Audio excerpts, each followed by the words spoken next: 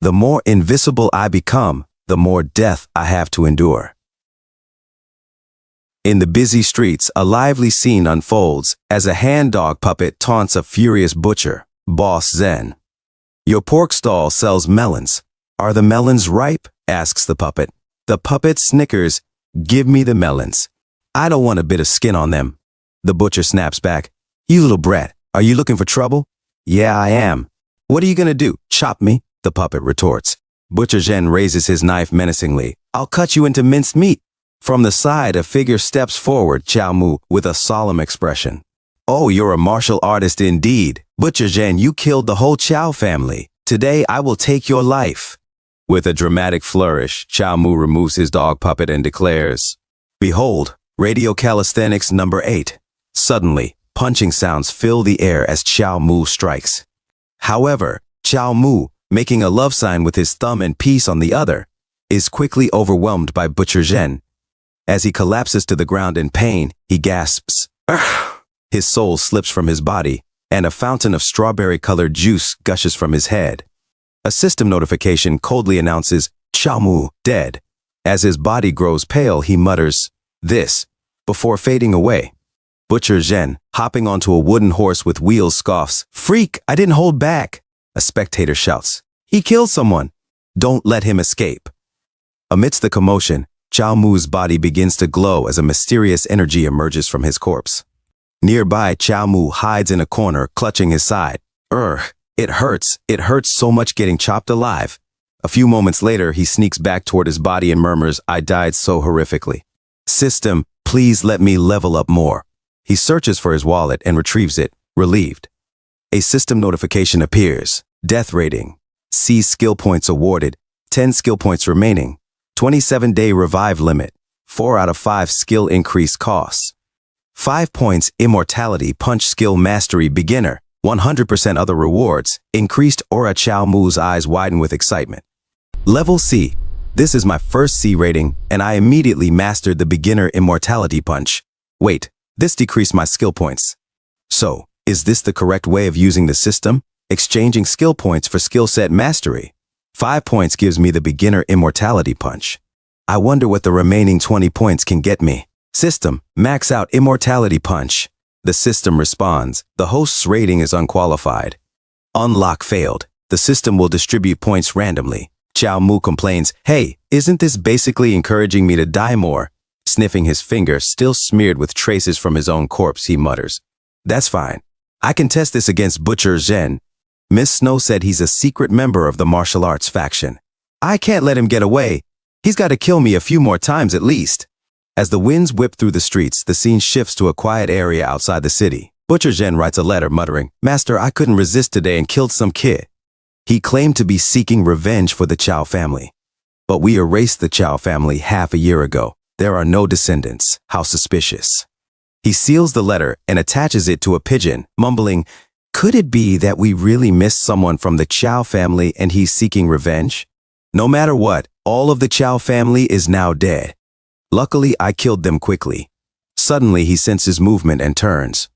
Who's there? Chow Mu steps out from the shadows. Butcher Zen gasps, aren't you dead? As the pigeon flies away, Chow Mu declares, I am Chow Ching, you killed my brother Chow Mu.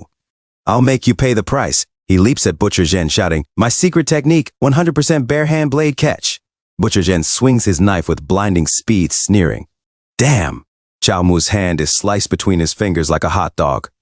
Despite the pain, Chow Mu grits his teeth and taunts, your blade is in my hand now. Scared yet? Butcher Zen raises an eyebrow. Scared. Bro, do you want to take a look at your hand first? Chow Mu, fighting back tears, boasts, I caught it, didn't I? Kill me if you can. He thinks to himself, it hurts so bad, but I have to remain boastful. Butcher Zen, confused by the spectacle, mutters, you're crazy. You and your brother have both lost it. He tugs at his knife, but it doesn't budge. Chow Mu seizes the opportunity and lands a punch square on Butcher Zen's face. Butcher Zen's thoughts race, I can't. Move it. He growls, you're Chow Ching, right? You're different from your brother. I can see that you've trained hard in martial arts. I wasn't focused, but it won't happen again. 5 minutes later, Chow Mu is sent flying by Butcher Zen's powerful strike. As he lands, the system declares, Chow Ching, dead. Butcher Zhen catches his breath, muttering, "This kid sought revenge for his brother without fearing death. He's a hero, all right, just a bit crazy. Things have changed. If I sent that letter just now, it would have misled the master." Butcher Zhen turns to see Chao Mu's corpse glowing once more. Suddenly, a wooden stick flew towards Butcher Zhen. Chao Mu, full of fury, shouted, "You dare kill my brother, Li Qing? Hand over your life." With a powerful kick, he launched himself through the air toward Butcher Zhen. The startled pigeon looked on as Butcher Zhen sneered, "Very well. If you all seek death, I'll kill you all." The pigeon flapped its wings and flew away carrying the unfinished letter. Inside the house, Chao Mu and Butcher Zhen clashed fiercely. A few moments later, Butcher Zhen lay on the ground, gasping for breath and spitting out strawberry-colored blood. He muttered, "An older one appears after I kill the younger one. Is there any end to this? How many of them are there?" A system notification popped up. Death rating, D skill points awarded, 6 skill points remaining, 31 7-day revive limit, 1 out of 5 skill increase cost. 2 points immortality, punch skill mastery, intermediate, 40% other rewards, increased aura. Chao Mu assessed the situation, reflecting on his progress. "I died 4 times. The first time decreased 5 points, and I gained the beginner immortality punch. The second time, it decreased 2 points, and I reached 20% mastery. The remaining points decreased 1 each time, pushing my mastery to 40%, but my death rating fell. It seems like the higher the mastery, the more points it costs, and the fewer points I get back. I can't keep grinding against one person." He thought to himself, "I only have 1 more revive left. It'll be tough to get real revenge. Maybe I should wait 7 days and come back stronger? No, this is the perfect chance. Butcher Zhen is weakened from fighting Bro 2, Bro 3, and Bro 4. I have a better chance now. It's the perfect chance to attack." The 4th time we fought, with only 20% mastery in the immortality punch, we were pretty much even. With the increase, I have a better chance. It's worth a shot. I'll finish him and then find Miss Snow for new skills. Butcher Zhen, staring at the lifeless yet eerily smiling corpse of Chao Mu, muttered, "These kids all look alike, and each one is stronger than the last. Their punches hit harder, their skills grow sharper. The last one was on par with me. I probably couldn't handle another one." But just then Chao Mu reappeared, sneering, "Of course there is."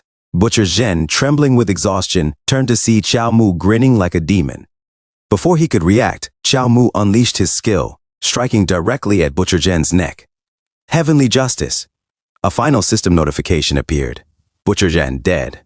Chao Mu rummaged through Butcher Zhen's pockets, collecting a handful of bronze coins, one by one. As he juggled the coins, he smirked. Is this the secret letter he was about to deliver to the martial arts faction? The intel that Chao Kenshu gave was spot on. This butcher was really involved in the massacre of the Chao family. The first time he killed me, I got a rating of C. Maybe the rating is tied to the strength of the opponent. I should test this further. He glanced at another sealed letter and mused, I can't decipher this one. I'll let Miss Snow take a look. Maybe she can pull some valuable information from it. A few moments later, in the alleyways of Outer Yan City, Chao Mu shouted towards a secluded house. Miss Snow, I'm back. Miss Snow, a mysterious woman veiled in elegance, opened the door slowly. She reached out and touched the brim of Chao Mu's hat, her expression wary. Where have you been? She asked sharply. Suddenly, her keen senses picked up something amiss. Wait, your voice, it's different. You're not Chao Mu. Chao Mu removed his hat and thought to himself, as expected from a blind girl, her senses are sharp. My aura and strength have changed. I've become stronger. He pushed forward, trying to reassure her. Sis, it's just puberty. Everyone goes through it.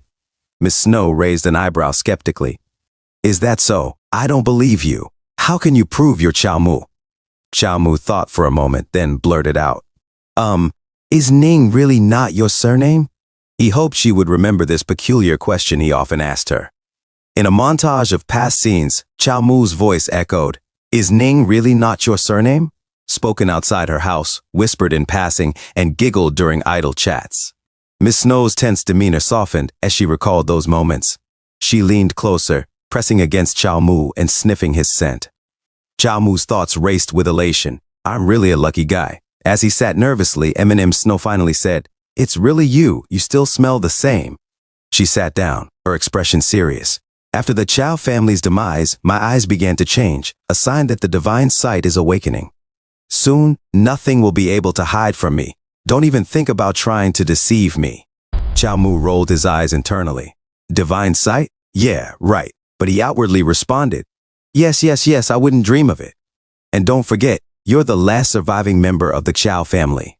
The legendary martial artist spared you because of your talent. Chao Mu, determined and unyielding, looked at Miss Snow and said, Sis, when are you going to teach me the next chapter of the immortality punch? Miss Snow, keeping her composure, replied, Don't set your hopes too high too soon. If you want to become truly skilled, you first need more aura and strength. This takes years at least. Chao Mu insisted, I want to seek revenge for you, sis. Didn't we agree initially? You'd teach me the immortality punch and I'd avenge the Chao family. I feel like I have plenty of strength already. Miss Snow sighed, exasperated, and remarked, How stubborn. She reached out, grabbed Chao Mu's hands and demanded, Come here, show me what you've got. As she grasped his arm, she froze, realizing the sheer density of his muscles. Shocked, she quickly pulled back her hands and exclaimed, Ah! What did you make me touch? Chao Mu looked at her with confusion and replied, My biceps, what did you think it was? He flexed his arms, revealing his newfound strength. Miss Snow's cheeks flushed slightly as she stammered, We've only known each other for a month, and you've already grown this much? Are you some kind of martial arts prodigy? She hesitated before touching his arm again, marveling at his progress. Strength is a fundamental skill with no shortcuts, but you. Chao Mu took the opportunity to press further. Since you think I've done a good job, why not teach me now? He thought to himself, the immortality punch. A secret skill of the Yang family. Once I fully master it, I'll reach a stage where I can age but remain as strong. This will be my path to divinity. Ms. Snow, still recovering from her astonishment, said, You've done well, but it's only been a month. Even though Butcher Zhen never mastered his punch, he had the strength of a few hundred kilos in his arms. Once your training is complete and you've slain him, I'll teach you the rest. Chao Mu couldn't contain his excitement. You don't have to wait for the future. I've already finished him. I've slain the butcher. Miss Snow's eyes widened in disbelief. Impossible. Chao Mu continued, Not only did I kill him, but I also found this secret letter. I can't make sense of the tadpole script on it, though. Miss Snow's expression turned serious. A tadpole script letter? That's a secret communication method for the martial arts faction. It seems you really killed him, she muttered to herself, trying to process the reality of Chao Mu's achievements. She then said aloud, Since you've defeated him, I'll keep my word and teach you the remaining sections of the immortality punch. Sit and meditate before me and listen closely. Chao Mu concentrated as Ms. Snow taught him, murmuring the principles of the technique. That which has form is false, and that which is formless is true. She guided him through the concepts of power and balance, adding, Everything is void, little is true. After about half an hour, a system notification flashed, Immortality Punch, advanced, 40%. Chao Mu frowned. There's no change to the mastery. The system is much more efficient than learning through meditation. He resolved, I need to find enemies stronger than the butcher and challenge them. He glanced at Miss Snow, who had taken out a small, well-worn book with a note that read, Secret. She handed it to him and said, This is the key to decoding the tadpole script. Look through it and read to me what the letter says. Chao Mu took the book, thinking to himself, She can't see, but she found this decoding key with no trouble. Is she really blind, or could she be faking it? As he studied the text, he deciphered, the letter says, The Crimson Emperor is planning to leave the capital soon, and the martial arts faction intends to summon all of its members. His eyes widened with realization. It's an assassination! Miss Snow's voice grew tense. Where is the faction planning to assassinate the Emperor? Are there any details about the location or time? Chao Mu shook his head, frustrated. The key is missing parts. I can only decipher fragments, no precise time or place. Miss Snow sat back, contemplating. How dare the martial arts faction? But they're likely capable of going through with this plan. Chao Mu asked, Is the faction really this powerful? Miss Snow's expression darkened. I told you before that the faction, under the legendary martial artist, wiped out the entire Chao family, but I didn't explain why. This martial artist, known as the second strongest supreme martial arts master, founded the faction and obliterated rival gangs and factions. He seized their secret arts and allowed his followers to study them freely. The Chao family's immortality punch was a divine gift to our ancestors, and that very gift sealed our fate. Her voice turned cold with anger. I taught you the immortality punch not with the hope that you could defeat him. But one day, when your skills mature, you might be able to weaken him enough so that I can strike the final blow myself. Xiaomu watched as she trembled with barely restrained rage. Then he spoke up. I have an idea. Maybe I can somehow join the faction. Miss Snow looked at him in disbelief. Have you lost your mind? You want to join the faction? Xiaomu slammed his hand on the table, determination flashing in his eyes. I'll join the faction, work my way in, and take on the assassination mission for them. I'll turn the Imperial Court and the faction against each other. If I can't infiltrate them, I'll keep defeating their members and try to uncover the entire plan. When the time comes, I'll act as the assassin and provoke the Imperial Court's wrath, giving you a chance for revenge. Miss Snow shook her head, horrified. You're insane. A plan like that will get you killed. Xiaomu, his thoughts racing with the thrill of the challenge, smirked inwardly. This is my chance to become the Emperor's assassin. If I die while on such a mission, people will remember me. My death rating will be high. Plus, the faction, founded by the second strongest martial artist, holds countless secret arts. It's the perfect place to level up my skills. He turned to Miss Snow, his voice unwavering. Since the martial artist is as strong as you say, getting revenge is almost impossible. The most we can do is cause them some trouble. This plan is the best option. Miss Snow's expression grew pained. But you'll die.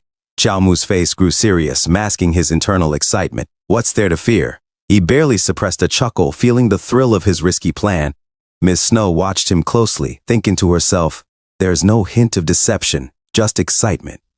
He's really serious about this. But why would he risk his life like this? The immortality punch isn't worth dying for. What more could he want? Her mind wandered to a shocking thought. Could it be? He wants my body. Seeing her expression, Xiaomu raised an eyebrow. What are you thinking about now? Blushing, Miss Snow stammered. I owe you a great debt of gratitude. Is there nothing I can do for you? She felt her hand tremble as she mentally scolded herself. Like a true warrior, Xiaomu, how could I even think such thoughts? I shouldn't have. Xiaomu turned away, leaning casually against the door and smirked. Doll, there is something that only you can do. Miss Snow's eyes widened. What is it? He pointed at her, a teasing grin playing on his lips. Hey, it's a secret. Miss Snow blinked in confusion, then sighed, half in relief and half in exasperation. Okay. Xiaomu shifted gears, his tone sharpening. That's enough.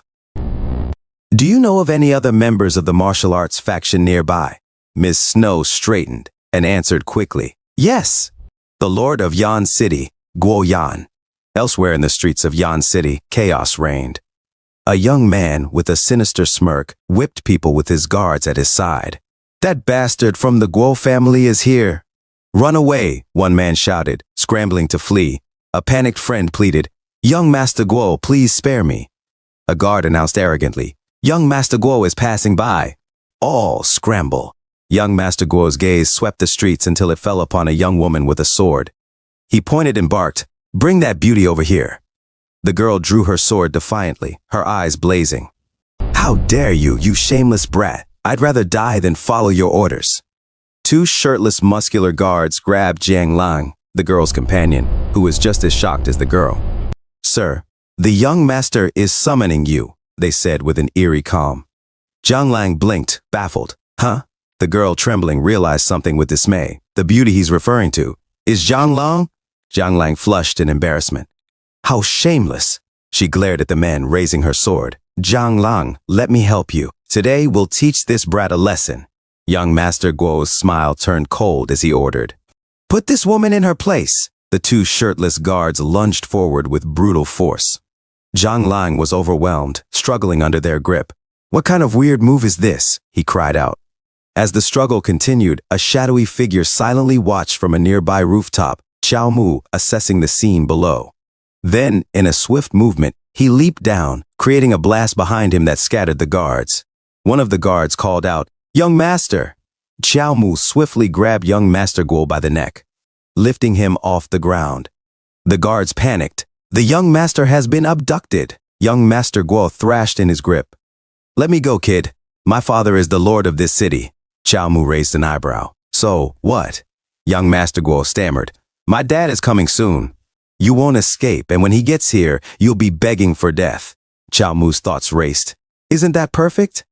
Originally, I planned to kill this brat and get taken down by his bodyguards, but if his father kills me instead, wouldn't the death rating be even higher? A system notification suddenly appeared. Immortality punch, heroic action, estimated death rating loading. Death rating C increasing. A grin crept onto Chow Mu's face. This is the first time a death rating notification has appeared. Even the system agrees with me. Meanwhile, Zhang Lang called out, "Thank you, hero, for helping us. But this man is too powerful. We don't want to get you in trouble. Please leave now." But Chow Mu ignored the plea and slapped young Master Guo's face repeatedly. The guards cried out in dismay, "Young Master!"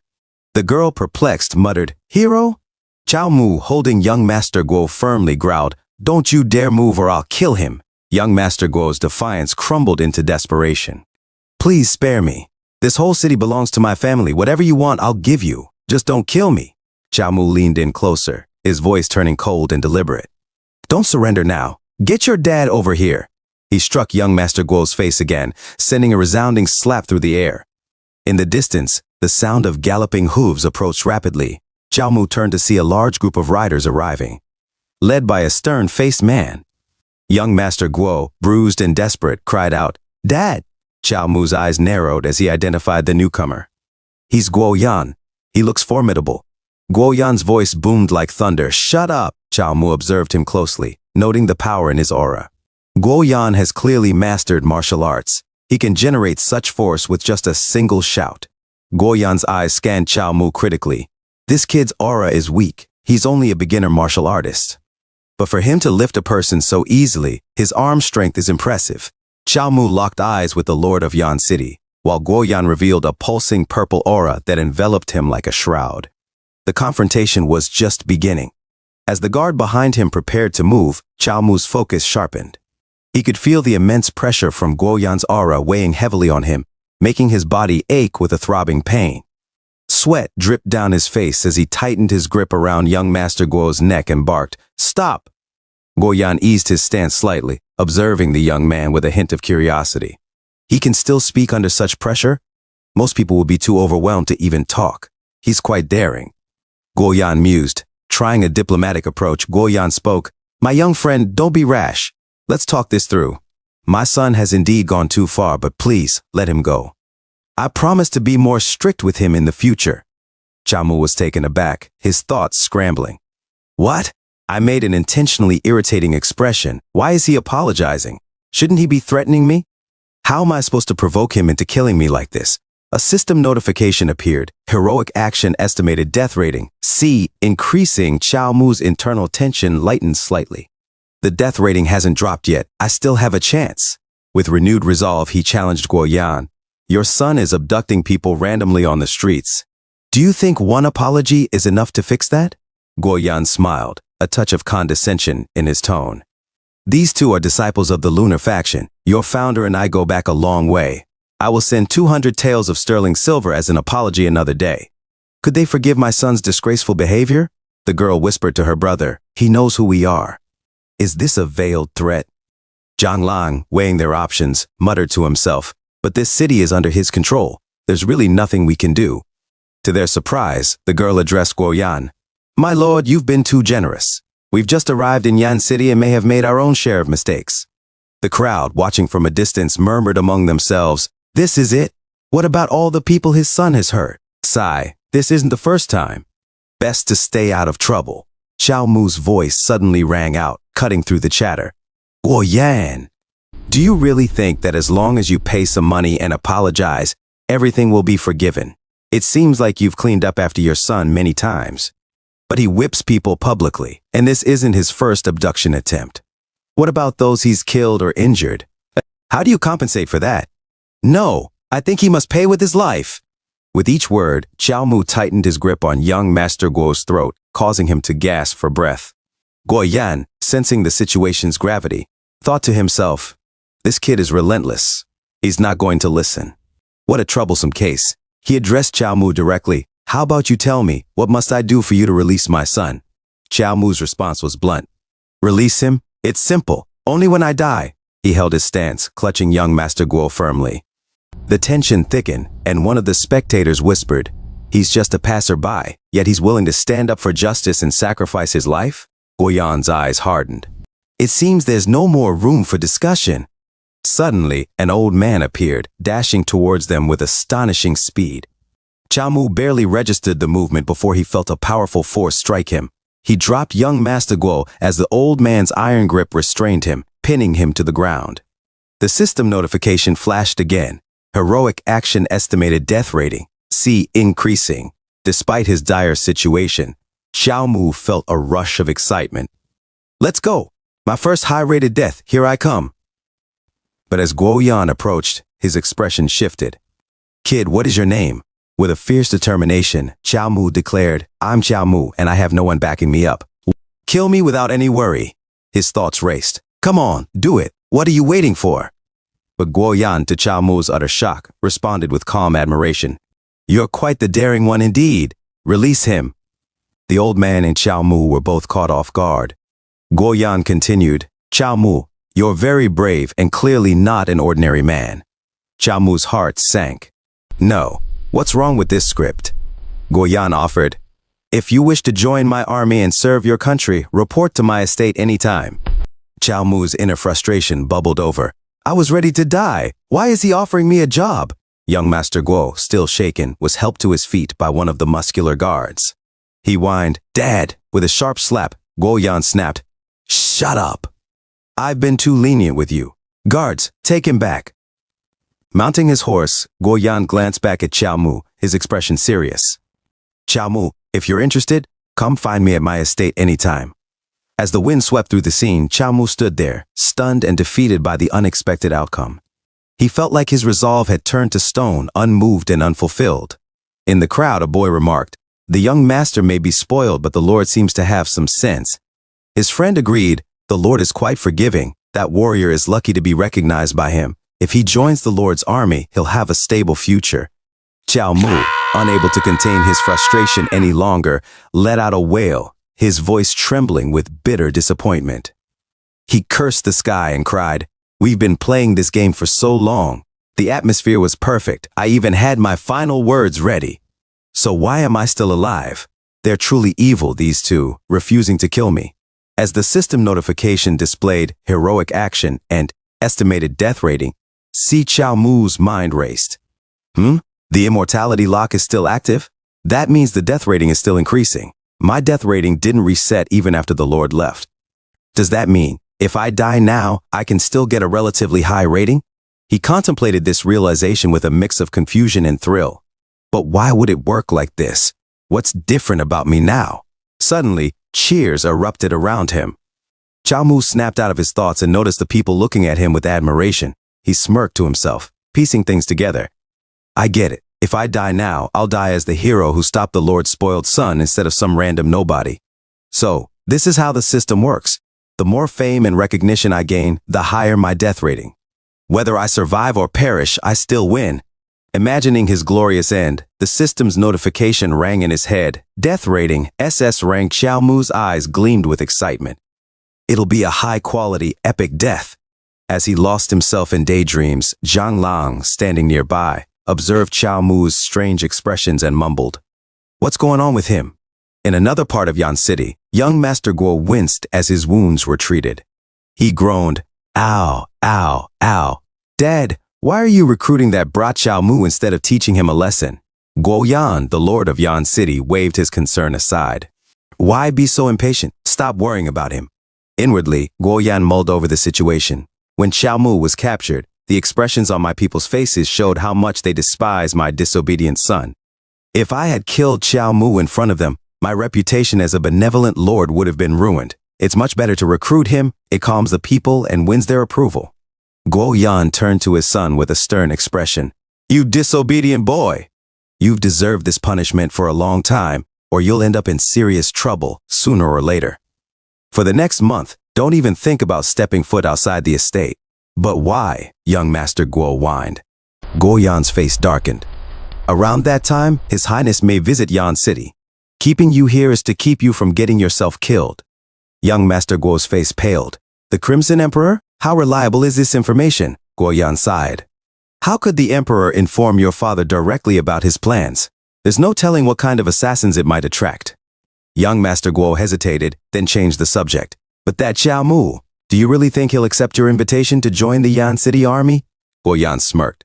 Whether he joins or not, I have my ways of dealing with him. If he joins, it'll make things much easier. There are plenty of bandits up in the East Mountain. I'll just send him there. Elsewhere, on the rooftop of Miss Snow's residence, she looked at Xiao Mu with a hint of concern. You beat up his son, yet he still wants to recruit you. He's definitely up to something. Xiao Mu shrugged with a mischievous grin. That's exactly why I'm going, Miss Snow sighed, a look of exasperation crossing her face. From her robes, she produced a small scroll hidden in the folds of her clothing. If you're so determined to pursue this path that might get you killed, then take this. It's a secret art that I can teach you. Xiao Mu's eyes widened in curiosity. Oh? He took the scroll, inhaling the aged scent of the parchment and feeling a strange thrill from the mysterious technique.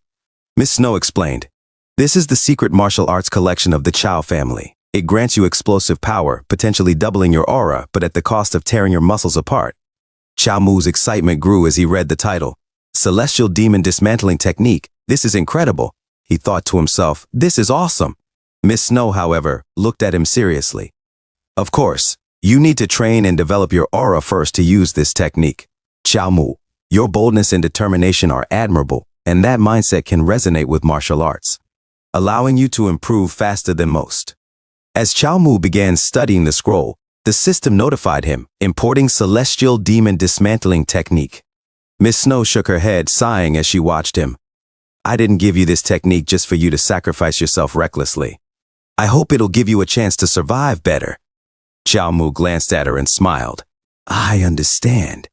But as he turned back to his studies with a grin, Miss Snow could only sigh deeply, feeling a mix of worry and hope for the young warrior. At the Yan City Army camp, Xiao Mu gripped a spear, thrusting it forward with forceful precision. He mused to himself, since ancient times, spear users have had E-rank luck, making them more prone to an early death. Let's hope this serves as a good omen. In the distance, a few soldiers watched him practice. That's Xiao Mu? He doesn't look like much, probably still in the strength training stage. Another soldier scoffed. A Class 9 warrior with aura can become a centurion. What's he got going for him? A third soldier added, probably connections. He's reckless enough to challenge the Lord's son and gain a bit of fame. The Lord, being all magnanimous, praised his courage and made an exception for him. Just watch, he won't last long in the harsh battlegrounds. As Xiao Mu continued his training, a system notification flashed, Immortality Punch. Aura training phase advanced at 40% Spear Mastery Beginner, at 100% Celestial Demon Dismantling Technique Beginner. At 100%, Xiao Mu felt a surge of satisfaction and thought, I've learned a new skill. Now when do I get to die and level up? Just then, a voice called out from behind him. Hey kid, I heard you're looking to buy some martial arts books? Xiao Mu nodded and said, yeah, Mr. Yellow, you got them? The soldier looked a bit puzzled. Boss, I'm Mr. White. His friend nearby chimed in teasingly, your teeth are so yellow, why do they call you White? The friend laughed and continued, ha ha. I'm calling you Mr. Yellow from now on. Mr. White, now begrudgingly known as Mr. Yellow, waved them off. Shoo, I don't have time for you guys. He turned to Xiao Mu, more serious now. Boss, I've got a physical technique here. You interested? A physical technique? Xiao Mu asked, intrigued. He thought to himself, I haven't obtained aura yet. Having a physical technique for defense could be a good idea. A bald soldier with yellow teeth overheard and warned, Boss, you might want to ask what physical skill Mr. Yellow is offering before jumping in. Xiao Mu raised an eyebrow. What is it?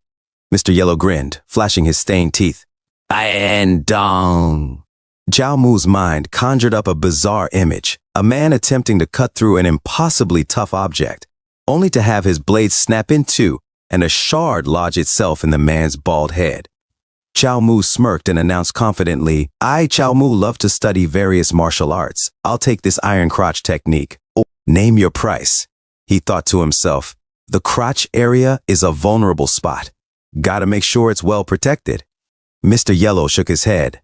Boss, don't worry about the money. Consider this iron crotch technique a gesture of respect. His face suddenly darkened as he looked back, remembering something painful. He spoke quietly to Xiao Mu. 4 months ago, my pregnant wife was whipped by the young Guo master. We couldn't save the baby. My wife barely survived, but she's still weak. Boss, you avenged me, so I owe you one. Xiao Mu's expression softened. I didn't do it for a favor. I won't take your technique for free, and I'll find a way to pay you back in the future. Mr. Yellow shook his head with a bitter smile. Pay me back? This is me paying you back. Just then he glanced toward the camp. Boss, Lieutenant Chu is looking for you. Xiao Mu took the scroll containing the technique with a quiet nod. A soldier ran toward them, and Xiao Mu smiled silently to himself, feeling a mix of anticipation and determination. A short while later, at the camp, Lieutenant Chu briefed Xiao Mu about their mission. On the East Mountain, there's a savage man named Song He, known as the Thief King. He held up a miniature flag, then dropped it with disdain. He's a mere thief, and he dares to call himself a king. What a joke! Xiao Mu listened intently as Lieutenant Chu continued. Song He has stolen silver from the imperial court and countless other valuables. He's behind hundreds of crimes in just 6 months. He's also extremely lustful, kidnapping many women. Some of the lucky ones return, but those who aren't so fortunate, they die in his pigsty. Lieutenant Chu's voice trembled with anger, his eyes glistening as he thought of the victims. Xiao Mu's own expression hardened, fury blazing in his eyes. He's a savage beast. This thief must be removed. We must do it. Lieutenant Chu nodded. Yes, so I've prepared a 1,000-man army. In 5 days, we will go and attack him. I've heard that you're extremely courageous. You'll lead the charge in this battle. How does that sound? Xiao Mu clenched his fists, a determined expression on his face. Yes, sir. He turned and walked out of the camp, muttering to himself, a 1,000-man army, so there are 10 centurions. Besides me, they're all Class 9 warriors, but they picked me to lead. He smirked, the realization hitting him. They say I'm courageous? What a stupid excuse. It must be the Lord's scheme. Looks like it's finally time to die and level up. A wild laugh escaped him as he exited the camp. Lieutenant Chu watched him go, muttering under his breath, is this kid dumb or actually confident? Why would he agree so easily? I have to be careful. I can't mess up the Lord's orders. 5 days later, at the East Mountain, Mr. Yellow led the way. Boss, I know this area pretty well. Should I guide us? Xiao Mu nodded. Sure, but stay cautious. If anything feels wrong, hide behind me immediately. Mr. Yellow grinned. Boss, you're the kindest person I've ever met. Don't worry, I won't be a burden. Xiao Mu's tone grew stern. That is an order. Mr. Yellow nodded quickly, and Xiao Mu thought to himself, finally, I get a chance to die. I can't let him mess it up. As they moved through the dense underbrush, Mr. Yellow casually swung his blade through the tall grass. He turned to Xiao Mu, a nostalgic look in his eyes. Boss, did you know my son is so strong he can lift a 150-kilogram stone and he's only 15? What were you like at that age? Xiao Mu's expression turned dark as he recalled a memory. The Butcher Zhen. He killed me 4 times. When I was 15, I got killed by Butcher Zhen. Xiao Mu replied with a wry smile. Mr. Yellow snorted, waving off the statement. Aha, I call bullcrap. Xiao Mu rolled his eyes. Shut up and lead the way.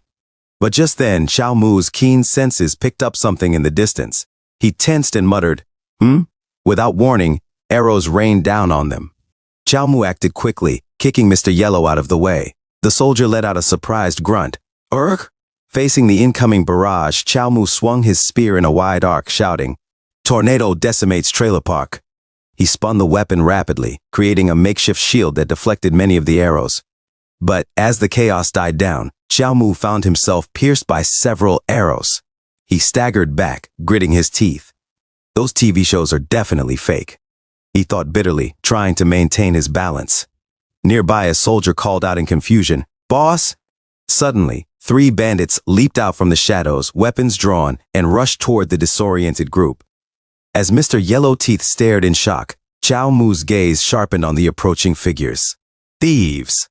I finally see the thieves! That means I'm going to die soon. The immortality lock glowed again, pulsating with energy. It seems the better I fight, the higher the death rating. No one can stop me from dying today. Follow me, I'll lead you guys, Xiao Mu shouted, pushing forward into the fray. The battle erupted as they clashed with the bandits. One soldier blocked an attack, exclaiming, Wah! Meanwhile, Xiao Mu thrust his spear into 2 bandits, swiftly stepping on one to retrieve his weapon and continuing his advance. From a distance, a soldier remarked, He's brutal against them. The bandits, realizing they were outmatched, began to flee, screaming, "Ah!" Chow Mu scoffed. Is this all you've got?" He glanced over his shoulder, grimacing as he pulled an arrow from his arm. "Give me some medicine to stop the bleeding." "Boss, you blocked 3 arrows for me. I, Mr. Yellow, have nothing to repay you with," Mr. Yellow exclaimed, slamming his head against the ground in gratitude. No, that's not necessary," Chow Mu replied, waving him off. After a brief treatment, Chow Mu remarked, "Yeah, these thieves are indeed weak. I wanted to die, but they're just too pathetic. I've got to try harder next time." The bald monk chimed in, "Boss, is this how you repay Mr. Yellow?" "What? Do you have something to give me too?" Chow Mu retorted. "I didn't bring it, but I'll give it to you as soon as we get back to town." A general willing to shield his soldiers is too rare these days. "Mr. Yellow's life is in your hands," the bald monk said earnestly. Mr. Yellow resumed, slamming his face on the ground, thanking Chow Mu. "Don't worry about it. Help me get rid of these thieves first," Chow Mu urged. A few moments later, as they approached a cliff, Chow Mu observed, "The valley is narrow, but the trees inside are tall. They've probably set traps and ambushes ahead. If we go any further, it'll be dangerous." "Mr. Yellow, does this valley have a name?" Mr. Yellow shook his head. "No. Why?" Chow Mu wrote something on a tree. "I'm calling it Valley of the Fallen Tree then." What a fitting name, he thought. "Now, where should I die later?" Mr. Yellow chuckled. "Are you here to fight or take a vacation?" Suddenly a voice rang out. "Chow Mu! Why aren't you moving ahead? Didn't I tell you to lead the way? We were just ambushed by thieves." "There's a valley up ahead, likely filled with more ambushes," Chow Mu replied. "That's your job," Lieutenant Chu snapped back. "Ambush or not, it's none of your concern. If there really is an ambush, we will come to assist you. I see that you're just scared of battle, or are you refusing orders?" Lieutenant Chu said to himself, "It's better if he's refuting. I can kill him immediately and finish the Lord's task." Chow Mu said, "I'll obey." Lieutenant Chu was confused. "Lieutenant Chu, I truly thank you." Chow Mu thought, his expression shifting. "From now on, we'll be good bros." Just then, Chow Mu's wound squirted blood, prompting Mr. Yellow to point at it in alarm. "Boss?" Without hesitation, Chow Mu muttered to himself, "Getting killed for not obeying the orders of a Class 8 lieutenant sucks.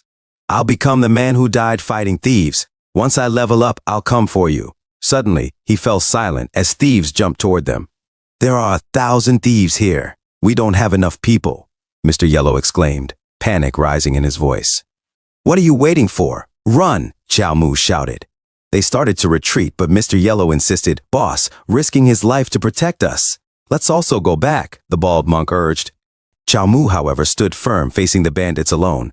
"Leave and don't come back. That is an order." Mr. Yellow and the bald monk exchanged puzzled glances. Then a shout echoed from the cliff. "Do not run. Those who refuse shall be killed," Lieutenant Chu added. "So that's how it is. My soldiers must die alongside me?" Chow Mu thought darkly. "Charge! Boss, if we die together," Mr. Yellow shouted, rallying his courage. Suddenly, Chow Mu hit Mr. Yellow on the side. "Piss off.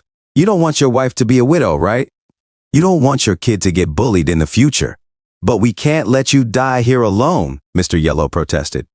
"If you don't want to die, then stop giving me this bullcrap," Chow Mu retorted, bracing himself for the incoming arrows and running toward the bandits. "Boss," Mr. Yellow called out, "the things you cannot do, I will do. The things you don't dare to say, I will say." "You guys shall not die," Chow Mu declared, determination burning in his eyes. An arrow struck him in the heart, yet he remained standing as the thieves charged. "So I will die first," he yelled defiantly as he launched himself at the bandits, landing a devastating blow that shattered one thief's eggs. "Don't be a coward. Come at me," Chow Mu shouted, his voice fierce. "More, give me more," he thought, throwing himself into the fray, ready for whatever came next. He thought to himself, "I can feel a certain strength within me." His eyes blazed crimson red as other bandits jumped towards his back. "It's emerging," he realized, making the thieves fly away with a powerful wave of his hand. Chow Mu struck a fighting stance. From a distance, Lieutenant Chu observed, "Aura? This kid obtained aura." A warrior who acquires aura by the age of 20 must be incredibly gifted. How many extra breaths can he take before he goes down? Suddenly, Chow Mu swung his spear with precision, drawing Lieutenant Chu's attention. Wait, he just obtained his aura. How could it possibly be so strong? No, this is some type of explosive martial art. I see. He used the celestial demon dismantling technique. Ha ha ha ha. There's no turning back for him now. He's dead for sure. Boss, Mr. Yellowteeth shouted, his voice tinged with despair. Chow Mu lowered his spear, shockwaves forming around him. Get lost, he commanded, causing Bald Monk and Mr. Yellowteeth to shield their eyes. He stood resolutely, declaring, "As long as I, Chow Mu, stand here today, don't you dare cross this line." A thief yelled, "Everyone, charge! Don't be a wimp!" And they all rushed at Chow Mu. Chow Mu smiled, ready to face them, and used his spear to slice through the oncoming attackers. Bald Monk and Mr. Yellowteeth watched in awe as Chow Mu sacrificed himself for their safety. But suddenly, an arrow struck Chow Mu, piercing through his defenses and hitting him. Mr. Yellow began to cry, drool streaming down his face as snot ran from his nose. They watched as Chow Mu stood amidst a pile of fallen thieves, the soldiers around him weeping for their fallen leader.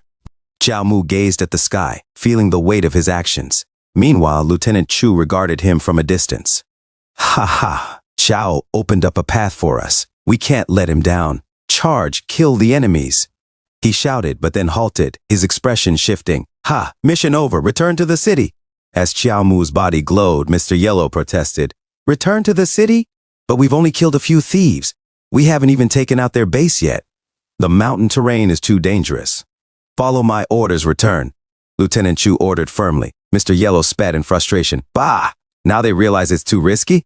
Why attack in the first place? Did they just send the boss to his death? Bald Monk added somberly, what's done is done. Let's bring his body back too. His family deserves answers. I've heard he has a blind sister, and he's all she's got. Sigh. A few moments later, Bald Monk said, rest in peace, boss, as they gently recovered Chow Mu's body. Chow Mu, looking on from a higher plane, sighed while watching them.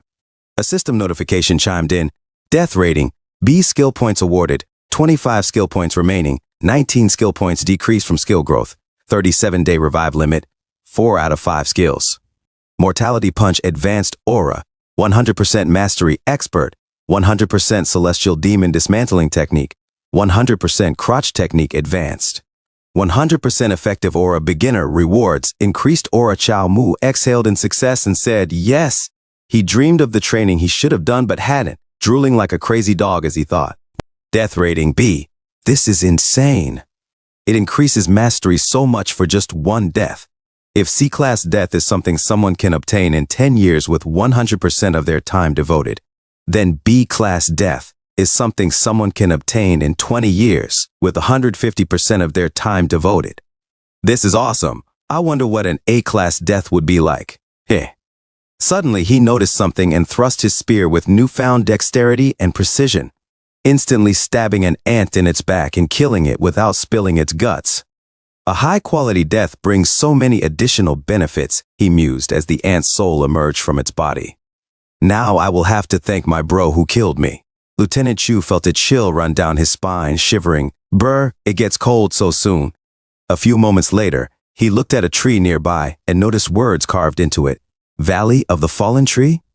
Mr. Yellow exclaimed, the boss left it here. Bald Monk cried. The boss suspected an ambush before going in, but he couldn't refuse orders. Perhaps he knew he was going to die then. Boss sacrificed himself for us, Mr. Yellow wailed, his heart heavy with grief.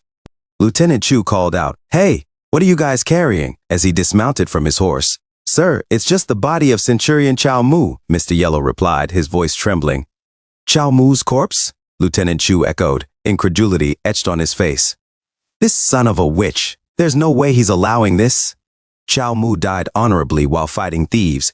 His body shouldn't be left exposed in the wild. Once we return to Yan City, I'll personally see to his funeral arrangements, Lieutenant Chu declared. It's all your fault, Mr. Yellow thought bitterly. Lieutenant Chu mused to himself, Chow Mu took down so many thieves, yet all the credit falls to me. I really ought to thank him for that. Hopefully, more of these hot-headed kids join the army. Now, with the Lord's order complete and the young master satisfied, I'll leave the corpse to them for disposal. Maybe the Lord will promote me. Oh right, doesn't Chow Mu have a sister? Don't worry, I'll take good care of her for you.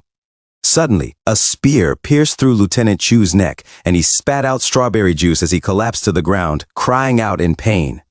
He trembled as he gazed up at the cliff above, where he saw a figure resembling Chow Mu, Tears streamed down his face as he shivered in fear. A system notification echoed in his mind, Lieutenant Chu, dead. An attack! A soldier shouted, panic rising in the ranks. Who is it? Show yourself! Another soldier yelled, confusion spreading through the group. Bald Monk and Mr. Yellow Teeth were sweating, and Mr. Yellow said, "The shadow on the mountain just now. Did you see it?" They turned to look at Xiao Mu's corpse. "I saw it," Bald Monk replied. "It's the thieves' ambush." Mr. Yellow nodded. "Right, it's the thieves." A soldier shouted, "The thieves are back, they're too strong." Panic spread as they all abandoned Lieutenant Chu. "Retreat!" they cried in unison. Xiao Mu laughed from the cliff, feeling exhilarated. "This is insane!" Lieutenant Chu was a Class 8 warrior, and he didn't even sense my attack. After the B-Class death, I now exceed Class 8. I was able to control the celestial demon dismantling technique, and used it the moment I released the spear, resulting in a broken arm, but not my death. This type of self-sacrificing one-shot skill is literally built for me, he chuckled darkly. And I killed Lieutenant Chu. These soldiers will definitely search for the killer, and I'll die again. Suddenly a soldier shouted, "The thieves are here." Xiao Mu felt a rush of anger. Ha, they're escaping? Or why are they escaping? I already thought of my script. He paused, contemplating. Wait! He heard Mr. Yellow's voice calling out, "The thieves are back again." Isn't that Mr. Yellow's voice?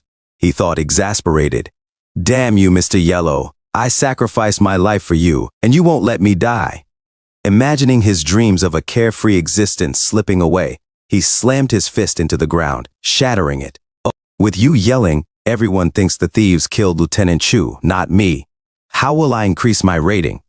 However, he realized the thieves were indeed nearby. How convenient. With blood dripping from his arm, he shouted, "You retreated just to ambush me. Come at me. None of the Chow family are cowards. I will not bow down to you thieves. I'm already half paralyzed and easy to kill. Please just kill me already," he thought, feeling the desperation creep in. The thieves trembled, sweating in fear as they saw Xiao Mu, who they believed had died earlier. They all began to run. "It's a ghost. Hey, didn't you die already? I shot an arrow at you before. Why don't you have a wound?" one of them shouted. Xiao Mu sprinted toward them, calling out, "Don't be scared. I'm already dead." "I'm my brother, Xiao Lin." "What the freak? Do you know what you're saying?" a thief questioned. "I'm my brother?" Xiao Mu corrected himself. What I mean is, you killed my brother Xiao Mu.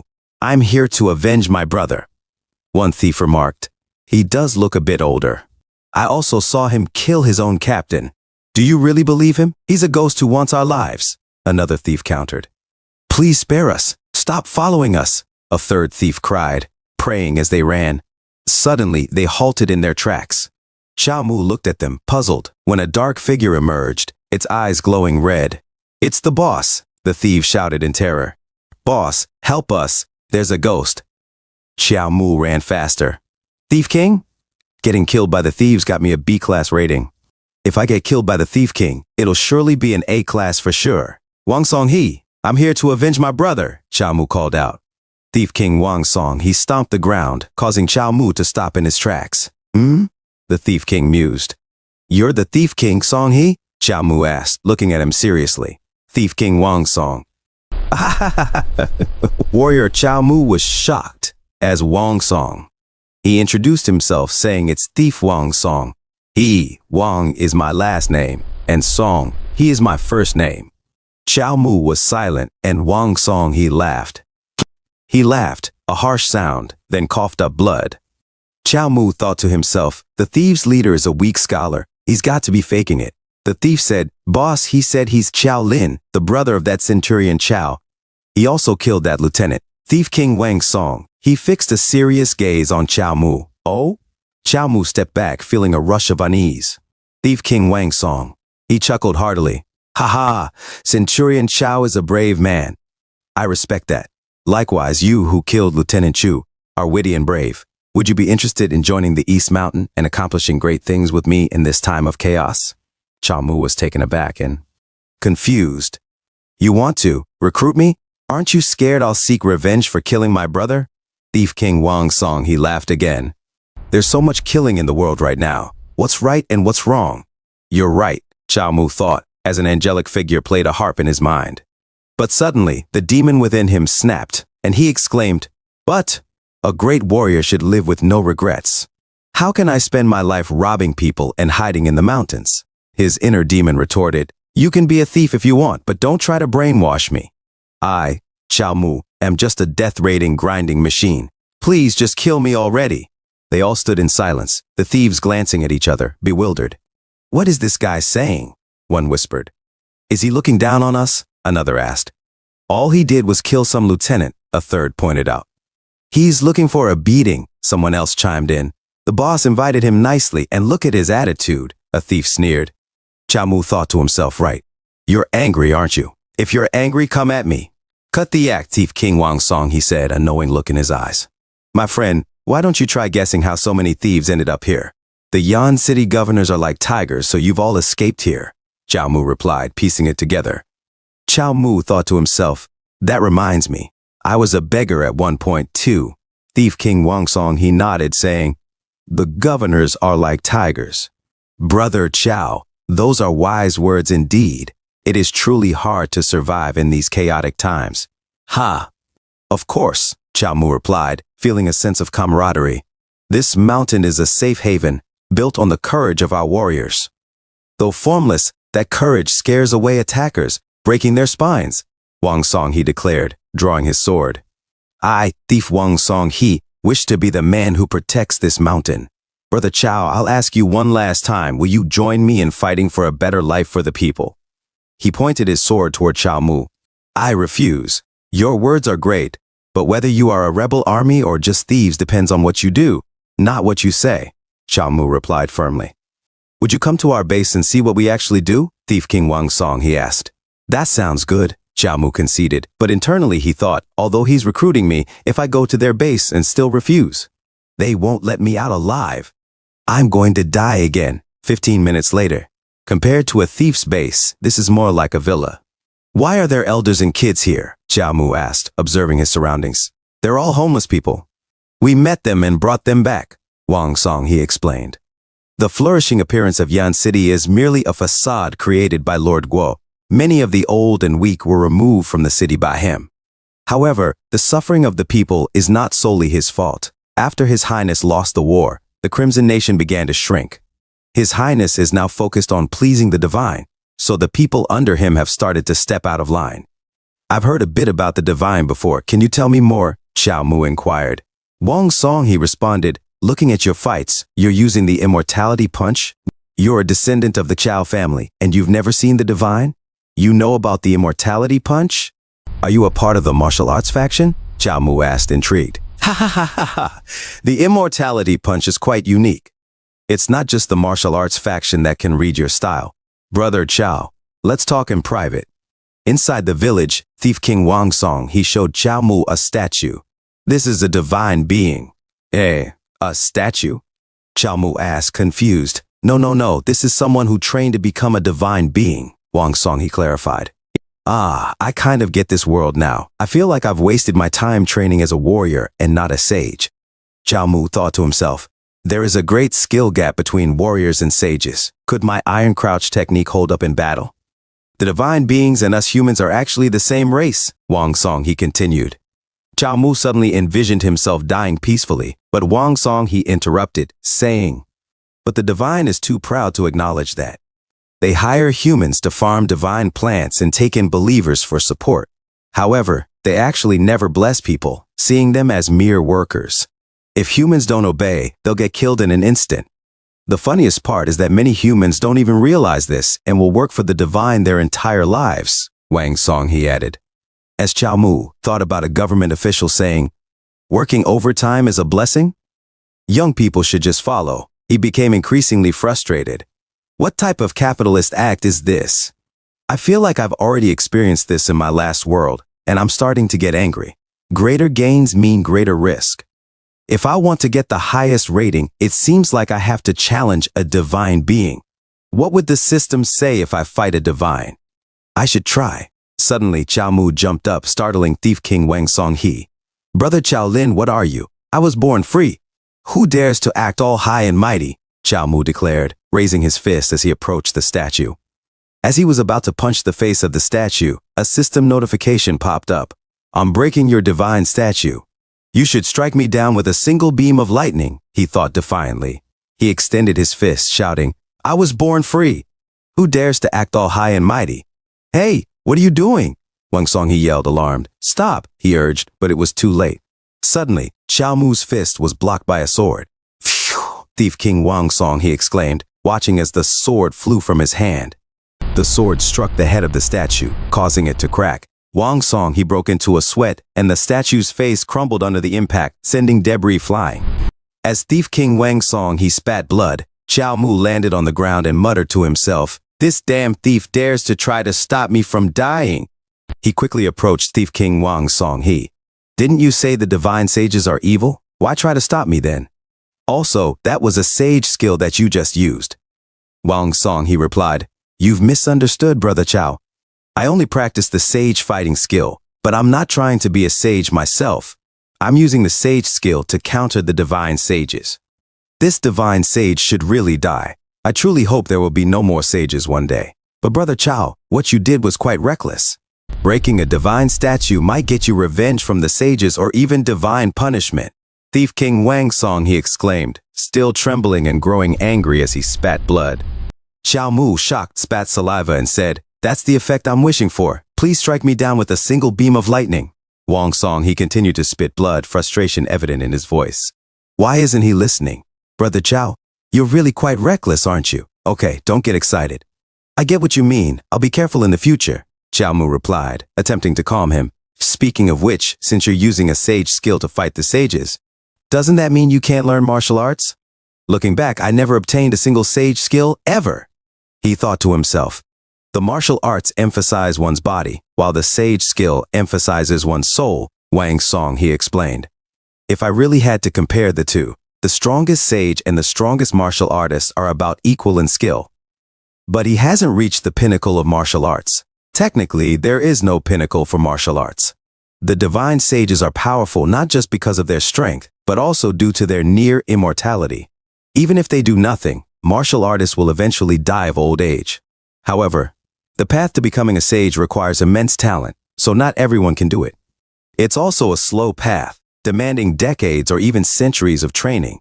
The martial arts path, on the other hand, is a lot faster. If we have more martial arts masters, or if those of the strongest can break the barrier of being mortal, we can defeat the divine sages. As Wang Song, he continued to spit blood, Xiao Mu helped him up, saying, Take it easy. Take it easy. This means the immortality punch is the martial artist's solution, Xiao Mu realized. Of course, it's Miss Snow's family heirloom, and I have the system on my side. I can become a martial arts master in the fastest time, and with the immortality punch and the fact I can't die, I'm basically divine too. Imagining himself as a martial arts master with immortality, Xiao Mu suddenly became serious and said, How would it take 10,000 years to become a divine sage? I'll become one soon. Thief King Wang Song, he thought to himself, this guy seems a bit out of his mind. Did I judge his character wrong? Also, Mr. Wang, do you think I have the talent to become a divine sage? Xiao Mu asked, still pondering his options. But I should still try and become a divine sage too. Only kids make choices. I want everything, he resolved. If you don't have a soul root, you'll have no chance of success, Wang Song, he replied. Xiao Mu looked at Thief King Wang Song, and whispered, Mr. Wang, if I mastered my iron crotch technique, would that count as an iron soul root? Suddenly, a bright light shone, causing Wang Song to cover his eyes and blush from the intensity. Iron soul root? Sorry, I don't really have the experience and can't help you. Please hide away your tool. If you have no other questions, please excuse me. Wait, where are you going? Weren't you trying to recruit me? Xiao Mu called after him. I know you're someone looking to change the world. This small village isn't the place for you, Wang Song, he replied, glancing back. Xiao Lin is too much of a brute. If we keep him around, he's going to mess things up, he thought to himself. But if you let me go, aren't you afraid I'll expose your base location? Are you really not going to kill me? Xiao Mu pressed. Wang Song, he paused, looking back.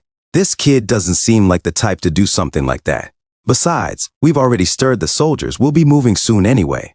Okay, I won't bother you anymore. See you, Xiao Mu said, walking away. Whatever, I'll just take the loss this time. I'll go back to Yan City first. He thought to himself, if I get there fast enough, maybe I'll be able to attend my own funeral. In a different scene at Miss Snow's place, she opened the door and asked, Who are you? Young Master Guo replied, "We are the guards of his lordship's son. Chao Mu was courageous during battle, so we are here to offer our thanks in place of the Lord. She's quite a fine woman." Shame that she's a woman though, and a blind one too, young Master Guo thought to himself. What about Chao Mu then? Why isn't he back? Miss Snow inquired. Chao Mu. He's gone, young Master Guo said. Gone? What do you mean by gone? Miss Snow pressed, concern etched on her face. Young Master Guo closed his fan and said, I mean that he's dead. He then tapped the coffin of Chao Mu with a flourish. I don't believe you. Chao Mu wouldn't die so easily, Miss Snow asserted defiantly.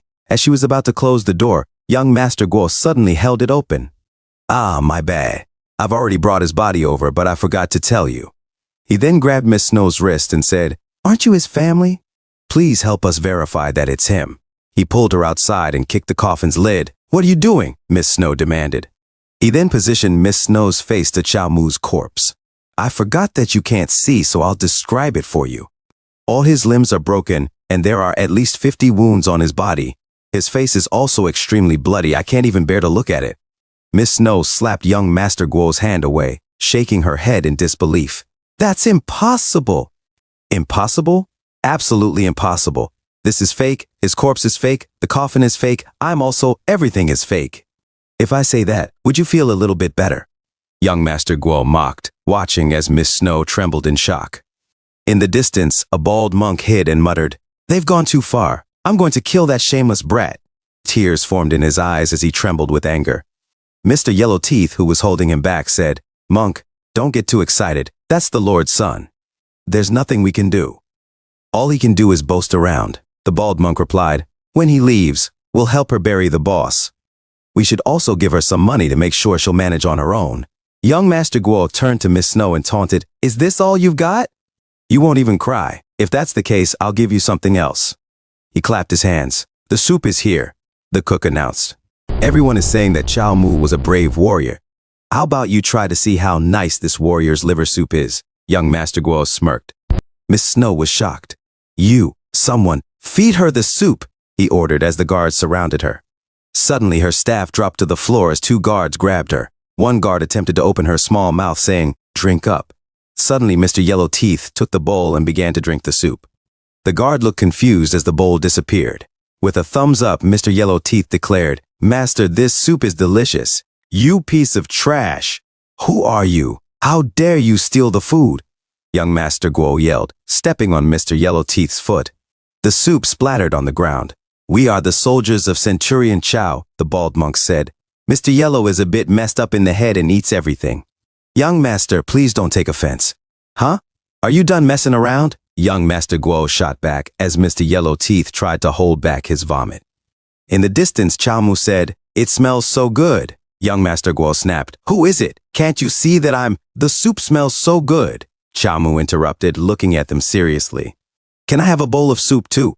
Mr. Yellow Teeth cried out in joy. Boss! Chao Mu! Miss Snow gasped. Chao Mu? Uncle Fu exclaimed in shock. Young Master Guo stammered, Huh? Impossible! His hand trembled in fear. Suddenly they looked into the coffin and saw Chao Mu's corpse. Young Master Guo thought to himself, How is this even possible? Chao Mu laughed heartily like Santa Claus, saying, Ho, ho, ho. He then approached young Master Guo and examined him closely. Young Master Guo was shocked as Chao Mu pointed his spear at his face. Mr. Yellow Teeth and the bald monk exchanged astonished looks, as did the other soldiers. Chao Mu attempted to stab young Master Guo, but Uncle Fu blocked the attack, hitting Chao Mu's hand.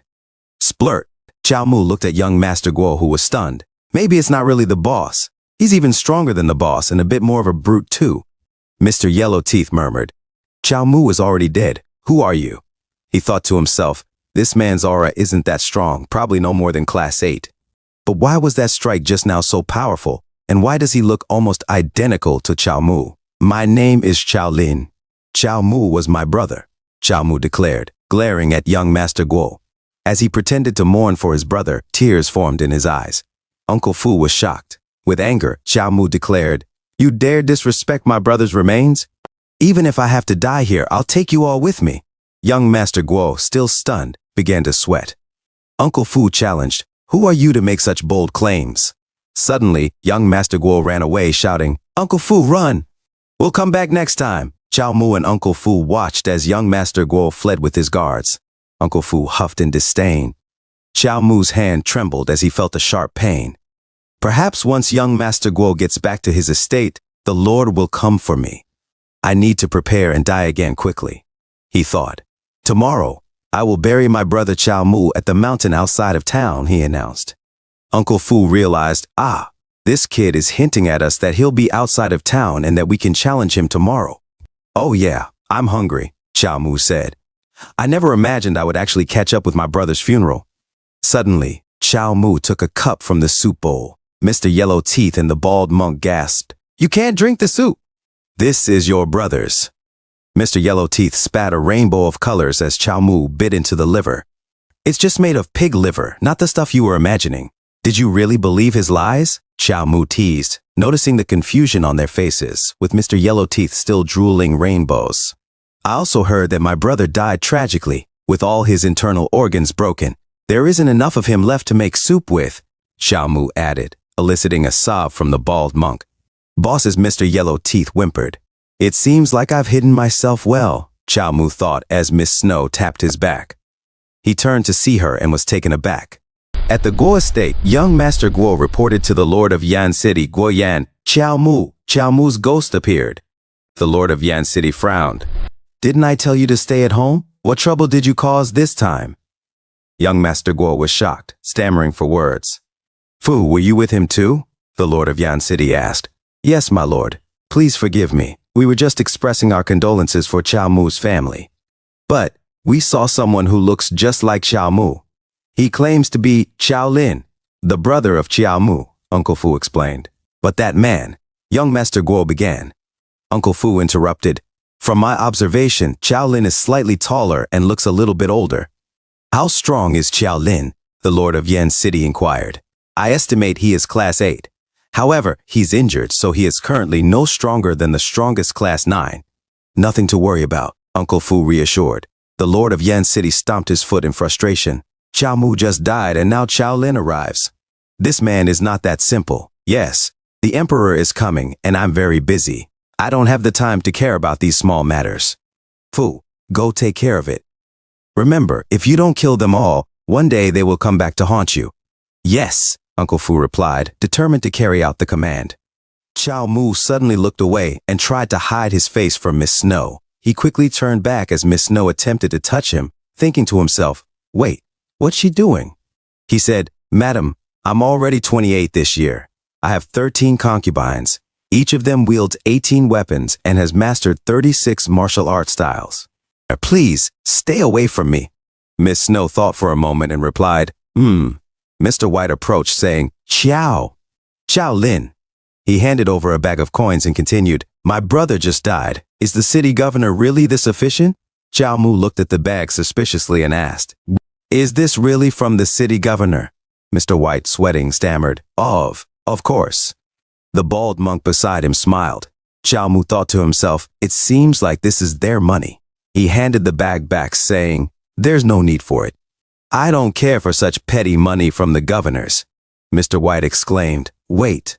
The bald monk interjected, "If you don't want the money, you can take my martial arts. I made a promise with Chow Mu in the past. If I returned to Yan City safely, I would give him this martial arts guide as a thank you gift." Chow Mu eagerly took the book and thought, another basic skill. I must learn it. It was the golden bell cocoon, and he felt a rush of excitement. The bald monk turned to Mr. White and asked, "Is he satisfied or not?"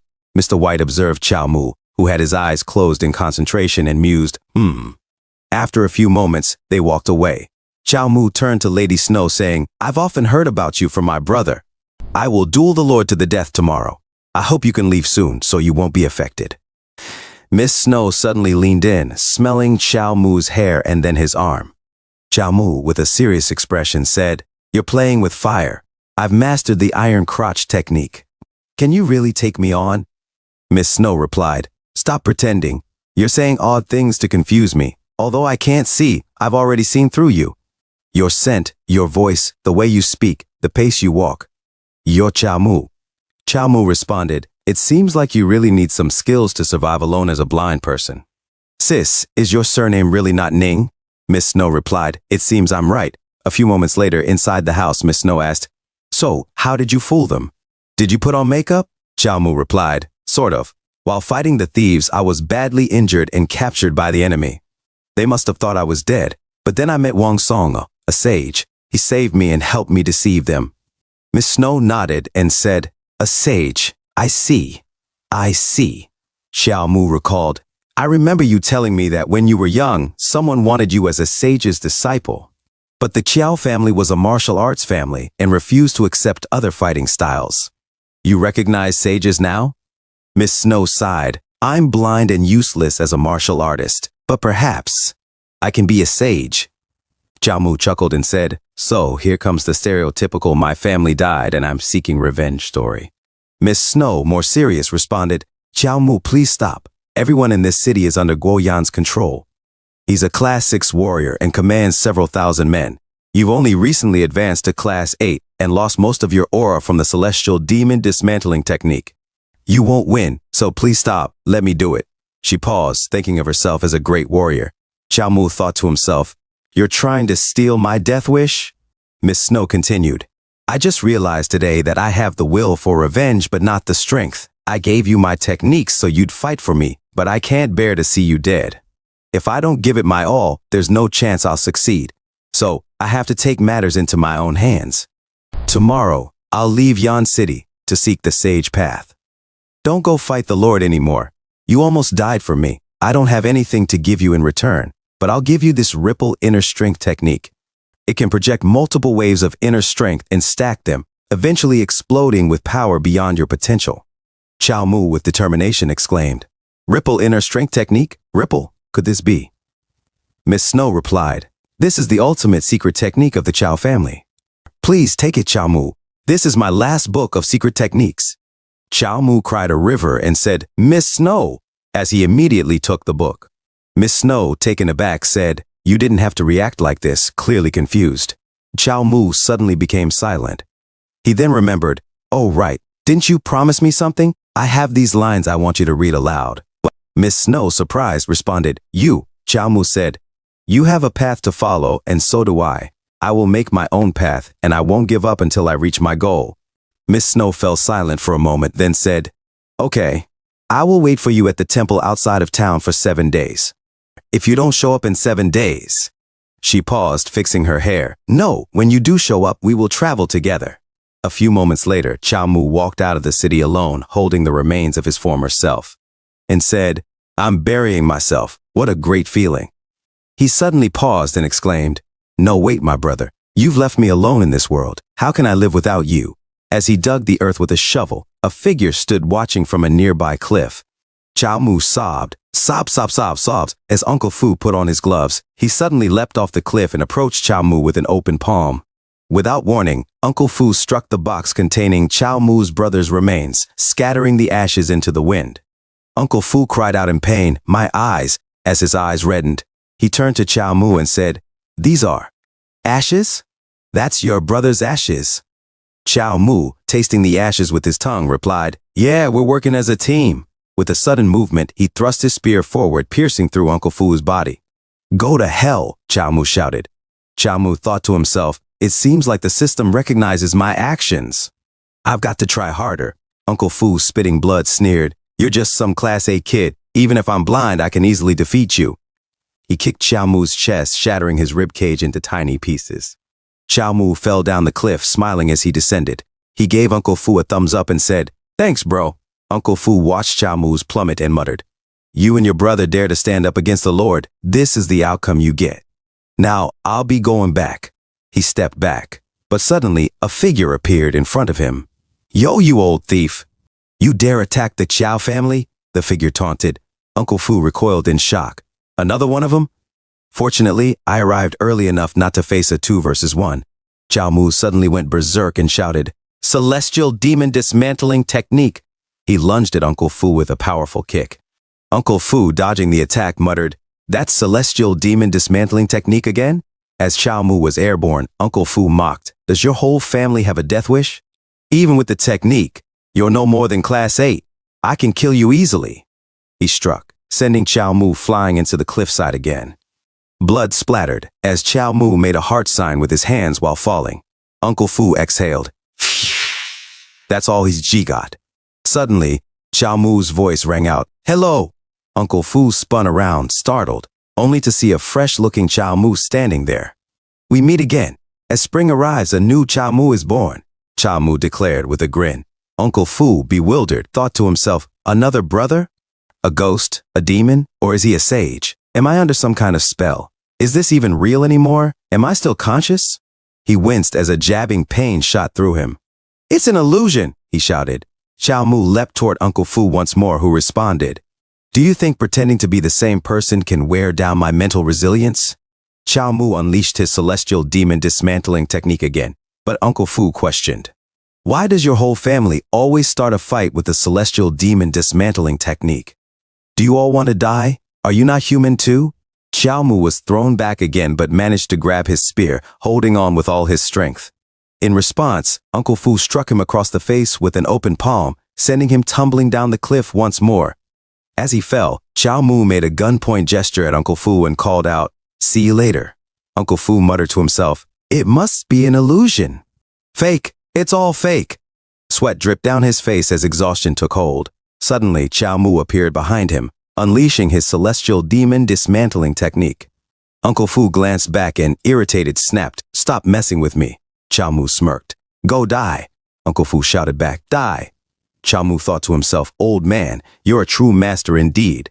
Getting killed by you gave me a death rating of C with bountiful rewards. Sadly, my last death lowered my score to D.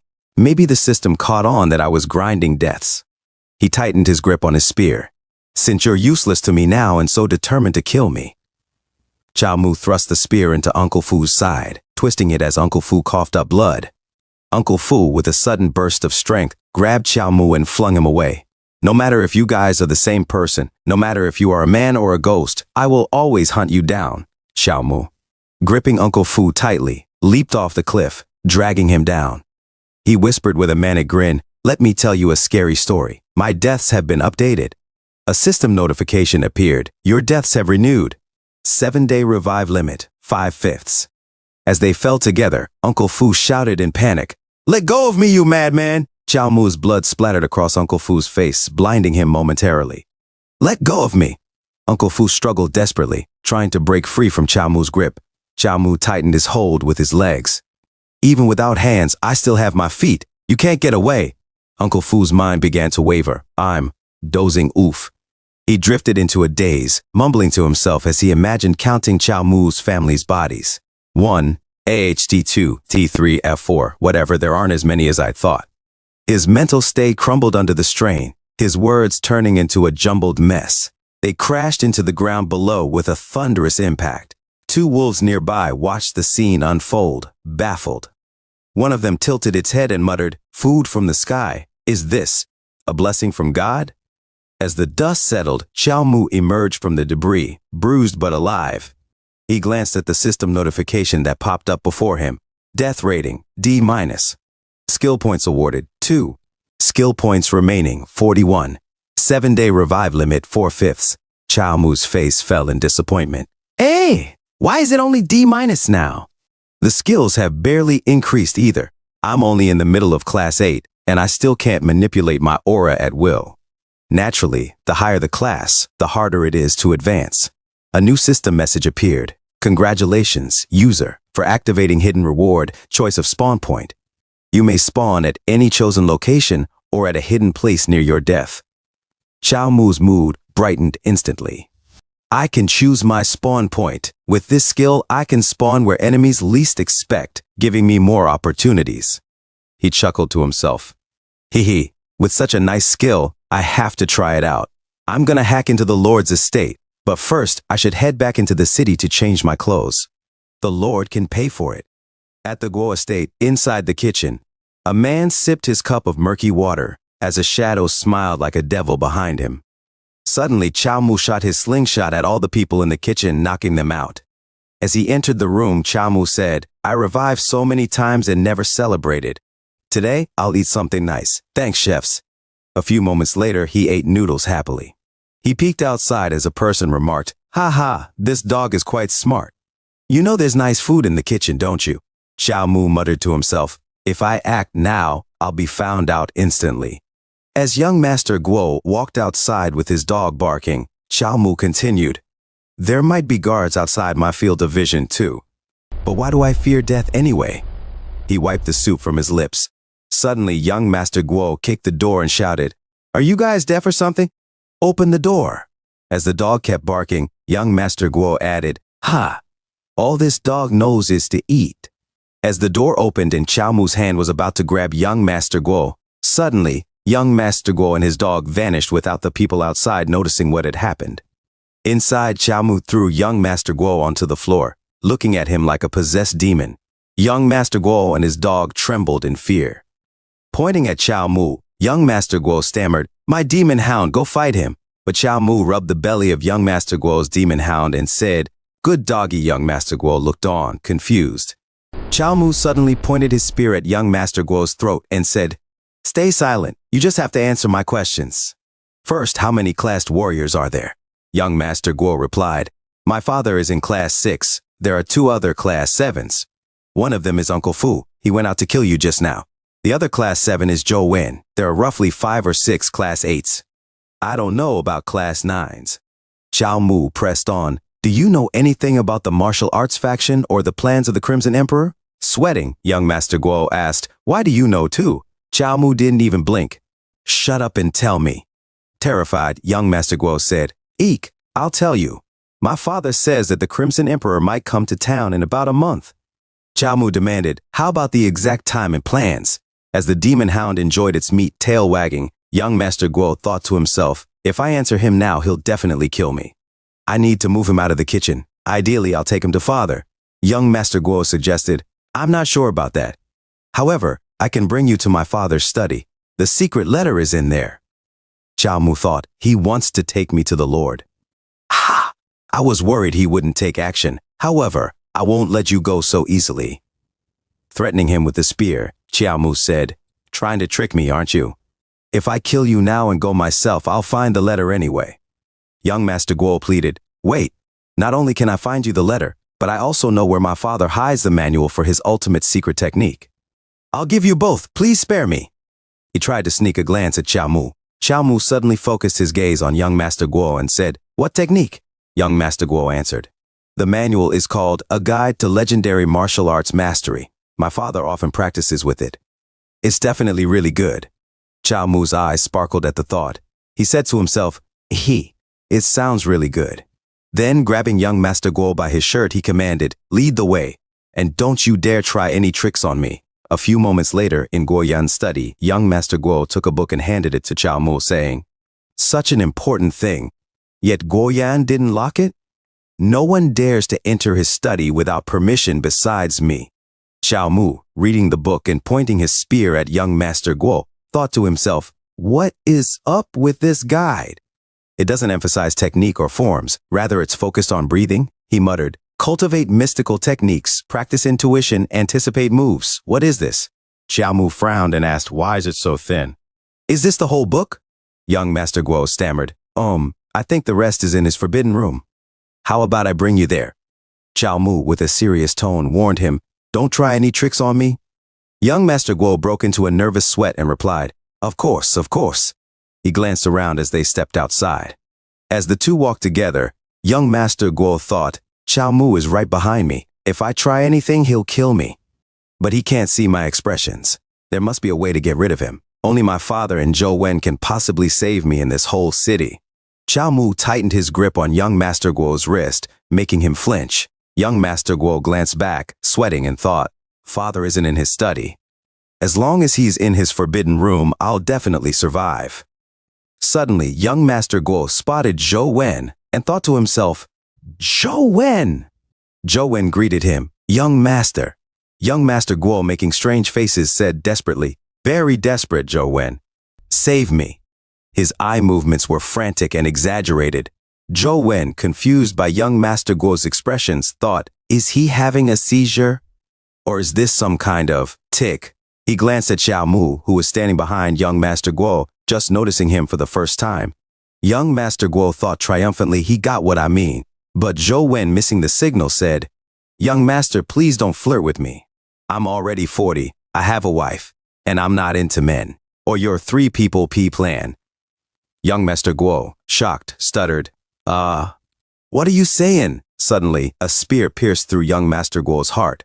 Zhou Wen watched in horror as young Master Guo trembled, blood dripping from his lips. He gasped for breath, choking out, "Save!" Sokof, Zhou Wen, still processing the situation, finally shouted, "An assassin!" He then charged clumsily at Qiao Mu, yelling, "The young master is hurt." "There's an assassin." Qiao Mu smiled coldly and said, "Oh, catch him if you want him so badly." With a swift movement, he tossed young Master Guo's body at Zhou Wen. Just then, Qiao Mu sensed a dark presence behind him. Turning quickly, he found himself face to face with the Lord of Yan City, Guo Yan, who glared at him with a menacing intensity. Qiao Mu faced the Lord of Yan City, Guo Yan, who now stood before him, radiating a heavy, wrathful aura. Guo Yan's gaze bore into Qiao Mu with unmistakable anger. "Finally taking action, are you?" Qiao Mu muttered to himself, a smirk creeping onto his face. But before he could react further, Guo Yan struck out with his palm, a sudden, powerful blow. Qiao Mu managed to block it with his spear, but the sheer force sent him flying backward, crashing through a building before sliding to a stop outside. "Guo Yan," Qiao Mu taunted, his voice carrying a mix of defiance and mockery. "Kill me if you can." In a flash, Guo Yan appeared before him, his foot already swinging toward Qiao Mu's face. The kick sent Qiao Mu hurtling again, colliding with another wall. Determined, Qiao Mu stomped his spear into the ground, steadying himself. "Don't hold back," he declared boldly. "I've mastered the golden bell cocoon. You won't kill me so easily." Guo Yan followed up with another punch, his voice seething with rage. "Why did you kill my son?" "If evil isn't punished, then the heavens must be biased," Qiao Mu shot back. "If the heavens won't punish him, then I will." With a twist of his spear, he managed to unbalance Guo Yan, sending him sprawling to the ground.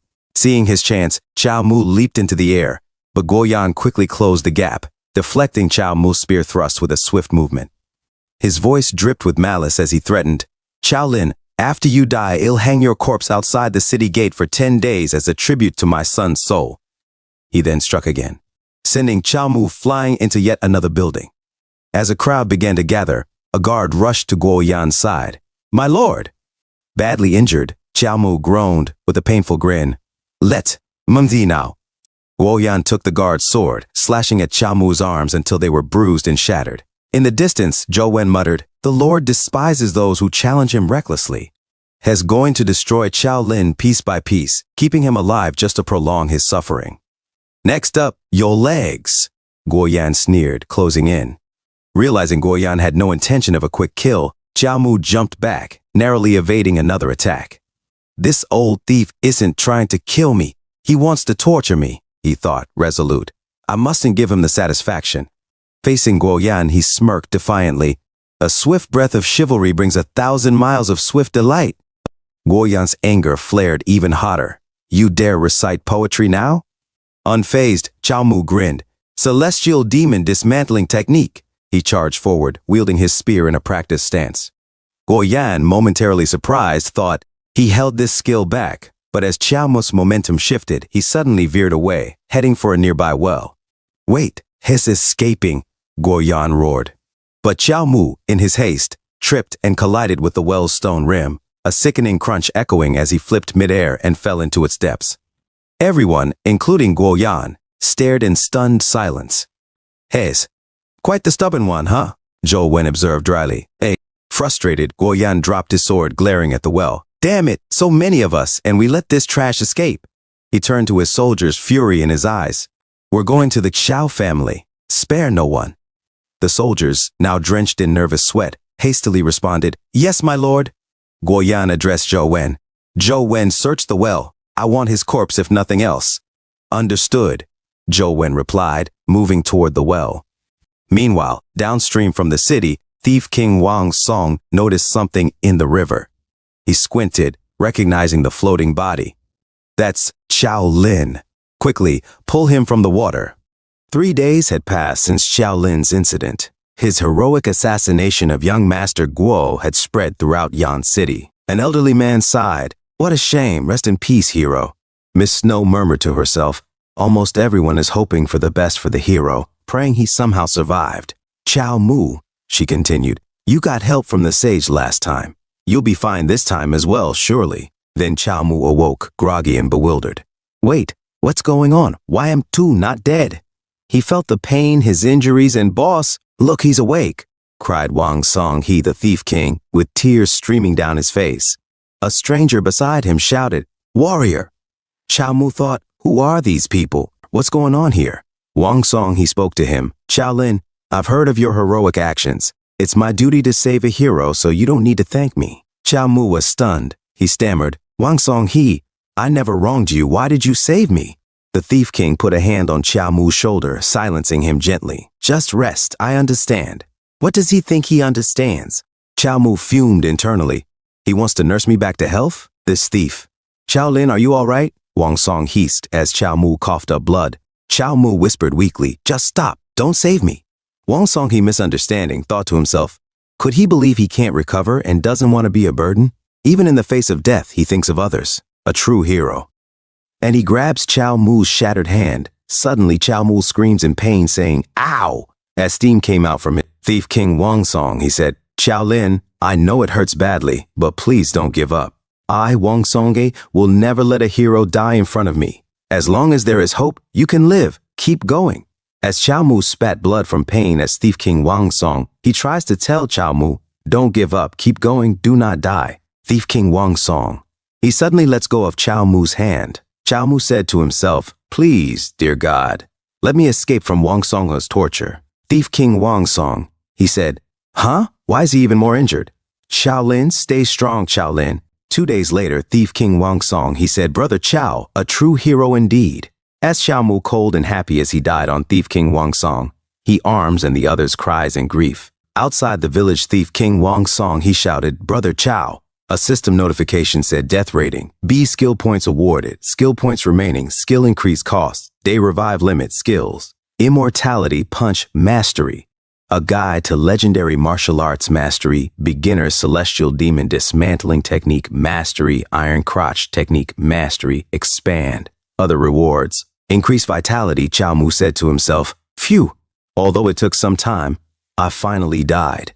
However, Wang Song's failed attempt to save me made my death even more dramatic, increasing the death rating. Not a bad bargain.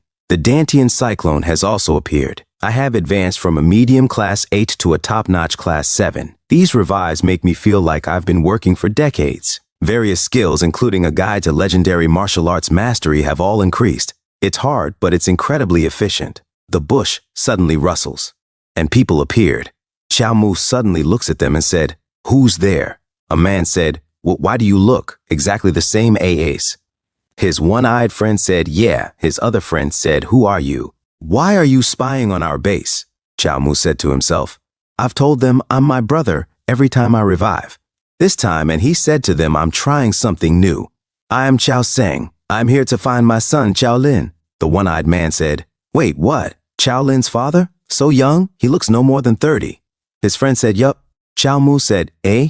And he said to himself, ho, this is the effect of the immortality punch. Miss Snow said that after mastering the immortality punch, one can stay young forever. I didn't feel it before, but I'm starting to now. I must get the second half of the book. Chow Mu said, I just practice hard and train hard. Can you bring me to my son? The one-eyed man said, about that. Moments later, Chow Mu was led to the thief's base. There, his own cold body lay in a casket. Chow Seng turned to Wang Song-hee. Mr. Wang, my son died as he wished. Please, don't dwell on it. For the living, life must go on. Wang Song-hee stared, speechless. Chow Seng declared with fierce determination, the Yan City Lord, Guo Yan, has killed 2 of my sons. I will go and kill him myself. Wang Song-hee, the Thief King, thought to himself, no wonder the Chow family is full of hotheads. Clearly it's the father who taught them that. Chow Seng then addressed him, Mr. Wang, I can tell that, despite being a thief, you harbor ambitions far beyond petty crime. Why don't you join me to discuss how we can confront Guo Yan? Together we'll fight for the people. Wang Song-hee looked at him bewildered. This feels like deja vu. Meanwhile, Chow Mu, now observing as Chow Seng thought, as a top-notch class 7, I can take on Guo Yan myself. but his estate is full of guards and powerful allies. It'd be wise to secure some help. Wang Song, he thought to himself, Chao Seng is immensely powerful. If we could get rid of Guo Yan, it'd be worth the risk. But he's just as rash as Chao Lin. I need to calm him down first. He then spoke carefully to Chao Seng. I appreciate your insight, but to defeat Guo Yan, we'll need time. Charging into his estate will only get us killed. Chao Seng nodded. Take your time to think about it then. Come find me when you're ready. With that, he bent down, picking up Chao Mu's body. Wang Song, he was alarmed. Wait, what are you doing? Chao Seng replied, Didn't you say Guo Yan's men are scouring the city for my son's body, alive or dead? I'll send his corpse to them myself, so those dogs won't interfere with your larger plans. Wang Song, his jaw dropped. What? You're planning to send your son's corpse to Guo Yan? As they walked outside, he pleaded, Guo Yan despises your son. He'll hang his body on the city wall as a spectacle. Brother Chao will never find peace. Chao Seng smirked. Then my son's corpse is the perfect bait, isn't it? If Guo Yan leaves his estate to inspect it, we'll have a prime chance to kill him. Wang Song, he, thoroughly shocked, shouted, But that's your own son, Chao Seng replied calmly. Don't worry. If it meant killing Guo Yan, I'd gladly be the bait myself instead of my son. Wang Song, he blinked, overwhelmed. Be Brother Chao. I mean, Uncle Chao. You have my utmost respect. Resolute, he added, I'll arrange for Chao Lin's body to be handled by the finest doctors in town. Please, rest at our base while we handle this. Chao Seng nodded with satisfaction. Sounds good. Then he thought to himself, I've secured a helper and devised a solid plan for the assassination. Now, all that's left is finding a way to boost my death rating. In another scene, within the study of the Yan City Lord, Guo Yan received a pigeon carrying a message. Unrolling it, he thought, even the finest seers in the martial arts guild can't uncover anything about the Chiao family. Could it be that Chao Mu and Chao Lin were just two naive boys, pretending to have a whole family behind them? I nearly fell for it. At that moment, a soldier entered the room. My lord, we've located Chao Lin's corpse. A doctor from Panshan town found him floating in the river, the soldier reported. He recognized him from the wanted notice and reported it immediately. Guo Yan's eyes gleamed. Where's the corpse? Bring it to me at once. Shortly after, the soldier brought in a casket and opened it before Guo Yan, who looked down and nodded with satisfaction. Yes, this is indeed Chao Lin's corpse. The soldier continued. I've heard he died painfully under the doctor's care. Guo Yan's smile grew cold. Investigate this doctor. If he checks out, I'll personally have Chao Lin's corpse displayed on the city wall tomorrow. The next day, a guard shouted an order from the Lord. The city is going on lockdown. No outsiders are allowed. Outside, Chao Mu muttered, Tisk. Someone beside him remarked, Old man Guo Yan is pretty vigilant, putting the city on lockdown just over a corpse being hung up. Is he really that worried another member of the Chao family will spawn from the crowd? Good thing I already have a plan, Uncle Chao said. A few hours earlier, Wang Song He, also known as the Thief King, had asked, Do you have a plan, Uncle Chao? Chao Mu replied, I need all of you to sneak into the city. The moment Guo Yan leaves his residence, create a diversion and delay his reinforcements. Pointing out the residence of the Lord on a map, Chao Mu continued, As for me, I will go straight to Guo Yan and slay him myself. Shocked Wang Song, he asked, Are you planning to face Guo Yan alone? Yes, I've made my decision. Do not try to persuade me, Chao Mu responded. Then to himself he added, No one can take my place when it comes to this mission. No one. Wang Song He's eyes sparkled as he held Chao Mu's rough hands and said, Assassinating Guo Yan is the most dangerous step in this plan. And yet you're willing to shoulder such a burden and open a path forward for the rest of us. My respect for you is like a river stream, flowing endlessly. Chao Mu smacked Wang Song He's face and said, Stop, stop, stop, little Wang. I merely don't want you to outshine me. How's that great? Confused Wang Song He muttered, Huh? Chao Mu chuckled, smelling his dirty finger, and said, To be honest, I, Chao Mu, have always loved showing off in front of people, so don't you rob me of that opportunity. Also, if you can find me some more scrolls while searching through Guo Yan's residence, that'd be a big help. As Wang Song He spat red juice, he exclaimed, Risking your life over this? You're even more hot-headed than Chao Mu and Chao Lin. Anyway, let's continue, Uncle Chao said. Little Wang, you mentioned meeting my son by the river, correct? He must have fallen into the well inside the Lord's residence. I believe there's a path beneath the well that leads outside the city and into the mountains. Tomorrow, you'll use this path, and without anyone noticing. So there really is a secret path. Wang Song He exclaimed. Comrades, let us infiltrate the Lord's residence and assist Sir Chao in his task of assassinating the traitor Guo. Let us depart. A resounding "oh" came from his followers. A few moments later, Chao Mu stretched his arms and murmured, "Judging by the time Wang Song, he should have found the secret path by now. Then it's time for me to move." Looking down a cliff, Chao Mu noted, "Good height. If I fell from here, I'd be dead. Or worse." He suddenly jumped, shouting, "System, respawn me at the point I said before." Back at the outer city district, Chao Mu opened a hidden compartment under the floor and smirked, "What a great function. I get to respawn directly inside the city. So what if you put the city on lockdown, Guo Yan? Here I come." Hours later, Guo Yan, the lord of Yan City, walked the streets with his soldiers. As peasants observed the lord, one whispered, "Didn't the lord say it's young Master Guo's funeral procession today? Why isn't anyone wearing mourning garments?" His friend sighed, "Yan City has been a mess for days. When will it end?" Guo Yan shouted, "Open the casket and take out the corpse." A soldier kicked open the casket, revealing Chao Mu's body. The guard lifted the head of the corpse with one arm, shocking the crowd. "Ew, who is that? What a horrible death he died." "Doesn't look like young Master Guo, though," a peasant said. Another observed, "He looks familiar, like the hero who struck down young Master Guo." "Really? I heard the storyteller yesterday say that someone named Qiao Lin broke into the Lord's residence yesterday. Must be him." Watching the grim display, Zhang Lang muttered, "This isn't a funeral procession but a parade. What a heinous thing Guo Yan is doing. This is a threat to everyone here. Even if there are other brave and chivalrous people in the future, they may not dare to move against him." A stout elder scoffed, "Hero? How on earth is this Qiao a hero?" A well-dressed elder sneered, "Breaking into the Lord's residence in broad daylight and committing murder. He must be put to death according to the law of the Crimson Emperor. His execution is well-deserved." Nearby, a peasant shouted back, "Breaking into other people's residences and doing whatever he wants? Young Master Guo did as much." His friend added, "Why don't you call that against the law? People are starving all over Yan City and the Lord hasn't done anything." Another peasant chimed in, "If we're talking about the law, he should be the first one to be executed." The elder's face turned red with anger as he bellowed, "A bunch of disgraceful beggars. You dare talk about the law and insult the Lord? Beat them up."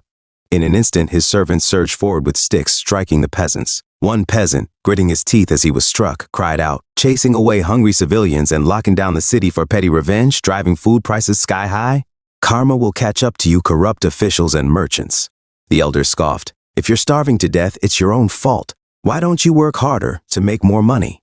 One of his friends laughed, "Doesn't the Spring Fragrance Tower in the inner city need more peasants to clean the excrement? Why not give that a shot?" Another friend chuckled cruelly, "Don't! The stink of your poverty will offend Lady Ying Ying." The elder sneered, "Better for lowly peasants like you to die early and be reborn as dogs, just like that Chow you mentioned, ha." Just then, his laughter was cut short as his wig was suddenly slashed off in one swift motion. "My hair!"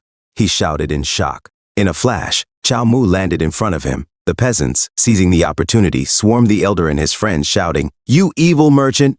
Beat him up, brothers!"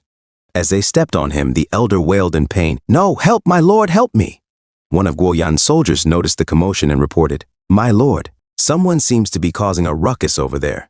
Guo Yan, unimpressed, replied, "Ignore it. A bunch of peasants. We'll capture a couple tomorrow and kill them to set an example." Just as he dismissed them, a spear radiating a red aura shot towards him with lightning speed.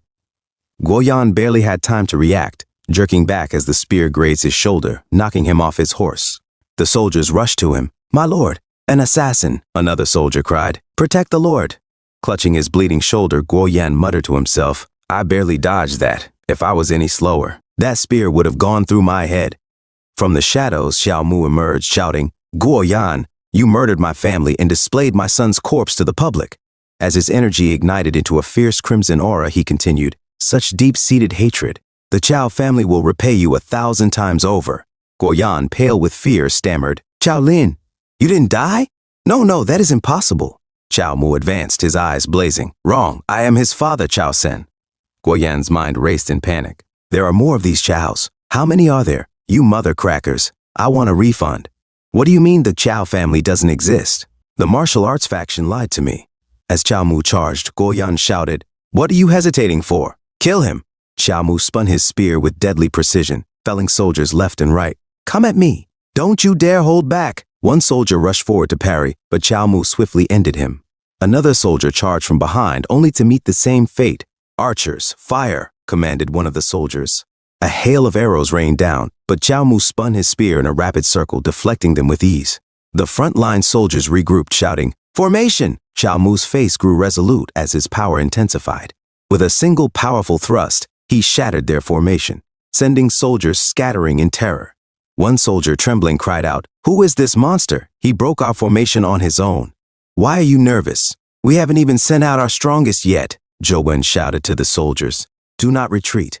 Keep fighting." A soldier, sweating in fear, responded, "Yes, sir."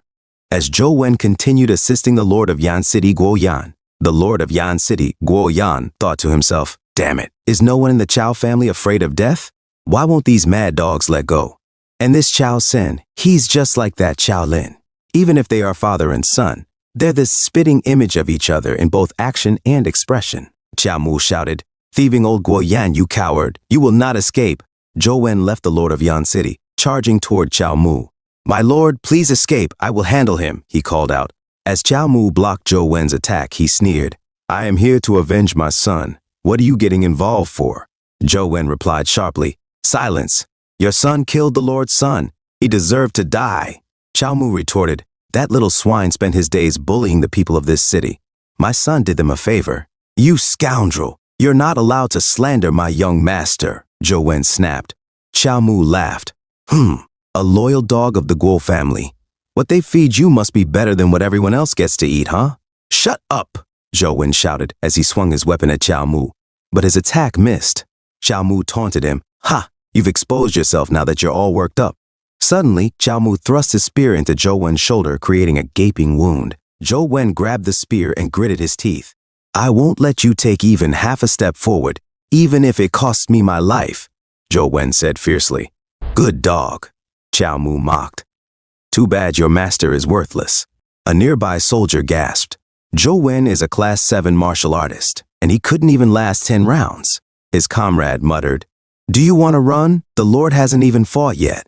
Suddenly, the Lord of Yan City, Guo Yan, unleashed his aura and said, "Zhou Wen, you did well." Zhou Wen looked back and said, "My lord." The Lord of Yan City raised his sword, pointing it at Chao Mu, then thrust forward, piercing both Chao Mu and Zhou Wen in one deadly strike. Chao Mu looked down in shock at the sword piercing his chest and thought bitterly, "Damn it, I got one-upped. I'll let you win this time, but I swear I'll kill you next time." As Chao Mu and Zhou Wen collapsed to the ground, taking their last breaths, the Lord of Yan City burst into laughter, his voice high and mocking. "Ha ha! This is what you get for standing against me, the Lord of this city. So what if the Chao family has a ton of people? I'll kill every single one of you. Not a single person can stop me. Ha ha!" In a different scene, Chao Mu looked at the system interface and muttered, "Let's see how my death rating turned out this time." Death summary. Chao Mu, Class 6 martial artist death rating. A skill points awarded upon death. 56 remaining skill points. 11 points deducted from skill increase. 59 revivals over 7 days, 2 out of 5 skills. Immortality punch, or a training phase small success, 40% military spear, small success. 100% celestial demon dismantling technique, mastery, 100% iron crotch technique, small success. 100% rippling inner strength technique, small success. 100% a guide to legendary martial arts mastery, advanced. 100% additional reward, increased vitality. A system notification followed saying, "Congratulations, user, on achieving an A rating for the first time. You've unlocked the ability to freely allocate your points." Summary. Overall deaths, 30 years deducted from lifespan, 30 current remaining lifespan, 58 years additional reward for first-timer rating, 200 points system updating. May the user continue to work hard and die in style. Chao Mu's eyes widened. "What the hell? I was never told that reviving would decrease my lifespan," he grumbled, "even if I was a little suspicious. So I'm losing all this life now because we're past the new user protection period, huh? If I had known, I would have invested everything in Immortality Punch." Miss Snow said that once mastery in Immortality Punch is achieved, you can lock your vitality at its peak and extend your lifespan. He pictured himself with a perfect body, pinnacle of beauty, 8-pack abs, never-ending glory. If I had put all the points into Immortality Punch, I'd be set for life. I'd be halfway to becoming an immortal, he mused, imagining himself standing atop a mountain, pointing toward the sun. The coolest warrior in all the realms. Thankfully, the A rating rewards are generous or I'd be in real trouble, he said, gripping his spear. Anyway, no time to dwell on this. Wang Songge is still waiting for me. As for this lifespan deduction issue, I'll look into it more after dealing with Guo Yan. A few moments later, a soldier hurried to the Lord of Yan City, Guo Yan, with urgent news. City Lord, sir, something has happened at the mansion. A group appeared out of nowhere inside the grounds.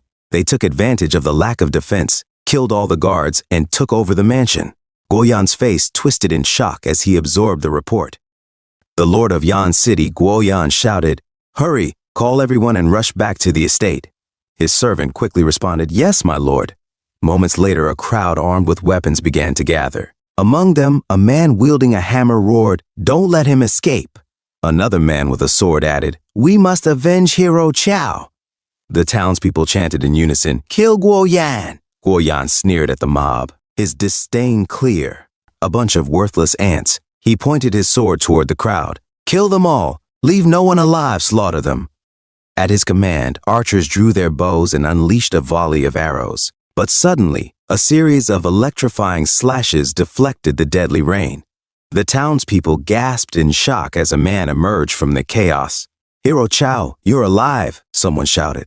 Guo Yan's eyes widened in disbelief. "Chao-san? No, that's impossible. I killed him with my own hands." The man, now recognized as Xiao Mu, charged toward the soldier. "Guo Yan, prepare to die," he bellowed. The townspeople rallied behind him, shouting, "Everyone charge with Hero Chao. Kill Guo Yan. Take back Yan City." Amid the chaos, one of Guo Yan's soldiers, trembling, muttered, "Brother, the situation isn't in our favor. What should we do?" He turned, only to find his comrade had already fled, abandoning his armor and weapon. "This Chao, man or ghost, how are we supposed to fight him?" Another soldier stammered. "For the little pay we get each month, why risk our lives?" Someone else argued. A third soldier, disgusted, said, "The people of Yan City live miserably enough, and now the city lord wants to kill them? He's worse than a beast." "I joined Guo Yan's army to protect peace," another lamented. "If I slaughter innocents today, how will I ever face my parents again?" "Exactly," a shorter soldier added. "If he can betray Zhou Wen, who served him loyally for years, he won't hesitate to discard us too." Suddenly, another soldier snapped, "I'm done with this madness." Guo Yan shouted furiously, "No running! Get back here. Anyone who disobeys will be executed." But the soldiers ignored him, scattering in all directions. Guo Yan turned just in time to see Xiao Mu's spear hurtling toward him. He barely managed to block it. "This is your doing, Guo Yan," Xiao Mu growled. "Your greed and cruelty have brought about your downfall. Now, prepare to die." "You think you can defeat me?" Guo Yan roared, countering with a fierce slash that injured Xiao Mu.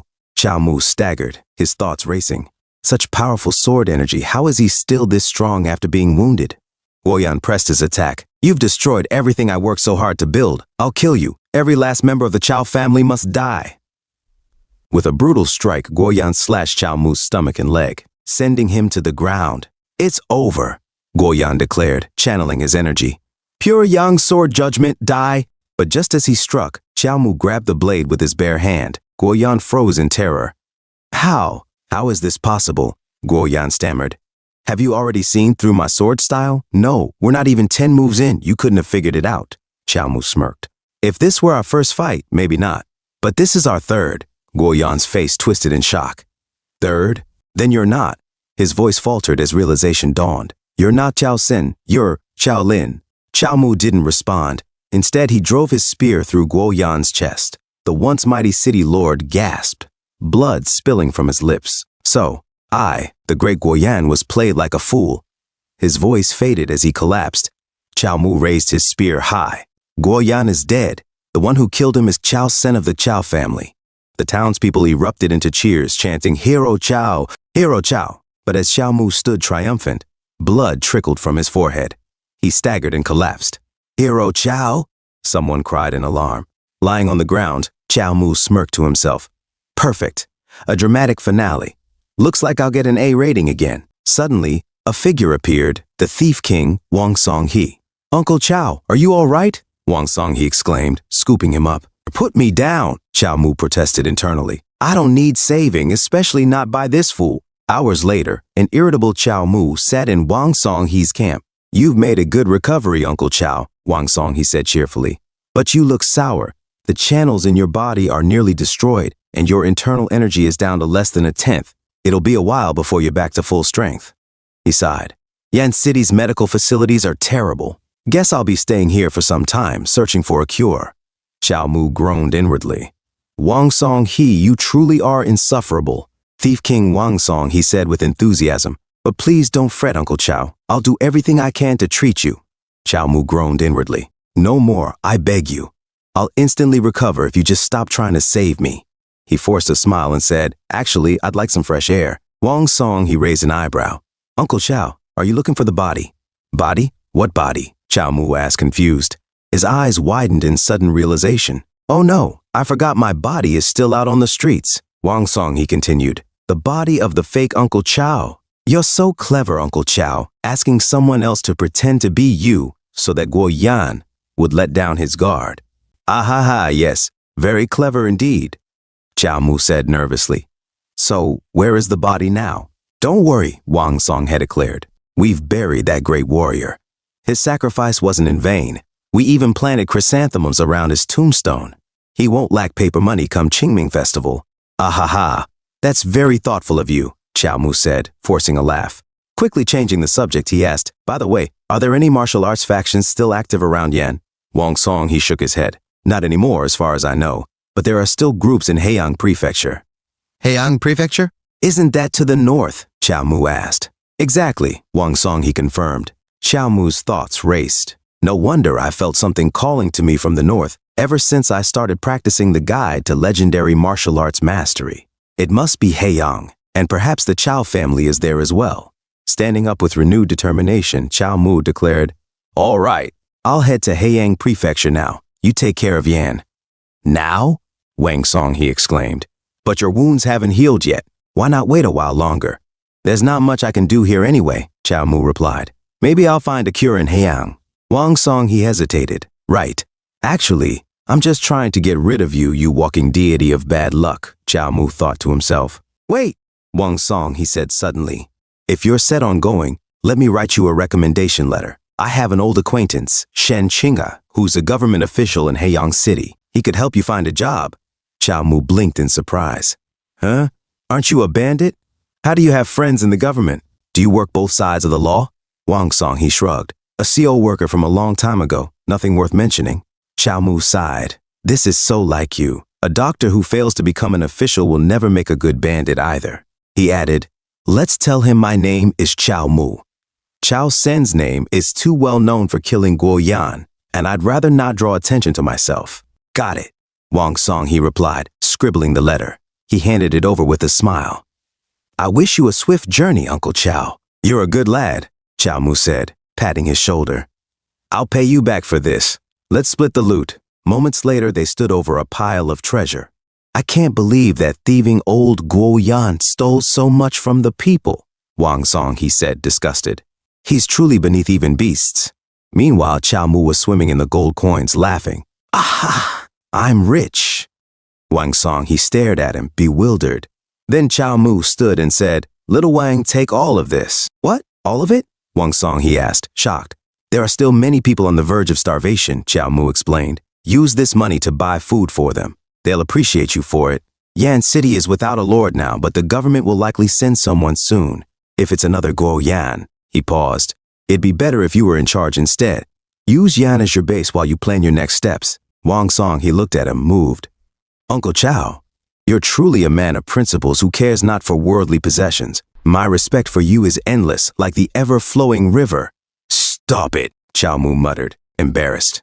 It's not like I'm leaving empty-handed. He held up a book. This pure Yang limitless art is mine. Wang Song, he grinned. Good eye. Pure Yang limitless art is a top-tier technique among ancient martial arts. For real? Let me have a look, Xiao Mu said, opening the book eagerly. But as he read, his face turned pale. Uncle Qiao, Wang Song had began hesitantly. You're already married with children, aren't you? I don't think you can use this technique. Xiao Mu stared at the text in disbelief. To practice this art, one must maintain their virginity. Abstinence leads to success. Ejaculation leads to failure. Note, self-induced ejaculation is also a failure. Xiao Mu slammed the book shut, gritting his teeth. Damn it, Guo Yan. Xiao Mu stared at the pure Yang limitless art book in shock. What do you mean I can't use it? I was in the body of a 15-year-old not that long ago. He frowned. I can't afford to lose any of my internal Yang if I want to practice this art. How is someone as vigorous as me supposed to endure it? Thief King Wang Song He, noticing his confusion, pulled out another book. Uncle Chao, why not try this mortal body transformation technique instead? Xiao Mu raised an eyebrow. And what's that? Wang Song He grinned. It's a modern technique created by a legendary martial artist. The book has several levels, each increasing in difficulty. The early parts contain miraculous techniques that combine makeup, facial transformation, and bone-shrinking methods. If you master it, you'll be able to control your body and change your appearance with precision. You could become anyone you want. Xiao Mu looked intrigued. Isn't that just like the 72 transformations, he thought. The 72 transformations was a legendary skill that belonged to Sun Wukong, the Monkey King from the Journey to the West, allowing him to shapeshift into anything he wished. Wang Song He continued, the content is dense and requires time to learn. Why don't we go over it together once you've recovered? Afterward, you can head to Haiyang Prefecture. Xiao Mu thought to himself, trying to keep me here again. I won't survive if I stay any longer. He snatched the book and bolted, shouting, Mr. Wang, you've been a great help, and I'll repay you tenfold in the future. Farewell, Wang Song. He watched him leave with a hint of pride. Well, we'll meet again one day. I'll ask him to join my plan then. A short time later, Xiao Mu arrived at a house. He opened the door and called out, Miss Snow. He stepped inside and looked around. Has Miss Snow left already? Suddenly, Miss Snow appeared from behind him, gently sneaking up on him. She pressed her chest against his back and covered his eyes. It hasn't been 7 days yet. Where could I go? Xiao Mu turned around, chuckling. Ha ha! Today happens to be the 7th day. I've already gotten rid of that old man Guo Yan. He reached for her hands and smiled softly. But then he noticed something. Miss Snow, why are you dressed like this? Miss Snow blushed slightly, sensing his gaze. Xiao Mu, are you carrying a bag? Are you? Xiao Mu stared at her, scratching his head. Well, I'm planning to head to Haiyang Prefecture to search for the legendary martial artist and the other half of the book of Immortality Punch. So we might be apart for a while again. Miss Snow looked startled. Haiyang Prefecture? What a coincidence. I'm going there too. Coincidence? Xiao Mu grinned mischievously. For real? Are you sure it's not just because you miss me? You're obsessed with me. Admit it, Miss Snow huffed. Not at all. Haiyang Prefecture is home to many immortal families. It's the perfect place for someone who wishes to be introduced to the way of the immortals. Xiao Mu raised an eyebrow, showing her a peace sign. Really?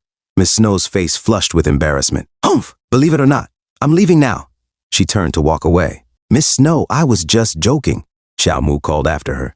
Don't be angry at me, Miss Snow. Meanwhile, at the estate of Shenxingge in Haiyang Prefecture, Xiao Mu arrived and announced, I am Xiao Mu, here to visit Magistrate Shen based on the recommendation of Mr. Wang. Magistrate Shenxingge looked him over, raising an eyebrow. Did he really recommend you? He said you were gravely wounded, but you look pretty healthy to me. Xiao Mu scratched his head. Well, it's complicated. I basically died and leveled up, he thought. But I've reached the beginner level in pure Yang limitless art and the mortal body transformation. Shenxingge studied him closely. This Mr. Wang, where is he now? Xiao Mu answered. Mr. Wang lives in the mountains and is very hard to find. I only met him by chance. Shenxingge's eyes narrowed. A chance encounter, eh? Fine. I won't pry if he doesn't wish to disclose more. But it's a shame. His handwriting really brings back memories. Without the medicines he prescribed, written in this exact style, I would have been dead long ago. He paused, then added, never mind. If he recommended you, you must be trustworthy. Although we are only hiring clerks and constables at the moment. Take your pick. Xiao Mu thought for a moment. A constable? They have more freedom to move around, investigate, and gather information. This could be useful for learning about the martial arts factions in the area. I'll be a constable, Xiao Mu decided. Later, in the constable's office, Xiao Mu was officially introduced. I am Xiao Mu, the new constable, he said confidently. A young man whispered to his elder, Sir, Shen's never played favorites before. How could this guy become a constable so quickly? The elder whispered back, Who is this guy? Suddenly, Chief Constable Chen Yingshu stepped forward. Silence. Chen Yingshu clapped her hands to draw attention. All right, we're colleagues now that the new guy has introduced himself. Be a good sport. She straightened up and continued. I'm going to talk about the case now that everyone's here. You might have heard of it already, the case of Monster Wu Chang in the capital of Haiyang Prefecture. The room fell silent as a chill ran down everyone's spine. Xiao Mu looked confused. Wu Chang? Monster? Chen Yingshui nodded solemnly. A monster has been terrorizing the city recently, claiming many lives. It's called Wu Chang, a type of supernatural creature that feeds on the energy of the dead. It takes a life with every appearance, much like Hei Bai Wu Chang. Xiao Mu blinked. Hei Bai Wu Chang? It's a figure from Chinese folk myths, she explained, similar to the Grim Reaper. She continued, this monster is extremely powerful. Many martial artists of class 5 and 6 have tried to subdue it, but none survived. Hearing this, Xiao Mu's eyes lit up with excitement. Now that's a monster worth dying for, he thought to himself. Chen Yingshu interrupted his thoughts. However, for this case, we'll be working alongside the Xuantian faction. At this, Xiao Mu furrowed his brow. Xuantian faction, he recalled Miss Snow's words. Xuantian was built on the Chao family's land. It's now known as the Xuantian faction. What a coincidence, he mused. This Xuantian faction must have connections to the martial arts factions. If they could take over Qiao family land so easily, they might also know the whereabouts of the second half of the immortality punch technique. Or if I'm lucky, I might find other ways to advance my cultivation. A young constable groaned, "Not again! Why do we always get saddled with cases like this?" An older constable sighed. A thankless job with no chance of bonuses.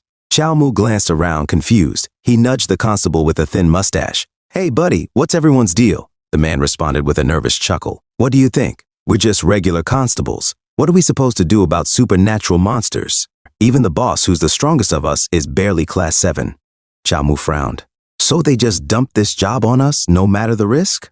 The constable shrugged. "What can we do? The Imperial Court always defers to the immortals. We're the ones who take the short end of the stick." Xiao Mu smirked. "No need to worry." Before he could finish, a beautiful woman descended from the sky on a giant paper crane. Her presence was striking and ethereal. "Ah, I see I've arrived at the perfect time," she said. "You're discussing the case of Monster Wu Chang, yes?" The constable with the thin mustache gasped. "That's the lunar fairy from the Xuantian faction." She stepped off the crane gracefully, which shrank to a normal size at her command. "You don't have to fight the monster yourselves," she said with a serene smile. "Your role is to track it down and report back to me immediately. Your efforts will be greatly appreciated, dear constables." The elder constable's eyes lit up. "Thank you for your kindness and concern, O benevolent fairy." The younger constable, starry-eyed, exclaimed, "Rest assured, Madam Fairy, I'll do my best to find the monster's trail." Chen Yingshu rolled her eyes. "These people sure are eager to work themselves to the bone." The mustachioed constable sighed. "At least they're realistic about what we can do. We're only good for running errands anyway." The lunar fairy nodded. "Then I'll leave the task to you. Even if you must cross roaring flames and turbulent waves, I trust you'll succeed." Xiao Mu muttered to himself. Such a task would be nothing to an immortal. Why doesn't she just handle it herself? Are they trying to pull something on the Imperial Court? The lunar fairy elaborated. This monster feeds on the energy of the dead and often appears in places like hospitals or prisons where people are close to death. If you can't find its trail in those locations, you might consider using a group of dying people as bait to lure it out. The elder constable hesitated. Using people as bait sounds a BB. The younger constable added nervously, "Isn't that too cruel?" The lunar fairy tilted her head unfazed. "They're dying anyway. Why not make the best use of them before they pass?" Chen Yingshu scowled. "What do you plan to do with the monster if we catch it?" The lunar fairy smiled serenely. "Heaven is benevolent. We'll take it back to the Xuantian faction for punishment. As a guilty creature, it will serve us for the rest of its days, repaying its sins." Chen Yingshu's face darkened. "Benevolent, my ass. That thing has murdered countless citizens of Dayan and it gets to live among the immortals? Where's the justice in that? The law of Dayan is clear. If you kill, you must pay with your life." The lunar fairy remained calm. "The law of Dayan applies only to ordinary people. Monsters and demons fall under the jurisdiction of the immortals." "You," Chen Yingshu began, furious. Xiao Mu raised a hand, interrupting her. "Excuse me, Madam Fairy," he said with a sly smile. "What should we do if we accidentally kill the monster while trying to track it?" Chen Yingshu turned to him, sweating nervously.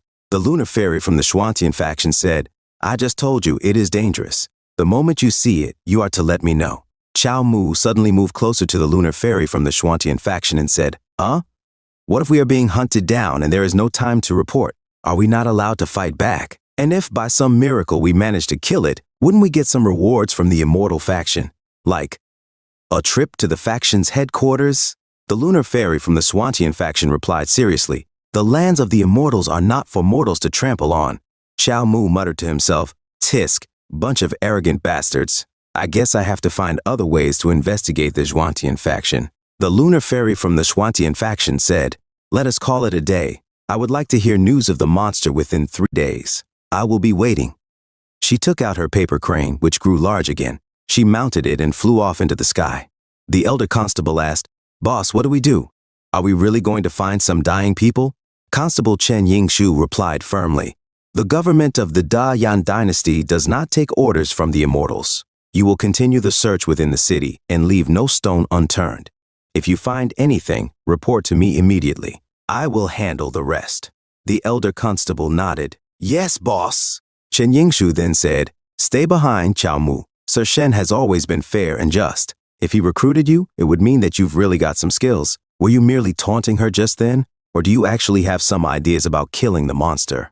Chao Mu responded, "You overestimate me, boss. I was just asking an objective question." Chen Yingshu narrowed her eyes. "Really?" "Of course," Chao Mu replied. Chen Yingxi said, "Fine. You are to join the search for clues." Chao Mu grinned. "Yes." To himself, Chao Mu muttered, "A monster that feeds on the energy of the dead. Why don't I try dying myself?" At the west of the city, drunken immortal restaurant, His Majesty gazed out at the streets through the window. Suddenly, there was a knock. "Come in," His Majesty said. Flying fish guard Chu Xing entered and bowed. "Your Majesty, we have news of Wang Song." His Majesty fiddled with his jade ring and said, "Speak." Chu Xing reported, "A spy we have near Shenqing informed us that someone named Chao Mu has joined the prefecture government as a constable. In the recommendation letter, Wang Song did not mention his circumstances. Perhaps Shenqing knows nothing either. Your Majesty, it is rumored that Wang Song turned to the way of the immortals." "Nonsense," His Majesty interrupted, picking up his cup of cold tea. "He hates immortals with every fiber of his being. Why would he try to learn their ways? But humans are bound to change. He has laid low for decades, and now, all of a sudden, he recommends someone? That someone must be of great importance as well. Make the arrangements. I would like to see just who this Chao Mu is." At Qingluan Peak, Taoist Temple, Elder Ling Ling smiled gently at Miss Snow Kenshu. "You were still an infant when I last saw you. A decade has passed in an instant. You have come here after all, and therefore this fate belongs to you." Elder Ling. Kenshu hesitated. Ling Ling continued, "I knew what happened to the Chao family. The way of the immortals or the way of martial arts, there is nothing inherently wrong with them. You were born with an exceptional spiritual sense. If there are better ways of cultivation, why not use them instead? Since you refuse to join any immortal factions, it will make no difference if you stay here with me." Miss Snow lowered her head. "Yes, Elder." To herself, she thought, "What are you doing right now, Chao Mu?" In another scene, Chao Mu sat in a prison cell picking his nose. A constable snapped, "Behave while you're in there. Any tricks and not even 10 lives will be enough for you." Chao Mu flicked a booger away. "Don't worry, I wasn't planning to leave anyway." To himself, he muttered, "Since I was dying for this opportunity." Earlier, inside Dawn's Jade Pavilion tea house, a man placed a box on the table and began his story. And the hero Chao Sen yelled, "I am a warrior, and there's no way to go but forward." After he said that, he killed the Lord with a single strike of his lance and left without a glance back. Chao Mu interrupted, "What's the fun in talking about me all the time? There are monsters in the city. Talk about something trendy, storyteller." Another patron shouted, "This is peak. Chao Sen is a real hero." Chao Mu sighed internally. "I wanted to learn more about the city to find out where the monster might show up next. Then I can die happy. Instead, I spent half an hour listening to my own glorious past deeds. What a waste of time." A person turned to Chao Mu and remarked, "As a constable of the capital of Heong Prefecture, you are here listening to stories in broad daylight instead of working. Are you not perhaps neglecting your duties?" Annoyed, Chao Mu retorted, "Are you teaching me how to do my job?" The person smiled faintly. "Not at all. I was only joking." Chao Mu observed the two men in front of him, his gaze sharp. This is no ordinary guy, he thought, eyeing the confident demeanor of the man speaking. I can tell he's a big shot just from the way he carries himself. And the guy behind him hasn't moved an inch, yet his aura is oppressive. definitely a martial arts master. Feigning indifference, Chao Mu yawned and said, "How do you know I'm not already on a case? If you like minding other people's business so much, why don't you go tell the emperor what to do while you're at it?" Flying fish guard Chu Xing bristled at the comment and stepped forward. Insolent, the man raised his hand, stopping Chu Xing in his tracks. With a smirk, he said, "Quite the sharp tongue, my friend. I'm curious, what's your opinion of the current emperor? What kind of man is he?" He casually opened his fan, his eyes gleaming with interest. Chao Mu's thoughts swirled. What kind of man? The kind that's better off dead. He resisted the urge to grin. "I haven't even had the chance to carry out my plan to assassinate the emperor of Dayan yet." He recalled how he had waited in vain for the emperor's convoy to pass through the city of Yan.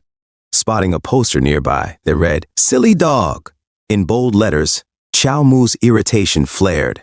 "I killed Guo Yan, and they didn't even put up a wanted poster for me? I was hoping the court would execute me for that." An idea sparked in his mind. These people might be local officials. If I curse the emperor out right in front of them and get executed for it, my death could cause an uproar across the empire. With that, Chao Mu suddenly laughed aloud, catching everyone's attention.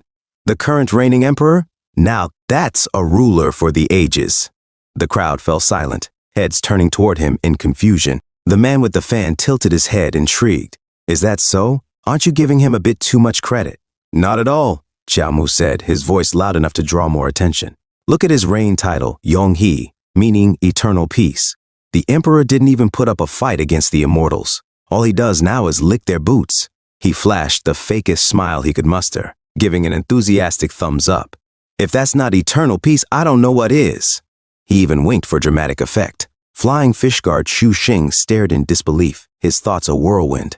How dare he call His Majesty a coward? The man with the fan, unperturbed, said, "But the immortals are an overwhelming force. Not even the legendary martial artists could stand against them, and an army of 100,000 was utterly destroyed. Perhaps the emperor is looking at the bigger picture and making necessary compromises?" Chu Xing trembled with barely restrained fury at the suggestion. Chao Mu raised an eyebrow, his tone dripping with sarcasm. "Ah, so you mean the emperor has some grand plan he's keeping secret, right? But let's face it, compromises are unavoidable when you're not strong enough. There's a big difference, though, between retreating to regain strength and caving to every demand." His words hit the man with the fan like a blow, his expression momentarily stiffening. Chao Mu pressed on. "Half of the city of Yan is unlivable. People have no choice but to steal just to survive." He pulled out a dirty handkerchief and bit it theatrically, tears streaming down his face. The Lord knew and did nothing, and the imperial court was no better. He raised his fist and shouted, "Justice!" The crowd began to murmur, their attention firmly fixed on him. "The emperor claims to rule by the mandate of heaven," Chao Mu continued, his voice rising. "But that only implies one thing, that the people are no better than livestock to be sacrificed whenever the immortals demand it. The civilians are suffering, and the imperial court does nothing. How many other cities are suffering just like Yan? And this is the so-called son of heaven, claiming to be above all men." Chu Xing, unable to hold back any longer, slammed the table. "This is outrageous, completely preposterous." Chao Mu turned and pointed at him with a mocking grin. "What's got you so worked up? Everyone knows the emperor does whatever the immortals say. He even set up residences for them in every major city. The favoritism couldn't be more obvious." "Shut up!" Chu Xing bellowed, trembling with rage. "How dare you insult His Majesty? Make me!" Chao Mu shot back with a smirk. "The emperor is nothing but an immortal bootlicker." A murmur spread through the crowd. Someone finally spoke, their voice tinged with awe and disbelief. "Where did this guy come from, with the guts to insult His Majesty so boldly?" An elder in the crowd chuckled, shaking his head.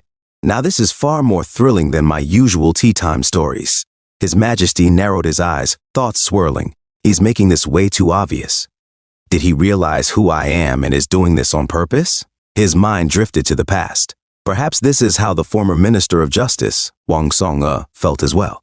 Wang Song willingly chose death, hoping the late emperor would understand that he could never yield to the immortals. He sighed inwardly. And now, the world has turned out exactly as he predicted. And this man, he's the one Wang Song recommended. A sudden thought crossed his mind. In some ancient Chinese dynasties, capital punishment was only carried out between the autumn equinox and spring. Does he know that too? Flying fish guard Chu Xing, still seething, pointed his sword at Chao Mu. "By the laws of Dayan, those who ridicule His Majesty in public will be arrested and beheaded in the fall." His Majesty glanced at Chu Xing, amused. Even Chu Xing, usually so composed, has lost his cool. This man is remarkably skilled at provoking people. He shifted his gaze to Chao Mu, studying him. And why does he seem so eager to die? Chao Mu stood firm, his voice unwavering. I stand by every word I said. If there's punishment, let it fall on me alone, no one else. His Majesty suddenly snapped his fan shut, his expression unreadable. Drop it, he commanded, his tone sharp. Chu Xing hesitated, lowering his sword as His Majesty turned away. This man understands nothing of the nation. He's just flaunting himself for attention. I'll take my leave now. Farewell. Chao Mu's jaw dropped, his thoughts racing. What? I've even washed my neck for this occasion, and you're just going to let me go? The Emperor coughed softly. Cough, cough. Chu Xing immediately rushed to his side. Your Majesty, are you all right? His Majesty waved him off. I'm having a little trouble breathing. Chao Mu clenched his fists, mentally screaming, No, don't leave. I could have cussed even harder. Suddenly, a soldier burst into the scene. Who here is Chao Mu? Chao Mu's hand shot up with wild enthusiasm. Me, that's me. The soldier's expression hardened. Someone reported that you dared to insult His Majesty in public. Come with me or... You're arresting me, right? Chao Mu interrupted, practically bouncing. Come on, I won't resist. A short while later, in the prison cell, Chao Mu leaned against the bars, addressing the guards with impatience. Brothers, when are you killing me? Are you really waiting until fall? That's way too far off. You can't waste tax money like this, just do it now. And make it a big deal, all right? I like crowds. One of the guards stared at him, baffled. Who else begs for death like this guy? Does he think someone's got his back and that we can't actually kill him? His companion shrugged. What kind of backing lets you get away with cussing out the Emperor? Frustrated, the first guard smacked Chao Mu's hands through the bars. I told you to behave. Everyone here's on death row. Don't even think about escaping. Chao Mu settled down on the pile of hay in his cell, muttering to himself. Death row, huh? Perfect. This must be the right jail. He glanced around the dim, damp cell. If that monster is drawn to the energy of the dead, this is where it'll show up. From the corner of the cell, he heard a raspy coughing fit. He turned, startled by the sound, but froze in shock as his gaze locked onto a pair of glowing green eyes. A massive cat emerged from the shadows, its fur sleek and black. It stared directly at him, unblinking. Then, in the eerie silence, it let out a soft, almost delicate meow. The cat approached the old man, letting out a soft meow. The old man glanced at it and muttered, Oh, just a cat. How did you get here? The cat responded with another meow. Picking up the cat with trembling hands, the old man whispered, With all the death row inmates around, this place feels no different from the netherworld. The rats are unclean, and eating them wouldn't be good for your health. Let me get you out of here. He attempted to toss the cat but lost his balance, collapsing to the ground. Uncle, are you all right? Chao Mu exclaimed, rushing to the old man's side. The old man, bleeding from multiple wounds, forced a smile and gave a thumbs up. I'm fine. Back in my day, they called me the Thief Saint, renowned across the martial arts world, robbing the rich to help the poor. He flexed his wizened, shriveled arms, continuing, Once, I faced off against a martial arts master employed by a powerful family. I lasted hundreds of rounds. But your injuries look serious, Chao Mu interrupted, concerned. Nonsense, the old man retorted. A little fall can't hurt the Thief Saint. I would still be a hero if not for one small mistake that got me captured. Chao Mu muttered under his breath. Stop rambling, uncle. You're clearly having an end-of-life experience. The old man chuckled weakly, reminiscing. One time I robbed a rich merchant, the brick house I lived in as a child. His voice trailed off as he collapsed, his soul visibly leaving his body. Uncle? Chao Mu called out in vain. The cat suddenly glowed, touching the old man's body. Energy began to flow from the corpse into the cat. What are you doing? Chao Mu shouted, attempting to kick the cat away. But the feline darted off, leaving Chao Mu to check the old man's pulse. He's gone, Chao Mu whispered grimly. Constable Chen once said that the energy of the dead strengthens monsters. Could this cat be one of those Wu-Chang creatures? Spotting the cat nearby, Chao Mu challenged it, Come on, kill me. Don't you love feeding on the dead? The cat, now exuding power, tilted its head in confusion. Meow? Chao Mu said, Come at me. Don't you love feeding on the energy of the dead? The cat suddenly pounced at Chao Mu. Chao Mu shouted, That's right. We're having a fight to the death right here, right now. Suddenly, the cat wrapped itself around Chao Mu's arm, purring with affection and saying, Meow! Chao Mu, confused, exclaimed, Huh? He tried to remove the cat from his arms, saying, "Get away from me. Aren't you supposed to be a ruthless and murderous monster? Why are you being so cute? Don't you have any shame? What is that expression? I've never seen a cat this lovey-dovey." As he struggled with the cat, Chow Mu thought of an idea and muttered to himself, "Wait a second. Since this monster feeds on the energy of the dead, is it all over me because I'm dying soon?" Suddenly, the magistrate entered and announced, "Where is the prisoner named Chow?" The constable responded, "Right here." The constable continued, "Please follow me, magistrate. This is the criminal who insulted His Majesty in public," the constable explained. The magistrate assured, "You have my word, no prisoner escapes this fortress." Chow Mu enthusiastically asked, "So when am I getting executed? Can you hurry it up? I can't wait." The magistrate replied, "Sir Chow, you are being humorous. It was all a misunderstanding. I have come here to get you out of jail." Chow Mu, stunned, suddenly tossed the gate open in anger and shouted, "Out of jail? Are you kidding me?" The magistrate's eyes widened in shock as Chow Mu continued, "I worked so hard to get in here, and now you're just making me leave?" The room fell silent. The constable and magistrate began sweating in fear as Chow Mu easily opened the jail door. The magistrate stammered, "We were wrong in handling this case. Even if you had broken out of jail, you would not have been reprimanded." He turned to the constable and shouted, "Unlock the cuffs on Sir Chow's hands right now." The constable, shaking, replied, Yes, sir." The magistrate muttered to himself. He could have broken out of jail whenever he wanted, yet he refused to leave. Even after insulting the emperor, someone still came with a royal decree to get him released. Chow Mu sighed to himself, "Oh well, I'll just have to get back here again somehow." The constable, while unlocking Chow Mu's cuffs, stammered, "Again?" The magistrate thought to himself, "We cannot afford to offend Constable Chow with the kind of connections he has." Chow Mu then said, "There's another thing." The magistrate asked, "What is it?" Chow Mu replied, "Will you bury this old man? He died from a fall." The magistrate solemnly responded, "Constable Chow has such a kind-hearted soul. I will make sure to give him a proper burial." Chow Mu thought to himself, "Now that this is all done, where did that cat monster go?" The magistrate gestured and said, "This way, Sir Chow." As the dark shadow of the demon cat lingered, watching them leave, tension filled the air.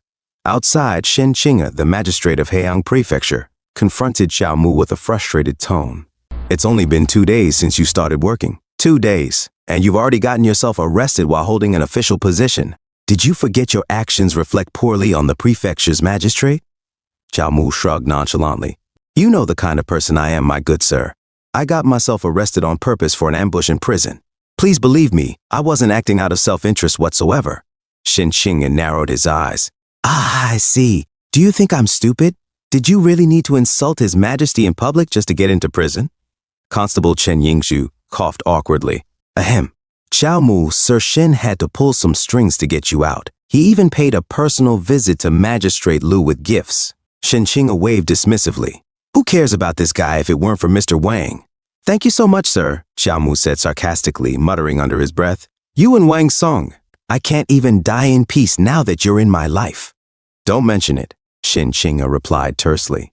He thought to himself, although I did try to get him out, Lu mentioned someone else already arrived with the order of the flying fish to release him. "The flying fish?" Shen mused aloud. "Aren't those the guards directly surrounding His Majesty? That's a direct order from the emperor." His thoughts spiraled further. Could the emperor be connected to him somehow? Did His Majesty order him to insult him in public? A vivid image flashed in Shen's mind of Chow Mu stepping on the emperor and mocking him. "You big donkey," Chow Mu taunted. The emperor, oddly pleased, replied, "Don't stop, keep insulting me." Shen shivered. What if? The emperor is into this kind of thing. Chow Mu noticed Shen's expression and frowned. "What are you thinking about?" Shen shook his head quickly. "Never mind. Back to business. Did you see that monster in the prison?" Chow Mu nodded. "Yes, it was a cat with a tricolored coat, white, black, and yellow, about this big." He gestured with his hands. "It appeared next to a prisoner who died. The cat absorbed the dead's energy and grew larger than a human, but I didn't see it harm anyone." Chen Yingshu added, "Wherever there's death, there will be a Wu Chang. This checks out." Some of the deceased had fatal wounds that looked like claw marks, possibly from a cat or tiger monster. Chow Mu frowned. "But this Wu Chang may not be the actual culprit. I can't imagine a mass murderer looking like that." "Why do you say that?" Chen asked. "What if this cat monster was merely attracted by the energy of the dead, and others mistook it as the murderer?" Chow Mu suggested. Chen's eyes widened. "Are you suggesting there may be another monster?" Overhead, a deafening roar echoed as a white tiger descended from the sky. Elsewhere, Sister Lunar, a younger lunar fairy, cried, "The Lady Saint's Bi-Ching flying tiger is too ferocious for us to handle. It always goes out of control whenever Shiji is." "Away!" Lunar snapped. "We can't manage it at all." Suddenly, Shiji from the Xuantian faction appeared, silencing them with a sharp glare. "Enough! It's our duty to oversee the spirit beasts. If the Lady Saint finds out we've been neglecting her tiger while she's in seclusion, we'll be in big trouble." Shiji smirked inwardly. "A bunch of fools. How am I supposed to prove my competence if the tiger doesn't cause chaos?" She approached the tiger, patting its head. "Be a good boy and sit." Watching in awe, the younger fairies whispered, "Shiji is so cool." Shiji thought to herself, the Lady Saint will remain in seclusion for another month. That's plenty of time. If I use those mortals to capture the Wu-Chang cat monster, I'll definitely rise in the faction ranks. Back in the city, Constable Chen Yingshu briefed the constables. The goal of this operation is to capture the unpredictable beast. Last night, Captain Chow saw it at the West Prison. Focus your search on the western side of the city. Follow the plan and search the area.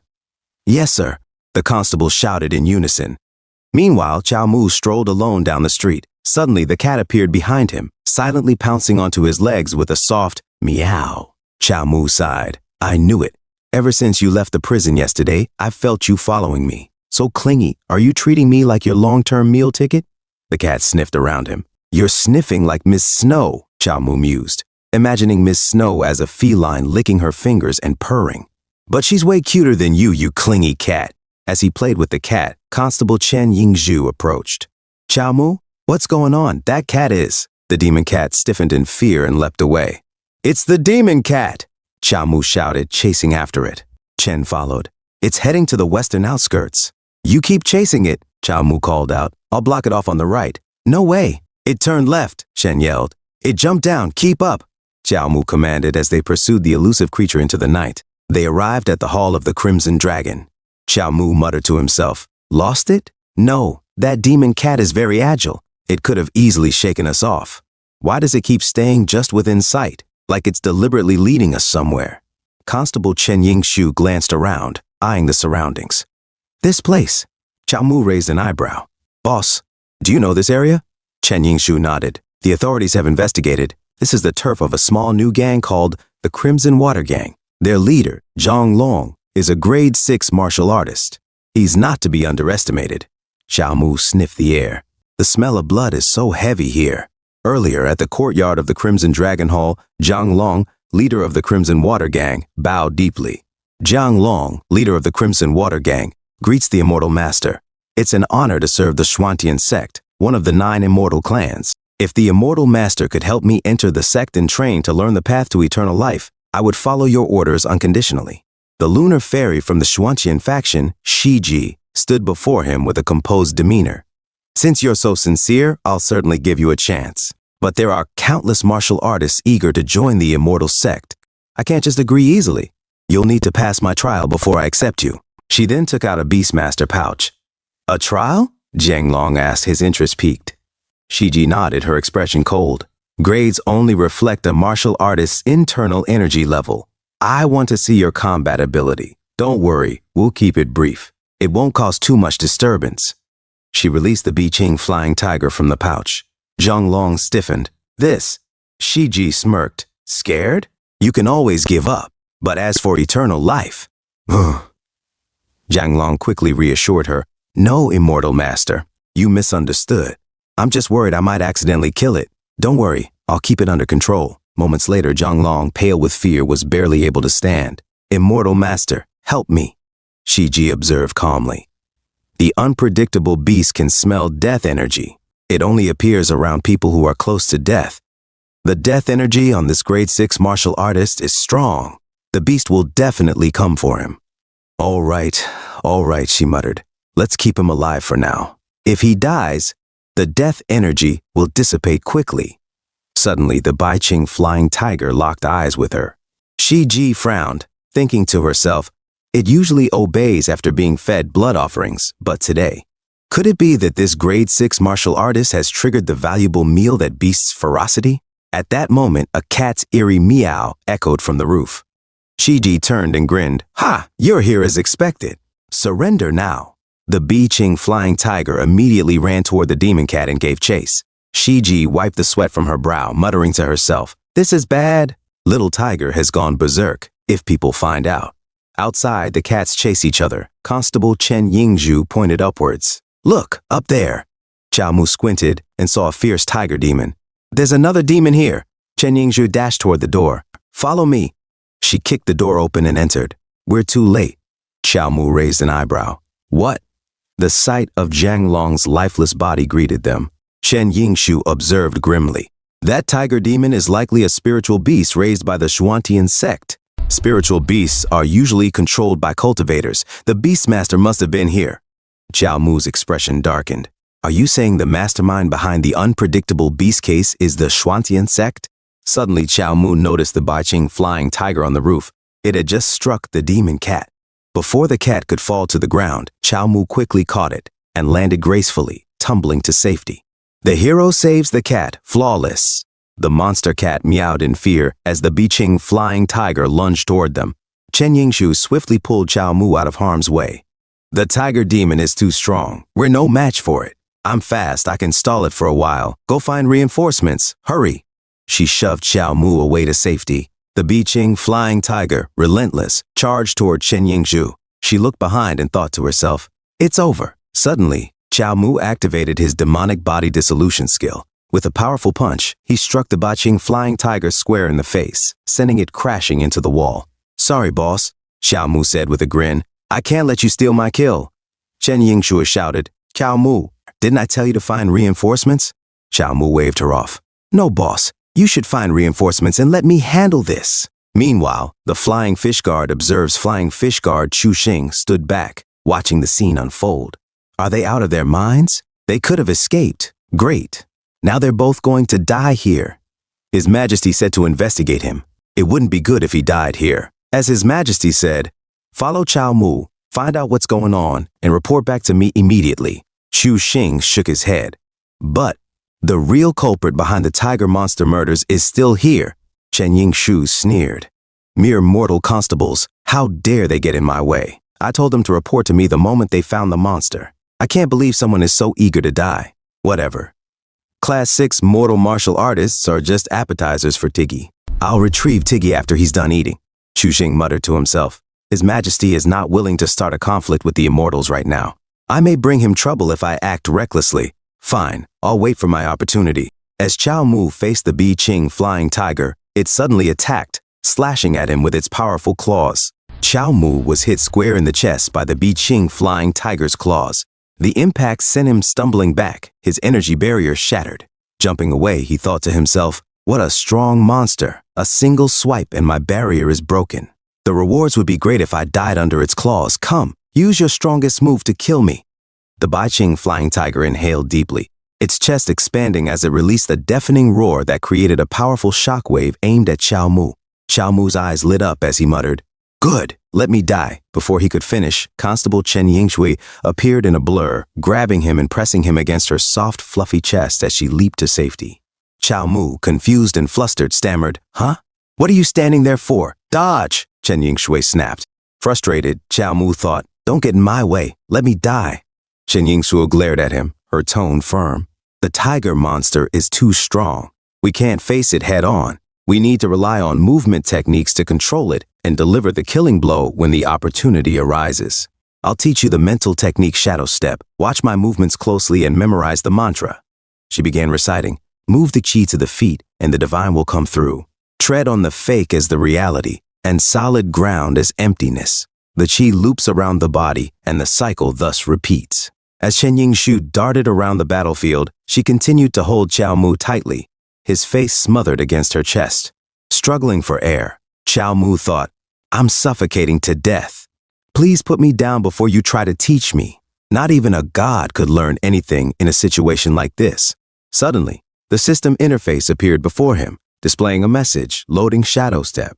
Chao Mu blinked in disbelief. "This works?" Before he could process, Chen Yingzhu was struck by the Bi-Ching flying tiger, sent flying with a scream. "Ah!" she cried out, her sword shattering as she tried to counterattack. Chen Yingzhu grimaced. This monster has such strong inner energy that common blades are useless against it. Although I can avoid it using Shadow Step, I can't do anything else. If this continues, we'll lose for sure, even if Chaomu masters Shadow Step. High above, the lunar fairy from the Xuantian sect, Shiji, sneered. They really overestimate themselves. That's the spiritual pet of the Lady Saint. It's immune to water and fire, and no weapon can pierce it. Just stay put and get devoured. That's an honor for mortals like you. Suddenly, the system pinged. Shadow Step loaded, 100%. Chaomu's grin widened. He activated his new skill and charged toward Chen Yingzhu. She shouted, "Run! You can't beat it!" The Bixing flying tiger pounced, but Chaomu weaved through its strikes with ease, his movements a blur. System notification, available skill points, 204. Satisfies Shadow Step required skill points, 126. Deep Blue, Chaomu said, addressing the system. Add those points for me. With a powerful leap, Chaomu landed a devastating blow to the tiger's head, slamming it into the ground. The battlefield went silent. Both Chen Yingzhu and Flying Fish Guard Chu Xing stared in shock. Chu Xing muttered to himself, "The inner energy of that strike is far stronger than that of a grade 6 martial artist. It can't be. Celestial Demon dismantling technique?" And he merged it with an extremely fast movement technique, amplifying its power many times over. Plus, the way he fights with absolutely no regard for his own well-being. Chaomu sneered at the downed tiger. "You stinky tiger, where's all that aggressiveness now?" Chu Xing shook his head. "He's a mean one, this Chaomu." As Chaomu stomped on the tiger's head repeatedly, Chen Yingshui stared, her thoughts racing. What? Was my ancestor's Shadow Step always supposed to be used like this? Chaomu turned to her. "Get up and fight me again," he taunted. Chen Yingzhu thought, how is he able to use a stealth and movement technique with such ferocity? Have I been practicing it wrong this whole time? Chaomu raised his sword high. "Now die!" Before he could strike, the lunar fairy descended. "Stop!" she commanded. "The Bixing flying tiger is a spiritual pet of Xuantian sect's Lady Saint. Return it to me this instant." Chaomu glared at her.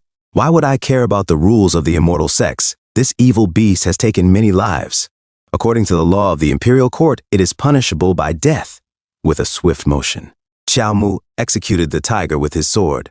Chu Xing gasped in shock. "He killed it? Just like that? How can he? Why is a mere martial artist capable of doing something not even the reigning emperor dares to do?" The lunar fairy trembled, her voice shaking. You dare!" Chaomu pointed his sword at her, his tone icy. "The evil beast has been dealt the punishment of death. But the one who allowed and encouraged it to rampage, with total disregard for others' lives, should also pay with their life." The lunar fairy from the Xuantian faction, Shiji, stared in shock. "Mere mortals have no place interfering with the business of the immortal factions. You dare accuse me falsely? You're the one who deserves punishment by death." Constable Chen Yingzhu suddenly appeared behind her, voice calm but sharp. "Falsely? Lunar fairy, why don't you explain why you're here? Were you here to capture the beast, or to let it roam freely?" Shiji scowled and pulled out a paper crane. "This is presumptuous. Are you asking me, an immortal, to report my every action to you? You acted without my permission or knowledge and brutally killed the spiritual beast of the Lady Saint. Insolent constables, you will pay for this." With that, she flew off, her figure disappearing into the sky. Chen Yingshu clenched her fists, watching her retreat. "You immortals, one day you'll pay for disregarding people's lives and the law." Chaomu collapsed to the ground, coughing violently. "Cough!" Chen Yingshu knelt beside him, holding him steady. "Chaomu, are you okay? Stay with me." Trembling, Chaomu whispered, "Please, I'll do what I can to save you. I promise," Chen Yingshu said desperately, but her voice wavered as she saw his soul slipping from his body. "Don't save." Chaomu's soul murmured before fading into light. "Chaomu!" Chen Yingshi cried out. The next day, a demon cat lounged lazily on a tree branch, licking its paw. It let out a contented burp. "This death energy, it's unlike the meager traces I usually get. I'm so full," the cat purred, tail flicking. "The purity of that constable's death energy is unbelievable. He even saved me last night. Meow, he's so special. I love him." Sighing, the cat muttered, "Too bad the constable was gravely wounded by the tiger monster. I followed them back to their office, but it was too late. He died on the way there. Why is my diet limited to death energy and nothing else? Anyone I set my eyes on dies soon after. I'll be a lonely cat forever."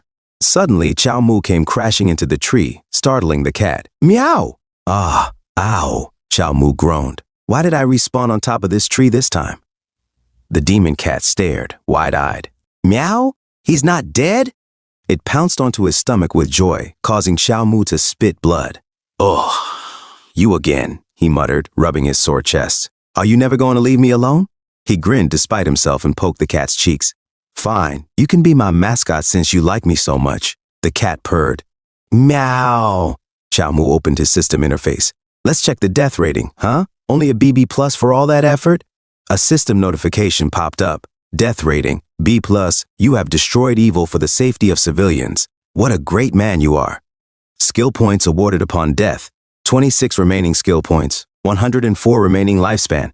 57 7-day revival limit. 4/5 skills, immortality punch. 40% shadow step. 100% martial arts. 40%, expand, additional reward, increased vitality. Is it because my death didn't cause a big scene? Chow Mu grumbled. That can't be it. Chen Yingzhu must have reported the case. The lunar fairy from Zhuanqian allowed their beast to go on a killing spree, and I stopped it at the cost of my life. Isn't that heroic enough? He frowned. Unless someone suppressed the case midway. No wonder these cultivators are so arrogant. They know the imperial court won't dare act against them. But if the government won't step in, it's my time to shine. I'm not a constable anymore, after all. The system chimed, redeemed 104 points. Immortality punch, aura training phase, great success. Chow Mu stretched, feeling his energy surge. Ever since I achieved small success in immortality punch Sura training, I've gotten increased vitality every time I revive. But my appearance hasn't changed much. Maybe my vitality stabilized around its peak level? Reviving consumes my lifespan, but mastering immortality punch increases it. Now that I've reached great success, how many years of immortality do I have left? He turned to the cat. Let's go, Wu Chang. Let's change outfits and catch the culprit from Zhuanqian. It's worth trying again. Wu Chang purred. Meow! At the Zhuanqian faction courtyard. So this used to be the Chow family's courtyard, huh? Chow Mu muttered, walking through the bustling crowd. Today's the 15th. Lots of pilgrims here, burning incense and praying.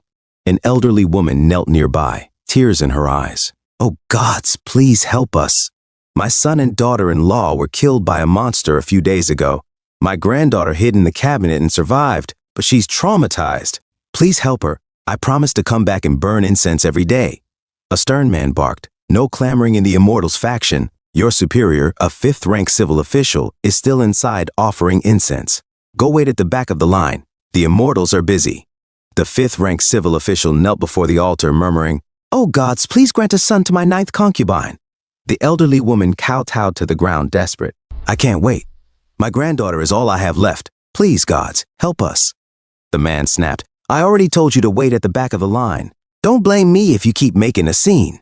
The lunar fairy of the Zhuanqian faction, Shiji, turned sharply at the commotion. Wait, did you say this little girl saw everything when your son was killed by the monster? The man beside her blinked, startled. Shiji? The elderly grandmother clasped her hands together, desperation in her voice. Yes, she passed out from the shock and only woke up this morning. Since then, she hasn't spoken or responded to me at all. Oh goddess, has my granddaughter's soul been eaten by the monster? Shiji furrowed her brow, feigning concern. It does seem like a case of a lost soul. Follow me to the inner chamber, and I will treat her myself. The grandmother's eyes filled with hope. Really? Thank you so much, goddess. Suddenly, Chow Mu's voice rang out from the crowd. You can't follow her, Grandma. The crowd parted as Chow Mu stepped forward, his expression grim. The one who allowed the monster to commit countless murders is none other than the lunar fairy standing right here. Jai's eyes widened in shock. Her thoughts raced. Chow Mu? Didn't Tiggy nearly kill him? How is he here completely unharmed? And what does he want now? A murmur rippled through the crowd. Is he talking about the case of the Wu Chang monster? One person whispered. I heard a lot of people died. Another replied. The goddess of the Zhuanqian faction allowing a monster to kill? That can't be true, can it? A blind man in the group added, That's the goddess of the Zhuanqian faction, the one who's been keeping Haeyang safe all this time. Shiji regained her composure and addressed the crowd. Aren't you Constable Chow from the city government? As an official, you're bound by protocol. You accuse me of permitting the beast to commit murders. Where's your evidence? A man in the crowd shouted, Yeah. How can he make such accusations without proof? He's just a constable, and he's trying to confront an immortal. Another chimed in nervously. Not even the emperor would dare to do that. Shiji raised her voice, addressing the gathering. Everyone, he's making false accusations because of past grievances with me. Furthermore, as a mortal official, he is forbidden from entering the domain of the immortals without permission. Chao Mu, not only have you broken this rule, but you've also tried to ruin the reputation of my faction. Tell me, how should we punish you? Chao Mu's eyes locked onto hers, unwavering. Before anyone could speak, the little girl suddenly screamed, pointing a trembling finger at Shiji. She's there, the tiger, beat the tiger. Dad, Mom, the grandmother gasped. My dear granddaughter, you've come back to life. It's okay now, Grandma's here. The girl let out a piercing wail. The crowd erupted into chaos. Wasn't that little girl just pointing at the Mingyue immortal? One person asked. I've heard rumors about the Xuantian sect raising monsters. Another speculated, could it be true? Did she unleash the beast to kill people? The blind man whispered, if the saintess of the Xuantian sect finds out, won't she? Silence, Shiji bellowed, her voice filled with fury. A bunch of mortals dares to slander me, an immortal? Do you all wish to die? And you, Chao Mu, leading a disturbance in the immortal sect is punishable by death. You won't leave here alive. Everyone in the yamen will also be implicated. Chao Mu smirked. Oh, really? But I'm not some law enforcer. I'm Chao Mu's brother, Chao Pifu. If mortal law can't hold the immortals accountable, then I will. He lunged at Shiji, spear in hand, but an old man stepped in, blocking the attack with ease. You ignorant fool, the old man growled. How dare you raise a hand against my senior Mingyu? I'll tear you into 8 pieces. Their weapons clashed with a deafening clang. Bring it on, Chao Mu snarled. Let's see the strength of the immortal sect. Their blades collided in a blur of strikes and counters. Suddenly, Chao Mu frowned. Wait a second, your technique. That's swordsmanship. You're a martial artist. Why are you a lackey for the immortal sect? The man sneered. Martial artists are mere mortals. I seek the true immortal techniques of the Xuantian sect to achieve eternal life. Killing you today will earn me favor with the saintess. She'll let me into the inner sect for sure. His shirt tore apart as he roared, Take this, my ultimate technique, heavenly demon disintegration. Before he could act, Chao Mu retaliated with a swift punch, sending the man flying. His eyes bulged, and teeth flew as he crashed into the wall with bone-shaking force. Dust cleared, revealing him embedded in the rubble. Chao Mu smirked. Heavenly demon disintegration? I know that one. Suddenly, a talisman flew toward Chao Mu's back. Shiji shouted, Die, Chao Pifu! She activated the talisman, and it burst into flames. Chao Mu spun, eyes wide. He leaped back, but the searing heat melted his spear in an instant. So this is the power of immortal techniques. Chao Mu looks at his hands, and he said to himself, It got on me after all. As he felt the pain and shouted, Ah! The lunar fairy from Xuantian faction Shiji said, How does it feel? This is the bone-corroding fire talisman gifted to me by the saintess. I usually don't dare to use it. The fire it releases corrodes the soul and burns the bones. Just a touch will doom you to eternal suffering. Once ignited, it won't stop until you're reduced to ashes. This is the punishment for defying the immortal sect. Ha ha ha! Despite the flames engulfing him, Chao Mu stood firm. Unquenchable, huh? He whispered to himself. Then let it burn. Either way, you're dying today. Channeling every ounce of his strength, Chao Mu activated his ultimate technique, heavenly demon disintegration. His body radiated with unyielding power even as the fire consumed him. Shiji's composure faltered. Are you insane? Why does a mere mortal insist on opposing an immortal like me? Chao Mu's voice rang out with conviction. Why? Because you, an immortal, have committed countless evil deeds, acts befitting a demon. Even if I die today, I'll ensure righteousness prevails. I, Chao Pifu of the Chao family, challenge you, immortal. With a mighty charge, he lunged at Shiji, grabbing hold of her. The flames consumed them both. Shiji screamed in agony. Ah! Impossible! I'm an immortal. How could I die at the hands of a mere mortal? Save me! Senior brothers and sisters, why won't you come down? Why won't you save me? Her pleas went unanswered, and she was completely consumed by the fire. As the flames died down, only Chao Mu remained standing, charred and battered. He muttered to himself, Good thing I invested all my points into the eternal life fist. Without it, I'd be ashes like her. Even so, my body's at its limit. At least Mingyu won't harm that grandmother and granddaughter again. And killing an immortal in front of everyone. That'll make me a legend. Dying in such a dramatic fashion might even get me a high evaluation score. As he mused, a sudden slash severed his arm, and the flames vanished. A flying sword embedded itself into a nearby guardrail. Chow Mu screamed in pain. "Ah!" the crowd gasped. "Hero Chow!" the grandmother cried out. "Is the Swantian sect here for revenge?" someone shouted. "Wait, look at Hero Chow!" another exclaimed. "The flames, they've disappeared." "For real?" someone else marveled. "It's heaven's blessing." "No," their blind elder chimed in. "Hero Chow defeated that wicked immortal, a truly noble deed. That evil immortal's fire couldn't burn him." Chow Mu clenched his teeth. "No," he thought, "it wasn't divine intervention. That flying dagger cut off my hand, the source of the fire. Once severed, the flames stopped. Whoever acted wasn't trying to hurt me, but save me. But seriously, could you have done it sooner? Look at me, I'm so burned I'd rather be dead. My hairstyle's ruined, my face is disfigured, my clothes are burned up." He glanced down. Iron groin technique didn't burn though. Blushing, Chow Mu raised his voice. Can someone lend me a pair of pants?" Several men and gay admirers in the crowd immediately began removing their clothes. "Hero Chow, you can wear mine," one admirer added with enthusiasm. "Hero Chow's valiant act is truly praiseworthy. If you don't mind, I'd offer my family's heirloom underwear to you." Chow Mu waved them off awkwardly. "Keep that for yourself. Listen, the Swantian sect won't let this slide. Everyone, leave quickly to avoid getting caught up in this." "But Hero Chow, you're seriously injured," someone said. "Why not come with us?" Chow Mu shook his head. "Don't worry, I have my own way to escape. After all, even immortals couldn't take me down." The crowd reluctantly dispersed, but Chow Mu remained standing in the clearing. "All right," he called out. "Everyone's gone. Could the expert in the forest show yourself? I owe you my life. Such kindness must be repaid." From the shadows, flying fish guard Chu Xing emerged. "Your Majesty," he muttered, addressing someone deeper in the forest. "You ordered me to save his life, but he doesn't seem very grateful." The voice of the unseen Majesty replied calmly. "True, he's as reckless as his brother, Chow Mu. Who would have thought he'd confront an immortal for the sake of justice, even risking his life? A man like that cannot go unprotected." Chow Mu, unaware of their conversation, shouted impatiently. "Come out already. I need to thank you properly." Chu Xing hesitated before speaking. "Even a warrior knows to uphold justice, but as an emperor, I cannot act recklessly like him. How can I live up to the responsibility of being the son of heaven? Even if I'm willing to die for it, Your Majesty, your far-reaching vision comes from being in a different position. It's only natural that you can't act recklessly like him." The Majesty sighed. "What good is enduring silently? I'd rather live as freely as he does, repaying kindness and avenging wrongs. Enough. Take him away and ensure the Swantian sect doesn't target him. I cannot bear to see a righteous man suffer." Chu Xing bowed. "Understood."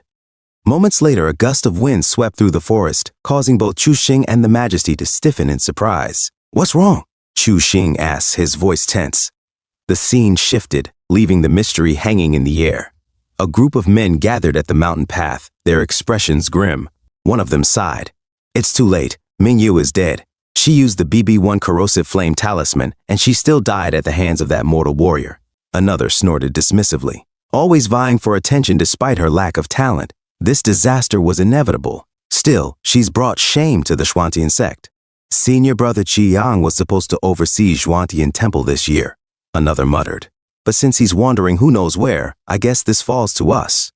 "Indeed," his friend agreed. "The temple is a pilgrimage site. If we don't deal with that warrior, the incense offerings will decline, and we'll be punished for it." Suddenly, a figure descended from the mountain, interrupting their discussion. The man smirked. "It seems we don't need to meddle further. Let's return to our game." His companion chuckled. "Agreed."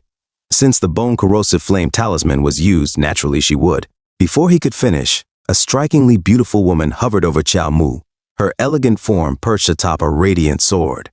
Her presence demanded attention, and her voice was cold and commanding. "Who are you?" Chow Mu stared at her, his heart pounding. Who is this woman? He wondered. The martial saint's Lingxi art should only resonate with martial union members. Why is it responding to a cultivator? Chow Mu steadied himself. "I'm someone seeking justice and truth. May I ask who you are?" The woman's lips curled into a faint smile, dripping with disdain. "How boring. In the immortal sects, even when we're wrong, we're right." She raised her hand, a surge of power building around her as she unleashed a devastating attack. Flames engulfed Chiao Mu once more. The pain was excruciating as he screamed, "Ugh!" Through the agony, Chiao Mu's thoughts raced. This flame is 10 times stronger than Mingyu's, so you must be the holy maiden she mentioned. The woman smirked. Perfect. Today is the 15th, an auspicious day for offerings to the gods. Let's see if this mortal's offering pleases the heavens. She circled him, her gaze sharp and calculating. This person resonates with the martial saint's Lingxi art. Has the martial union fallen so low they're sending a mere 6th rank warrior to cause trouble? Mingyu's death may be insignificant, but she was still one of mine. I can't afford to show even a hint of weakness right now.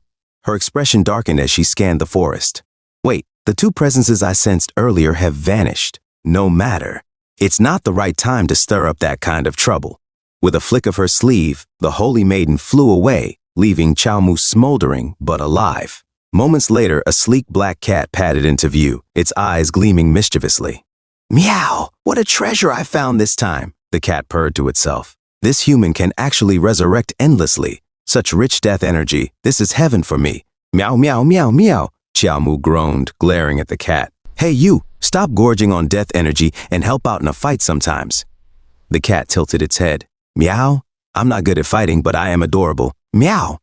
Chiao Mu sighed, brushing off the charred remains of his clothing. Well, at least the reward was decent this time. I guess it was worth dying for. A sudden chime echoed in his mind. System notification, death evaluation grade, disregard for heaven, average taste. Skill points awarded for this death, 56 points. Skill point balance, 56 points. Number of revivals within 7 days, 3 out of 5. Skills, longevity fist. Training chapter at 100% Martial Saint's Spirit Field Heart, at 100% Heavenly Demon Disintegration Technique, at 100% Ripple Sprint. Beginner at 100% Iron Cloth Mastered, at 100% Flesh Greatsword Beginner, at 100% other rewards. Vitality increase. Chiao Mu flexed his fingers, feeling a surge of energy. My Dantian and Qi Si are swelling. I'm already a 4th rank warrior. One more step and I'll be refining my spirit. He frowned thoughtfully. The techniques I have for spirit refining are the Longevity Fist, Force Refining Chapter, and Pure Yang Limitless Art, but both are incomplete. The Martial Saint's Lingxi Art is a basic spirit refining method for lower rank warriors, but it's different from real spirit refining martial arts. Another chime echoed. System notification, Martial Saint's Lingxi Art proficient at 100%. Chiao Mu's eyes narrowed. That Xuantian sect holy maiden resonated with the Lingxi art, which means she has ties to the martial union.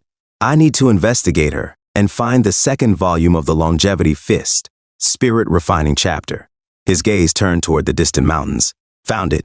At the Xuantian sect holy maiden's residence, Spirit Spring, Wu Qingxin lounged in the crystalline water. Her delicate features were relaxed, her bare form glowing in the moonlight. Suddenly, her eyes snapped open, sharp and alert. Someone from the martial union has infiltrated. In a certain mountain village's saintess temple, a follower said, "The saintess above, the sacred flame burns brightly." His friend added, "Bless this holy village, dispel illness and drive out evil spirits." As Wu Qingxin felt their prayers reach her temple, she murmured to herself while bathing, "The efficiency of absorbing energy like this is too low. To break through to foundation establishment, I still need more Beke." Suddenly, she sensed something and muttered, "Someone from the Martial Extreme Society has snuck in." Meanwhile, Chiao Mu hid behind a rock nearby. He observed the scene and said, "I never thought the saintess of the Xuantian sect would actually live in such an ordinary place. After seeing that group of martial slaves at the gate, I strongly suspect this saintess isn't as impressive as they claim." A frightened little girl pleaded, "Mercy, Lord Ghost, I was only forced into the sect by my father. Take your grievances to their—" "It was the saintess who burned you. I'm innocent." Chiao Mu suddenly startled her and said, "Answer my question truthfully or I'll take you with me." The little girl stammered, I'll tell you everything." Chiao Mu nodded. "Fine, I'll trust you for now, but if you try anything funny." The little girl frantically assured him, "I absolutely won't. My father is the prefect of Heiyang. If you spare me, I'll have him arrange the finest rituals for you." Chiao Mu cut her off. "Stop wasting time. What's the background of this saintess?" The little girl hesitated before answering, "The saintess. She used to be the disciple of the martial saint, Wu Qingxin. She's also his adopted daughter." Chiao Mu frowned. Wasn't the martial saint the most anti-immortal sect person? How did his adopted daughter join one? The little girl explained. Lord Ghost, you don't understand. 40 years ago, the martial saint was defeated by an immortal. After that, he resigned from office, founded the Martial Extreme Society, and vanished. Even the elders of our sect couldn't find him. As martial arts declined, the major martial families were swallowed up by the martial saint. After that, scattered martial artists had no path forward. Then, about a decade later, our saintess joined the immortal sect. Though she cultivated martial arts, her talent in immortal techniques was extraordinary. Within 5 years, she far surpassed her peers. Later, the elders selected her as the saintess to set an example for all martial artists. From then on, more and more martial artists defected to the immortal sects. With admiration in her eyes, the little girl added, "The saintess is my idol. Even though my father forced me, I actually joined the immortal sect because of her." Chao Mu, unimpressed, remained silent, observing her. He thought to himself, what a clever move to win hearts. No wonder martial artists are willing to serve as immortal sect lackeys. But cultivating immortality isn't so easy. Martial artists in immortal sects are just lowly servants with no access to the core of cultivation. Still, since Wu Qingxin joined Xuantian's sect over a decade ago, the Qiao family massacre probably has nothing to do with her. So there's probably no longevity fist technique here either. He asked, "How much do you know about the Martial Extreme Society? Have you seen the saintess practice any martial techniques, or has she taught you anything?" The little girl lowered her head. "It's my own lack of ability. I'm not qualified for her teaching. I must work harder. I raise her spirit beasts, take care of her daily needs, and forego eating, drinking, and sleeping. That way, I'll surely win her favor."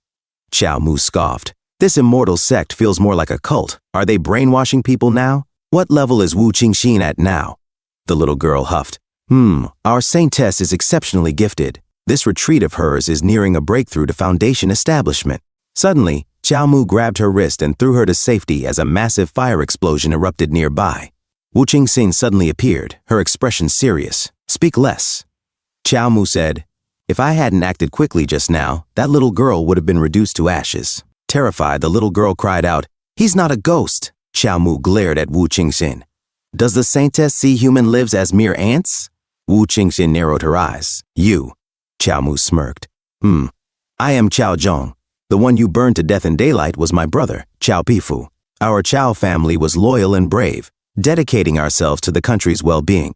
You killed my brother. I'm here for revenge." Wu Qingxin launched another massive fire explosion and sneered. "Another one?" Chao Mu chuckled. "Relax, I'm joking. As a fellow member of the Martial Extreme Society, why so angry, senior sister?" Wu Qingxin thought to herself, "I can't let him die too quickly. I need to extract more information first." She coldly responded, "Foolish, you'll die by the martial saint's hand sooner or later. I might as well free you now." Chao Mu tilted his head. "What's that supposed to mean, senior sister?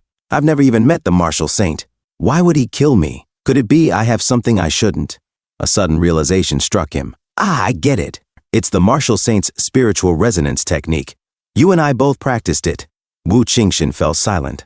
Chao Mu smirked. "So my guess was right. The technique creates a connection. You think I was sent by the martial saint to kill you.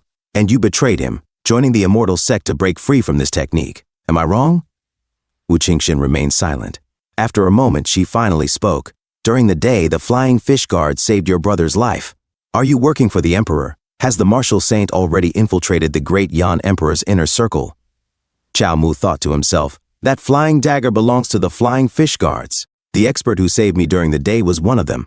But I have no connection to the emperor. I've even cursed him. Why would he save me?"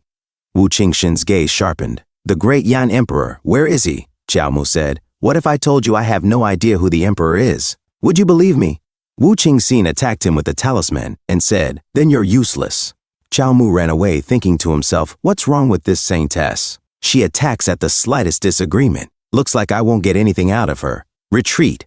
Suddenly, the little girl pushed Chao Mu. Shocked, Chao Mu turned to her. "You," the little girl mouthed. "Sorry." The talisman hit Chao Mu. He burst into flames and collapsed to the ground. The little girl begged Wu Qingxin, "Spare me, saintess. I promise I won't say a word. I'll write to my father right now, asking him to build more temples and dedicate more offerings to you." Wu Qingxin said coldly, "Remember your place. If you dare speak out again, I will turn your entire Lu household to ashes." The little girl trembled. "Yes." A few moments later in a private room, Wu Qingxin spoke into a communication device.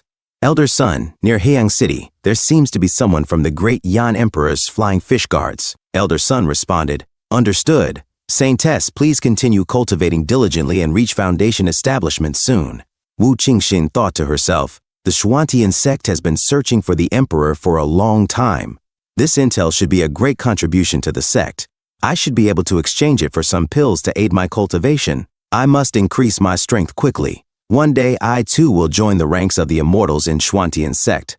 She envisioned herself as a merciful celestial being. Elsewhere, Zhang Chen addressed the gathered crowd. Chao Pifu was ignited by a strange flame, reduced to nothing more than a martyr's incense. Even as he burned, he cried out, "This incense of a mere man, can the immortals bear it?"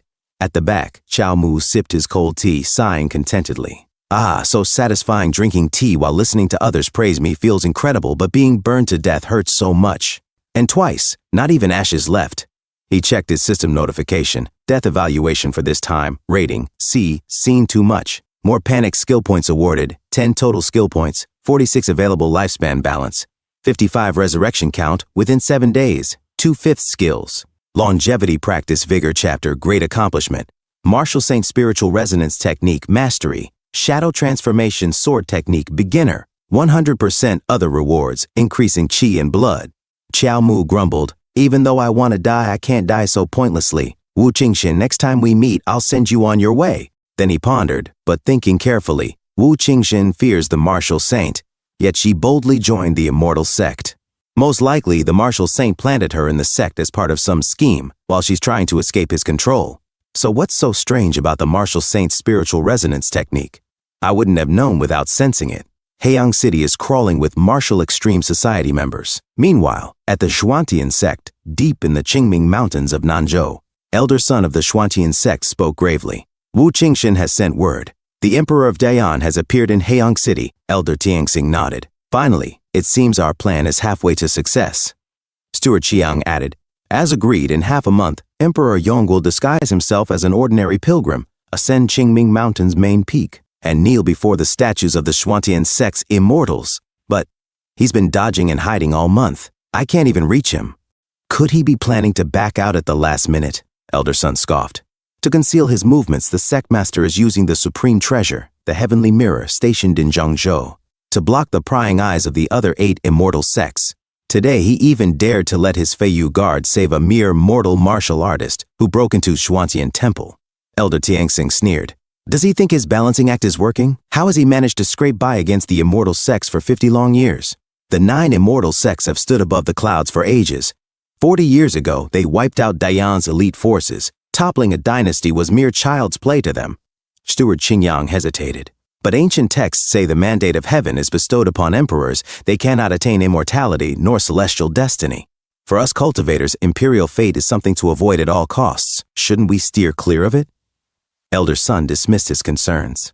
Avoidance is wise, but there's no need for us to seek the throne ourselves. What we cultivators desire are all the world's resources, offerings, faith, and control. What use is being a mortal emperor? It's like being the king of monkeys in a jungle of apes. We ought to control the Monkey King, not be one ourselves. Elder Tianxing smirked. It doesn't matter. In half a month, he will kneel whether he wants to or not. At that point, the Xuantian sect will become the first immortal sect the Emperor of Dayan bows to. This will mark the revival of our sect and establish our dominance among the 9 immortal sects. Elder Son nodded. For now, we must not stir up unnecessary trouble. Sometimes we need to give the Emperor a little leeway to show our magnanimity. Since Wu Qingxin burned someone to death with the Lehuo flame, it's only right that we use her to save face for the Emperor. Steward Qiang narrowed his eyes. Uncle Master, your meaning is? Appointing Wu Qingxin as Saintess was initially just bait to draw out the martial saint and crush him completely. But after so many years, the martial saint hasn't taken the bait. If that's the case, why keep her around? The next day, Flying Fish Guard Chu Xing said, Your Majesty, I've investigated thoroughly. This Chao Pifu has no relation to the Chao family of Haeyang, who were exterminated by the martial saint. Furthermore, rumors in Yan City claim that the Chao family, father and son, were righteous men carrying the spirit of ancient chivalry. Their family motto was to die with honor, and their martial arts included the Heaven Demon Disintegration Technique, the Emperor of Dayan said. An ancestral technique that disintegrates the body. Isn't that just asking for extinction? Flying Fish Guard Chu Xing replied, That, Your Majesty, I wouldn't know. Suddenly, he felt something above and said, Your Majesty, an unusual figure approaches. Steward Chiang of the Xuantian sect arrived and said, Chiang of the Xuantian sect greets the Emperor of Dayan. The Emperor of Dayan said, What brings an immortal of the Xuantian sect here? He thought to himself, I've delayed my trip to Qingming traveling in disguise. How could my cover suddenly be blown? Steward Chiang of the Xuantian sect said, I've come to urge your Majesty to set out. With just half a month to go, you'll need to depart soon if you wish to reach the Qingming Mountains in time. By the way, yesterday, a mere mortal martial artist broke into Xuantian Temple. I hear, Your Majesty, that someone in your company, perhaps this Feiyu guard here, was involved. The Emperor of Dayan was shocked. Flying Fish Guard Chuxing thought to himself, Yesterday, I used a regular throwing knife with no markings of the Feiyu guard. How could they have identified me? Wait, Wu Qingxin is the martial saint's disciple, well-versed in all martial arts under heaven. She must have recognized my knife-throwing technique, the Feiyu guard's signature flying star hand. The Emperor of Dayan thought to himself, I was careless. I didn't expect that, despite my and Xinxing's caution, we'd still expose ourselves. Chu Xing, frustrated, said, It's all my fault. The Emperor of Dayan thought, So is the Xuantian sect using this as an excuse to pressure me into submission? How outrageous! But I can't find another way to avoid this kneeling ceremony.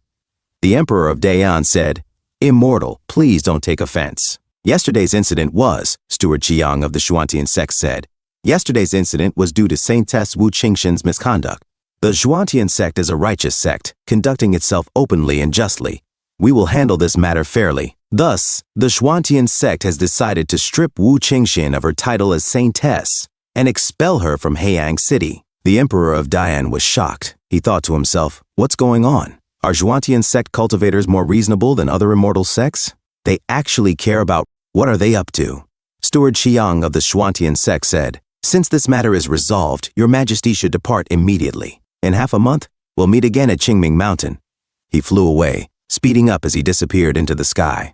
In a different scene on the streets, Jiang Chen jumped from wall to wall, then stopped and said, Who is there? Show yourself, or I'll kill you. Chao Mu landed and said, Rest assured, I mean no harm. I am Chao Zhong. I've heard you're the storyteller in Heiyang, most well informed. I've come to ask you for some information. Jiang Chen suddenly grabbed Chao Mu's hand in excitement and said, Chao Zhong, are you also from the Chao family? No, you look just like those. Wait, you look like those heroes of the Chao family. Chao Mu said, Ooh. Yes, I'm from the Chao family. And you are? Jiang Chen said, I'm Jiang Chen. Back in Yan City, I was humiliated in public by Guo Yan's son. It was thanks to your family's heroes that I was saved. I owe you my gratitude. Chao Mu thought to himself, Ah, it's you. I wouldn't have recognized you if you hadn't spoken. Since then, I've been spreading the word about righteous families like the Chao family, inspiring more people to resist the corrupt court and deceitful immortals. Chao Mu asked, Aren't you afraid of offending the authorities and the immortal sects? Jiang Chen replied, It's fine. Catching me won't be so easy.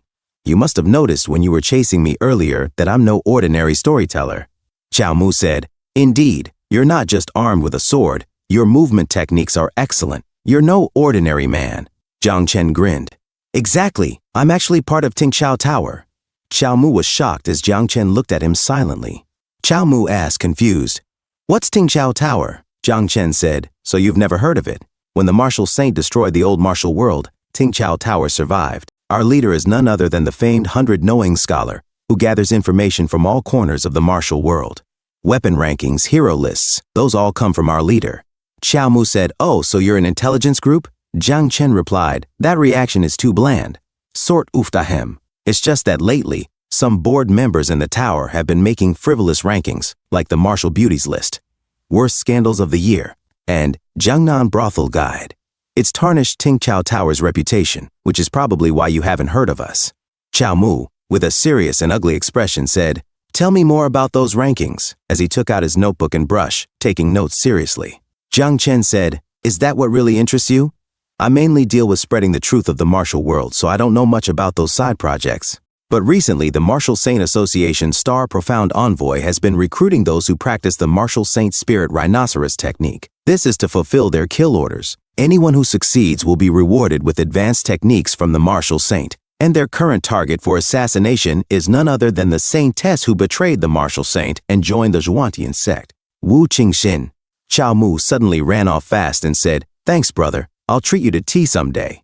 He thought to himself, no wonder so many Martial Saint Association members have suddenly appeared in Heiang. They're all after Wu Qingxin. If I can infiltrate this hunt, I might gain the second half of the longevity fist or even enter the Martial Saint Association. Wu Qingxin's defeat must be mine in a different scene.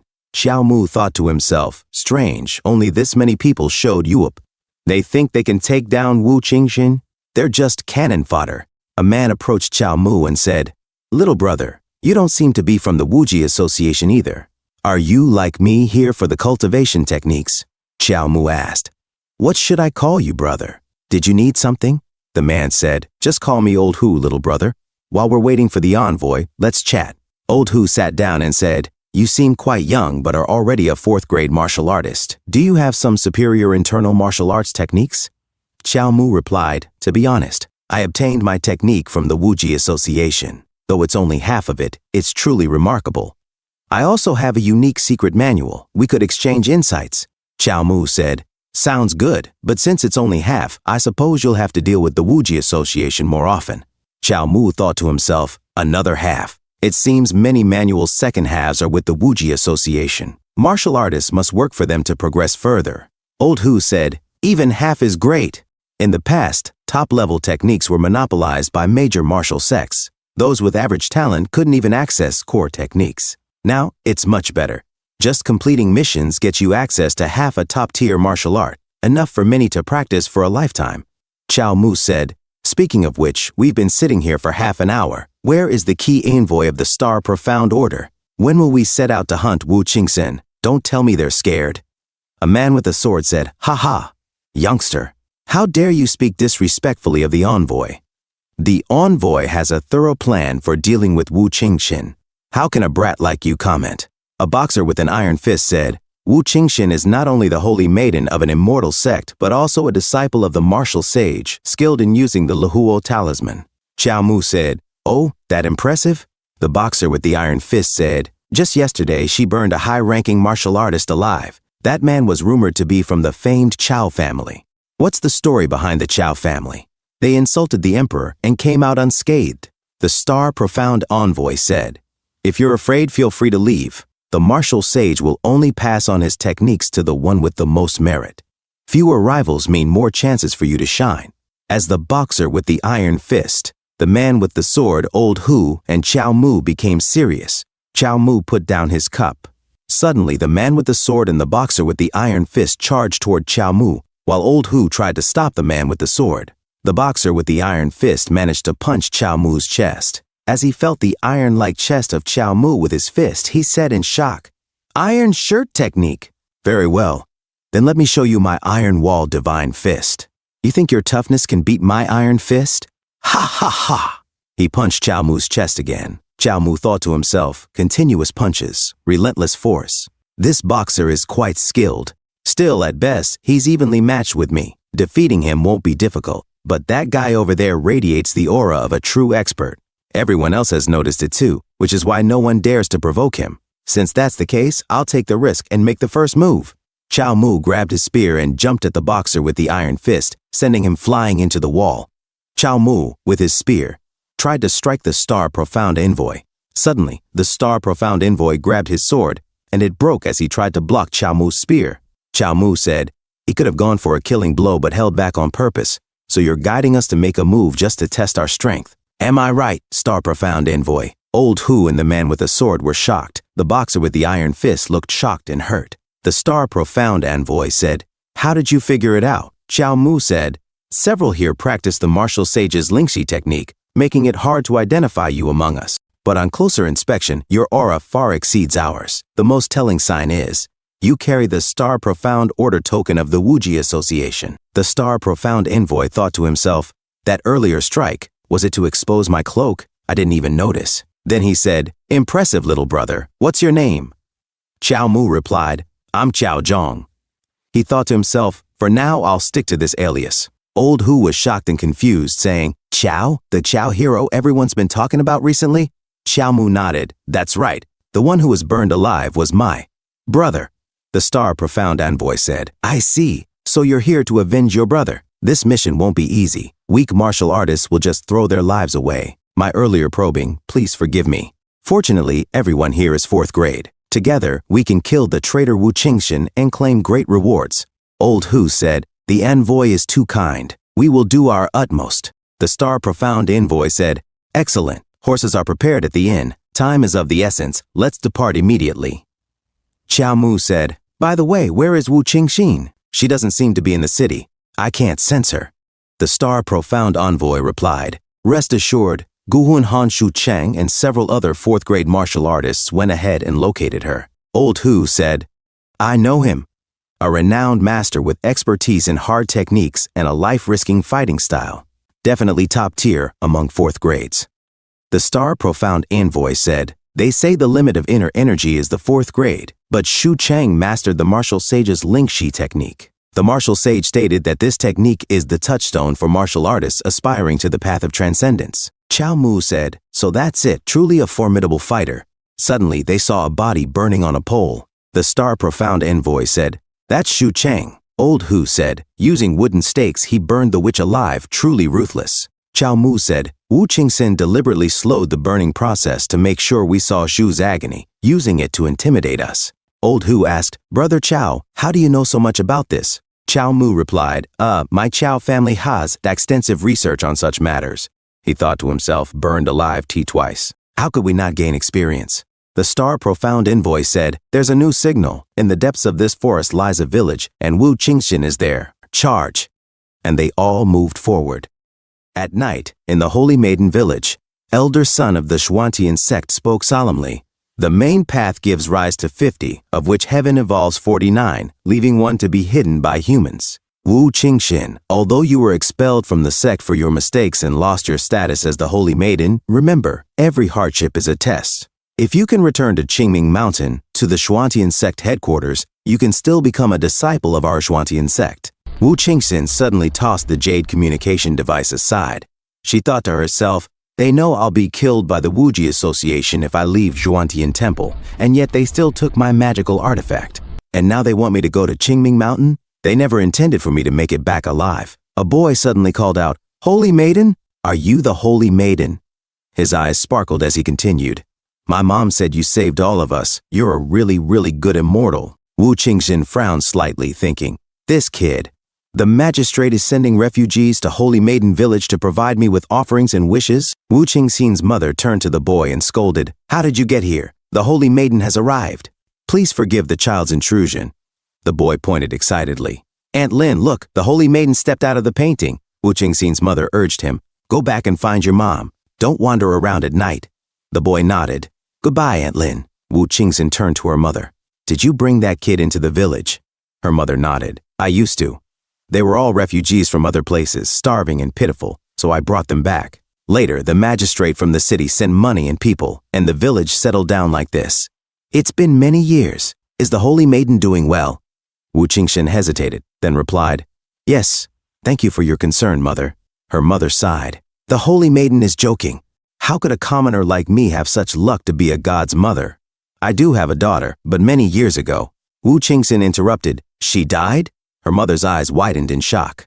Wu Qingxin continued, back then the martial saint attacked all the sects to seize their secret manuals. When he came for the Lin family, my mother, to protect our family, handed me over to the martial saint because of my outstanding martial arts potential. But in the end, she still couldn't save the Lin family. The martial saint only took me in to use me as his martial arts fuel.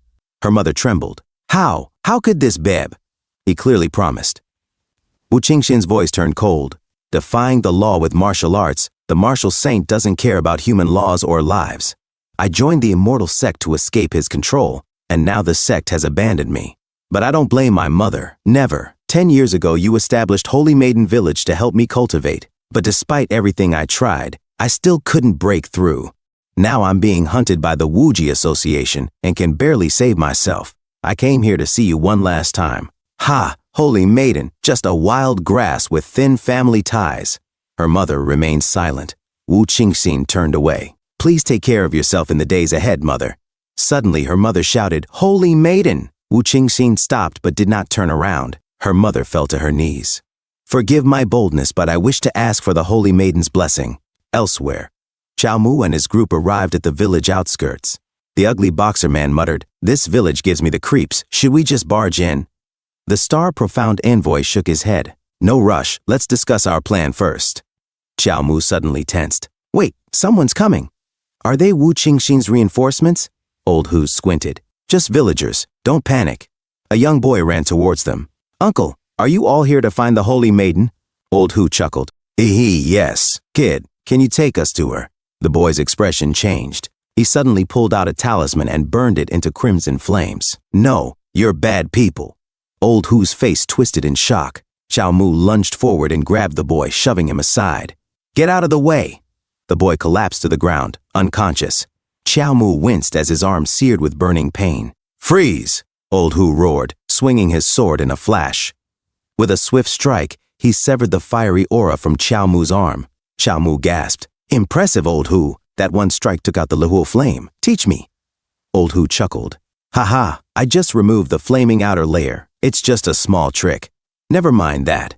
The demon woman must have sensed us and set up an ambush." Chao Mu sneered. "Using kids, how shameless." Old Hu sighed. "These villagers are brainwashed, beyond help." As the villagers began to chant in unison, "Protect our holy maiden, die without regret." They all raised talismans, their voices unwavering.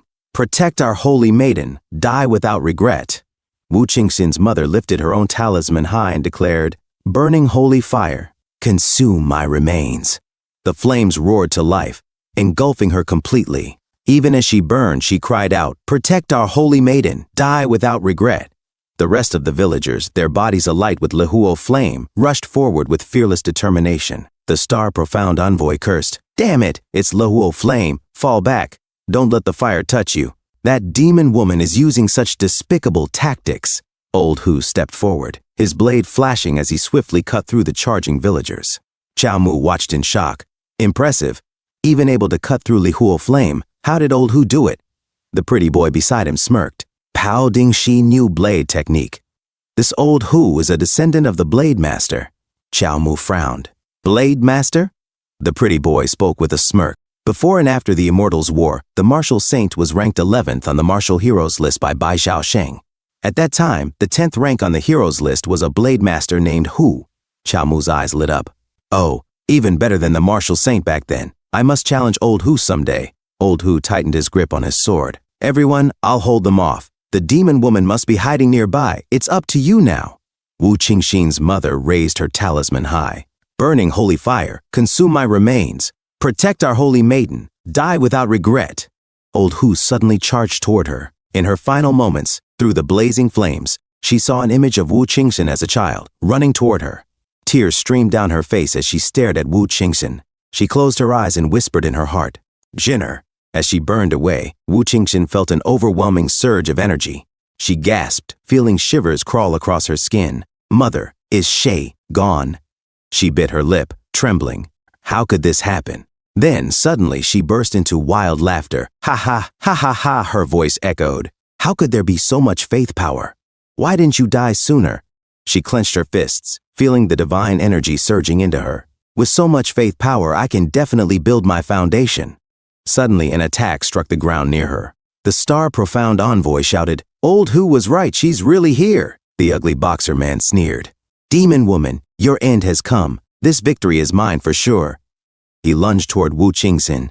Wu Qingxin's eyes flashed coldly. "Looking for death, are you?" With a flick of her fingers, she sent a sword flying toward him. It pierced his neck effortlessly, like a hot knife through butter. The star profound envoy gritted his teeth. "The demoness is strong. Split into 3 groups to attack." Wu Qingxin smirked and raised her hand to her face. She inhaled deeply, savoring the scent on her fingers. Then, in an instant, multiple copies of herself appeared. Chao Mu's eyes narrowed.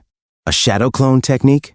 He dodged an attack, his mind racing. Did I somehow end up in Konoha village? He thrust his spear through one of the illusions. The moment his weapon pierced it, the clone exploded into a burst of flames. Chao Mu's eyes widened in horror. Not good. This avatar is made from a Lihuo talisman.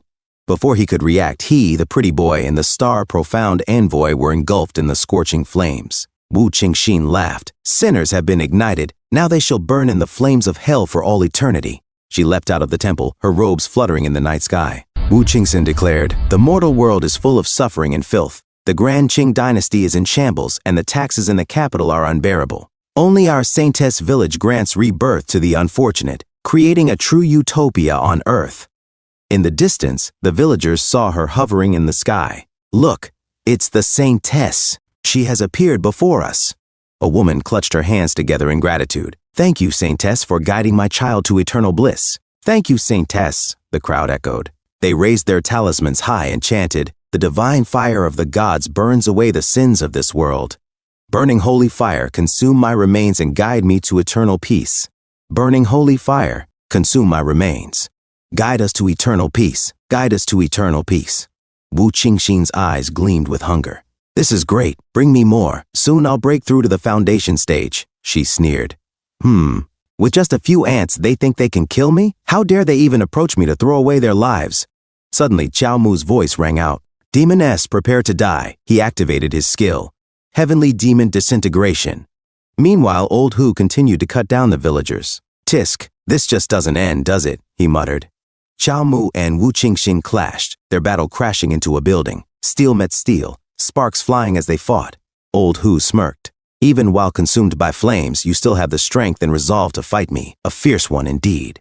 Wu Qingxin's eyes flickered with recognition. "It's you again. You should have burned to death by now." She gritted her teeth. "Why? Why aren't you dead?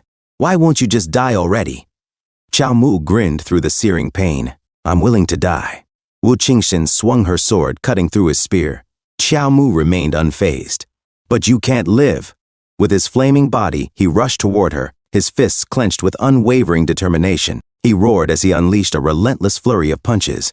"Aura, aura, aura, aura, aura, aura, aura," Wu Qingxin scoffed. "Foolish rage, foolish battle.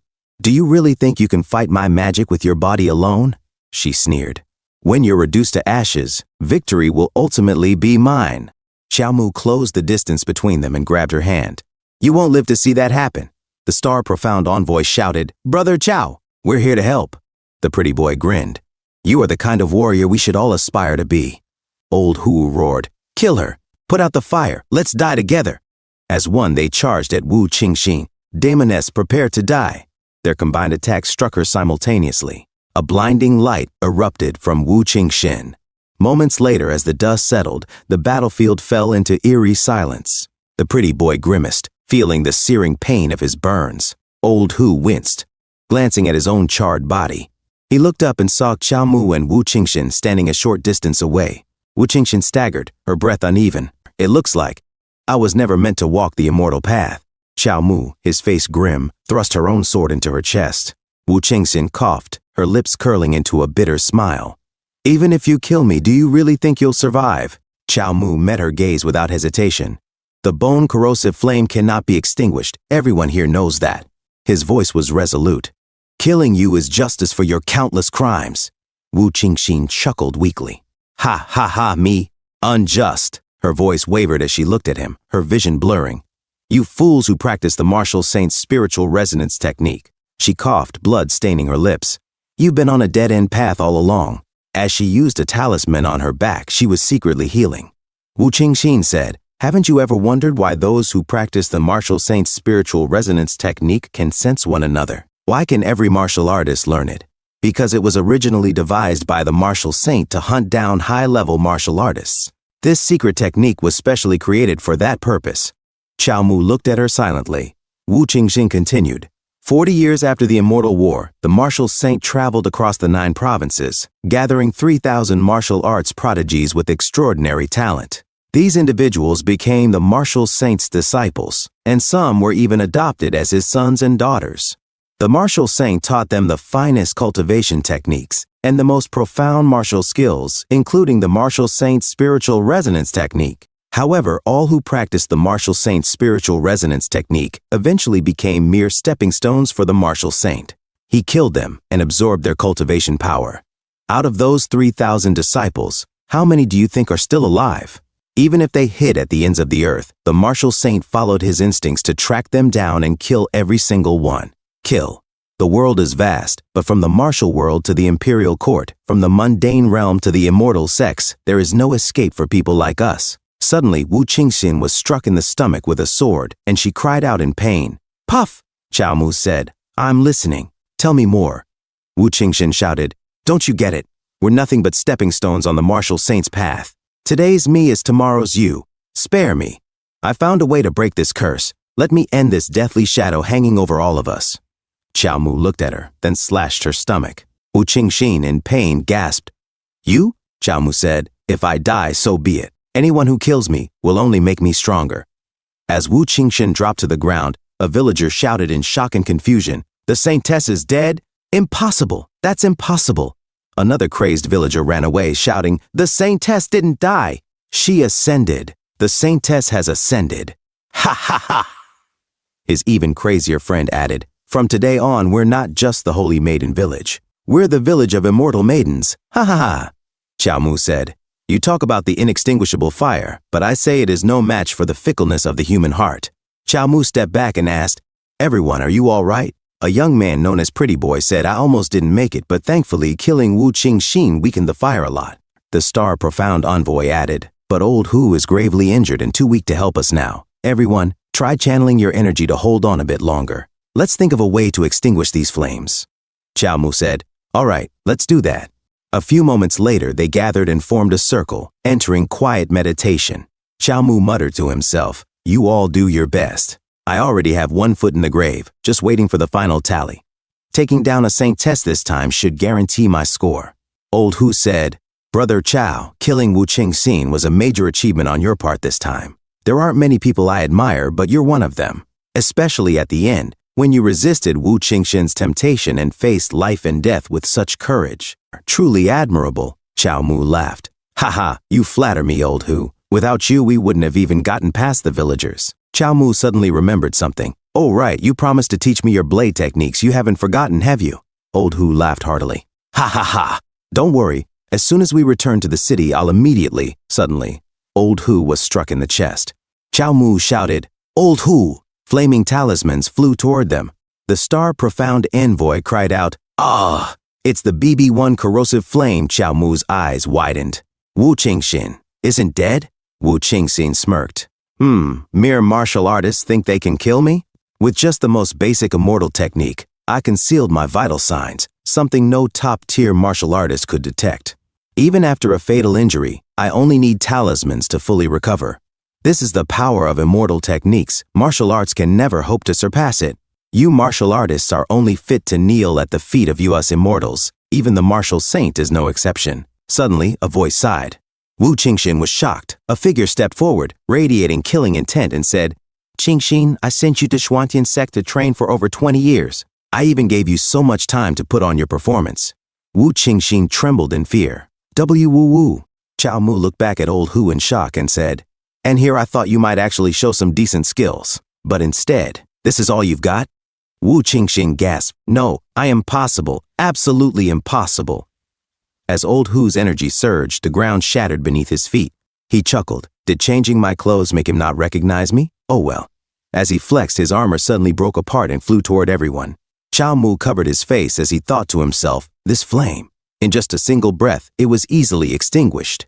Pretty Boy's eyes widened. His presence is hundreds of times stronger than Wu Qingxin's. The star profound envoy stammered. No mistake, he's the martial saint. Wu Qingxin trembled in fear. You, why are you? The martial saint smirked. Why am I able to break the martial saint's two-way soul connection? Why couldn't you sense me beforehand? Why can I hide my tracks so easily? He walked slowly toward Wu Qingxin. Wu Qingxin could only stare in terror, and he said, You're not worthy to ask. Wu Qingxin suddenly kowtowed to the ground and said, I'm sorry, father. 2. I was just so shocked by your strength. And she said to herself, I'm such an idiot. Just because he couldn't do it 20 years ago doesn't mean he can't now. He's even stronger than before. Martial Saint said, I named you Qingxin, hoping your heart would be clear, but it seems like you still have some refining to do. You haven't mastered martial arts or the basics of immortal cultivation. Are you afraid that you'll just die by my hands after your breakthrough and that your core will completely shatter? Oh well, since you want to live so badly, I'll give you a chance. Wu Qingxin said, Thank you, father. Defeat me. Prove you deserve to live. And she said to herself, For so many years I painstakingly avoided him, surviving in fear. This day has finally come. Martial Saint said, Come then, A disobedient and useless child needs to be put down. Wu Qingxin said to herself. He's serious. If I can't win, I will die. As she stood up, Qiao Mu said to himself, is Wu Qingxin going to fight to the death? It's a good opportunity to see the martial saint's real power. As Wu Qingxin and martial saint faced each other, Wu Qingxin suddenly jumped toward martial saint with incredible speed. Qiao Mu said to himself, she's actually going straight in. Is she trying to battle the martial saint with techniques? Martial saint calmly stood silent. Suddenly, Wu Qingxin jumped toward the roof. Qiao Mu was shocked. Crap! She ran? Wu Qingxin said to herself, I can't possibly win. I'll die. I'll die. I need to return to the immortal sect, beg forgiveness, suffer the humiliation, anything, as long as I can save my life. Suddenly, martial saint appeared in front of her and grabbed her face. Qiao Mu looked back. How fast? Is this even possible for a martial artist?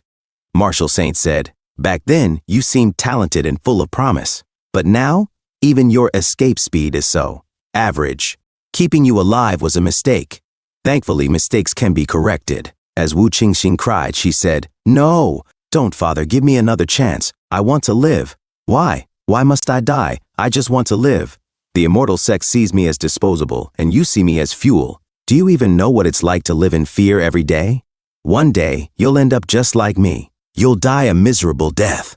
As her body weakened, martial saint suddenly threw her away. Star, profound envoy, and pretty boy watched as Wu Qingxin's lifeless body lay still. Her face suddenly decayed into bones.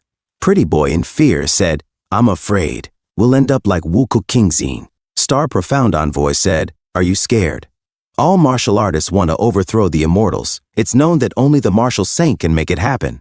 The Wuji Association's goal is to use extreme martial power to massacre all the immortals, creating eternal peace. Qiao Mu said, yet the first thing the martial saint did after his victory was massacre the martial families of that era. The strong should raise their swords against those stronger than themselves. Only the weak cut down those weaker than them. Pretty boy said, Brother Qiao, what are you doing? Qiao Mu said, if you can't kill the immortals, you kill your own people? Can someone like you actually create world peace? Martial saint said, are you trying to teach me how to do things? Qiao Mu said, those who are devoted will not give up their virtue for survival and would rather die for their principles.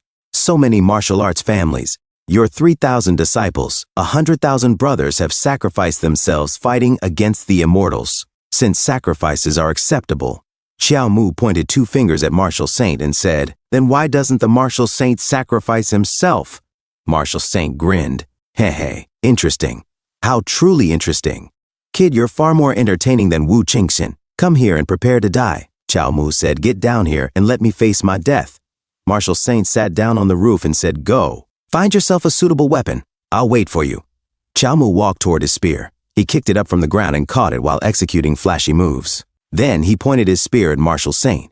Suddenly, Qiao Mu jumped toward him. As he got closer, he thrust his spear forward. Martial saint blocked the attack with just his finger. Qiao Mu stopped, shocked. He didn't rely on qi, he blocked it with his bare body. In that case, I have no choice but to fight to the death. He activated his skill, Heavenly Demon Disintegration. Then, he launched a flurry of rapid strikes, but martial saint blocked every single attack with just his finger. Martial saint said, military spearmanship, specializing in breaking those with strong muscles. A demon coupled with heavenly disintegration. A good method of using force against force. But, suddenly, Qiao Mu moved even faster. Martial saint continued to block. Then, in an instant, Qiao Mu attempted a backstab and managed to land a hit from behind. Martial saint smirked. Smooth combo. So young, and yet you've learned so many martial arts techniques. Qiao Mu was confused. A spear thrust was absorbed.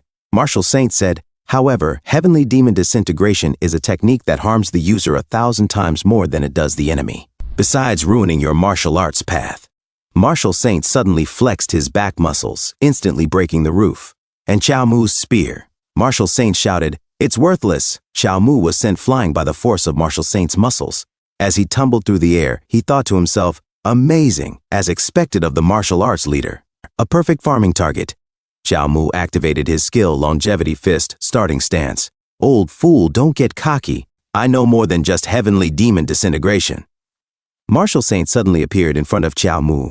The entire Qiao family using Longevity Fist wasn't a match for me. Let alone you, alone. He suddenly grabbed Chow Mu's face and slammed it into the roof, creating shockwaves as he crashed into the ground. Pretty Boy whispered, "Brother Chow." Star Profound Envoy sighed, "Alas, such a pity." A few moments later, the moonlight shone through the hole in the ceiling. As the dust cleared, Martial Saint spoke. "Aren't you wondering why it's always others who sacrifice? Why isn't it me, the Martial Saint, who dies? Because they are weak. The world knows my reputation as the Martial Saint, but they don't know that a Martial Saint isn't born a Martial Saint. In the first half of my life, my martial arts progressed rapidly, as did my official career, until the defeat against the Immortals. I abandoned my official position and devoted myself to martial arts, creating the Martial Saint's spiritual resonance technique. I sought out the 10 strongest martial artists in the world. I taught them the complete Martial Saint's spiritual resonance technique and agreed to a decisive battle 10 years later. The final victor would absorb the martial arts of the others and become the Martial Saint. Back then, any of the top 10 could have become the Martial Saint. It's just that I was the last one standing. Survival of the fittest, that is the ultimate truth of the world, and it is the essence of my martial arts. And you are weak, ribs shattered, coupled with the backlash from heavenly demon disintegration. You are no different from a corpse, too weak, not even qualified for me to absorb." As Martial Saint walked away, Chow Mu's hand suddenly moved. He launched a surprise attack with his fist. Martial Saint caught his fist and sneered, struggling on the verge of death? But then shock and confusion flashed across his face. Broken arm? Chow Mu landed a direct hit on Martial Saint's face. Ripple wave force, wave after wave. 60% of power, Martial Saint thought to himself, this is. Chow Mu followed up, twin ripple wave 7/10 power. Martial Saint realized in order to find an opportunity to counterattack, he actually severed his own arm. Even in a desperate situation, with his consciousness fading, his body still refuses to retreat from battle. Twin ripple waves, 6/10 power. Twin ripple waves, 7/10 power. Martial Saint was astonished. Such willpower. As Chow Mu continued his assault, Martial Saint thought, rare, truly rare. Pretty Boy shouted, "Brother Chow!" Star Profound Envoy muttered in disbelief. The legendary Martial Saint is actually being suppressed. Pretty Boy exclaimed, "Rumor has it that the Chow clan's secret technique, the rippling inner strength technique, releases only 60 to 70% of its force with each strike. But within the briefest moment of impact, a second burst of force is unleashed. With 2 layers of strength stacked like waves crashing upon one another, the total destructive power exceeds 100%. Brother Chow, keep going. Defeat the Martial Saint." As Chow Mu continued to pummel Martial Saint, the latter endured the punches and then, ha ha, ha ha ha ha. Interesting. You are far more interesting than I expected. Suddenly, Martial Saint grabbed Chow Mu's face, his fist surging with power. Pretty Boy's eyes widened in horror. "That move, it's the same one that devoured Wu Qingxin. Brother Chow is in danger." Chow Mu spat. "Who do you think you're looking down on? Now you want to eat me too? I, Chow Zhong, am the weakest of my clan. Our family still has countless elders and hidden masters. For generations, we have pursued the path of sacrificing ourselves for righteousness.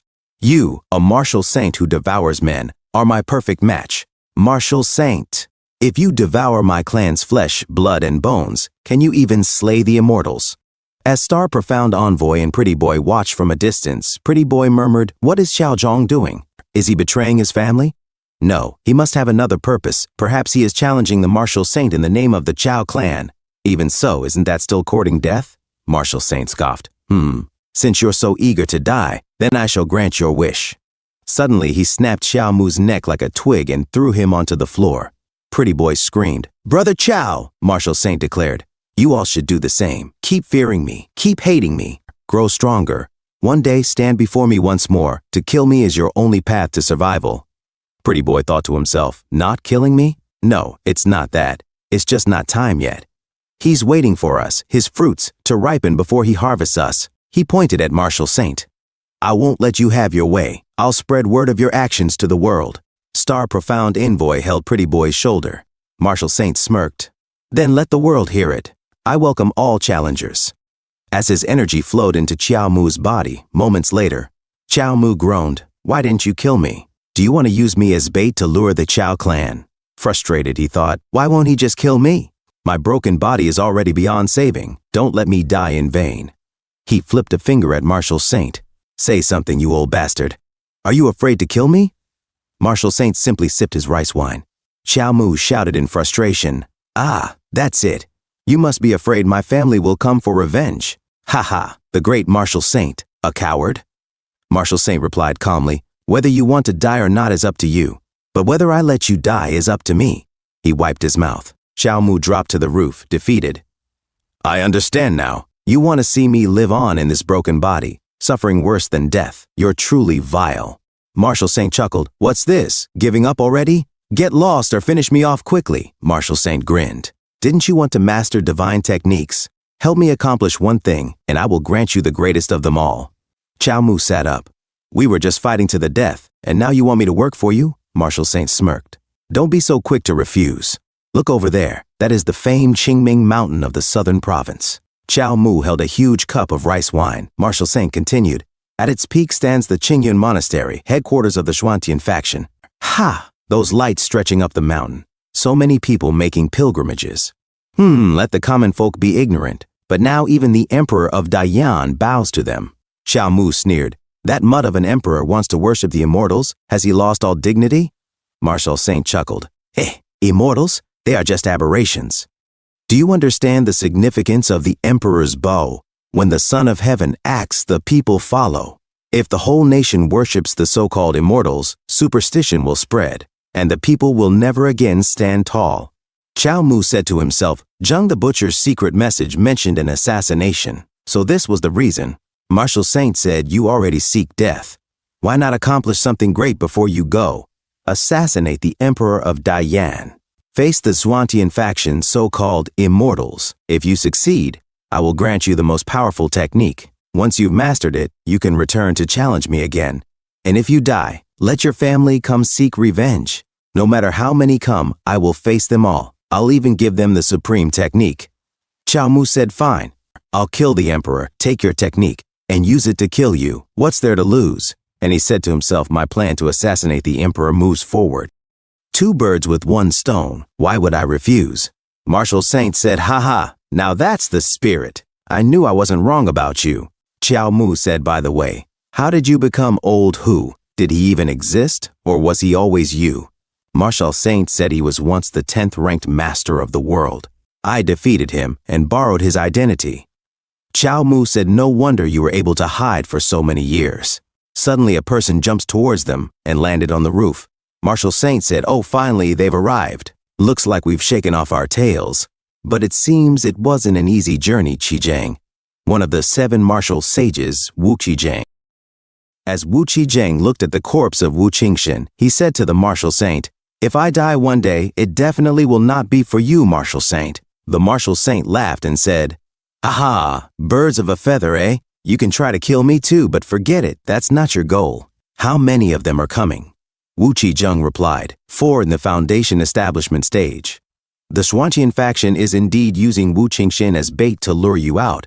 As he rapidly healed his body, he continued, it is their last resort, to make the most of everything before the emperor seeks immortality. Xiao Mu thought to himself, this person fought with an immortal just now. He lured them away. How did he lure them away? And this person was clearly so severely injured, yet he recovered in an instant. The Marshal Saint said, I almost forgot. I need to heal him. He still needs to go kill the emperor. As he placed his hand on Xiao Mu's back, Wu Qizheng looked confused and said, him? Suddenly he dashed toward Xiao Mu, looked at him closely and said, I see. One eye is blinded, his bones and blood are almost completely ruined, and he has lost an arm. Xiao Mu said, no need to look. There is definitely no saving me like this. Wu Qizheng responded, it is fine. Then he pierced his own stomach and took out his own liver. Xiao Mu, shocked and confused, shouted, what are you doing, bro? Wu Qizheng placed Xiao Mu's severed arm back in place and said, all better. Amazed and confused, Xiao Mu muttered, huh? Then he looked at Wu Qizheng and said, what, do you think I am made of Lego? Wu Qizheng looked puzzled, not knowing what Lego was. Suddenly, Xiao Mu felt pain as his arm regenerated and reconnected. Something bulged under his skin and he spat it out, groaning, ugh. He looked at his hand and thought to himself, I am really recovered. This medical skill is probably even better than Wang Song's, another person who counters me. The Marshal Saint said, Qizheng, I will leave him to you. Heal him and get him on his way quickly. Your targets are already on the road. Flying fish guard Chu Xing chauffeured the emperor inside the carriage. Emperor Yongke of Daiyan sat silently, holding his sword. At the Tiger City tea house, the storyteller said, The story I'm going to tell today comes from a handsome swordsman who wishes to remain anonymous. It is said that a few days ago, the martial saint invited the saintess of the immortal sect, Wu Qingxin, to a desolate place. The two of them went back and forth fighting fiercely under the moon. Then the martial saint forcefully pushed the saintess down and finally drained her dry. A man shouted, "Damn it!" He did not even spare his own adopted daughter. His friend said, "He raised her for 50 years and then he just used her up like that." Another man slammed the table and exclaimed, "He is a beast, a demon." From a distance, a man scoffed, "Your tide listening pavilion is getting worse and worse. You even dare to spread rumors about the martial saint. Wu Qingxin is a traitor to our martial way." The martial saint was clearly cleaning up the traitor when he absorbed her inner energy.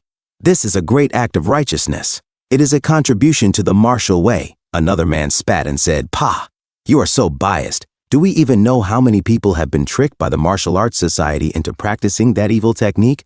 Tomorrow, if the martial saint eats you, will you also contribute to the martial way?"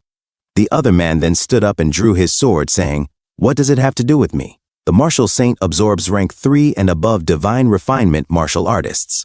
I am only rank 8. The man in blue also took out his sword and said, "So you are talking big because it does not affect you. When the martial saint has eaten all of his 3,000 disciples, you will be next." The man in brown retorted, "You are talking nonsense. The martial saint is the last hope for martial artists. If he can cut down the immortals, what is wrong with letting him absorb me?" The man in blue sneered, "Ha! Are you the martial saint's dog? So obedient?" Outside, Steward Xiang of the Swantian sect listened to the commotion and muttered, "A technique that absorbs inner energy."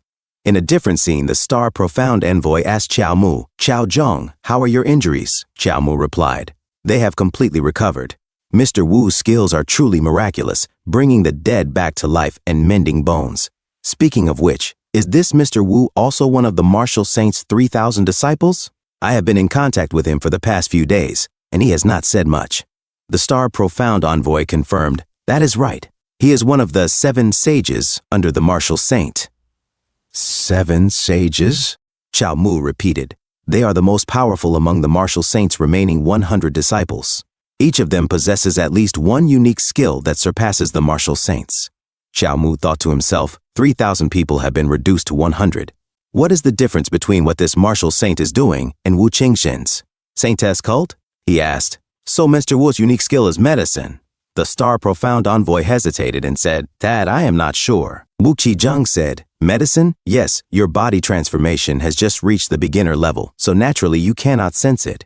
Qiao Mu asked, "Body transformation? Isn't that the technique created by the martial saint?" Wu Qizheng replied, "The true body transformation is a miraculous technique that can only be used by rank 3 and above divine refinement martial artists. What you have is the basic version. Compared to the full version, it is just a superficial makeup technique." Qiao Mu asked, "Then can I obtain the true body transformation?" Wu Qizheng suddenly changed the topic. "Is the news about the emperor being in Tiger City true?" Qiao Mu frowned. "Hey, don't change the subject."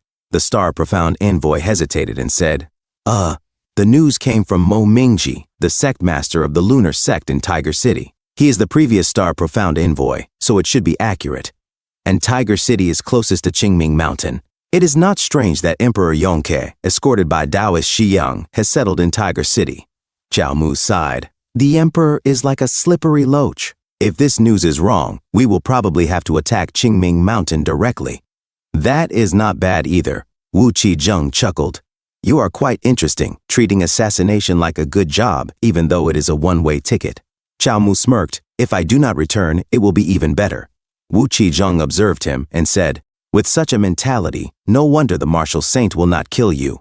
Qiao Mu laughed. "Do not worry, bro. If something happens, I will cover the rear. You just run." As Qiao Mu's horse suddenly reared up in shock, its eyes wide open, Wu Qizheng remained expressionless, his horse just as calm. Silently, Wu Qizheng looked at Qiao Mu and said, "The divinity absorbed by the martial saint's spirit rhino technique from divine refinement martial artists, you have great potential. You will definitely be able to step onto the path of divine refinement in the future." Qiao Mu raised an eyebrow. "Oh?" Wu Qizheng continued, "The martial saint involving you in this matter is actually a test for you. If you pass, he will nurture you as a future seed of the martial way. If you fail, you will just become his food. And you only pass his test if you live." Qiao Mu looked dumbfounded. "Huh? I have to live? Wait, does that mean I fail if I die?" This is not what we agreed on. The technique can be sent to my Chow family even if I am dead. I have no objections. Wu Qizheng ignored his complaints and said, we will go to the lunar sect first to meet up with Mo Mingji. Star Profound Envoy, you go and inform the Martial Saint. The Star Profound Envoy nodded. Yes. Chow Mu groaned. Do not always leave your sentences hanging. At the foot of Qingming Mountain in Tiger City within the lunar sect, Chow Mu muttered, it is supposed to be a major sect under the Martial Arts Society, so why is there no one at the entrance? Wu Qizheng frowned. No one to greet us, it is indeed strange. Then they heard faint noises. Wu Qizheng's eyes narrowed. That is crying, and I smell blood. Chow Mu tensed. Something happened. Could it be that the immortal sect knew of our movements and set a trap in advance? Wu Qizheng said, let's go in and take a look. If it is really a trap, we can turn it around and capture them, forcing them to reveal information. That is not a bad plan either. Chow Mu scoffed. Shouldn't I be the one saying that? How come you, a doctor, are more reckless than me? A gust of wind blew. Dark energy pulsed within the room. Chow Mu and Wu Qizheng stepped inside. An old man was choking another man. The man gasped, Ma but saved. His body shriveled as it was drained dry. The old man released him, turned his red eyes toward them, and sneered, You are here. Then in a flash, he lunged at Wu Qizheng, shouting, I have been waiting for you for a long time, as he attacked. He unleashed his technique, ripping fragrance. Very strong double wave. Chow Mu suddenly grabbed Mo Mingji's hand. Mo Mingji yelled, Let go of that doctor! Here I come! Chow Mu suddenly threw him aside. Then he leaped toward Mo Mingji and launched an attack. Wu Qizheng called out, Chow Zhong. He is Mo Mingji, the sect master of the lunar sect. At his peak, he was a rank 4 martial artist. Now, at 70 years old, he has dropped to rank 6. Chow Mu scoffed. Just a rank 6? What is he bragging about? Watch me abuse him to death. Wu Qizheng added.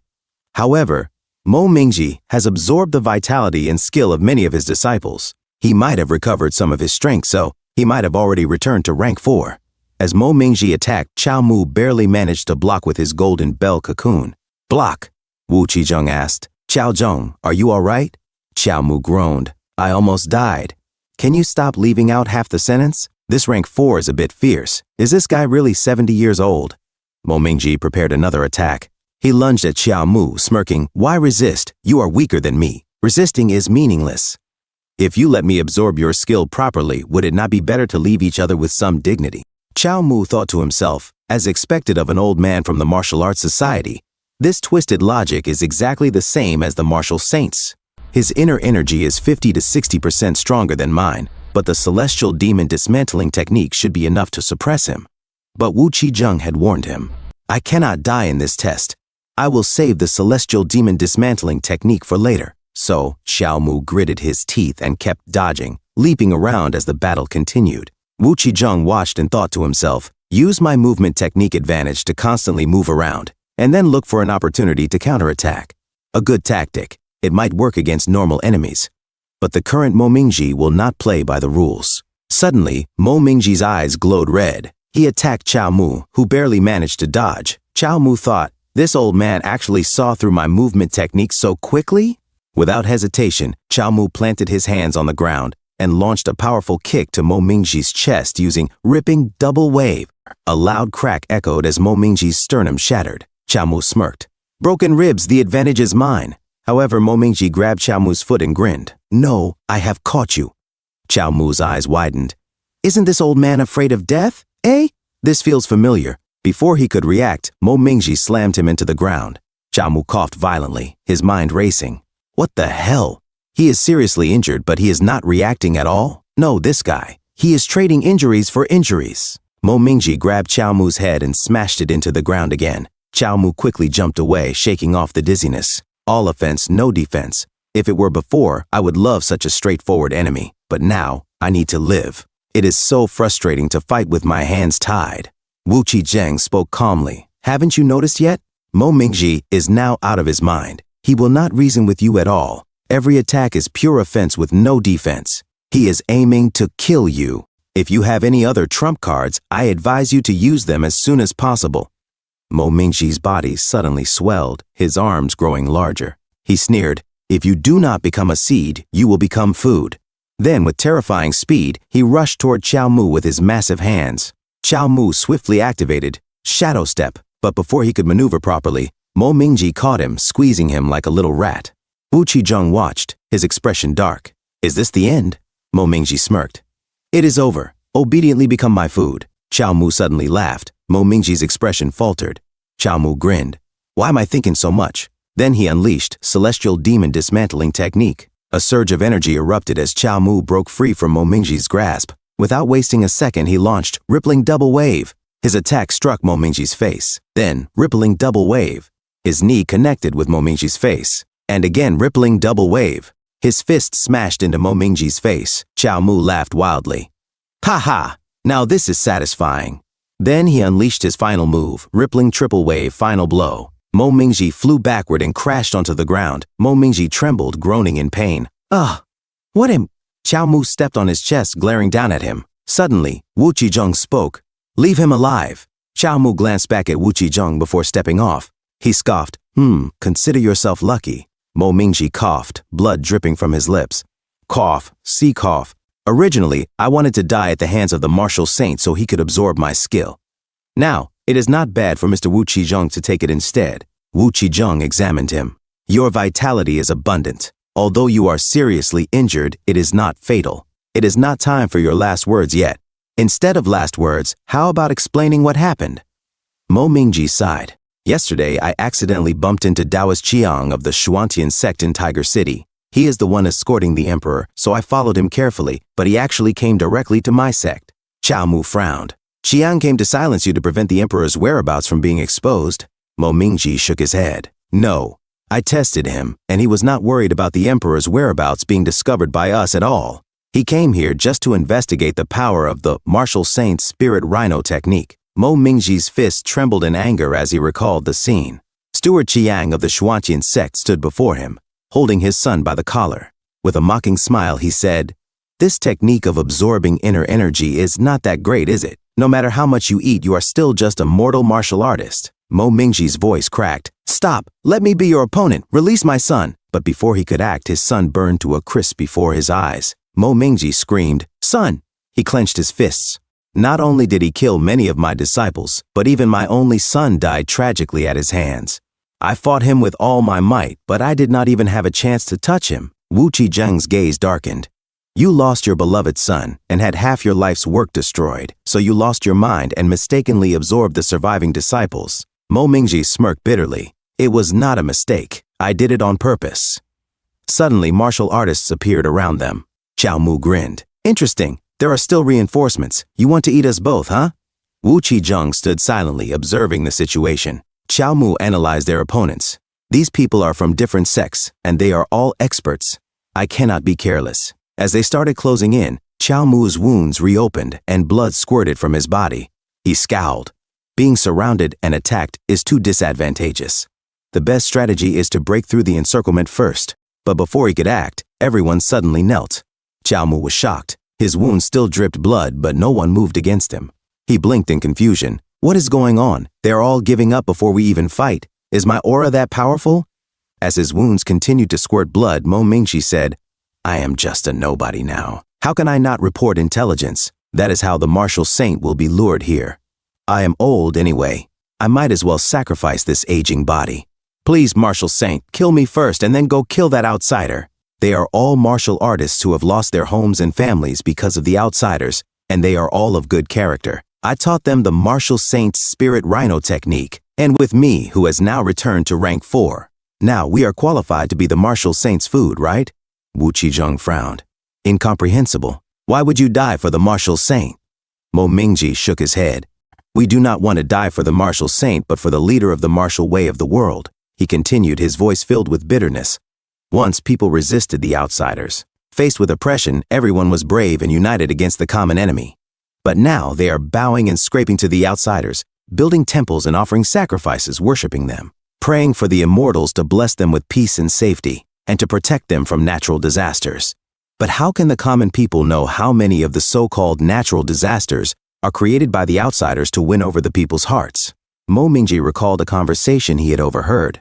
Steward Qing Yang of the Xuantian sect had asked, Senior brother, Master told us to bring down natural disasters. So why did he send us to distribute porridge and provide disaster relief? Steward Xiang of the Xuantian sect had laughed. Hey, This is what Master often calls the Tao of incense.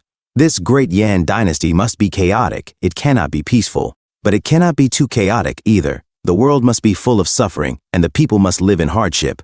Only then will they burn incense and worship the gods, providing a continuous stream of incense and vow power.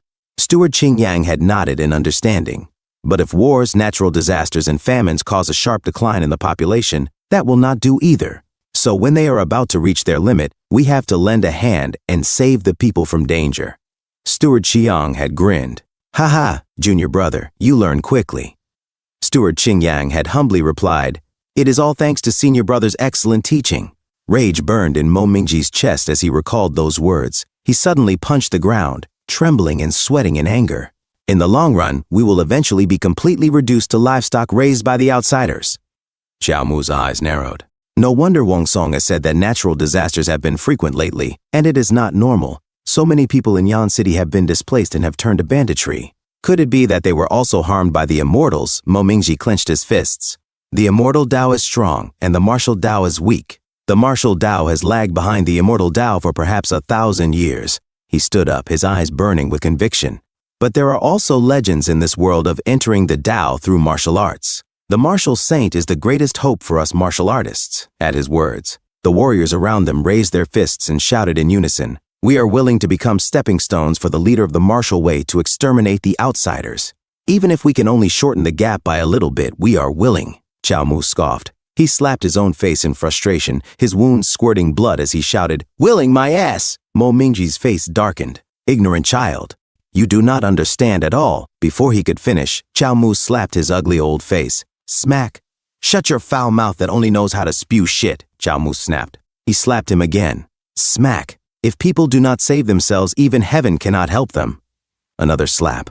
Smack. "It is one thing to be a coward yourself, but do not drag others down with you." Another slap. Smack. "You are waving the banner of saving the world, but it cannot even cover up your self-serving motivations." Another slap. Smack. "Since you say it is for the sake of the common people, are your disciples not included among the common people?" Another slap. Smack. "Did you not hear their cries for help before you sucked them dry?" Another slap. Smack. "What is the difference between your actions and those of the outsiders?" Xiao Mu's hand trembled in pain as he thought, "Damn it. My hand is swollen from hitting him." Mo Mingji stumbled backward, his face red and swollen. "No, this is all for the martial way." Suddenly, he bumped into someone standing behind him. A deep voice spoke, "Is that your last words?" Mo Mingji turned in horror. Martial Saint." The martial saint looked at him coldly. Without hesitation, he grabbed Mo Mingji's head. Mo Mingji screamed in agony as his life force was sucked dry. Bah. The others watched in shock and terror. The martial saint released Mo Mingji's lifeless body and sneered. "You feel powerless against the outsiders, and after giving up all hope, you place your faith in the so-called leader of the martial way. A bunch of cowards. You want to be my stepping stones, but you're not even qualified. Get out of here." The remaining warriors, terrified, turned and ran for their lives. Wu Qizheng sighed. "Since the information about the lunar sect is false, we will continue searching for Emperor Yonghe's whereabouts." The martial saint shook his head. "There is no need. Other branches have sent word that Emperor Yonghe has already arrived in Qingming Town." Wu Qizheng frowned.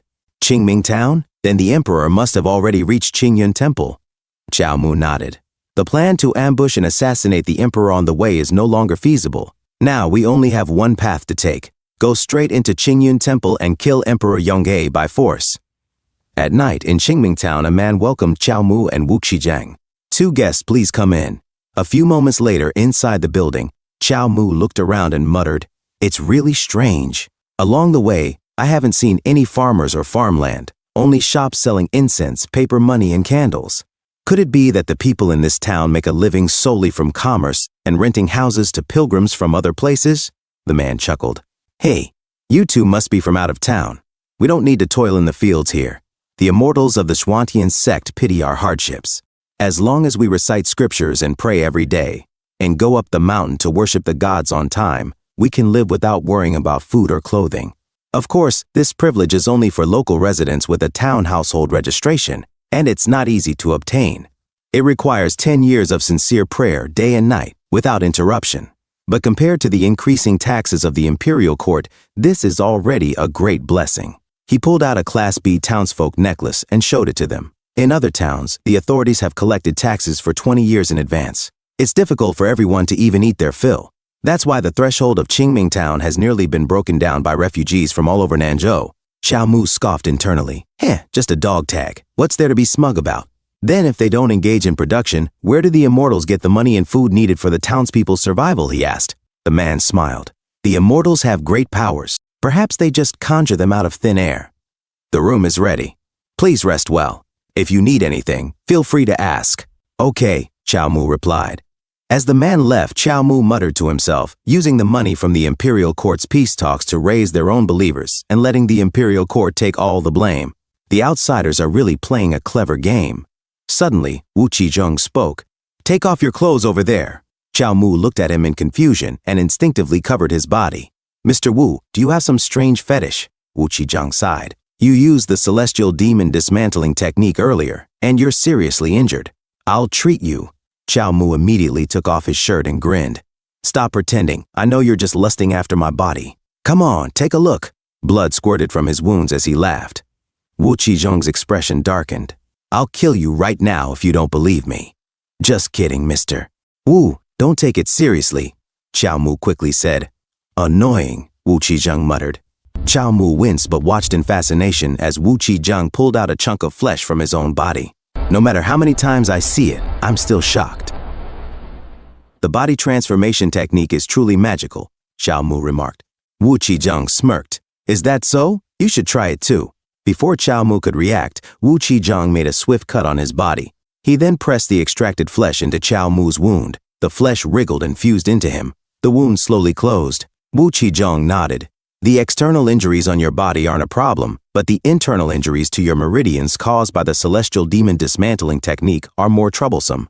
After my blood and flesh enter your body, they can directly repair your internal injuries. Xiao Mu's eyes brightened. Then, does that mean I can use the celestial demon dismantling technique freely in the future? Wu Qizheng narrowed his eyes. I advise you not to mess around. It takes at least 3 days for your meridians to fully heal. Of course, this won't affect your plan to assassinate the emperor. 3 days? Do you know the exact time of the emperor's worship? Xiao Mu asked. The first day of next month is an auspicious day, suitable for burning incense and worshipping gods, Wu Qizheng replied. The operation is imminent. Here, take this technique. Xiao Mu's eyes sparkled. Body transformation, he exclaimed. Is this the full version you mentioned earlier? Wu Qizheng pulled out a book and handed it to him. Body transformation, Xiao Mu repeated, his excitement growing. You're really giving it to me, Mr. Wu? You can't go back on your word. Unlimited healing plus the celestial demon dismantling technique. I'm invincible, Wu Qizheng smirked. Of course. Suddenly, a system notification appeared. Body transformation loading. Xiao Mu hesitated. He glanced behind him and muttered, but there's no such thing as a free lunch. Is this the martial saint's intention? Wu Qizheng shook his head. It's kind of my intention, Xiao Mu frowned. What do you mean by kind of? Don't leave your sentences half-finished again.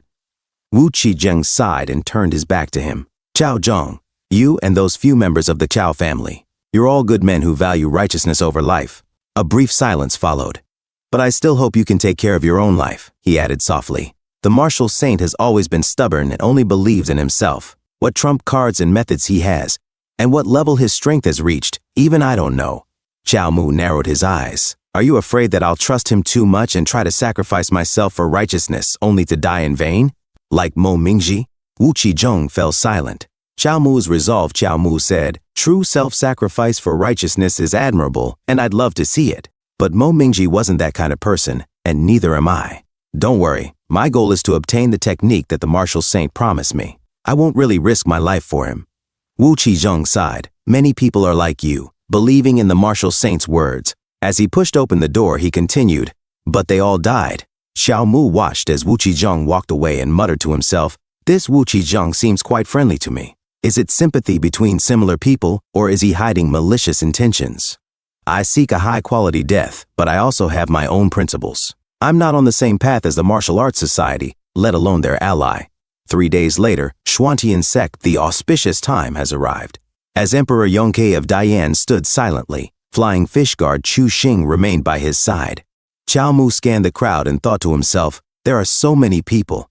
I should have known better than to pretend to be a pilgrim to climb the mountain. Don't push. Suddenly a voice whispered, the martial saint spirit rhino technique is reacting. There are people from the martial arts society among the pilgrims. The martial saint is probably among them as well. Chao Mu muttered, wait.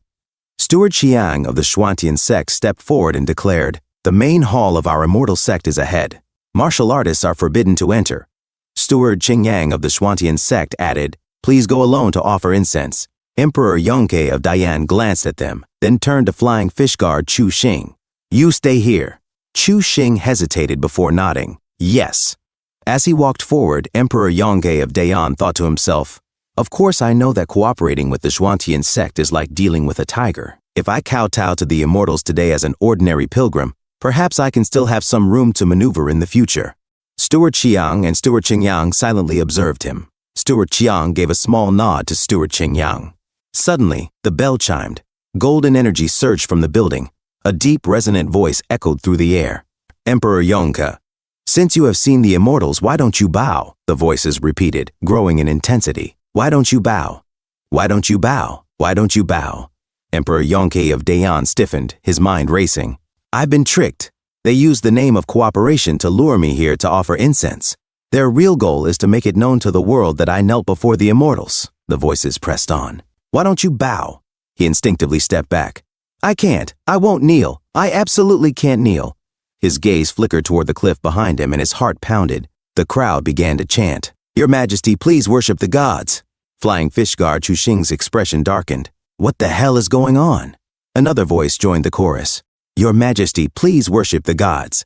Chu Xing clenched his fists. As soon as the bell rang, all the pilgrims went crazy. Did they know His Majesty would be here today? No, that's not right.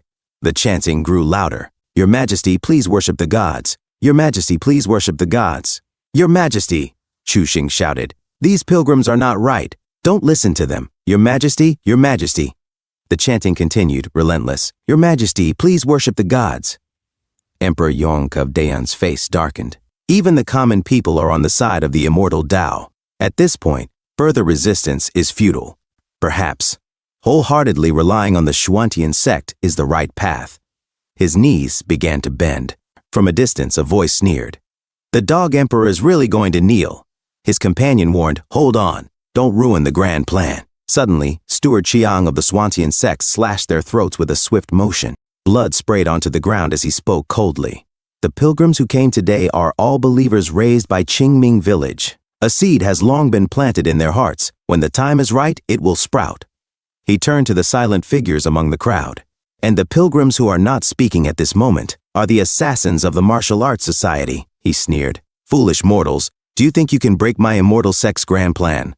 I want you to watch Emperor Yongke kneel before us. At that moment, our Xuantian sect will be the sole ruler of the world for all eternity. Emperor Yongke of Dayan trembled as he dropped his incense sticks. Suddenly, a figure hidden behind the bell tower kicked the massive bell out of the tower. The heavy bronze bell hurtled through the air toward Emperor Yongke. Steward Qingyang of the Xuantian sect's eyes narrowed. In a flash, he dashed toward the emperor. Who dares to act presumptuously? With a single strike, he sliced the bell in half. Emperor Yongke's heart pounded as he staggered backward. Flying fish guard Chu Xing ran toward him. Your Majesty, are you all right? Emperor Yongke exhaled sharply. That was close. I was almost bewitched by the immortal sect. Who helped me? A figure dropped to the ground. Chao Mu groaned. No one wants to help you, fool. Then in a burst of speed, he charged at Emperor Yongke. I'm here to kill you. A bystander gasped. Which reckless fool? He just rushed over like that. His friend muttered, this is suicide. Steward Qiang of the Xuantian sect's eyes flickered as he turned. Emperor Yongke of Dayan's mind raced. It's him? Steward Qingyang's expression twisted with rage. Lowly ants. How dare you ruin the grand deeds of my Xuantian sect? Electricity crackled as lightning surged onto his sword. Chao Mu's defiant Steward Qingyang of the Xuantian sect raised his massive lightning-infused sword and roared, I'll tear you to pieces. With a mighty slash, he attacked Chao Mu. Chao Mu's eyes locked onto the massive lightning sword descending upon him. Steward Qingyang cut through everything in his path. As the dust settled, the floor had been split in half from the sheer force of the attack. Flying fish guard Chu Xing broke into a sweat, while Emperor Yongke of Dayan stood frozen in shock. The others trembled in fear. Steward Qingyang coldly declared, those who offend my Xuantian sect shall be punished. Panic erupted among the onlookers as people scattered in all directions. A man shouted, "A fight has broken out. Elder Qingyang is teaching the martial artist from the Martial Arts Society a lesson." Another person hesitated. "Really? I'll go take a look." His friend grabbed his arm. "You dare to watch a fight between immortals? If you get caught in the crossfire, you'll die. Run away!" Soon, the place fell into an eerie silence. Flying fish guard Chu Xing muttered to himself, "Before reaching divine refinement, one cannot anticipate the enemy's moves. Under this sword formation, he's definitely dead." He turned to the others and said coldly, "Do you see it clearly now? This is the difference between mortals and immortals. Today, none of you will leave this place alive."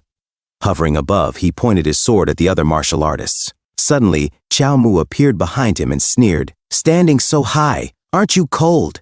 He lunged forward, forcing Steward Qingyang to block with his sword. As their weapons clashed, Steward Qingyang was knocked to the ground. His eyes widened in shock. "Impossible!" His life force had clearly disappeared just now. Why is it even more terrifying now? Chao Mu jumped toward him, eyes blazing with fury. "Big Immortal, are you afraid?" He launched a relentless flurry of attacks, forcing Steward Qingyang to evade. Chao Mu thought to himself, "Although I can't win, I can endure. I was killed instantly before, but that's exactly what I wanted." Scenes of his previous death flashed in his mind. He recalled being sliced in half earlier.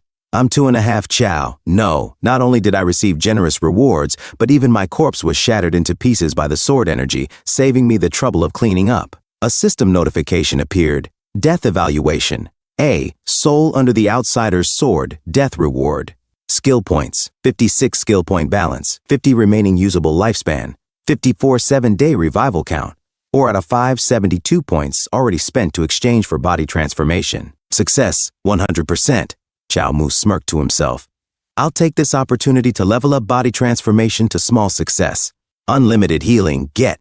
Now, as long as I control the celestial demon dismantling technique within a certain range, I can use it freely. Plus, with my remaining 4 revival chances, I can wear you down, even if it kills me." Chao Mu lunged forward again, attempting to stab Steward Qingyang. The spear connected and then snapped in half. His expression darkened. "Golden body protection?" Steward Qingyang sneered. "I was just playing around with you, trash." With a flick of his fingers, he sent Chao Mu flying like an ant. Chao Mu crashed into a wall, his body slamming into it with a sickening crunch. Blood dripped from his mouth as a sword was embedded in his heart. A man in the crowd gasped in horror. "Damn it!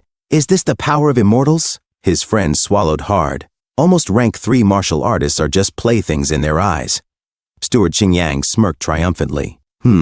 Your heart has been pierced by the Qingming sword. Even if you were an immortal, you wouldn't survive."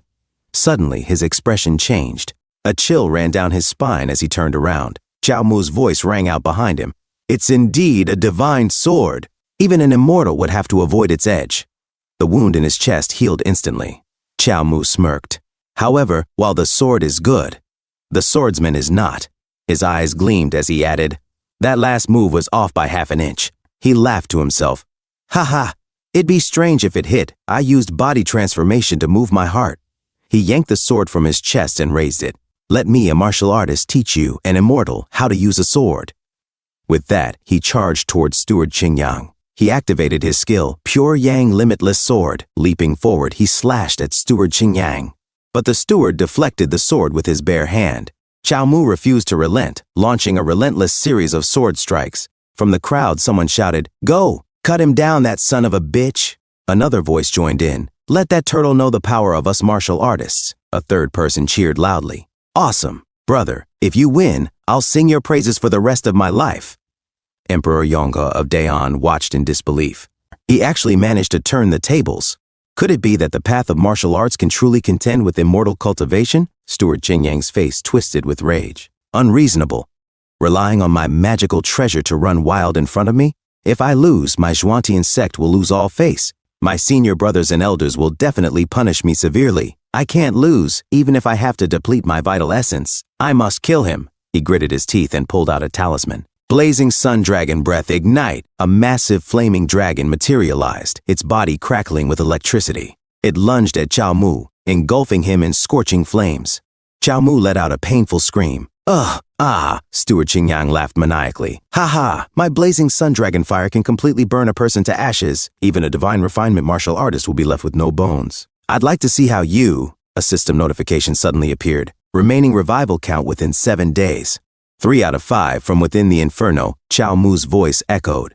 Then I really have to thank you, great immortal. You even saved me the trouble of collecting the corpse. Steward Qingyang's smile vanished. A chill ran down his spine. The clash of titans. Chao Mu smirked as he lunged forward. To show my gratitude, please go to hell. His spear shot forward like a serpent striking its prey. Steward Qingyang of the Xuantian sect stared in disbelief. How is this possible? Before he could react, boom! A figure suddenly appeared out of nowhere and slammed Chao Mu into the ground with an earth-shaking impact. Dust rose into the air as Chao Mu's body crashed into the stone pavement, leaving behind a crater. Steward Qiang of the Xuantian sect looked down at Chao Mu with contempt.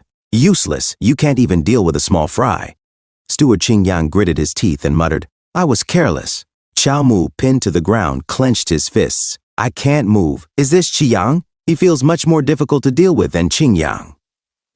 Steward Qiyang turned his gaze toward Emperor Yongke of Dayan.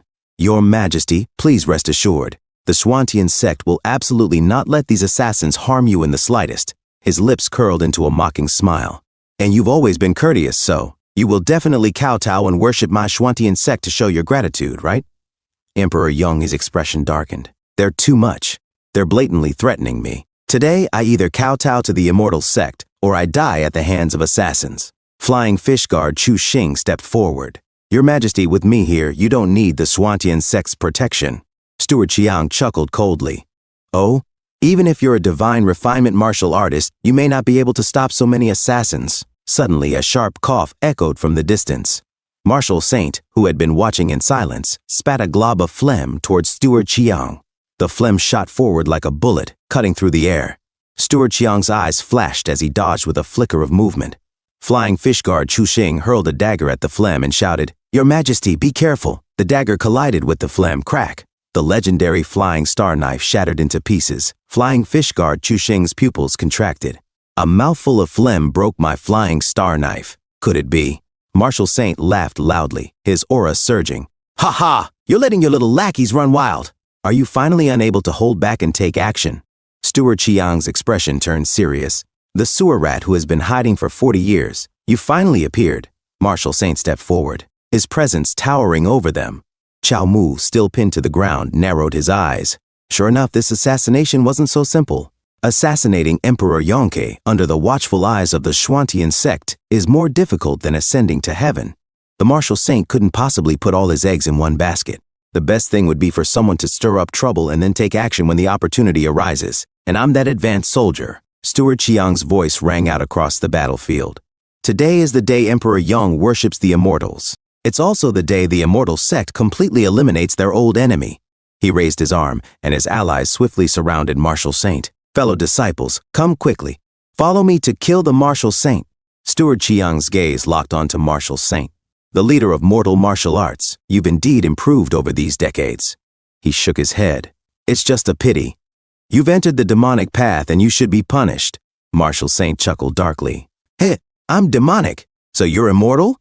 His aura exploded outward, sending shockwaves through the air. Whether it's demonic or immortal, the victor decides. He loomed over Steward Qiang, a predator before its prey. Steward Qingyang, still recovering from his battle with Chao Mu, gritted his teeth. Senior brother, I was careless just now. Please give me another chance.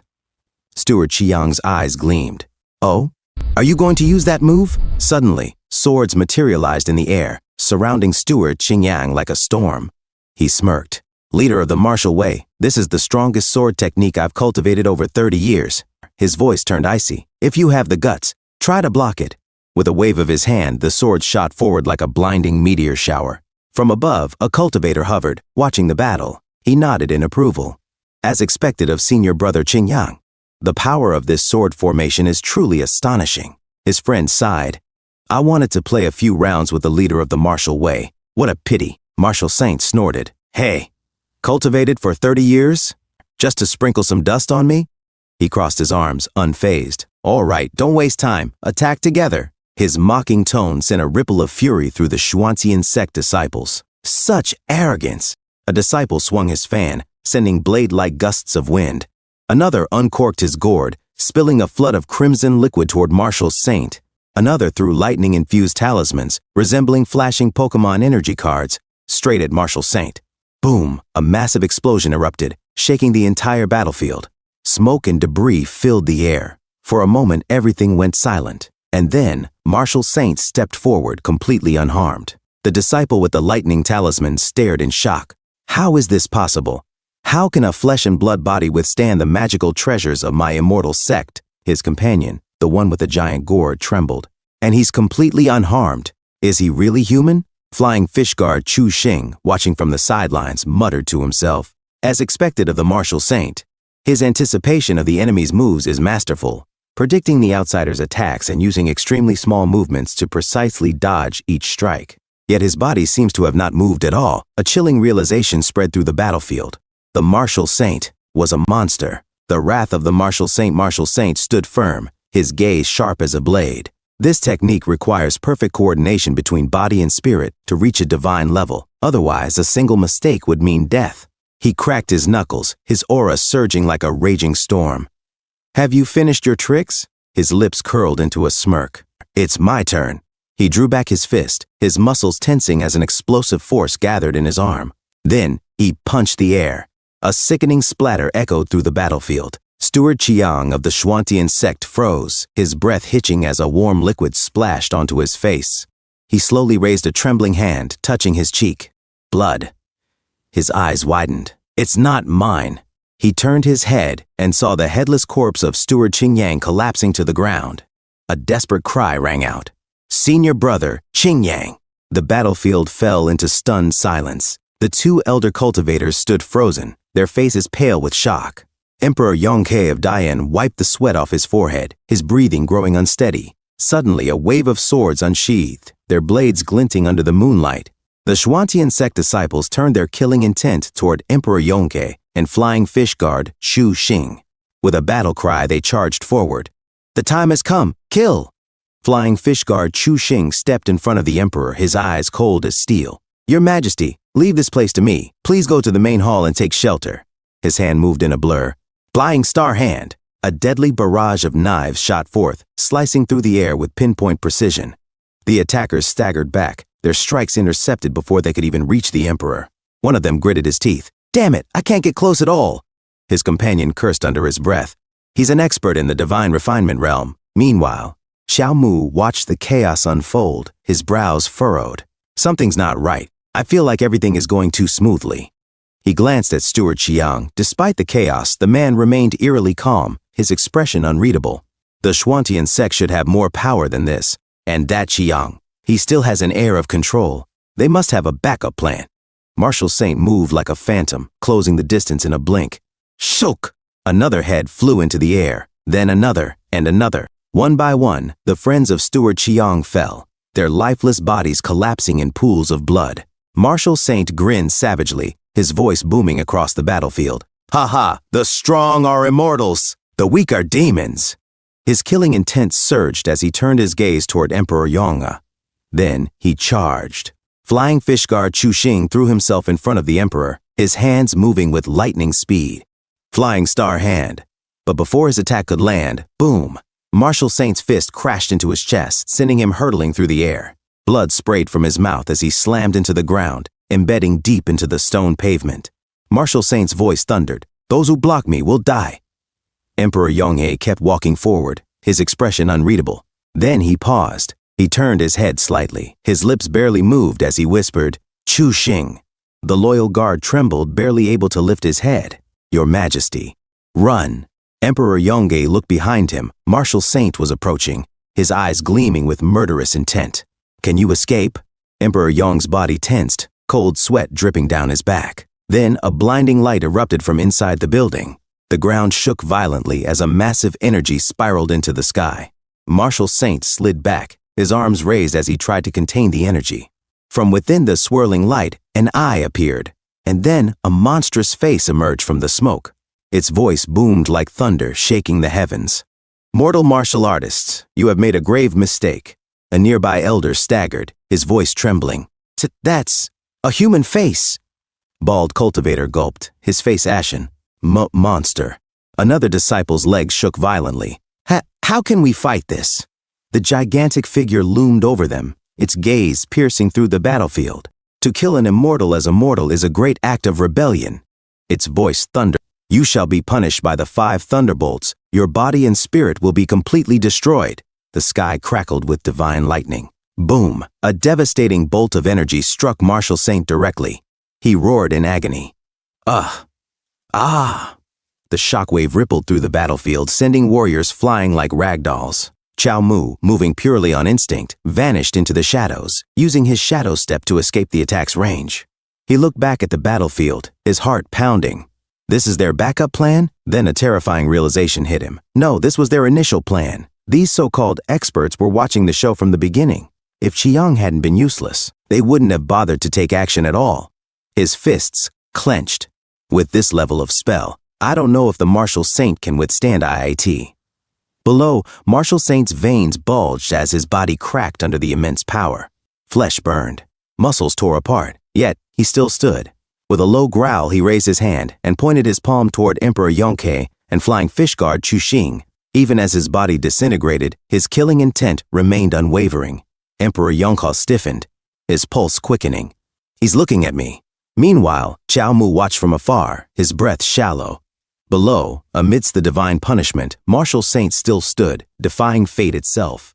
The clouds in the sky opened as the darkness turned bright from the light of the sun. As the smoke cleared, the stairs were badly burnt, and lightning dissipated from the intense strikes to the Martial Saint. Yet the Martial Saint was nowhere to be found. Flying Fish Guard Chuxing, in shock, exclaimed, "How could it be?" The legendary martial artist, Yong, the Emperor of Dayan, stated, "He's really dead. Martial arts has come to an end, having lost to the immortal path." Steward Xiang of the Xuantian sect, filled with joy, declared, "Those below the mortal martial arts champion have defied authority and offended the heavens. Stricken by the 5 thunders, turned to dust, with body and spirit obliterated." As the others heard Steward Xiang's words, the townspeople rejoiced. One of them shouted, "A fine death." His friend added, "There will be no more legendary martial artists in this world." His brother said, "That man-eating evil demon should have long been struck by the 5 thunders." On the other side, the martial artists present felt defeated and downcast. One of them muttered, "This can't be. How could the legendary martial artist die?" A bald man said, "He was our greatest hope as martial fighters against the outsiders." His friend sighed. After so many years of hardship, barely reaching the 3rd tier, and it all ends like this. Chao Mu thought to himself, unbelievable. Even one as mighty as the legendary martial artist ultimately fell at the hands of the immortals. To us martial fighters, he embodied the might of the previous generation's strongest, like a blazing beacon illuminating our path. Now that the blazing sun has fallen, martial arts is no more, and hope vanishes in an instant. The heroic aspirations in our hearts have been completely obliterated. The victor becomes immortal, the loser becomes a demon. That boomerang came way too fast. Chao Mu sighed. Suddenly, a person in front of him burst into flames, screaming in agony. "Ah!" Steward Xiang of the Xuantian sect bellowed. "What are you waiting for? Follow me and slaughter these insolent base mortals." As the others prepared to fight, one of them responded, "Yes, Senior Brother Chiang." Steward Chiang shouted, "Kill!" They rampaged through the martial artists. A man stood frozen in place, watching as everyone was cut down. He muttered, "Even the legendary martial artists fell at the hands of outsiders. What use is our training in martial arts now? The so-called idea of using martial arts to subdue immortals is nothing but a mirage." His final words were, "Martial arts is dead." Suddenly, Chao Mu grabbed the sword that was about to strike the man. With sharp eyes, he said seriously, "Things in this world are never as one wishes." He continued, "To give up at the slightest setback and let yourself be devoured." As he tried to defend the others, he shouted, "All of you came here for a noble cause. How can you give up so lightly? Isn't it just that the legendary martial artist is dead? Without him, nothing can be accomplished." As Chao Mu endured the attacks, he declared, "Even if we all die here today, so what?" Taking out a sword embedded in his chest, he grinned and said, "Before dying, taking a few immortals down with you, wouldn't that be satisfying?" The martial artists surged with newfound determination. One of them roared, "Damn it, they're all 3rd-tier martial fighters. If he can do it, why can't we?" "Celestial demon dismantling technique," another shouted. A warrior bellowed, "How can we let a junior look down on us? 8 gates open!" Chao Mu charged forward. Up, let's fight them to the death. Even if we die, we must die standing." The warriors roared in unison. "For martial arts, kill!" The battle raged on. From a distance, Yong, the emperor of Dayan, and flying fish guard Chu Xing observed. Chu Xing muttered, "That guy surnamed Chao. He has actually replaced the legendary martial artist and rekindled the fighting spirit of the martial fighters." Yong remained silent, thinking to himself, "I never expected there to be warriors in this world who, even in the face of the immortal sect, remain so fearlessly defiant of death. If the martial arts community united, perhaps they could truly stand against the immortal path." Suddenly, he was pulled away. He shouted, "Chu Xing!" Chu Xing responded urgently, "Your Majesty." Yong slammed into a wall. Chu Xing rushed to him and said, "I, your humble servant, deserve to die. I have frightened your Majesty." Yong waved him off. "I'm fine, I just fell." Suddenly, a voice echoed, "Yonge, Emperor." Yong's eyes widened in shock. He thought to himself, "That is the divine statue that appeared in my previous vision. And this time, it's real." The divine statue commanded, "Kneel." An intense pressure bore down on Yong, forcing him to the ground. He clenched his teeth and thought, "Are you finally dropping the act? Forcing me to kneel before them? But why are they suddenly in such a hurry? With the legendary martial artist dead, there should be no one to stop them. Could it be that the Xuantian faction has encountered some calamity?" Suddenly, Chao Mu's voice rang out. "Do not kneel." He charged forward with immense power. Flying fish guard Chu Xing turned back in shock and gasped, "Is that you? You're not dead?" Chao Mu said, "If you think I'm dead, it's not that easy." As he leaped toward the statue, he continued, "Even if you kill the Yonka Emperor, there will still be the forever cowardly Emperor and the forever kneeling Emperor. Better yet, let's smash the immortal statue so that the Emperor has no one to worship and eliminate future troubles once and for all." With that, he struck the statue with his sword. Flying fish guard Chu Xing, in shock, thought to himself, "He really did chop it down. How can a man be so brazen? He's simply asking for death." As Chao Mu endured the powerful aura of the statue, his body began to crumble from the immense pressure. Yet even as it was damaged, his body quickly regenerated. Suddenly, his regeneration accelerated. Watching from a distance, Chu Xing muttered in disbelief, "Impossible! His channels are continuously repairing themselves despite the damage, and his realm is rapidly advancing. Third tier, second tier, first tier. Is he almost reaching the level of the legendary martial artist?" In contrast, the immortal statue's power was rapidly. The statue crumbled under Chao Mu's relentless attacks. Chao Mu scoffed, "It's nothing but a worthless piece of stone. What's so great about it? Hand it over, trash." With a final swing, he cleaved the statue in half. A shockwave of power burst from the immortal statue, shattering the other statues into pieces. The energy surged outward, radiating beyond the hall. Its force felt across the entire area. Outside, Steward Chiang of the Xuantian sect, alarmed, demanded, "Who's there? Who dares to touch the main hall of my Xuantian faction?" Suddenly, his eyes widened as he saw Chao Mu. Chao Mu smirked, "Oh, why are you only just arriving? I helped tear down your illegal construction back home. Aren't you grateful?" Steward Chiang, seething with rage, shouted, You insignificant aunt, dare to defy the immortal sect. I swear I'll grind your bones to dust." Chao Mu sneered, "Come. I've just absorbed the blood and flesh energy of Mr. Wu. It's perfect for practicing on you." Dark energy surged toward him. Suddenly, Chao Mu was captured. He thought to himself, "No, this isn't Chiang's technique. Could it be those little immortal statues?" A voice echoed, "Mortals who blaspheme the gods and insult immortals commit the ultimate act of disrespect. They shall be cast into the 9 netherworlds, doomed to eternal damnation." Eternal damnation. Chao Mu gritted his teeth as the voice repeated, "Eternal damnation." Dark energy coiled around him. "Eternal damnation," the voice continued. Chao Mu suddenly smirked and spat, "Pretending to be deities and conjuring ghosts. What kind of immortals do you think you are? You are nothing but outsiders draped in immortal skin, embellishing yourselves in the name of immortals. There are no true immortals in this world, only a bunch of outsiders sitting on pedestals, a group of outsiders with minds unlike ordinary people who do not treat others as equals." Steward Chiang chuckled coldly. "You're asking for death." He pointed his finger and sword at Chao Mu. Chao Mu declared, "Even if I die today, I'll ring the death knell for you fake immortals." Steward Chiang smirked. "Then this immortal shall see you through." Suddenly, Yong, the emperor of Dayan, stepped forward and said, "Hold on, immortal master." Chao Mu, confused, looked at Yong. Steward Chiang narrowed his eyes. "Yong, the emperor, what do you mean by this?" Yonga replied, "Fellow immortals of the Xuantian faction, before paying homage, may I ask a few questions?" Steward Chiang sneered. The elder's silence confirms everything. Chao Mu thought to himself, what is that dog emperor doing showing up now?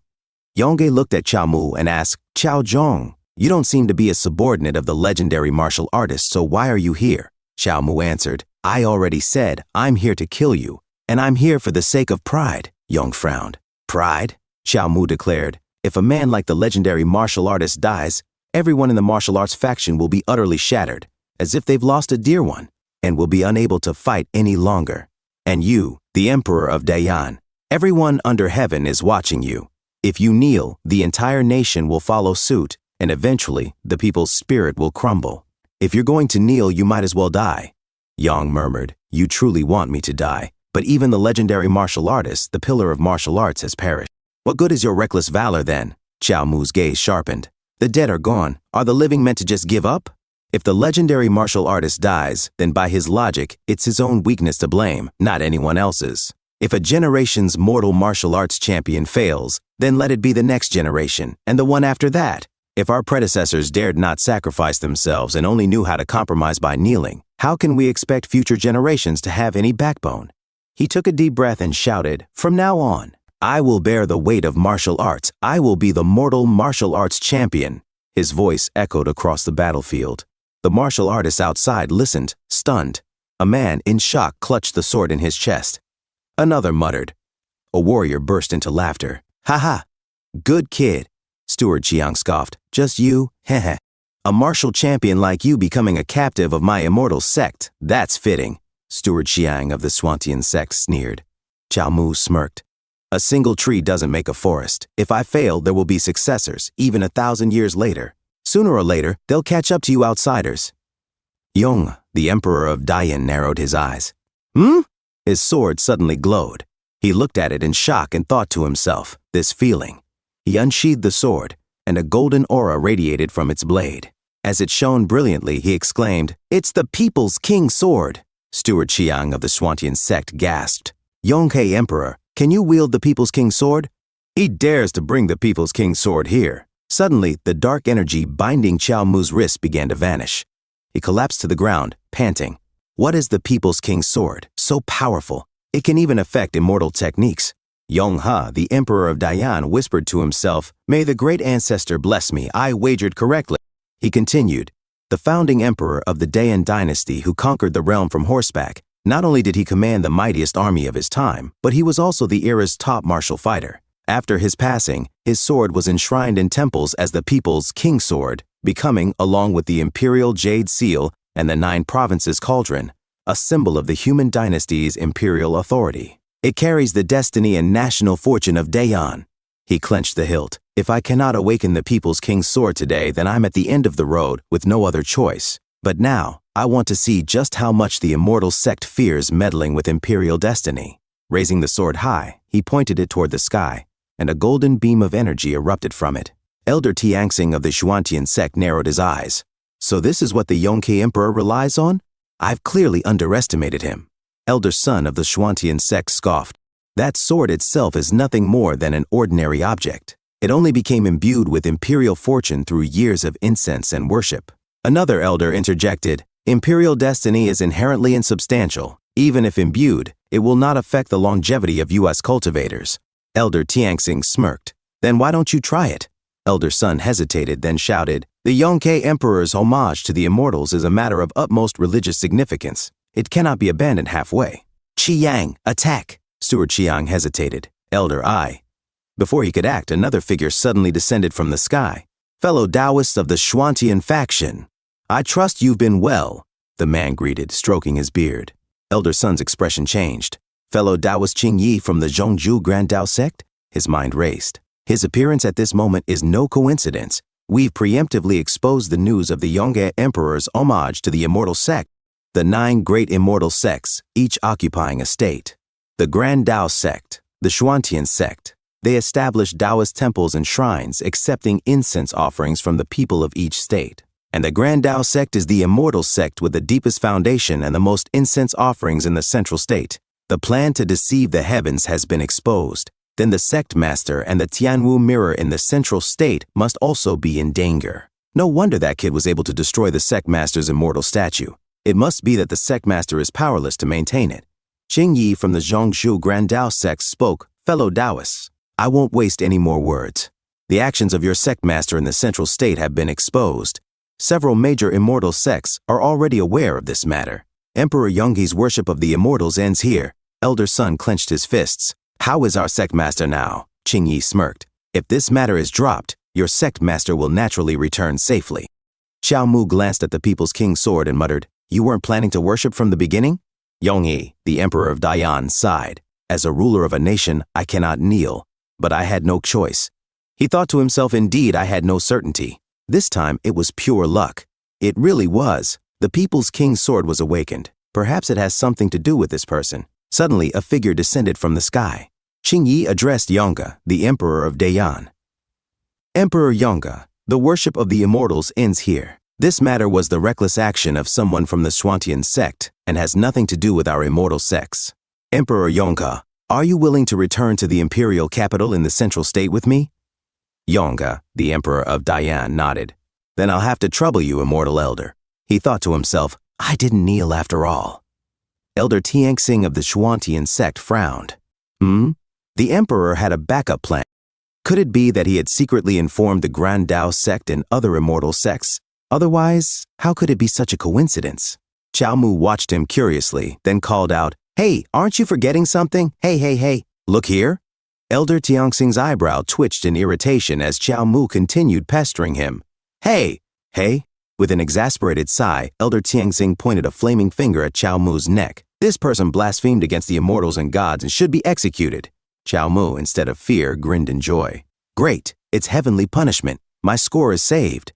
He raised the system panel in his mind. Score. Suddenly, Yongke, the Emperor of Dayan, stepped forward and said, "Immortal elders, please wait." Qiao Mu looked at him in confusion. Deep inside, frustration welled up. Elder Tianxing of the Xuantian sect narrowed his eyes. "You want to protect this person?" The emperors of the mortal world think they are different because they are blessed with destiny. But do not forget, the future is long. Qiao Mu scoffed. "I, Qiao Zhong, have long since disregarded life and death. Why would I need him, the emperor, to protect me? My only regret is that I didn't expose the true faces of you outsiders sooner," he thought to himself. "Say what you will, make a fuss as you like, but don't joke about saving me." In his mind, he imagined himself beating Yongke, the Emperor of Dayan, to death. Yongke, however, suddenly declared no. Without hesitation, he picked Qiao Mu up like a kitten and announced, "This person plotted to assassinate the emperor. According to the laws of Great Yan, he shall be thrown into the heavenly prison and then beheaded as a public warning." Qiao Mu blinked in surprise. "I almost changed my opinion of Emperor Yong. I didn't expect this person to be a really good person. Today, I must die," he dramatically declared.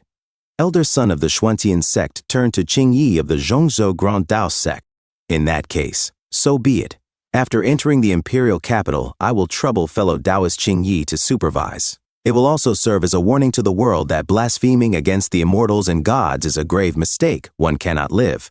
Qing Yi stroked his beard, deep in thought. After a moment of silence, he nodded. "You can rest assured, fellow Taoist." Outside, a few moments later, the crowd murmured in awe. "Heavens! To think I could see so many immortals at the same time. Quick, pinch me, am I daydreaming? I wish the immortals eternal blessings and longevity." Yong, the Emperor of Dayan, mused to himself. "Since succeeding to the throne, this is the first time I've been able to negotiate face-to-face with someone from the immortal sects, isn't it?" As the people threw garbage at Qiao Mu, they sneered. This evildoer, Qiao Zhong, dared to offend the immortals, yet they spared his life. The immortals are truly benevolent. Qiao Mu casually picked his nose and muttered, "Eh." Elder Ling Ling sighed. Let's go. 2 of the 9 great immortal sects have gathered. This is bound to be trouble. We who follow the ancient methods of cultivation should not get involved." As Miss Snow walked past Qiao Mu, she suddenly glanced back. Her eyes widened in shock. "Qiao Mu," she whispered in confusion.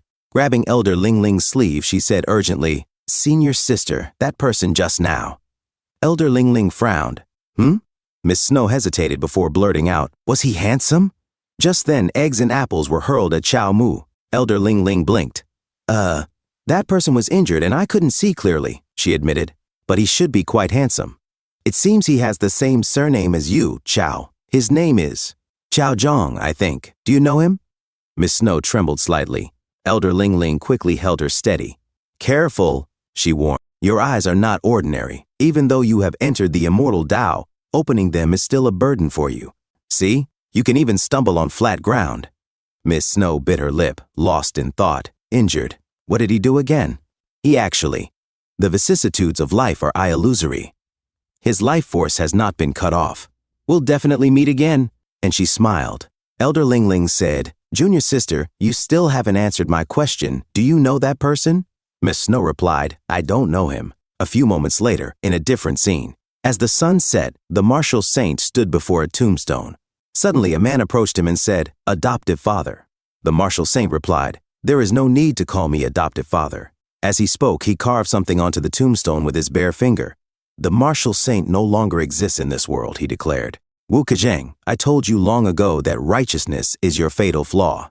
So you would inevitably use body transformation to disguise yourself as me and die in my place, even if, in your heart, you were not truly dying for me.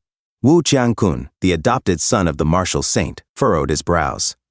Adoptive father, I don't understand. Was Qizheng's sacrifice worth it? Why didn't you personally enter the immortal sect and kill Emperor Yongge by force? The martial saint shook his head. If I kill Emperor Yongge, another will simply take his place. In that case, it is better to use the death of the martial saint to buy time for the martial way and find a way to defeat the outsiders. Firstly, it allows us to glimpse the strength of the elders of the Xuantian sect. In that case, the sacrifice is worthwhile. As he continued carving the tombstone, he muttered, walking the righteous path, using unorthodox tricks. Secondly, the martial saint continued, the martial saint's spirit rhino technique is currently at a bottleneck and needs more time to develop. Wu Qiangkun frowned. Why hide when you can simply lie low? Those members of the martial arts society who participated in the assassination, the martial saint stood up. This martial world does not need a martial saint. I have dominated the martial world for 40 years, yet no martial artist has emerged who can stand shoulder to shoulder with me. People only know how to blindly admire the strong and regard me as the banner of the martial way. However, once the banner falls, they become lost and disoriented, like stray dogs. My existence has already become an obstacle. What the world truly needs is the continuous emergence of strong warriors who surpass me. Only then can we contend with the immortal Tao. Wu Qiangkun hesitated. Adoptive father, are you trying to encourage martial artists to grow stronger on their own? But what if it backfires? The martial saint smirked. Who knows? No matter how bad it gets, it cannot be worse than these 40 years of the martial saint suppressing the martial world, right?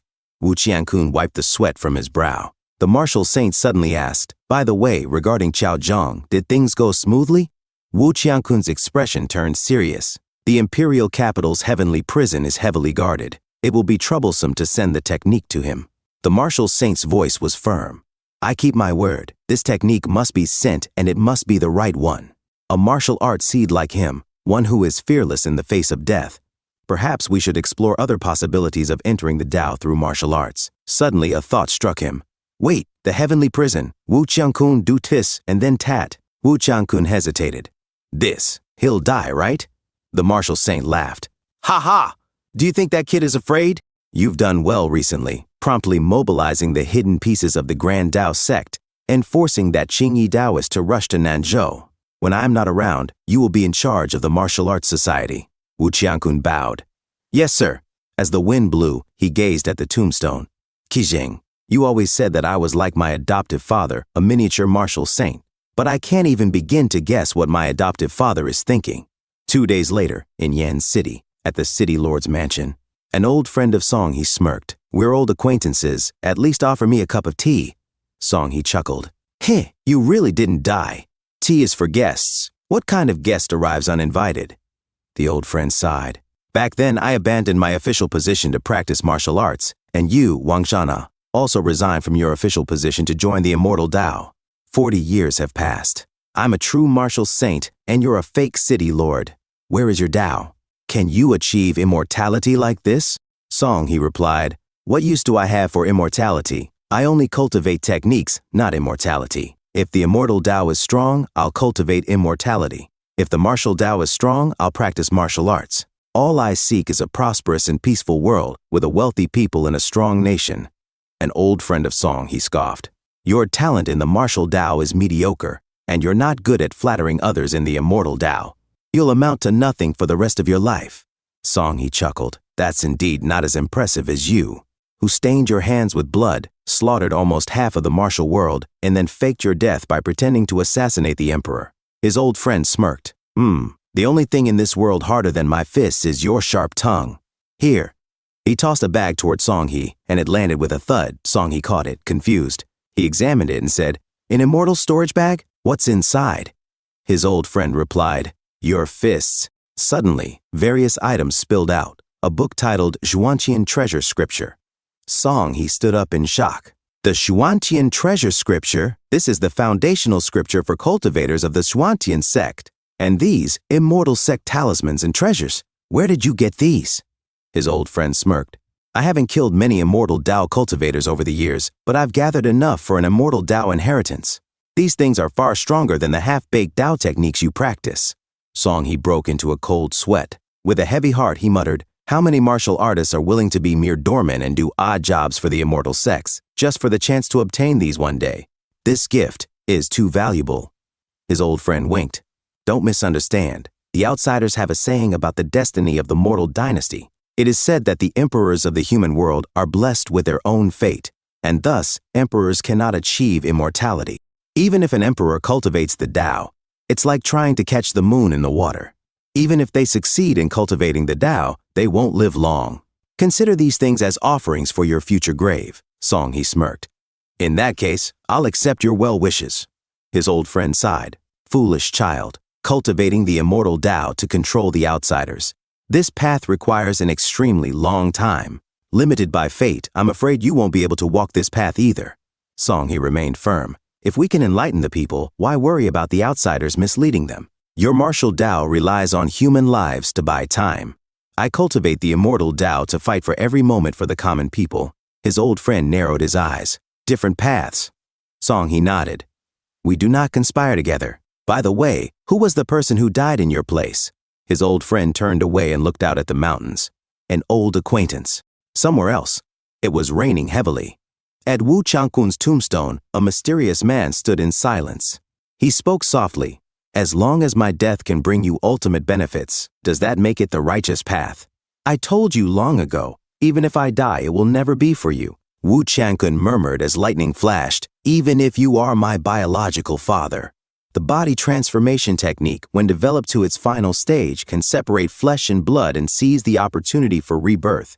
Although I will lose almost all of my strength, I can deceive the intuitive senses of the martial saint's spirit rhino technique.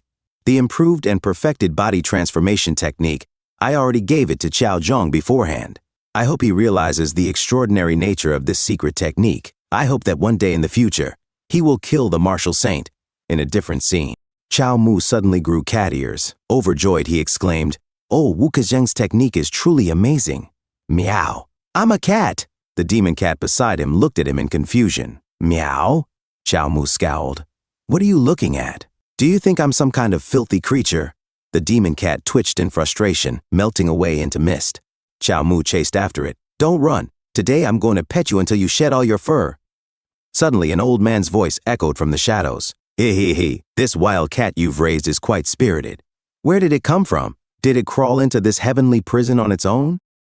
Chao Mu said, Where else could it have come from? It crawled in through the window. Do not let its fat appearance fool you. It is all fluff. It can squeeze through the smallest of windows. What is your name, old sir? Seeing you read so many books in the heavenly prison, you must have quite a background. Hai Wuya replied. Hai Wuya. My background is nothing to speak of. I have just been here for 30 years and have gotten familiar with the people here. Qiao Mu thought to himself, the martial saint's spirit rhino technique is reacting. Is he a member of the martial arts society? But he seems to be only rank 9. Qiao Mu said, Is that so? Then you are considered an old-timer here. Can you guide me? Hai Wuya responded, You and I seem to get along well. I have a medical book here. Although it cannot heal your damaged meridians, it can at least alleviate some of your pain. Geez, he saw through my body's problems with just one look. This old man is no simpleton. Suddenly, a guard said, Qiao Zhong, Warden Wei requests your presence. Qiao Mu replied, There is no need for medical skills. I am already beyond saving anyway. Hai Wuya said, the world's #1 divine detective Wei-en is personally interrogating you. What crime did you commit? Chao Mu looked back and said, regicide. As Chao Mu walked away, Hai Wuya muttered to himself, this kid, what kind of background does he have? He held the book in his hand. Wu Qiankun arrived and said, Hai Wuya, it has been a while. Hai Wuya said, Wu Qiankun, what are you doing here? Wu Qiankun answered, long story short, have you found a successor for your technique? Hai Wuya replied, what kind of question is that? If I had a suitable successor, why would I still be here? Wu Qiankun said, if not, the martial saint wants you to pass on your technique to someone. Hai Wuya said, it is actually the martial saint's intention? Who is it? Wu Qiankun said, Jiao Zhong. As Chao Mu walked towards Warden Wei, an officer said, Warden Wei, the person has been brought. Warden Wei said, all right, you can leave. Chao Mu sat down and said, is this to torment me? Hurry up and get it over with. I will not even flinch, or I lose. The world's #1 divine detective, Wei-en, said, you are the one who intends to assassinate His Majesty? Chao Mu became excited and thought to himself, oh goodness, this oppressive feeling. A divine refinement martial artist? He feels even stronger than Chu Xing. Divine Detective Wei-en said, you are quite bold. I have wanted to meet you for a long time. Chao Mu thought to himself, my score is secured now. Divine Detective Wei-en said, I heard that you scolded the immortals in the Xuantian sect. Truly impressive. Ha ha ha ha. Do not be nervous. The Emperor only wants me to understand the Chao family's situation. Chao Mu said, could it be? The Emperor does not want to kill me? Divine Detective Wei-en replied, how could that be? You are a prisoner sentenced to death. There is no need for a trial. You have already been convicted. I have prepared a sumptuous feast over there. Let us eat and chat. Chao Mu said, a final meal? Then I will be at ease. Come, I will definitely tell you everything I know. 2 hours later, Divine Detective Wei-en read a letter and said, so, Mr. Chao, you mean to say that your Chao family is a large clan that has been in seclusion for many years, wandering for a long time with no fixed residence. Your ancestors lived in seclusion in the mountains and forests or on overseas islands. Your clan is not large, but your family rules are strict, with many family precepts passed down, emphasizing self-discipline. Your ancestors were not famous, but were martial arts masters who were indifferent to fame and fortune. Chao Mu, while drinking from the jar, said, that is right. Divine Detective Wei-en said, if I had not seen it with my own eyes, it would be hard to believe. What kind of family would pass down dying a worthy death as a family precept? The Chao family is truly a rare and extraordinary clan. Thank you for your time today, Mr. Chao. I will have someone send you back to your cell, said Divine Detective Wei-en.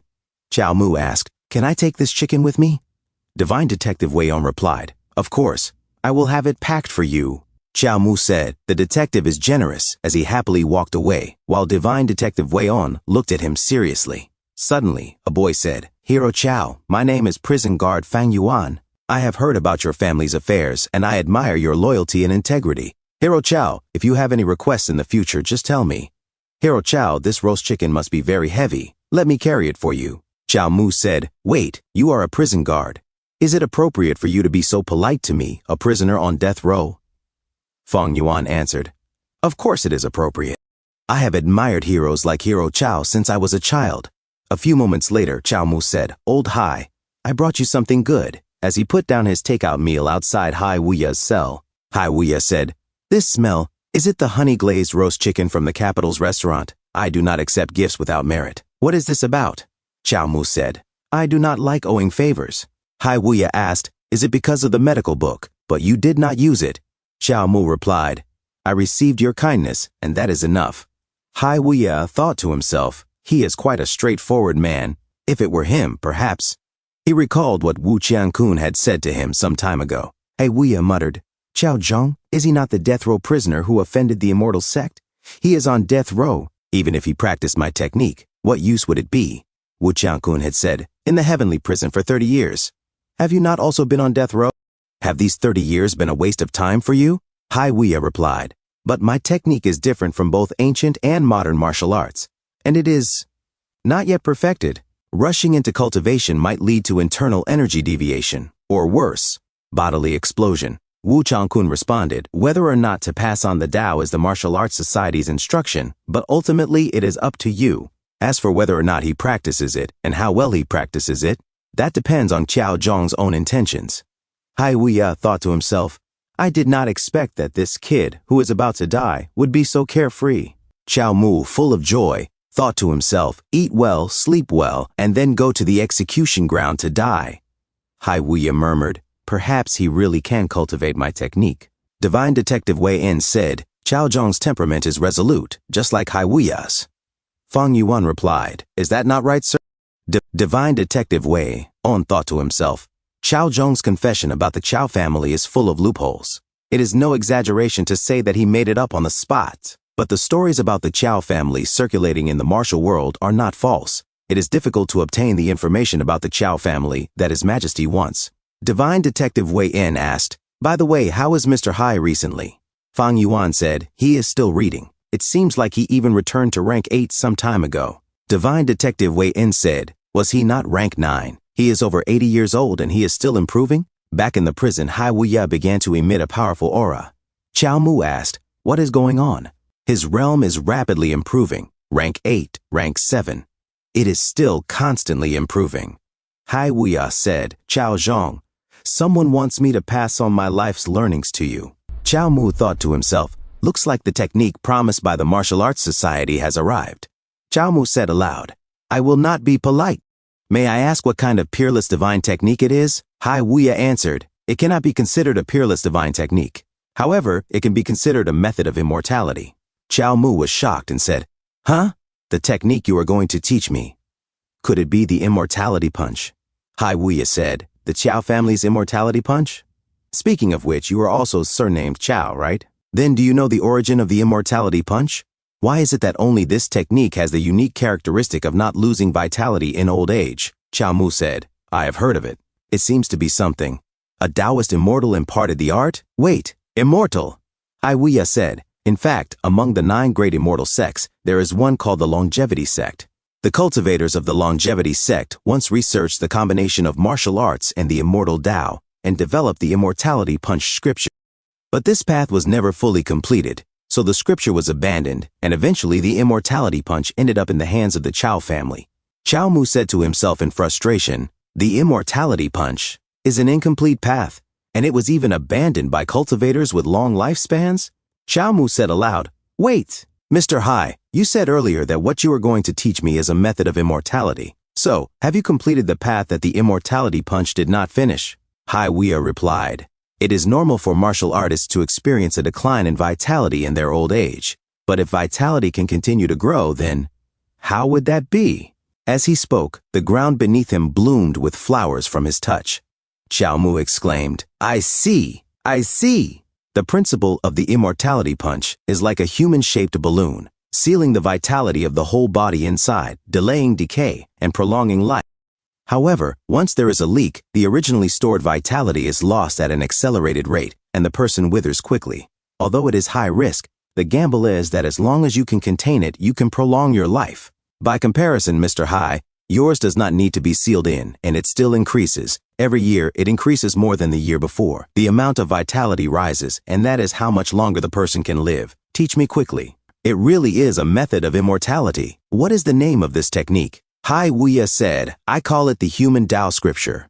But the technique has not been fully developed yet, so for now, let us call it the Mount Sumeru King scripture. Qiao Mu asked, Old Hai, are you serious? One technique, 2 names. Is it the kind where you have to name it that before you can practice it? Hai Wuya replied, at first I named this technique the Mount Sumeru King scripture, but Mount Sumeru is too small to carry my concept of the martial path, which is the human way. So I renamed it the Human Tao Script. In my vision, this technique will be a martial arts path that everyone can practice. Even people with dull aptitude can cultivate it, as long as they have enough perseverance. It is just that the cultivation speed will be slower. So, this Human Tao Scripture is not only a method of immortality for martial artists, but also a method of immortality for the martial path itself. Qiao Mu looked away from Hai Wuya's brilliant aura and muttered, so dazzling. Dang, he actually managed to show off. Hai Wuya continued, but I created this technique myself, and it has not. If you learn it, you might go astray, suffer internal energy deviation, and die. Qiao Mu said, so what? It is just death. I, Qiao Zhong, desire it. Hai Wuya declared, good. In that case, are you ready? Xiao Mu said, completely ready. Haiwuya said, state your dream, no, your martial Dao philosophy. Why do you practice martial arts? Suddenly, reality metaphorically punched Xiao Mu in the head. Xiao Mu complained, why is there a verification question? Haiwuya responded, of course, because I really do not understand you. You are a death row prisoner for regicide, yet you seek immortality. Is that not a contradiction? Xiao Mu answered, why do I need a reason to seek immortality? Everyone wants to live forever. It is not bad to be able to glimpse a method of immortality before death. He thought to himself, this is really troublesome. I will just make up a reason to get through this. Xiao Mu and Haiwuya looked at each other silently. Xiao Mu exhaled deeply. Xiao Mu said, I practice martial arts just to become stronger. To make my fists bigger and harder is my goal. Haiwuya thought to himself, could he be another martial saint? Xiao Mu stood up and said, because there is too much injustice in the world. Haiwuya added, only when your fists are big enough can you stand up and use your fists to level the injustices when facing unfair and unjust matters. Xiao Mu said, if your fists are not big enough and your abilities are insufficient, rashly stepping forward might not only bring about your own death, but you might also fail to save people and even implicate your relatives and friends. What I seek is nothing more than a clear conscience and the righteousness of the human world. Haiwuya was stunned. Xiao Mu then blurted out, I am done. Mr. Hai, do you have any other doubts? He thought to himself, so awkward.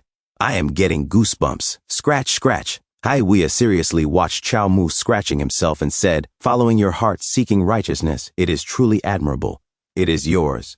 Xiao Mu thought to himself, after coming to this world and experiencing so many deaths, each death has told me one thing. Xiao Mu said, thank you, Mr. Hai, as he took the scroll. Xiao Mu said to himself, life is hard, people are ignorant, and the world is unjust. If I do not strive for something better, anyone can end my life. I am happy to die, but I am also unwilling to die.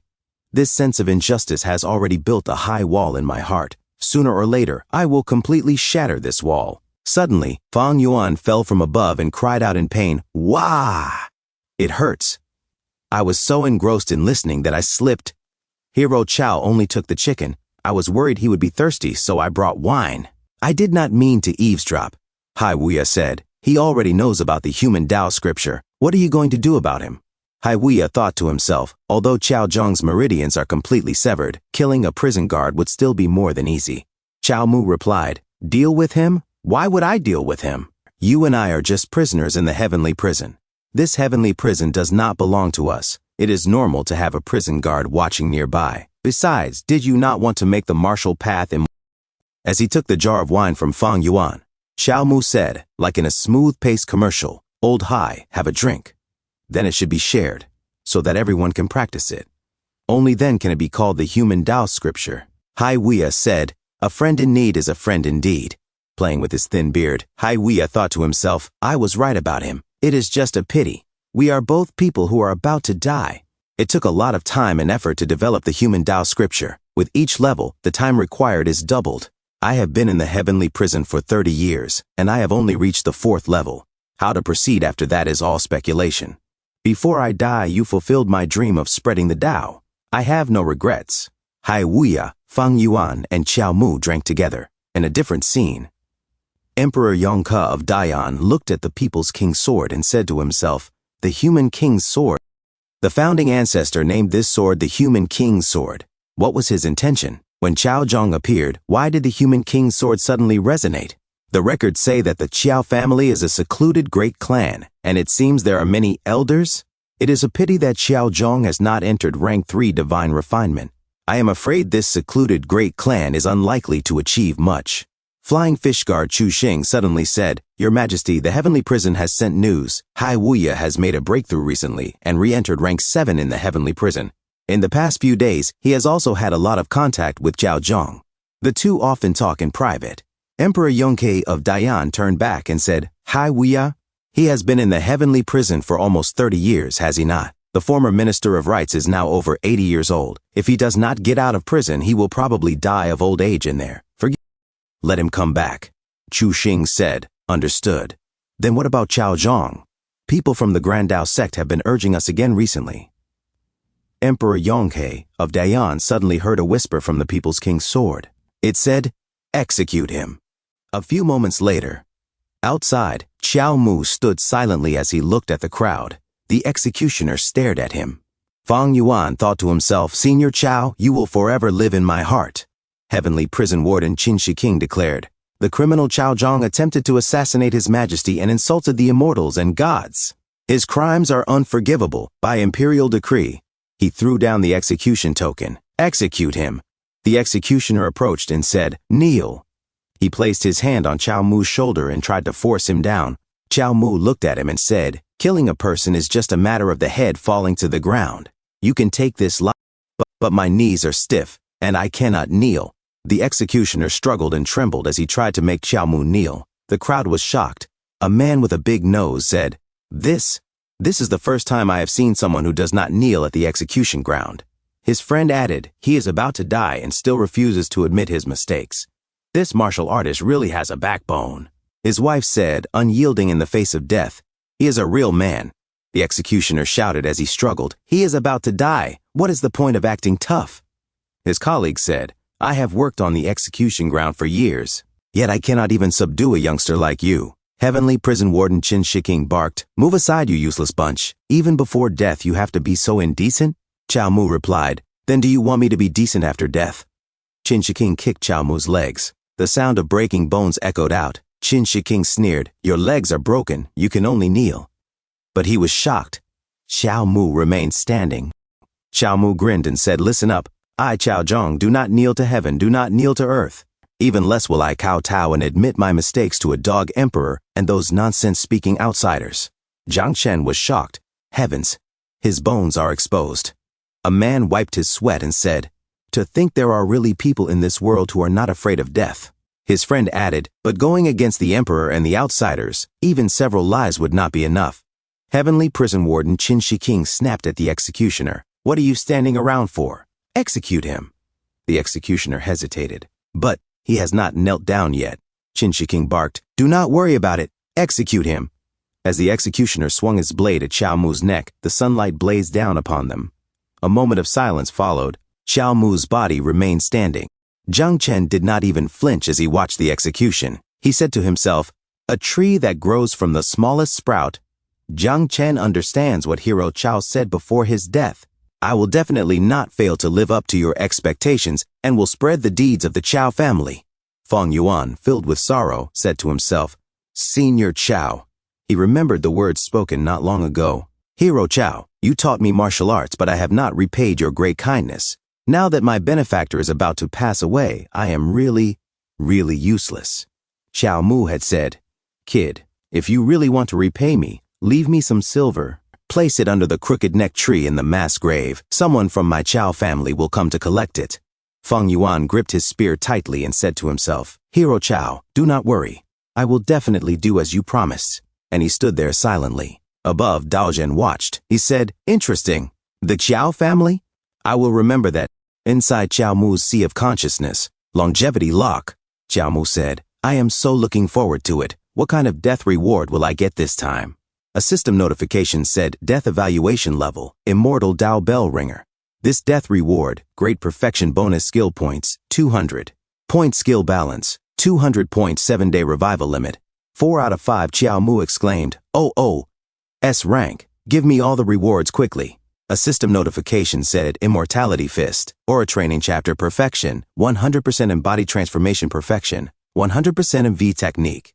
Perfection, 100% on Celestial Demon Dismantling Shadow Step Perfection. 100%. Qiao Mu was bombarded with notifications and laughed loudly, ha ha.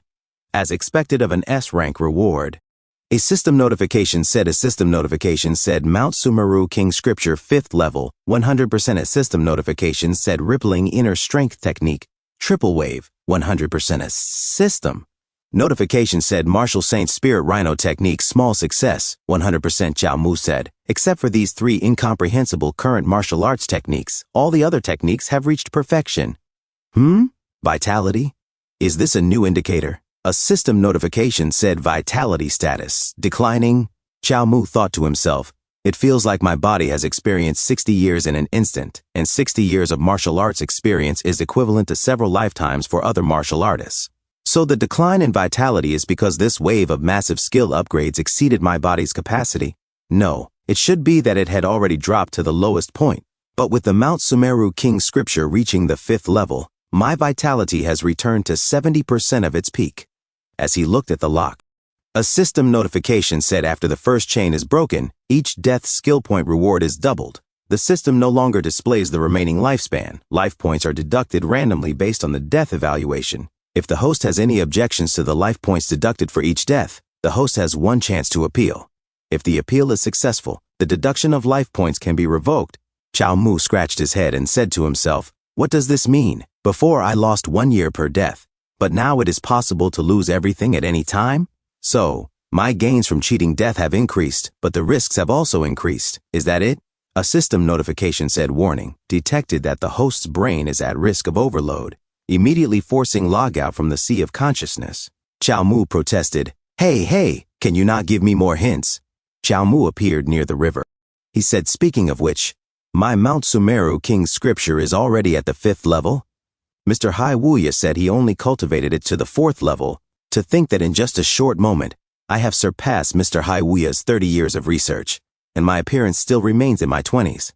I thought it was because of my vitality before. Now it seems that it is mostly because the system adjusted it for me through the Immortality Fist and the Mount Sumeru King scripture. Anti-aging effects are maxed out, and Mr. Hai Wuya's Mount Sumeru King scripture is not perfect. If I continue to develop and practice it, perhaps the effects will be even stronger. I will study it slowly in the future. For now, let's go get another reward. In a different scene, Fang Yuan said, heave ho, as he dug the ground. Fang Yuan said, dig deeper. Hero Chao's hard work cannot be snatched away by wild cats or dogs. Suddenly, Chao Mu appeared and said to him, "What are you doing?" Fang Yuan was startled and shouted, "A ghost!" He immediately knelt down and pleaded, "Senior, I am sorry for disturbing you. Please forgive me. Please forgive me." Chao Mu smiled and said, "You really came, an honest kid." Fang Yuan's face lit up. "Hero Chao," Chao Mu asked, "you are happy to see a ghost? Are you not afraid I will hurt you?" Fang Yuan replied, "Yo, this big package is for the Chao family. Hero Chao lived as a hero and died as a hero. Why should I be afraid?" Chao Mu said with a sigh. "Unfortunately, I am not Chao Zhong, but his clansman. My name is Chao Shuanglin." Fang Yuan nodded. "I see. After all, the dead cannot come back to life." He added, "Senior Chao, I am a prison guard of the heavenly prison." Chao Mu's eyes widened. "So much silver. And the human Tao, is that not a scripture?" "Exactly what we agreed on." Fang Yuan explained. "Senior Chao taught me martial arts in prison. This silver is what I promised to give to the Chao family. As for the human Tao scripture, Elder Hai hopes it can continue to be passed down and developed in the hands of the Chao family." Chao Mu thought to himself, "This kid is not only rich, but also honest. I can work with him." Chao Mu asked, "But such a precious martial arts secret manual, do you really not want to keep it for yourself?" Fang Yuan replied firmly, "How could I? That belongs to Senior Chao. Besides, it is the greatest misfortune in life for a family's belongings to be stolen." Chao Mu said, "Yo, you have a story? Tell me about it." Fang Yuan began, "My family was originally a merchant family in the imperial capital. Although I am not my parents' biological child, our home was very happy. My father, with his discerning eye for treasures, became the richest man in the imperial capital. But good fortune often comes with misfortune. A few years ago, my father accidentally obtained the Blood Sun diagram, a treasure that can help divine refinement martial artists break through. Who would have guessed it would bring fatal disaster? After my father died, the family business was divided up by the Wan family of the imperial capital, and my younger sister, Fang Fang, also disappeared. I became a prison guard to use the government's network to search for her. Later, I discovered that the martial artist responsible was a retainer of the Wan family. His name was Sword Devil. I originally wanted revenge, but then the head of the Wan family, Wan Ronghua, got involved with the Grand Dao sect. "Alas," Chao Mu said solemnly, "Kid, revenge is a deep pit. You cannot handle it." Fang Yuan responded, "My parents' feud cannot go unavenged." Chao Mu grinned, "That is why I am here." Fang Yuan was shocked. "Huh?" Chao Mu muttered to himself, "Blood Sun diagram? High-level martial artist? Grand Dao sect? The buff for scoring points is full," Fang Yuan said nervously. "But that is the Grand Dao. Even the Emperor does not want to face them directly." Chao Mu shouted with excitement, "I am so happy." Fang Yuan begged, "Senior, please think twice." Qiao Mu declared. My big blade is already starving and thirsty. Feng Yuan hesitated. This is my family's matter. There is no need to trouble you, senior. Qiao Mu waved it off. It is easy. Just let me take your last name, Qiao. Feng Yuan blinked in surprise. Huh? That is possible too? Qiao Mu said, good son, do not worry. I will definitely help you deal with Wan Ronghua, but in a different scene. Heavenly Prison Warden Qin Shi Qing kowtow to Immortal Qing Yi. Greetings, Immortal Qing Yi. Immortal Qing Yi said, Qin Shi King. Over the years, your devotion to the Grand Tao sect has been clear to us. Qin Shi King replied humbly. Immortal Elder, you flatter me. It is just a small effort. Suddenly Dao Zhen appeared. A small effort? You are really humble. Qin Shi King was startled. Dao Zhen continued. Killing your wife to prove your Tao. Such determination is indeed extraordinary. Unfortunately, you do not have spiritual roots, so you lack the aptitude for the immortal Tao. Qin Shi King looked back at Dao Zhen and bowed even lower. I know my aptitude is dull, but I am wholeheartedly devoted to the Tao. Please, Immortal Elder, show me a clear path. Dao Zhen thought to himself, a person who can be seen through at a glance, an extreme worshipper, is useless for my enlightenment. How boring. Immortal Qing Yi said, although you cannot cultivate immortality due to your aptitude, have you heard of the legend of entering the Tao through martial arts? Qin Shi King's eyes lit up. Entering the Tao through martial arts? That's right.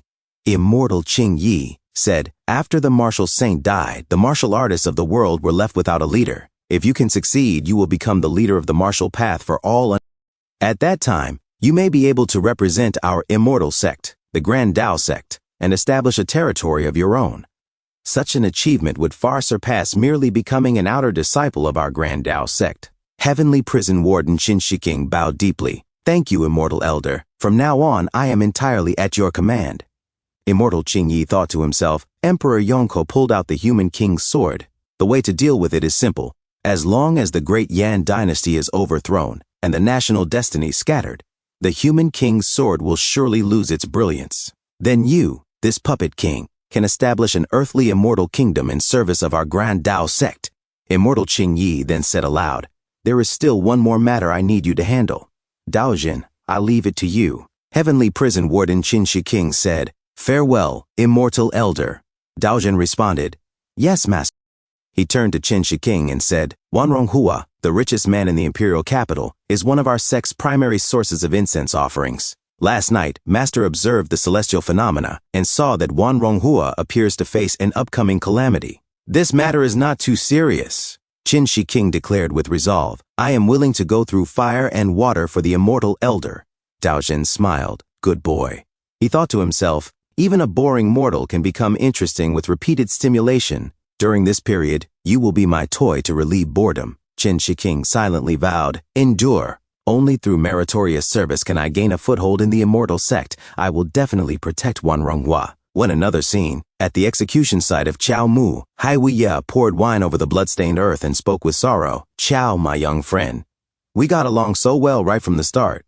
It is such a pity we were not destined to walk the same path. Just after your departure today, the Emperor summoned me to resume my former post. Alas, fate truly mocks people.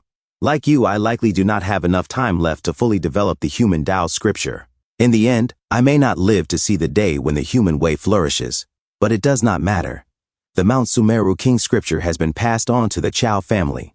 As you once said, as long as the fire is passed on, even a single spark can start a prairie fire hundreds or thousands of years later. From a distance, Dao Zhen observed Hai Wuya and mused, when Hai Wuya failed the imperial examinations repeatedly. He was guided by the martial saint to practice martial arts, hoping it would be a shortcut to becoming an official. Later, due to matters involving the immortals, he angered Emperor Yonke and was imprisoned in the heavenly prison twice, for a total of 30 years. His body is fragile like a mayfly in this world, yet his mind is exceptionally firm. He is wholeheartedly devoted to glorifying the human way. Is that foolish delusion or lofty ambition to be continued? This is much more interesting than that matter about the fake martial saint master mentioned. Even Hai Wuya thinks highly of this Qiao Mu. Dao Zhen walked forward, knelt beside the blood, and toyed with it, saying, just who are you? What is your origin? Let me see. He wrote Qiao Mu's name with his blood upon a paper, and suddenly the paper vanished. Dao Zhen froze in astonishment. This? No soul. Then he burst into laughter. He. Interesting. Truly too interesting. I have new characters to write about. I am so happy. And then from afar, the world's #1 divine detective, Wei En, watched and whispered to himself, the Grand Dao sect. Qing Yi, Daozhen, Qin Shi King. After the death of the martial saint, all sorts of monsters and demons are revealing themselves. The next day, Mr. Lu Renjia, this is the old Fang family mansion you wanted to rent. Now under the alias Lu Renjia, Chao Mu examined the house and said, very good. I am very satisfied. The man smiled as he turned to leave. Great, I actually rented out this haunted house at the original price. Lu Renjia responded, okay. Chao Mu thought to himself, I've easily entered the Fang family's old estate. Now it's my turn, he said to Fang Yuan. You mentioned, your family also has a treasure map? Fang Yuan nodded. That's right. The treasure map is divided into 2 parts, the sun map and the moon map.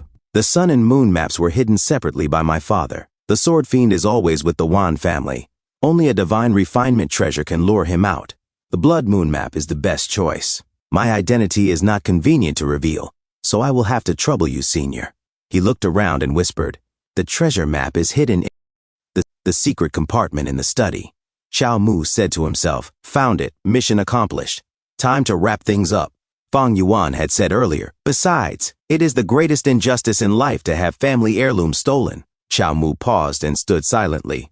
He then thought to himself, since I am already here, I will leave a gift for that kid too. Chao Mu sat down and declared, human Tao scripture deduction begins. As he concentrated, he suddenly spat blood. Cough, cough, cough. I nearly entered a state of qi deviation. Mr. Hai was right. Deducing this technique is extremely dangerous. Chao Mu steadied himself and thought, it is okay. It is just a little blood. Let us continue. Suddenly, an absurdly loud sound echoed. Chao Mu thought, some twists and turns are normal, reasonable. Then he looked down in shock. It seems something came out. As he stared blankly at what emerged, he muttered, my liver exploded. After all, this is a top-tier It is normal, reasonable, very reasonable. Continue. A few moments later, spat out a few teeth, just losing a few teeth. No big deal. Then he urinated blood. Normal, normal, just peeing blood. Then his rib shot out and smashed into the wall. Aya! A rib accidentally flew out. Trembling in pain, Chao Mu whispered, it's okay. It is just that the power of this Mount Sumeru King scripture is a bit strong. This round, it's mainly because I am too strong. The inner energy in my body is overly abundant, which is not always a good thing. Whatever.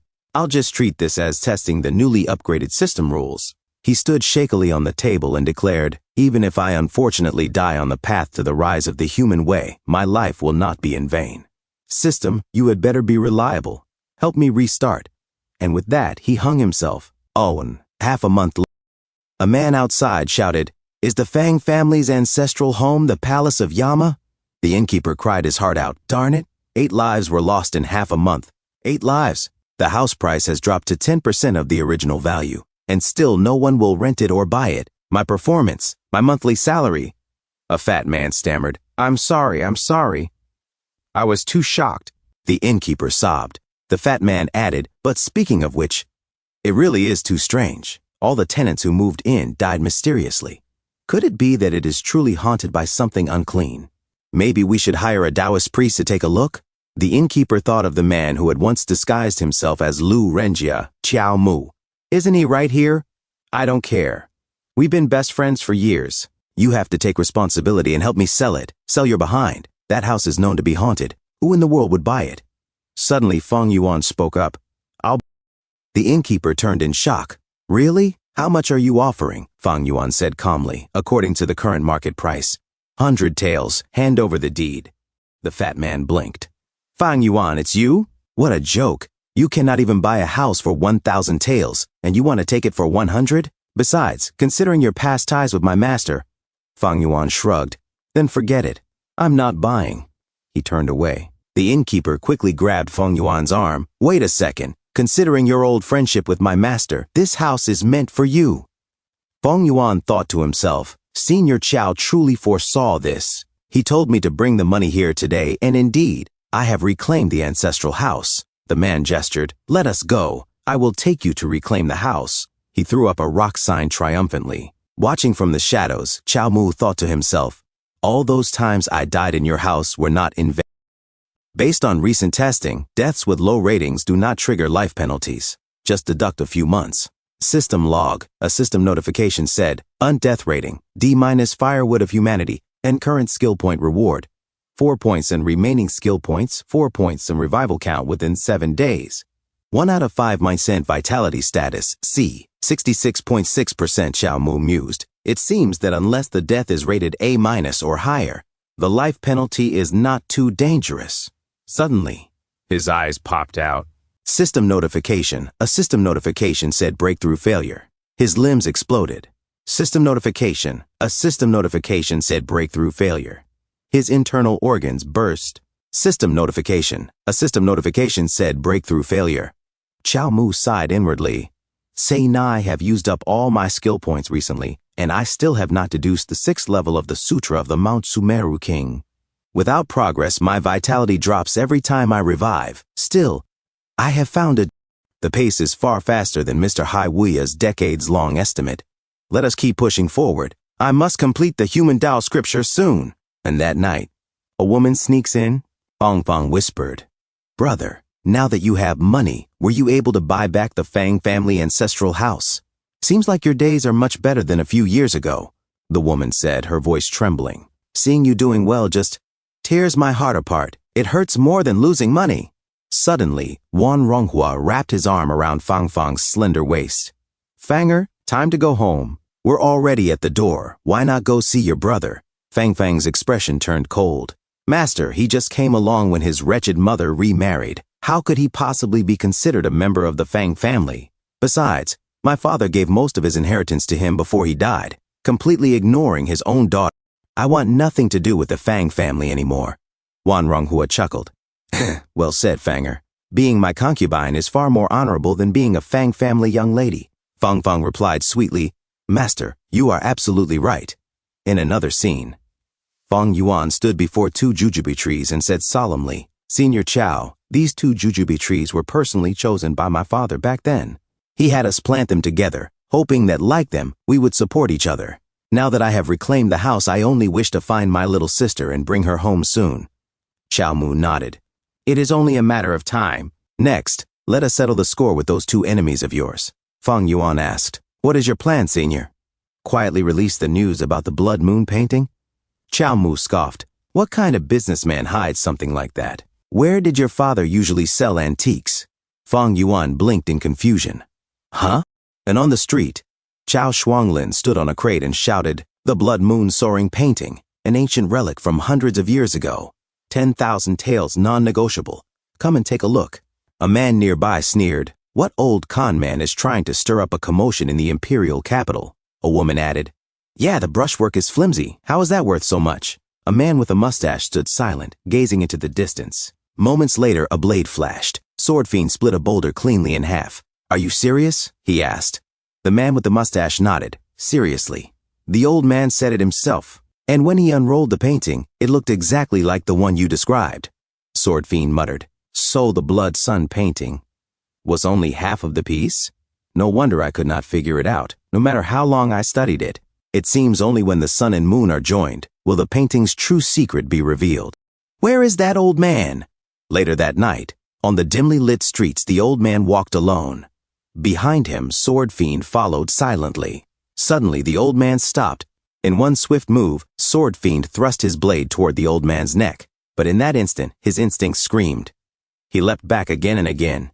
How can this be? He thought.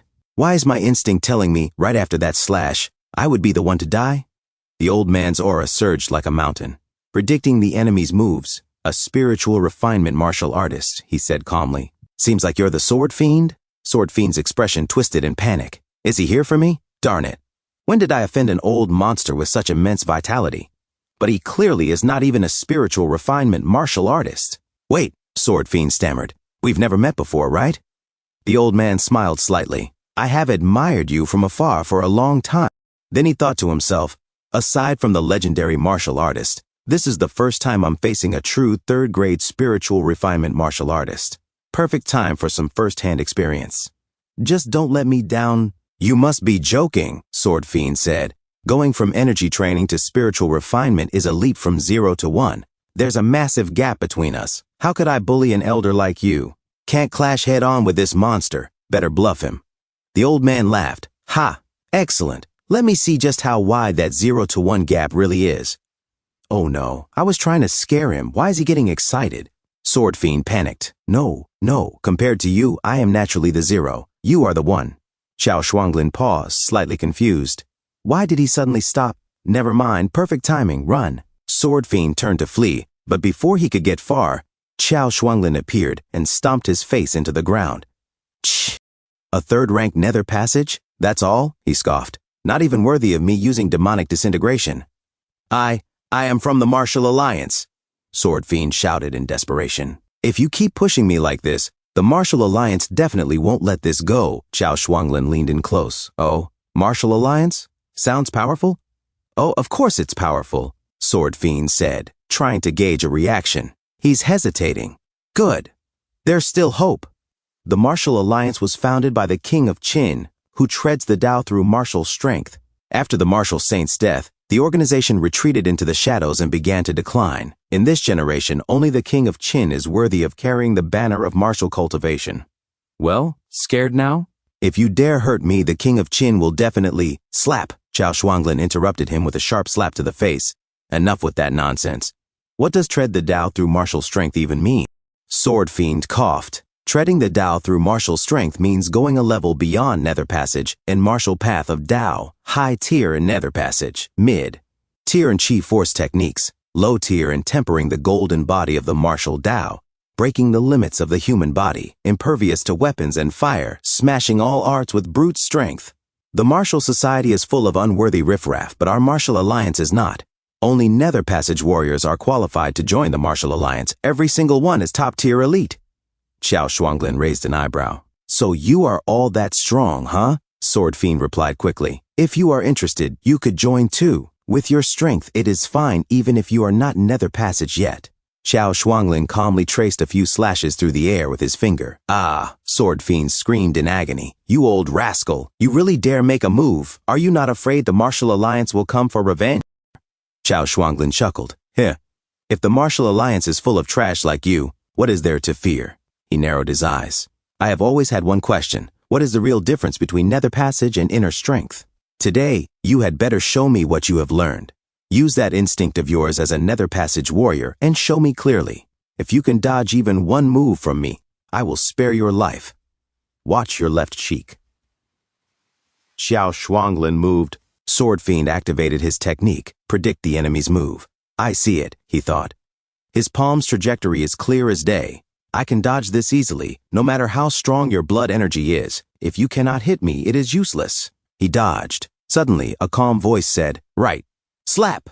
Xiao Shuanglin's hand landed cleanly on Sword Fiend's face. Then a second slap. And a third. Right, left, right again. Slap! Slap! Slap! Sword Fiend staggered, stunned. How can this be? I clearly saw his attack coming. Why can't I dodge? His switch-up speed. It is faster than Nether Passage perception? Xiao Shuanglin delivered a final brutal strike that sent Sword Fiend crashing face first into the ground. Pay, please. Sword Fiend whimpered, bloodied. I am begging you, spare me. We have no grudge. Why do you want to kill me? Xiao Shuanglin stepped closer, cold and unrelenting. Why? Fine. I will let you die understanding why. He grabbed Sword Fiend's head. When you killed the Fang couple for your own gain, did you ever imagine this day would come? So that is the reason. Sword Fiend gasped. Please spare me this once. I can tell you more about the martial path of Tao. Xiao Shuanglin replied. No need. I, Xiao Shuanglin, have no interest. You will definitely want to hear it. Sword Fiend cried out. The martial path starts with the spirit, then trains the body. The Martial Alliance trains in the Golden Body technique. 3 stages, bronze skin, iron bones, and golden body. The body strength of one who treads the Tao is closely linked to their Nether Passage rank.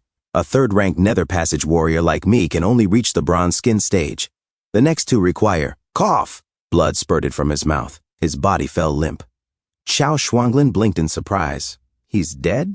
He checked the pulse. No pulse. Died so suddenly. Poison bug, life-death sigil, poison, or a Taoist restriction spell. Xiao Shuanglin picked up a scroll from Sword Fiend's body. Whatever it was, it proves one thing. The people guarding this martial path of Tao secret do not want it getting out. And they are ruthless, decisive, and cold-blooded. And not far away, in the shadows, the world's #1 divine detective, Wei En, whispered. So Chao Zhong was telling the truth. The Chao clan really is a hidden powerhouse. Chao Shuanglin turned, sensing the presence. So it was you. I've long heard of Lord Wei En, the divine constable of the capital, patrolling the night like a ghost. Today's meeting proves the rumors true. Wei En replied politely. You flatter me, sir. Suddenly, bam! Chao Shuanglin punched at Wei En. Wei En leapt back several times, shocked. Elder Chao, what is the meaning of this? My clan's younger member, Chao Zhong, was unjustly killed by the court. Chao Shuanglin shouted, charging forward. This hatred, this grudge, I, Chao Shuanglin, will see it settled. He continued his assault, leaping into the air. Wei En, eyes narrowing, activated his technique. Ice Soul Demon Claw. Chao Shuanglin punched through the icy strike. Both men separated, landing apart. Chao Shuanglin frowned to himself. My internal energy was broken in an instant. Is this the strength of a first-rank refining spirit martial artist? Right now, I can easily defeat third-rank martial artists, but against a first-rank? Their instinct for predicting moves and speed far surpasses mine. Wei En spoke calmly, Elder Chao. I mean no harm. I just want to ask you a few things about the Chao family. Chao Shuanglin scoffed. A lapdog of the court. How could I believe a word you say? That should be enough for a test, he thought. Time to wrap this act up. He raised his voice. Remember my name, Chao Shuanglin. I'm here to seek justice for Chao Zhong. And he said to himself, be sure to report back to the court and stir up some hate for me, yeah? Chao Shuanglin leapt away as Wei En shouted after him. The cold poison of the Ice Soul Demon Claw is hard to remove. You can go to Shuling Hall in the west of the city and find Dr. Dong Xueling. Chao Shuanglin replied, I appreciate Lord Wei's kindness. Wei En thought to himself, as expected of the Chao family, my claw technique could cut his flesh, but it could not go any deeper. His internal energy is even more formidable than his physical body. Sigh. I know you want me to spread the word, but going up against the immortal sex and His Majesty is like throwing an egg at a rock. The Chao family sacrifices themselves for justice, and I am not the type to kick someone when they are down. I will not let you die like this, he shouted. You have watched long enough. Why do you not come down and talk? A man in the shadows suddenly jumped back, shocked. Wei En yelled, you coward, do not run. And he thought to himself, no one else must know what happened here today. 1 hour later, Wei En bled from multiple wounds. Chao Shuanglin, he muttered, I did not have the strength to stop your name from spreading through the capital this time. Treading the Tao through martial strength. It is even more terrifying than I imagined. Then he collapsed to the ground. A few moments later, Fang Yuan said, Senior, your great kindness, I, Fang Yuan, will never forget it. Chao Mu replied, say what you need to say. Stop kneeling for nothing.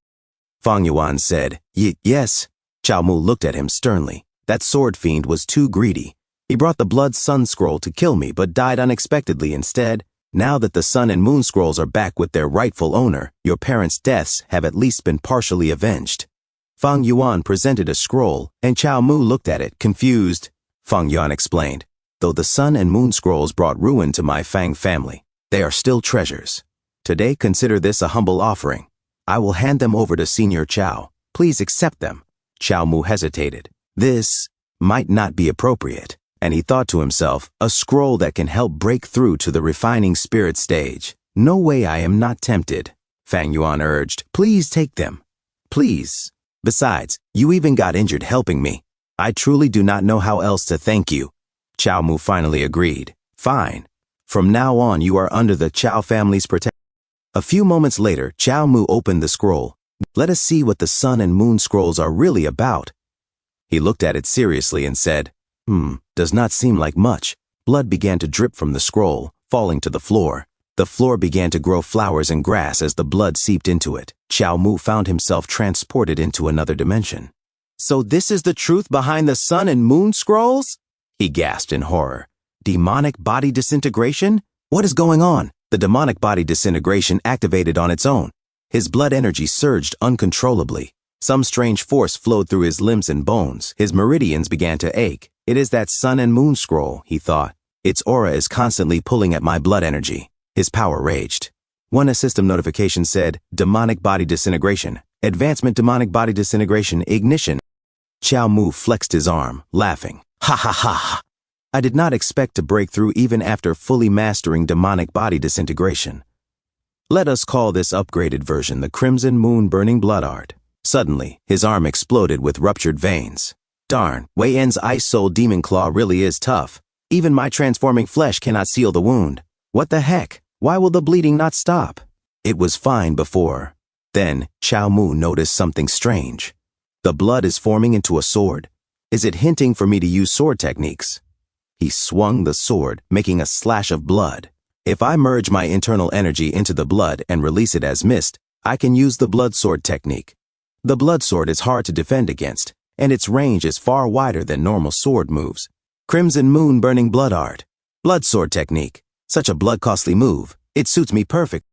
The next day, Chao Shuanglin arrived at the Dongxinglin clinic. This is the clinic Wei Yan mentioned, he said, looking around. There are so many people. Looks like this divine Dr. Dongxinglin really has some skills. Xiao Mu thought to himself, the body transformation technique cannot cure Wei Yan's cold poison. Perfect chance to see what this divine doctor can do. A person in the crowd shouted, "Some divine doctor you are. Pah! I waited in line for days, and now you say you will not see me? Are you trying to get me killed? Come look, everyone. The so-called divine doctor is refusing to save lives." His friend, lying on the ground, shouted in pain, "Ugh, I'm dying." Another in the crowd scoffed, "What divine doctor? More like a fame-hungry fraud." Dongxinglin, seemingly unfazed, replied, "He just has a mild cold. I have already written the prescription. Take the medicine as directed, and he will recover in 3 days." The man on the ground started coughing blood. Cough, cough. An old man in the crowd cried out, "He is coughing blood. You call that a small cold? Quack doctor, you are killing people for money." Another in the crowd muttered, "I heard someone died at Xinglin Clinic recently. Could it be that Dongxinglin is really just riding on his reputation?" A third voice joined in, "No wonder I never got better after so many visits. Turns out he cannot actually cure anything." The bald man's friend said, "Didn't he used to treat patients for free? Now he charges money but cannot cure diseases." A boy shouted, "You are being completely unreasonable. Dr. Dong has saved countless lives with his free treatments. Without him, poor people like us could not even see a doctor." A man in front said, "Now, maybe that was just a trick to build his reputation. Look, everyone comes because of his divine doctor fame, and this clinic is making a fortune." Another man said, "If you think Dr. Dong isn't good enough, go somewhere else. Making a scene just delays treatment for the rest of us." The man in front retorted, "What, trying to chase us away because I hit a nerve? I think you are just a plant for this clinic helping them scam our money." The boy shouted, "You!" Chao Shuanglin silently listened from the back and thought to himself, "These 3 people have abundant vitality. They are not ordinary folks. That blood-coughing patient clearly has reversed vitality flow. Are they deliberately causing trouble?" A man suddenly shouted, "Make way! Please, everyone, let me through. Dr. Dong, could you please see my child first? He can barely breathe." Dr. Dong Shuling said, "Please get up. Let me check your child first." The man in front said, "Hey, we were here first." As his friend suddenly grabbed his arm and shook his head, the father of the child said, "Doctor, how is my child?" Dr. Dong Shuling said, This is a condensed evil ghost spider." The boy sweated in pain.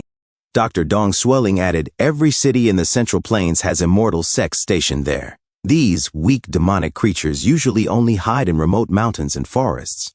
"How did your child encounter this?" The father replied, "We are originally from Tan County. Half a month ago, Tan County suffered a man-made disaster with countless casualties. I just wanted to bring my child to the imperial capital to find a safe place, but who knew?" A person in the crowd said, "Another man-made disaster. I heard demonic cultivators from the Blood Lotus sect massacred tens of thousands in Tan County to refine some 10,000 souls banner. So it is true." His friend said, "I heard about that too. A disciple named Dao Zhen from the Great Dao sect went to kill those demonic cultivators. Their battle affected 2 mountain villages, causing countless deaths. That's not all. A month ago, immortal cultivators battled, and half a city was destroyed by heavenly lightning, with civilian casualties in the hundreds of thousands."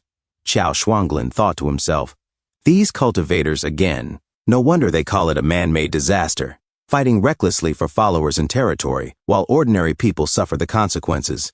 The father asked, "May I ask how much would it cost to treat this condition?" Dr. Dong Shuiling said, "For treatment, we would need to administer an anesthetic first, then use a sharp blade to open the nasal cavity to remove the ghost spider.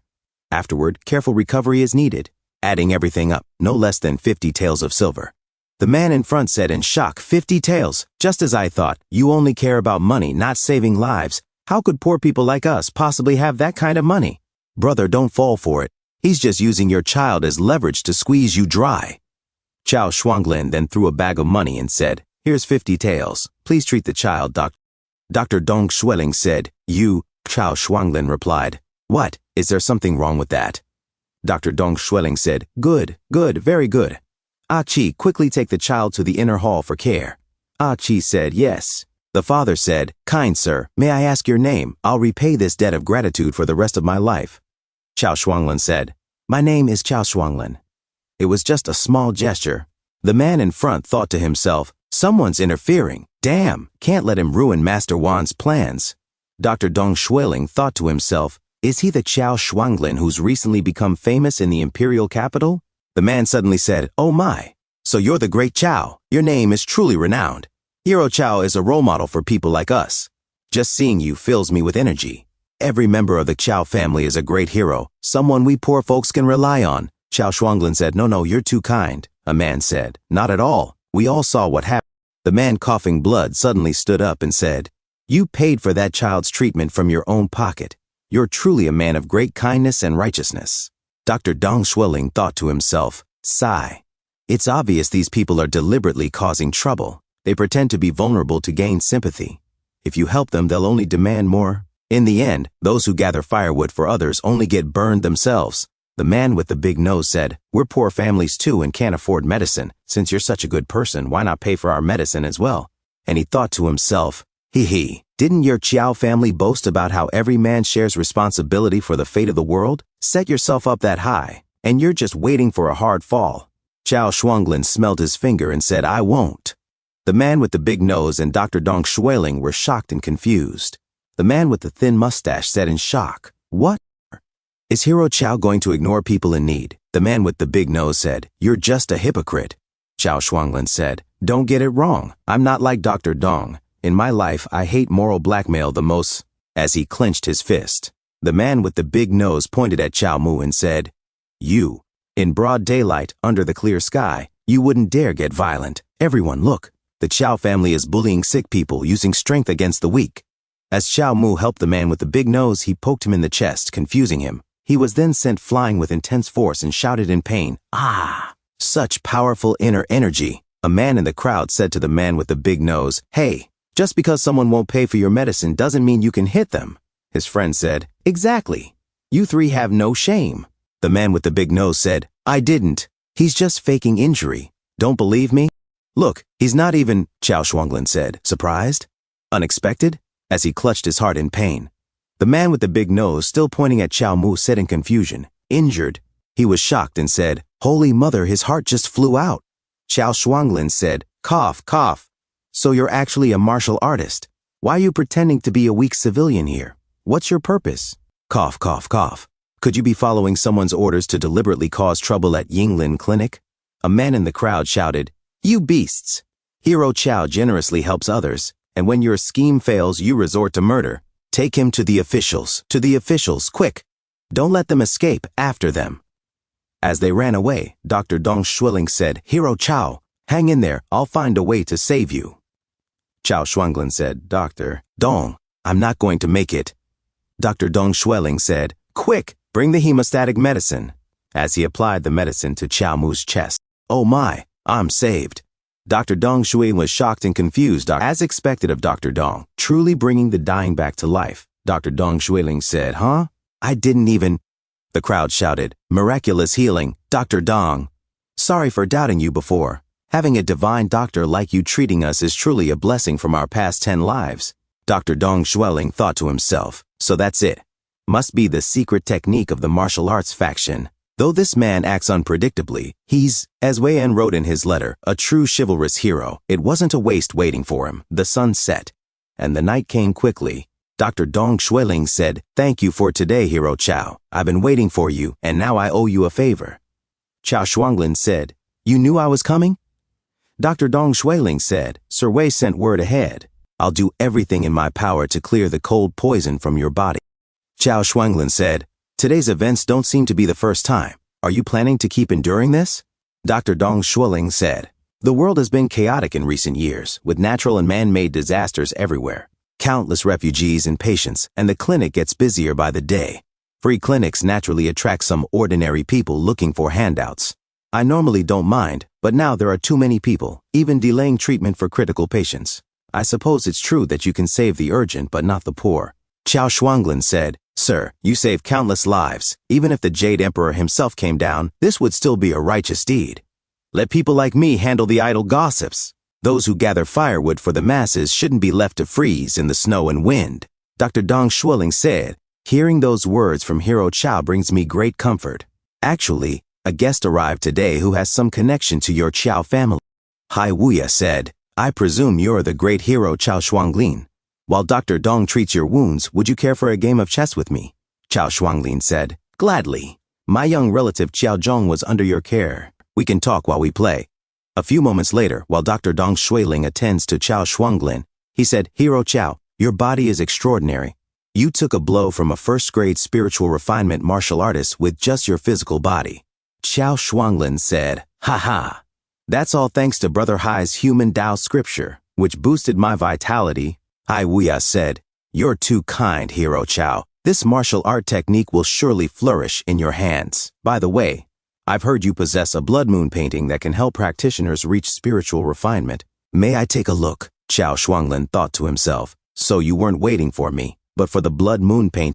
Dr. Dong Shuiling said, Of course, but we're not looking for free.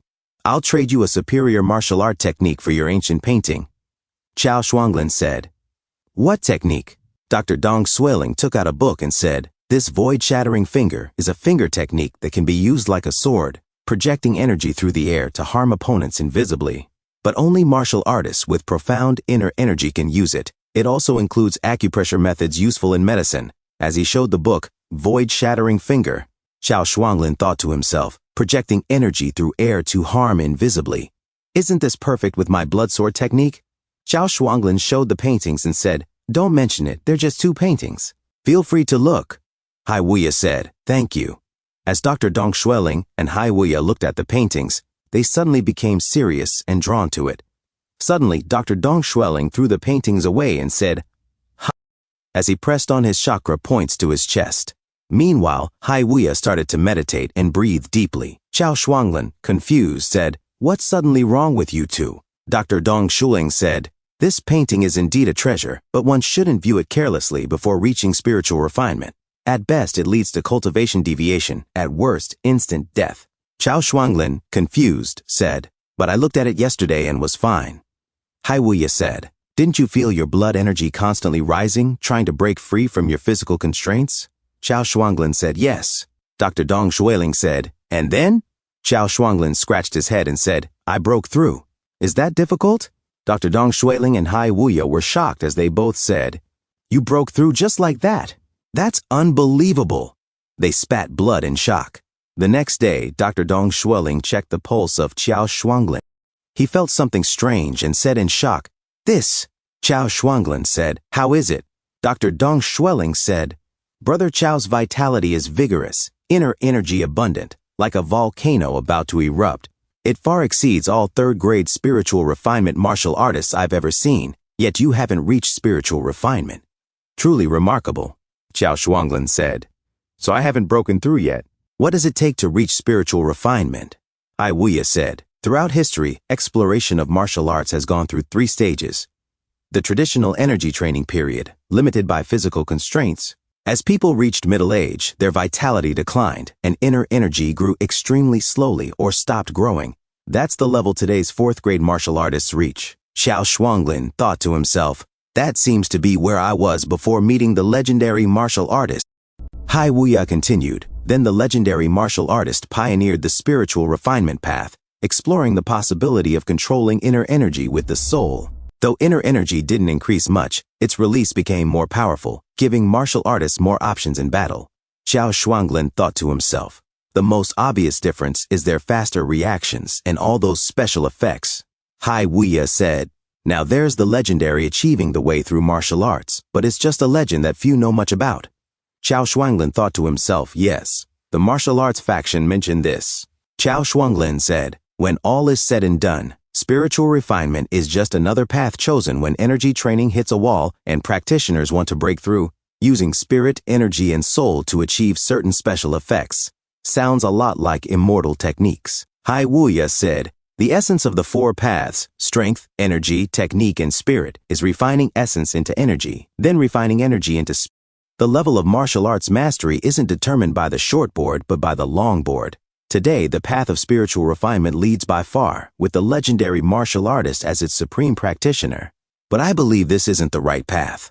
The birth of this martial arts path does have some connection to those high and mighty immortal sects. Dr. Dong Suling said, your vitality now flows endlessly, and your energy training is far from its limit. Whether you can achieve spiritual refinement, we don't know.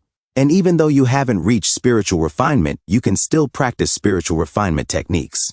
This is truly beyond my imagination. Brother Chao, could you stay a few more days? I'd like to research this further. Chao Shuanglin was shocked and concerned, saying, what further research? Are you treating me like a test subject? Dr. Dong Shuiling laughed and said, not at all. I'm just curious about your body. Hai Wuya said, by the way, which level of the human Tao scripture have you reached? Chao Shuanglin said, that? It's been quite a struggle. Hai Wuya said, that's normal. After all, it's an incomplete martial art. Even reaching the third level would be miraculous. Chao Shuanglin said, oh, I'm at the 5th level. Hai Wuya was shocked and said, what? 5th level?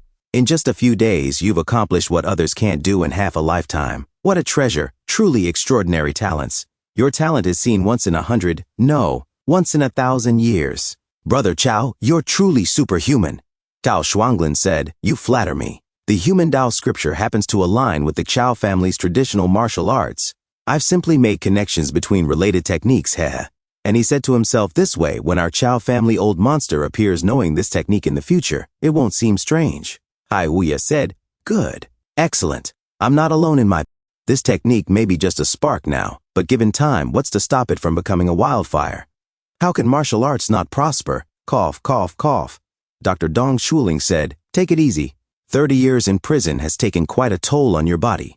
Chao Shuanglin said, old Hai, are you all right? Hai Wuya said, I'm fine.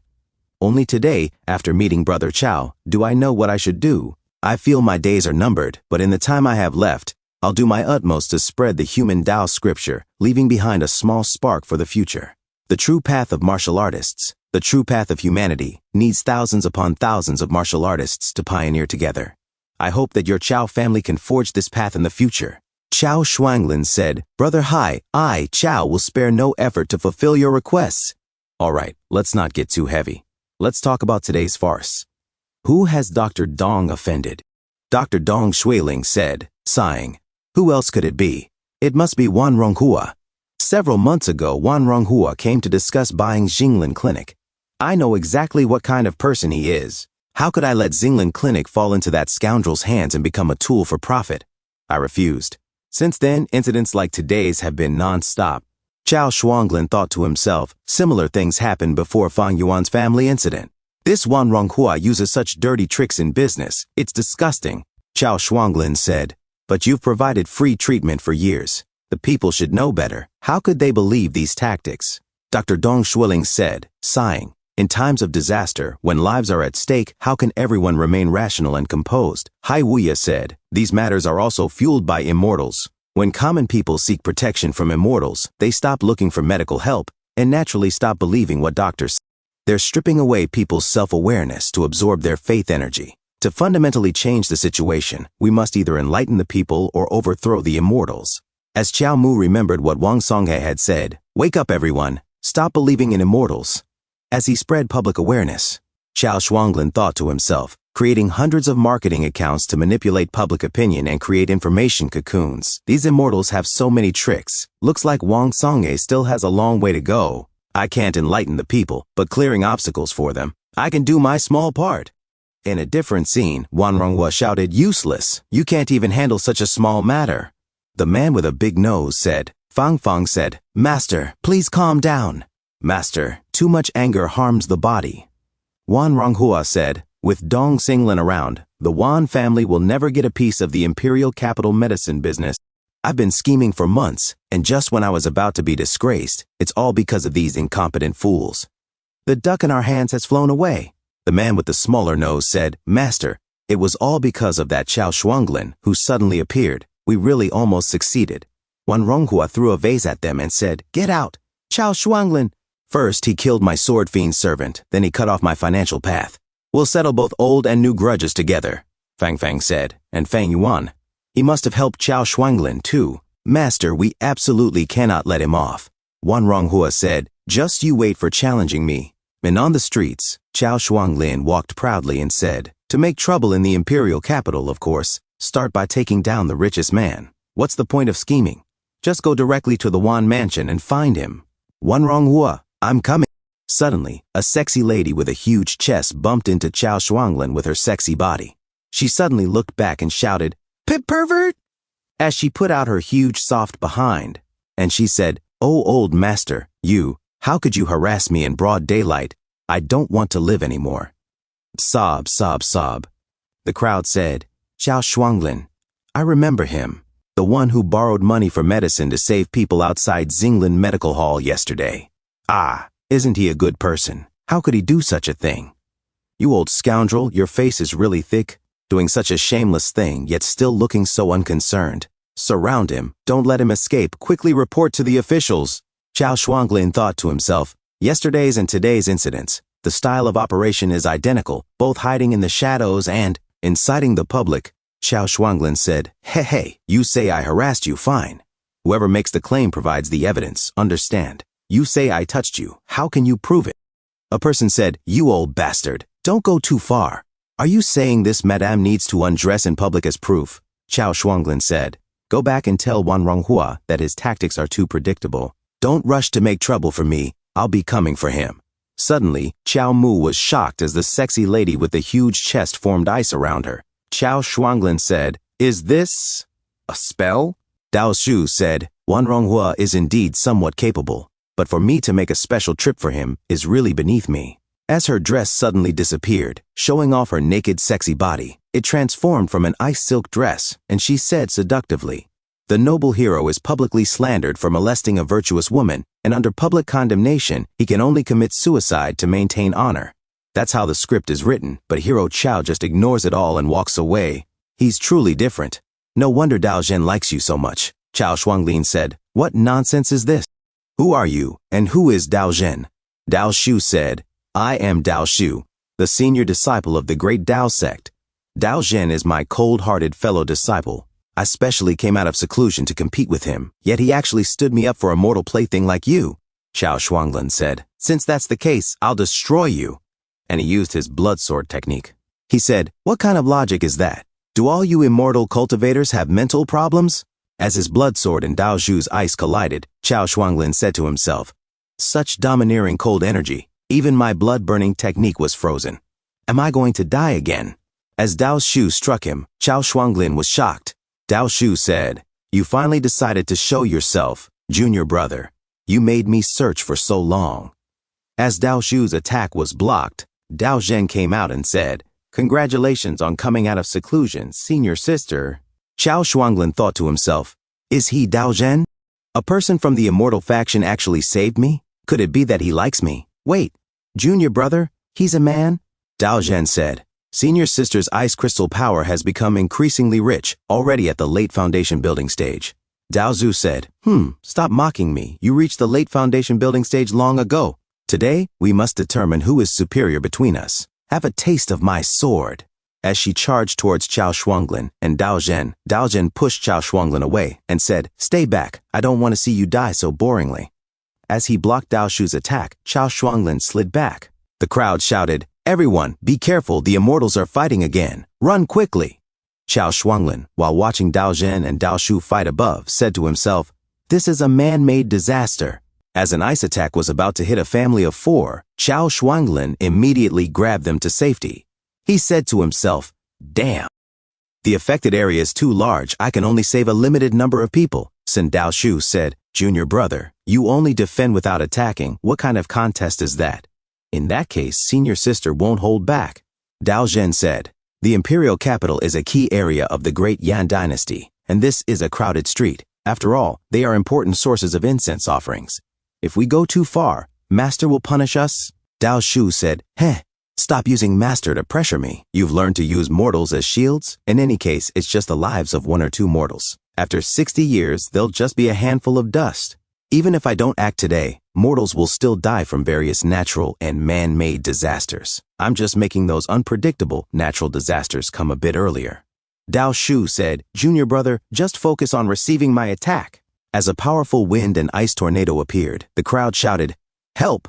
Another person said, Her father said, Don't worry about me, you go first. As the father saw the attack coming close, Chao Shuanglin blocked it with his body and said, What are you standing there for? Run, you fools! As he spat blood. The father said, Hero Chao, please save yourself. Everything is predestined. Encountering this man-made disaster is just my bad luck. For ordinary mortals like us, living to my age is already heaven's mercy. I dare not ask for more. Chao Shuanglin said, Is that so? But I've never believed in destiny. And he used his skill, Celestial Demon Dismantling, as he broke the ice. Chao Shuanglin looked at the ice tornado and said, What is heaven? What is fate? I only see 2 beasts who disregard human life, and behind them, a bloody maw ready to devour the human world. If we don't resist, sooner or later, they'll eat us until not even bones remain. As Chao Shuanglin inhaled deeply, he shouted, Dao Zi, you don't want this matter to get too uncontrollable, do you? How about I help you take down this crazy woman? Dao Shu, frustrated, said, Ha, mortal lives are like weeds, yet there are always some fools who think they've lived too long. Crazy woman? Die, interfering mortal, and she used her skill, Ice Crystal Pearl, at Chao Shuanglin. Chao Shuanglin used his skill, Crimson Moon Blood-Burning Technique. Maximum power. As he faced the Ice Crystal Pearl head-on, Chao Shuanglin endured the attack, and his body burst from the power of the strike. Yet, Chao Shuanglin remained standing as the ice deflected from his body. Dao Shu was shocked and said, How is this possible? He actually blocked my Ice Crystal Pearl. Dao Zhen laughed and said, Ha. Interesting, you struggled so much just to block one attack. How can you team up with me like this? Dao Shu said, Junior brother, our contest isn't over yet. Don't get distracted. Chao Shuanglin said, Who said I want to team up? Dao Zhen, you're not up to it. Let me handle this. Fighting all this time without winning, you might as well stand aside and guard. Can you at least block the aftermath of this battle? Dao Zhen said, So you want me to be responsible for blocking the aftermath, to protect those civilians? So roundabout, you have so many thoughts. Fine, after all, protecting the imperial capital's citizens from disasters is also the duty of our great Dao sect. Besides, I don't want to fight anyway. As a magic circle appeared above, and a barrier formed, Chao Shuanglin said to himself, A barrier? This way I won't have to worry about what's behind me. Dao Shu said, Is this how you act as a junior brother? Dao Zhen said, I'm just trying to prevent senior sister from making a mistake and being punished by master. Besides, there's a good show to watch, why wouldn't I enjoy it? As Chao Shuanglin charged towards Dao Shu said, Ignorant fool, you really think you can block the Ice Crystal Pearl? I wasn't using my full power before, this time I'll shatter you to pieces. As Chao Shuanglin continued to charge, ice hit his face and he fell. Dao Shu said, Junior brother, I'm so sorry, I accidentally destroyed your little toy. As blood came out of Chao Shuanglin's eyes, he fell to the ground. But Chao Shuanglin immediately stood up. A massive blood attack shot towards Dao Shu. Chao Shuanglin shouted, Again! Once more, continue. Dao Zhen said to himself, While eating watermelon, with the explosion of vitality, this martial artist can actually control his movements to this extent. What a pity, no matter how fast, he's still made of flesh and blood, no match at all for Dao Shu. Dao Shu said, An ant trying to shake a tree. Just now you spoke arrogantly, yet you can't even get close to me, wasting your life. Why bother? What does it matter to you whether those people live or die? Chao Shuanglin said, You all compare yourselves to natural disasters. But don't you know that even in the face of disasters, there are those who, with mortal bodies, stand shoulder to shoulder with God, snatching lives from the hands of calamity. You say I'm an ant trying to shake a tree, but I consider myself like Jing Wei trying to fill the sea. Today, saving 10,000 people is saving. Saving one person is also saving. Dao Shu said, Among all parts of a martial artist's body, the mouth is the hardest to refine, too tough. As she hit Chao Shuanglin's body, Chao Shuanglin fell again and hit the ground. A lady in sorrow said, Sob, hero Chao, sob. Her husband said, Sigh, hero Chao, may you rest in peace. Their daughter said, "Grandfather Chow, do not sleep. Sob, sob, sob. Please wake up." As Daojin watched from above, he said to himself, "Senior sister was trapped by my barrier. He could have escaped at any time, yet he fought to the end.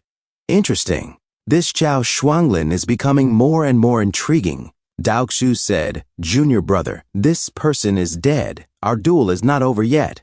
Daojin said, I know. Let us have another match," as he threw his watermelon. Immortal Qingyi suddenly shouted, "Enough!" Daojin and Daoxu were startled. They said, "Master." Immortal Qingyi said, "Daoshu, have I spoiled you too much? How dare you act so recklessly this time? Fortunately, your souls remain intact. Your actions were reckless. Come back with me." Daojin said, "Understood, master." And he said to himself, I thought he was recklessly seeking death. Could it be he intended to buy time from the start? Lucky him, he really did stall until master arrived. Then Immortal Qingyi said, "Release." Suddenly the location changed. A man said, "The snow has stopped and the ice has melted." His neighbor said, "Hey, everyone come out, it is safe now. Thank you, Immortal, for your grace." Another said, "Thank you, Immortal, for your grace." The little girl shouted, "Big bad guys, they killed my mother. Killed Grandfather Chow, big bad guys." Her mother said, "Child, hush." Daoxu looked back and said, "Ignorant little brat." Immortal Qingyi said, "Let her be. Qin Shi King is the piece we place for such situations. It is his turn to act. Moreover, mortal lives are insignificant. A small favor makes them forget." Daojin said to himself, "Is that really so?" Publicly cursing the immortal sect, this has never happened before. The little girl shouted, "When I grow up, I want to be a warrior too. Defeat you all." Daojin said to himself, "It seems something is changing in the mortal world." A few moments later, Heavenly Prison Warden Qin Shi King received a letter. It said, "Cover up today's murder, protect the immortal sect's name, discredit Chao Shuanglin's reputation fully." A few moments later, Minister Haiwuya said to Emperor Yongke, "Your Majesty, Chao Shuanglin saved people under the sword of an immortal. Truly a peerless hero. Now rumors are spreading about him, even blaming him for the disaster. Such a righteous man should not die with a tarnished name." Emperor Yongke said, "I feel weary. Report again tomorrow." Minister Haiwuya said, "This disaster affected hundreds. Without Chao Shuanglin, it could have been thousands. So many witnessed it firsthand. How long can your Majesty shield the immortal sect? Immortals run rampant, disasters everywhere. This time it is in the capital, under your Majesty's nose. Will the court retreat again? Your Majesty, may I boldly ask, if we retreat step by step, when will it end?" Emperor Yonghe said, "Minister Haiwuya, do you recall the battle 40 years ago? The martial saint led 100,000 elites to quell the outsider chaos, but before reaching Central State, they were annihilated near Anxi City. Anxi City was razed, leaving no ruins behind. I personally witnessed the martial saint's death at the hands of an immortal. With such disparity, what can we do?"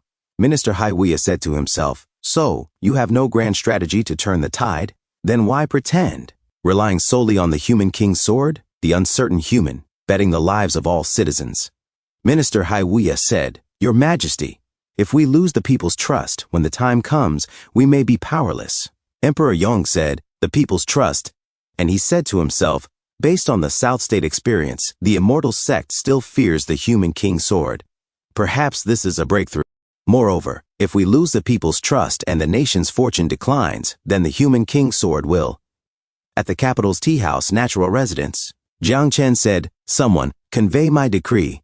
News from the palace. Haiwuya has indeed submitted a memorial, and the 6 doors have personally visited the immortal sect. You are a step late. The authorities have already posted a notice, stating this incident was due to a duel between immortal sect disciples." Fang Yuan said, "The involved cultivators have been punished by the immortal sect, confined for 10 years of reflection.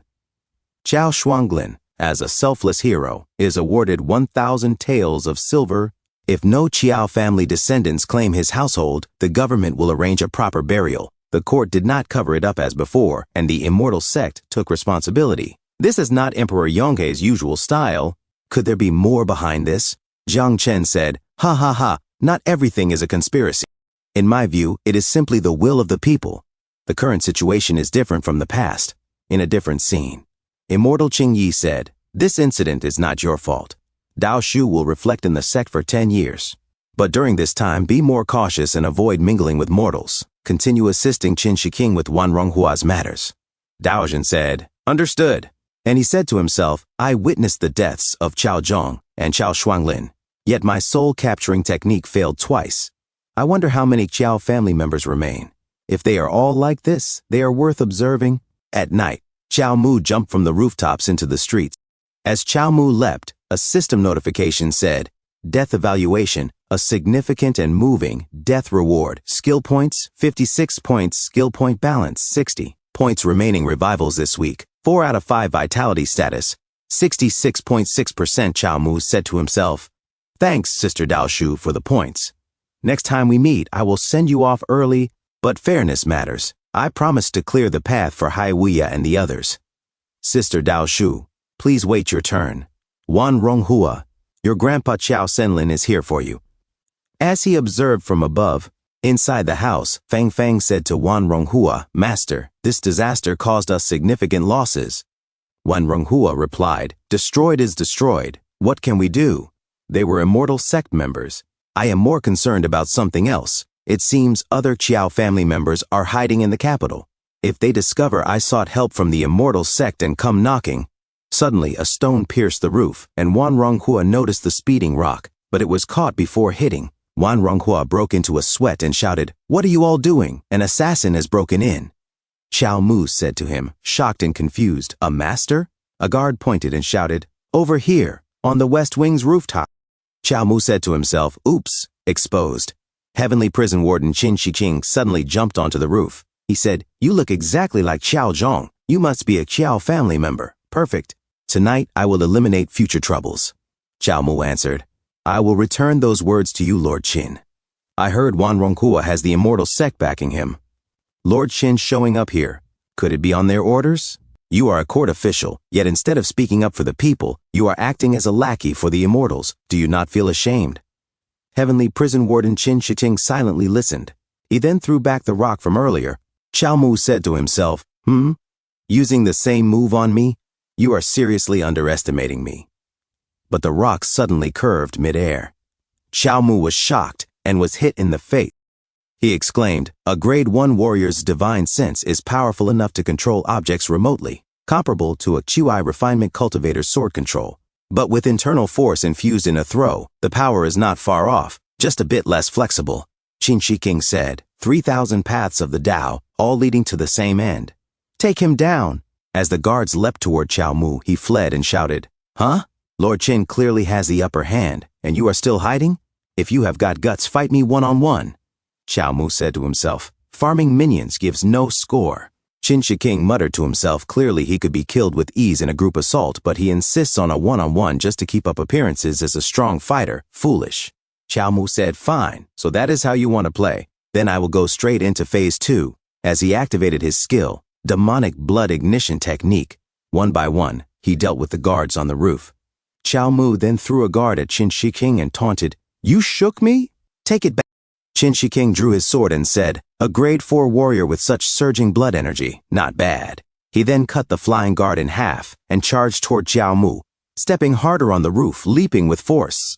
He shouted, But you are overestimating yourself. Can you not see the gap between us? As he attacked Qiao Mu thought, Looks like he is aiming for my left shoulder, but my instincts scream right. Is he fainting? He dodged, but was still hit on the shoulder. He muttered to himself, The feeling is off. As expected, a grade 1 divine refinement warrior's speed far exceeds mine. What happened with Wei In was not a fluke. Now that I am using foresight, my reaction speed actually lags. Qin Shiking said, Only a grade 4, and you dare rely on intuition in front of me, showing off your axe at the carpenter's door. As he continued slashing at Qiao Mu thought, No, thank goodness he has not refined his divine sense yet. If his divine refinement grade were higher, his willpower would suppress mine right now. I would be completely passive. Qiao Mu jumped down from the rooftop. His aura surged in power. Qin Shiking chased him and shouted, Where are you running? Qiao Mu said to himself, Darn it. I have got no choice but to risk it all. System. Convert all skill points into Fragmented Void Finger upgrade. System notification, 60 points consumed to unlock Fragmented Void Finger Minor Mastery, 100% skill learned. Qiao Mu grinned in excitement, then used his fingers, piercing Qin Shiking's shoulder. Qin Shiking slid back from the force of the skill. Qiao Mu thought, This Fragmented Void Finger is insane. Qiao Mu exclaimed joyfully, "Ha, new god-tier skill acquired." Qin Shiking thought to himself, internal force can now project 10 meters with this much power.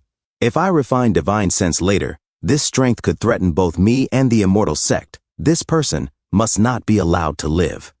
As he shouted, "Ha!" and surged with powerful energy. As heavenly prison warden Qin Shiking fell silent, he clenched his fists tightly. Then, in an instant, he burst into a blazing aura. Qiao Mu gasped. His energy just surged several times over in a flash. "You have a phase 2 too?" Qiao Mu immediately fired his new skill at the approaching Qin Shiking, but his eyes widened in shock. It did not pierce. No, it feels like striking solid steel. Could this be the golden body technique sword demon mentioned? Is he from the Martial Alliance? Qin Shiking grabbed Qiao Mu's hand and twisted it brutally, following up with a fierce punch straight to Qiao Mu's stomach. Qiao Mu was slammed into the wall, leaving a deep crater. Qin Shiking growled, "This is the price for laying a hand on someone the immortal sect wants." Qiao Mu coughed, blood on his lips, but smirked. Hey, the golden body technique really is incredible, but I have already accomplished what I came here for today. Just then, Fang Fang screamed, "Master!" Qin Shiking froze as he noticed a hole torn into the paper window. Fang Fang continued shouting, "Someone, help! Master is hurt! Master, master!" Qin Shiking muttered, stunned. "Wan Ronghua is dead? Impossible. If he had made a move, there is no way I would not have sensed it, unless... It happened just when I dealt the final blow. A warrior's killing intent peaks at that very moment. They are also most focused." Qin Shiking trembled, his expression collapsing. He cried out in disbelief, "Xiao Shuangzhen! Xiao Shuangzhen! Xiao Shuangzhen!" Then, in a fit of rage and frustration, he clawed at his own face with his nails, screaming, "Qiao Shuang Lin!" He charged his fist toward Qiao Mu and roared, "I will kill you!" He punched him with everything he had, shouting, "Die! Die! Die!" It was hard enough to kill my own wife to prove my loyalty to the immortal sect. This was my chance to show them what I could do, and you ruined it, all of it. But suddenly, Qiao Mu appeared behind him. You would even sell your first wife," Qiao Mu said coldly, pointing his finger. "Qin Shiking, you really are the immortal sect's loyal dog." Qiao Mu unleashed his technique, Blood Blade, fragmented void finger, blasting the attack directly at Qin Shiking's face. Qin Shiking, gravely injured, muttered, "You are one of the Qiao clan too. System notification, death rating, B remaining revivals this week, 3 out of 5 death reward, skill points 20, 5 skill point balance, 25 vitality, 60%. Qiao Mu thought grimly to himself. Qin Shiking trained in the Martial Alliance's golden body technique, and is connected to the Grand Dao sect. Shh! What are these outsiders scheming now? Qiao Mu leapt back, raising his voice. "Whatever your goal is, if it is revenge you want, come at the Qiao clan." Heavenly prison warden Qin Shiking fell to the ground, forever still. Suddenly, a glowing magic circle appeared on the floor. Fang Fang whispered, "Master is dead. I have no heir. If I stay, it is a dead end anyway. Better to find somewhere no one knows me." But then she sensed something and snapped alert. "Who is there?" A voice answered, "Sister." It has been a long time. Her eyes widened. "Fang." "Fang Yuan?" She scowled. "Cut the act, Fang Yuan. You picked this moment to show up just to see me down and out, huh?" Fang Yuan replied calmly. His Majesty ordered a full investigation into the human calamity incident in the capital. The Wan family cannot escape blame. I am just here following orders. Fang Fang sneered. "A tale of silver a month. What were you risking your life for? If you needed money, you could have just told me. You did not know? I got married to someone rich. Even Zheng Cha still had money back then." Fang Yuan said coldly. "You are talking about Wan Ronghua, right? Our parents were killed by him. How could you marry that man? You people sold out to the outsiders for personal gain, did so many awful things. You even sent people to stir up trouble at the Xinglan clinic and attack Senior Chao." Fang Fang scoffed. "What does that old man from the Chao family have to do with me? He was asking for it. What, you are thinking of killing me and stealing my money? Father, that old fool, he was biased. I am his biological daughter. Why give all the inheritance to you, an outsider? Better to join the Wan family as a concubine. At least once they took over the Fang family fortune, I would get a share." Suddenly, with a flash, Fang Yuan made a swift slash. Fang Fang's hair was cut cleanly, jewelry clattering to the ground. Fang Yuan said quietly, "Yes, father was biased. He gave me the antique street shops in the old house. Most of the antiques and calligraphy in the shop were meant for you, so you could squander your whole life away." He paused. "He asked me to make sure you were well fed and clothed." He did not keep it from you because he favored me. He knew your nature from the beginning. That old house is just gold and silver to you. But to me, it is home. As of today, my sister Fang Fang is dead. As for you, Wan family concubine, save your words for the prison. System notification, fragmented void finger, minor mastery, 100% skill point balance, 25 vitality, 60% chow. Mu thought to himself, every time I spend skill points or revive from death, it feels like my spirit goes somewhere to train. These techniques, they feel like I really practice them myself. System, Chow Mu asked aloud, petting the demon cat, can you explain this? But the system remained silent. Chow Mu frowned. The system is filled with more and more unexplainable things. Looks like I will have to figure it out myself from now on. 1. My vitality dropped again. I need to keep advancing the human Tao scripture. Suddenly, he noticed a figure descending rapidly from the sky. Chow Mu murmured. The newcomer landed with practiced ease. Dao Zhen spoke. May I ask, who are you, honored one from the Chow clan? Chow Mu narrowed his eyes. They tracked me this fast? Well, better here in the wilderness. No need to hold back. Dao Zhen raised a hand. No rush. Killing you now is meaningless. The Chow clan deserves a more meaningful death. Chow Mu snapped, then spit it out. Do not beat around the bush. Dao Zhen kept his gaze calm but thought to himself, third time. My soul capture technique failed again. He showed up at the Wan estate right after Chow Shuangsen died. No way that is just coincidence. But if he is the same person, that is insane. What kind of divine power does the Chow clan have?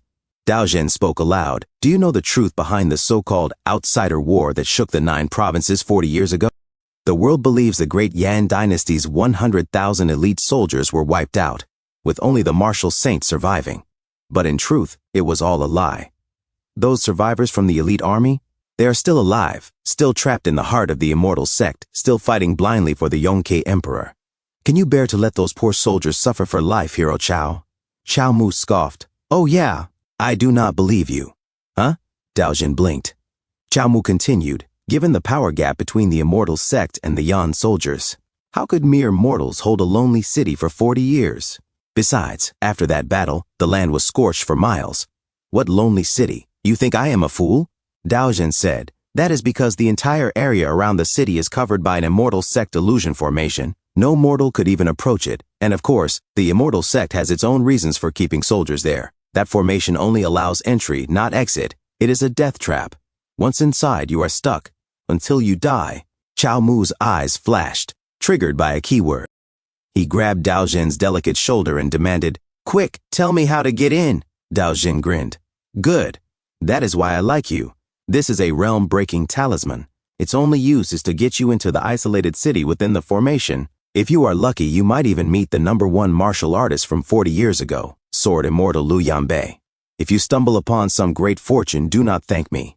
Consider it payment for today's performance.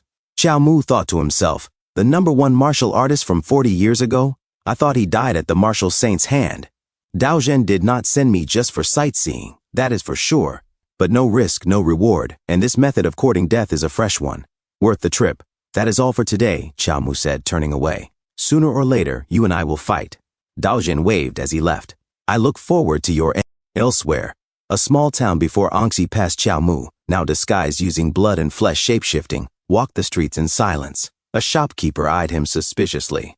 Old man, you want to leave Anxi Pass? That will not be easy. Why? Chow Mu asked. The shopkeeper shook his head. We have an iron lady guarding Anxi Pass, utterly impartial, a martial arts master.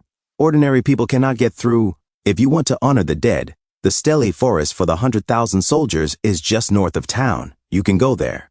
Chow Mu nodded. Oh, I passed by that on the way here. But why can't people leave the pass? Why did the court even set up a checkpoint here? The shopkeeper shrugged. How would I know? Honestly, going beyond the pass might not be a good thing either. Before Anxi Pass was built, many people entered the desert and never came back. There is a rumor that ghost soldiers march through the desert. Another man nearby snorted. Shopkeeper, there you go again with your tall tales. That is ridiculous. The shopkeeper snapped. You have never been there. How do you know it is not true? A third man joined in. I think maybe the court is just afraid we will go honor the dead on the battlefield and anger the outsiders, so they built the checkpoint. Chow Mu quietly observed the scene. The people here, they seem different from those in the city. They do not worship outsiders. From the crowd, someone shouted, Go, go, go! making a fuss every day. What, you want me to charge you 2 more copper coins? Another barked back with laughter. I am not giving you that. Ha ha ha. Just as Chow Mu raised his chopsticks to eat a single noodle, a voice cried out, Here he comes again. He is back today. Everyone, come out quick. Chow Mu silently slurped the noodle, eyes narrowing. Chow Mu asked, Shopkeeper, where are they going? What is this? The shopkeeper glanced toward the crowd gathering outside. Someone is challenging the Iron Lady at the pass again. So many people have been defeated by her over the years that no one dares challenge her anymore, except for one guy. That guy comes here every single day. He has been fighting for over 14 years. A loud, familiar voice echoed across the gates. Iron Lady, Mr. Hai requests a match. Chow Mu raised an eyebrow, calling himself Mr., huh? Serve it up. Let's eat. But even as he took a bite, Chow Mu noted, this person's vital energy is abundant. His inner force is thick. He is no ordinary martial artist. He must be a martial spirit cultivator. He ate 2 strands of noodle in silence. Then suddenly, Chow Mu stiffened. The gates creaked open. He is using the martial saint's heart-linking technique. The martial extreme society really is persistent. From within the gates, the Iron Lady stepped out, radiating quiet, unshakable power. Chow Mu narrowed his eyes. Strange. Something feels different this time. He quickly moved behind the crowd to remain unseen. From the clearing, Mr. Hai raised his voice, fists clenched. It has been 14 years. Today I ask you once more, will you let me through? The Iron Lady replied in a flat, calm tone. Ongsi Pass is a strategic stronghold. Disturbing it, and the remaining 100,000 spirits outside the gate shall perish. Mr. Hai scoffed. Same old line. I have heard it enough times already. Listen up. My father has been reinstated. I am now the son of rank, the 2nd Grand Minister of Rights. Chow Mu broke into a cold sweat. Minister of Rights? Hai Wuya? He is Hai Wuya's son? The Iron Lady asked. Do you have an official travel permit? Mr. Hai snapped back. Do you not get it? My father is the travel permit. The Iron Lady narrowed her eyes. With a shout, she charged at Mr. Hai. Ha! Without the proper pass, even your father cannot get through. Mr. Hai braced himself. If you will not let me through, I will break through by force. You think I am afraid of you? He activated his technique, bloodburst technique. The air roared. But in an instant, the Iron Lady spun her spear and effortlessly tossed Mr. Hai into the air. Wham! He flew backward and slammed into the ground. A man from the crowd stepped forward, holding a wooden ruler. He squatted, measuring the distance precisely. 3 feet and 3 inches. 2 inches closer than yesterday. The crowd burst into applause and cheers. Mr. Hai, your martial arts have improved again. Congratulations. Mr. Hai has not only improved in martial arts, he has leveled up in authority too. Impressive. Mr. Hai pushed himself up weakly and laughed. You flatter me. I am getting closer. Soon I will definitely defeat the Iron Lady. Chow Mu muttered. Did he not get one-shotted again though? Ha ha. The shopkeeper chuckled. Ha ha, you do not know the full story. Every household in this town lost someone among the soldiers beyond the pass. They all dream of the day they can go beyond and burn a letter at the battlefield, but the Iron Lady has always blocked them. Mr. Hai quietly picked up a crumpled letter from the ground. The shopkeeper continued. After Mr. Hai learned about this, he started coming here to fight her every day, for 14 years straight. From a young, promising man to, well, this. Chow Mu thought to himself, 14 years, day after day, truly father and son, huh? Mr. Hai wiped his eyes and sighed. Dad being an official does not do much good. I really thought it would work this time. Chow Mu walked over, handing him the paper. Child, do not cry. It is just delivering a letter, is it not? Things beyond this pass run deep, too deep for you to handle. He straightened up. Let Grandpa do it. Mr. Hai stared, sweating in disbelief. Oh, old man, you are... Chow Mu turned to face the Iron Lady directly. Young lady, I wish to pass the gate. May I request a duel? As Chow Mu looked at this Iron Maiden, the Iron Maiden said to herself, this person has strong blood energy. He is not some nobody. And she asked, and who are you? Chow Mu said, this old man's name is Chow Shuangsen. The Iron Maiden replied, I have never heard of your name, old man. Chow Mu stood firm and said, then you better remember it from now on. And in an instant, Chow Mu vanished. Chow Mu immediately attacked the Iron Maiden with her blood sword. The Iron Maiden was able to swing her spear. Chow Mu stood silently. Suddenly, the Iron Maiden's mask shattered. Chow Mu asked, am I qualified to pass now? The Iron Maiden said, this Angshi pass can only stop mediocre people, but it cannot stop a true expert. Chow Mu thought to himself, This Iron Maiden seems quite old. Has she been guarding this place alone for so many years? The Iron Maiden said, Mr. Chow, please follow me inside the pass. Chow Mu replied, yes. And he thought to himself, now that she has shown her face, she became much easier to talk to. At the back, Mr. Hai shouted, can I follow you too? If you are going into the desert, I can assist Mr. Chow by carrying your luggage. The Iron Maiden said, you go train for another 40 years. Mr. Hai said, Hero Chow, we can only rely on you to deliver these letters. Hero Chow, we are counting on you. Chow Mu said, no problem, leave it to me. Then Chow Mu looked at the people and said, everyone, wait for the news. Mr. Hai said, take care, Hero Chow. We will wait for your return. And the people shouted, farewell, Hero Chow. Another one said, farewell, Hero Chow. A few moments later, the Iron Maiden unmounted her horse and said, all right, the desert is just ahead.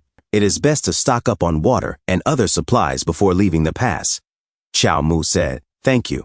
Also, there is something I would like to ask you. Iron Maiden. The Iron Maiden asked, what is it?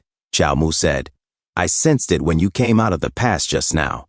Where did you learn the martial saint spirit technique? Are you somehow connected with the martial extreme society? The Iron Maiden replied, martial saint spirit technique?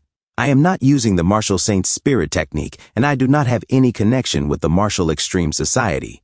You do not need to pry into my affairs. I have been guarding this pass for so many years out of my own personal will. Chow Mu said, I guess I will not get anything out of you with that attitude. Chow Mu thought to himself, if I have not refined my spirit, how could I sense it? And why was it deliberately hidden? Perhaps I can find the answer along the way. Chow Mu then said, farewell. The Iron Maiden said, take care, Elder Chow. And she whispered to herself while watching Chow Mu walk away, I hope you will not. As Chow Mu vanished from her sight, dust blew on the horizon. A few moments later, Chow Mu thought to himself, if there are still lone soldiers holding out in this desert, I will do my best to help them find peace. If it is just a scam, then it would not be so bad. At least there will not really be an Iron Army fighting alone and abandoned until now. Just thinking about this makes me feel miserable. According to Dao Zhen, as long as I find the Grand Array and use the realm-breaking talisman, I can find that city. Then Chow Mu heard noises from a distance. He thought to himself, is this sound coming from iron armor? Could I have found the remnant army so quickly? As Chow Mu rushed to the cliff, he was then shocked and thought, are these the legendary ghost soldiers passing through? Suddenly the army stopped and vanished. Chow Mu thought to himself in shock, they disappeared in the blink of an eye. Does this not prove that this is where the immortal sex array is located? A man suddenly appeared behind Chow Mu. He looked behind and said, who? Chow Mu thought to himself, gone. What swift movement. Or maybe there was not anyone. This is most likely where the lone city is. Might as well give it a try, Chow Mu said as he took out a talisman. It suddenly burned in his hand. Chow Mu, shocked, saw another dimension and thought to himself, the ghost soldiers are attacking the city. Dao Zhen was telling the truth. Those old soldiers have been guarding this place all along. Have they been fighting these ghost soldiers the entire time? Just as the ghost soldiers were about to ram the gates, suddenly, an army rushed out and shouted, brothers, hold the city gate. An old man fought against the ghost army, and in an instant he vanished, only to become a doll. The army charged and shouted, stop them, fire arrows, fire arrows. Do not let a single one in. The old man was hit by a spear and collapsed to the ground. He muttered to himself, finally, I can die. Now. Suddenly, Chow Mu appeared and slashed through the ghost army with his blood sword. The old man shouted, it is someone from outside. Have the reinforcements arrived? Chow Mu declared, everyone, holding this city for over 40 years is truly admirable. But even for the elite of Great Yan, you must be exhausted. Why not rest well? And leave the rest to me. As Chow Mu helped the old man, he continued fighting the ghost army. He blocked an attack and countered, striking the head of a ghost soldier. Suddenly, multiple spears flew toward him. Chow Mu swiftly blocked and countered again, then leapt high above. The soldiers looked up in awe as Chow Mu unleashed a massive explosion with his attack upon the enemy forces. One old soldier said, who is he? So fierce? His friend responded, could it be reinforcements? Have reinforcements finally arrived? The old man said, amazing. It is the same military spear technique, yet he wields such power. But he is just one person. Even if his martial arts are incredible, that will not change the overall situation. In the end, we are alone and helpless. As they watched Chow Mu rampage, he thought to himself, These are just paper figures. Killing more is meaningless. If this continues, even with abundant qi, I will eventually be exhausted. Suddenly, Wu Chang appeared and said, "Meow." Qiao Mu replied, "Wu Chang, why are you out?" "Ah, right. The death energy on the battlefield is the strongest." "No, at this point you are just a glutton," Wu Chang replied with another meow. Then Qiao Mu felt something in his eyes as Wu Chang gave him a buff with the demon eye sharing. Qiao Mu thought to himself, "Are those souls of the dead? They are not entering reincarnation. Where are these souls going? Is there something in that direction? That is too far away. I cannot see it clearly." The souls rushed toward a direction and returned to a board. A junior said, "Senior brother Dao Xun, 300 paper soldiers only killed 13 great Yan soldiers, gaining 13 souls. You still lost this round of chess." Senior brother Dao Xun replied, "Those soldiers who survived until now are not mediocre. Naturally, they are getting harder and harder to kill. Moreover, there is an outsider martial artist stirring things up." The junior said, "Senior brother Dao Xun, do not be discouraged. Although these old soldiers of the lone city are hard to kill, the quality of their souls is far superior to that of ordinary people. With our Taoist sect's secret methods, as long as we refine them more, how can we worry about not succeeding?" Senior brother Dao Xun answered, "That is natural. And this outsider is also very good material." A few moments later, the old soldier said to Qiao Mu, "Thanks to your help, old master, we were able to repel the enemy. Please come into the city with me."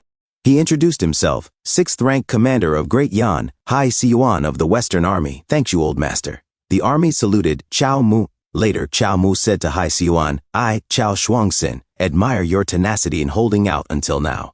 Hai Siyuan responded with a laugh, "Ha ha ha. As soldiers of Great Yan, it is our duty to serve the country. Just now, I saw you using military spear techniques. Dare I ask, old master Qiao, are you a soldier of Great Yan?" Qiao Mu replied, Yes. Then thought to himself, "I served under Guo Yan's army in Yan City. Although it was not for long, it still counts."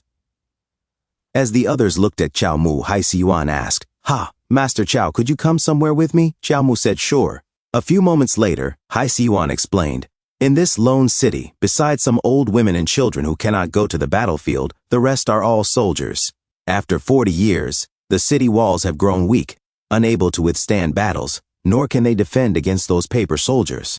Of the 100,000 soldiers from 40 years ago, only 300 old soldiers remain now. And these are their countless tombstones." Qiao Mu thought to himself, "The Stele Forest outside Angshi Pass consists of empty tombs. Under this lone city, there is an identical Stele Forest, where the actual bodies of the soldiers are buried." Hai Siyuan then said, "Master Qiao, you said earlier that you were a great Yan soldier. That was not the truth, was it? You can sense it too, right? Every day my brothers hope that His Majesty still remembers the soldiers and civilians trapped here, and will send reinforcements. But after 40 years, everyone has long accepted reality. And even if you said it was true, we would not dare believe it. One day, we will all be buried here and completely forgotten." As Qiao Mu silently looked at Hai Siyuan, he then said, "Captain Hai, have you heard of the Minister of Rights, Hai Wuya?" Hai Siyuan replied, "Hai Wuya is my father. Is he still alive?" Qiao Mu said, "He is still alive and is currently serving as the Minister of Rights. He looked after some of my family members. Not only that, but before I came here, I met someone who called himself Mr. Hai. Could he be your younger brother? He has been waiting for you outside the Angxi Pass. He has waited for 14 years. Hai Siyuan said, "At 20 years old, I joined the army, and now I am 60 and have not returned home. To know that my father is still healthy and my brother still misses me, that is more than enough." As he looked at the graveyard, Qiao Mu asked, "Are the other generals in the city still here?" Hai Siyuan replied, "They are all lying here. 20 years have passed since General Li Chang'e died in battle. For these 20 years, I have led the remaining army, holding on until now, fulfilling my duty as a soldier, protecting the people in the city. Even though we lived dangerously, I still hoped for the day I could return home. But today, I am also a bit confused." Qiao Mu asked, "Why did the Martial Saint, the former Martial General, why did he escape, leaving you to wait for death in this lone city?" Hai Siyuan said, "The Martial General is not a deserter. 40 years ago, the General said, 'Soldiers fought to the death while the Marshal fled. Li Chang'e, am I that kind of coward who clings to life and fears death?' Li Chang'e said, 'General, what is the point of dying at the hands of these paper soldiers?' The General replied, 'Does fleeing before battle have any meaning? Li Chang'e said, "You are the strongest among the 100,000 troops. You are our greatest hope," the general responded. "Then why do you not leave? Li Chang'e, you still have a wife waiting at home." Li Chang'e grabbed the general and said, "You think I do not want to leave? If your martial arts were not superior to mine, I would definitely run faster than you. You, I, and all the generals and soldiers understand the current situation. We are trapped here. Once those soldiers attack, we are like turtles in a jar. Can we fight, and for how long? Brother Wu, for the sake of the 9 provinces, for the sake of the world. Dying is easy, but enduring humiliation to survive, lying low in silence, that is more difficult. What Great Yan needs is a pioneer of martial arts, a true expert who can fight these inhuman soldiers, not a general who dies at their hands." Suddenly, soldiers barged in and said, "Martial General, we implore the Martial General Wu to withdraw." Others echoed, "Please withdraw. Martial General, please withdraw. Martial General." Martial General Wu said, "You all." Li Chang'e said, "There is no time left, General. Please take this." Martial General Wu asked, "You decided this long ago behind my back?" Li Chang'e replied, "Inside the package are the lifelong learnings of all the generals. Among them is the spirit technique. My wife and I researched it for many years to achieve its current form. It is my family's heirloom. These are the resources we give to you, the pioneer of martial arts. The immortal path is very powerful. Our martial path must also seek progress. We cannot hide away our knowledge.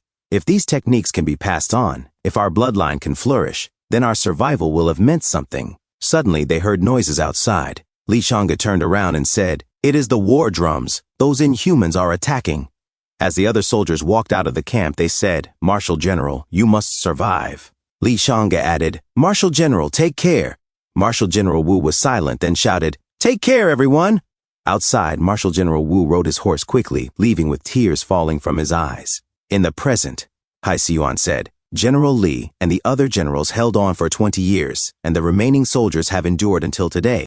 As Hai Siyuan held the tombstone of Li Chang'e, he said, "I do not know if the martial general fulfilled the promise he made that day."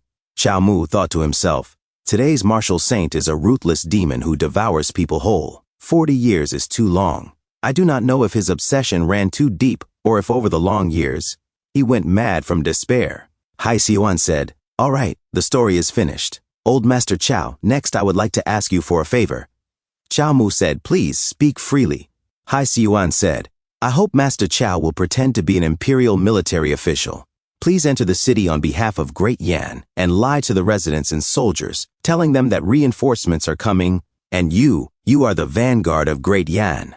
Chao Mu asked, "Will they believe it? Even if they do, this is nothing more than wishful thinking." Hai Siyuan said, "With my guarantee they will believe you. We do not understand why those inhuman soldiers have not wiped out our entire army after all these years. But after 40 years of struggle, human strength eventually reaches its limit. With only 300 remaining soldiers, how much longer can we hold out? Since death is inevitable, then before the entire city falls, let the soldiers and civilians inside have some happy days." As the people gathered, a lady said, "Why have Captain Hai and the others not returned yet?" Another old lady said, "It is taking a bit too long this time." Another said, "Hey, they are here, they are here. It looks like quite a few more have died. God bless you for keeping us safe." An old lady cried, "It is old Zheng's soldier tag, and Fenger. Letting you father and son go into battle together was meant for you to support each other, not to die together. My son, you were born and raised in this city. You have not even seen the world beyond this great desert. How could you just leave?" Another lady sighed and said, "If this continues, it will be my family's turn soon." Another lady beside her asked, "Have we been abandoned by the outside world?" Chao Mu said, "No, the outside world has not abandoned you. My name is Chao Shuangsen, a commander of 10,000 from Great Yan's immortal slaying army. Great Yan has not forgotten you. All the sacrifices and perseverance in this lone city over 40 years will spread throughout the 9 provinces. I am not alone, but a vanguard scouting the way. I just met with Captain Hai. Reinforcements are on the way. Behind me are thousands of young warriors." The crowd shouted, "Amazing, we are saved, we can finally leave this place." A man at the back said, "Liar," and he thought to himself, the 9 provinces outside have long since rotted. The elite who died tragically here were already the last backbone of the human race in the 9 provinces. The temples of the 9 great immortal sects have opened in almost every major city across the 9 provinces. This remaining army and this lone city, Great Yan abandoned this place long ago. You, Who exactly are you? In a different scene at the Lone City military camp, Chow Mu thought to himself, Hai Si-yuan asked me to be a fake reinforcement, which is undoubtedly just a mirage to quench thirst. I have to find a way to help them leave. This place is probably enveloped in a barrier. Those ghost soldiers during the day were also created by magic, and the lost souls all went in one direction. There must be someone manipulating things behind the scenes. I have to find this mastermind. Suddenly, a slash swiftly cut the candle's light, and a sword pointed at Chow Mu's neck. Master Lu Yanbei said, Liar, what is your purpose here? Chow Mu replied, It is you. I think I saw you during the day. You called me a liar. What is your proof? Master Lu Yanbei said, Cut the nonsense. Not to mention, the great Yan Emperor would not dare challenge the immortals. Even if the great Yan Emperor was insane, why would he send an old man like you as a vanguard? Chow Mu thought to himself, he is actually an outsider like me. There is actually another martial artist who could enter the Lone City. Chow Mu said, Fine, I will tell you who I am. Chow Mu suddenly pressed against the floor, then kicked Master Lu Yanbei and said, But you have to beat me first. Master Lu Yanbei managed to block Chow Mu's attack and said, You have good form. In that case, let me experience it. He jumped toward Chow Mu, then attacked with multiple slashes. Chow Mu used his skill, Qing Shadow Steps. He evaded Master Lu Yanbei's attacks and jumped behind him. Master Lu Yanbei turned to look, then attacked again. Chow Mu evaded all of the slashes. Master Lu Yanbei thought to himself, what a fast movement technique. No, his own speed far surpasses that of ordinary martial artists. Master Lu Yanbei said, You are just dodging. Is this what you call a fight? Chow Mu replied, Are you getting impatient at this old man's swift movements? Master Lu Yanbei said, How can an old man have such swift movement? Could it be that you are actually a young man, but using an advanced disguise technique? Chow Mu said, As he evaded another attack, he shouted, An opening! I have got you! Chow Mu charged his fist and used his skill, Ripple Wave Force, First Wave. Master Lu Yanbei barely managed to block it. Master Lu Yanbei thought to himself, such fierce power. Compared to his movements, his chi and blood are even more outrageous. His strength does not decrease after an attack. Instead, it increases. Chow Mu used his skill again, Second Wave, Ripple Wave Force. Master Lu Yanbei thought, what kind of technique is this? No way. His chi is still getting stronger. Chow Mu unleashed another skill, Ripple Wave Force, Third Wave. His fist shot forward at great speed. Master Lu Yanbei saw the light as the hit landed, sending him flying, sliding, and breaking his sword. Master Lu Yanbei said, The amount of internal energy cannot be faked. This is skill honed over time. It can only be accumulated through long years. But your movement skill is like a young man's. How did you do it? Chow Mu said, What this old man practices is the new martial Tao of today. Master Lu Yanbei drew another sword from his back and said, New martial Tao? Interesting. Then I want to learn more. As Chow Mu said, happy to oblige.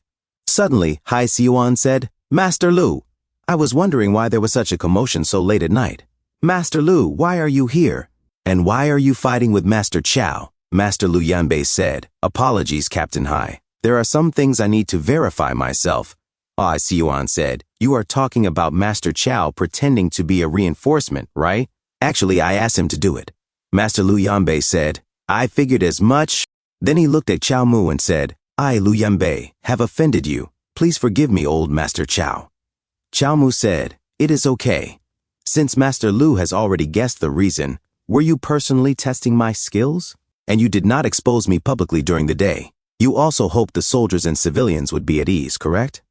Master Lu Yanbei said, I can trust the person Captain Hai believes in.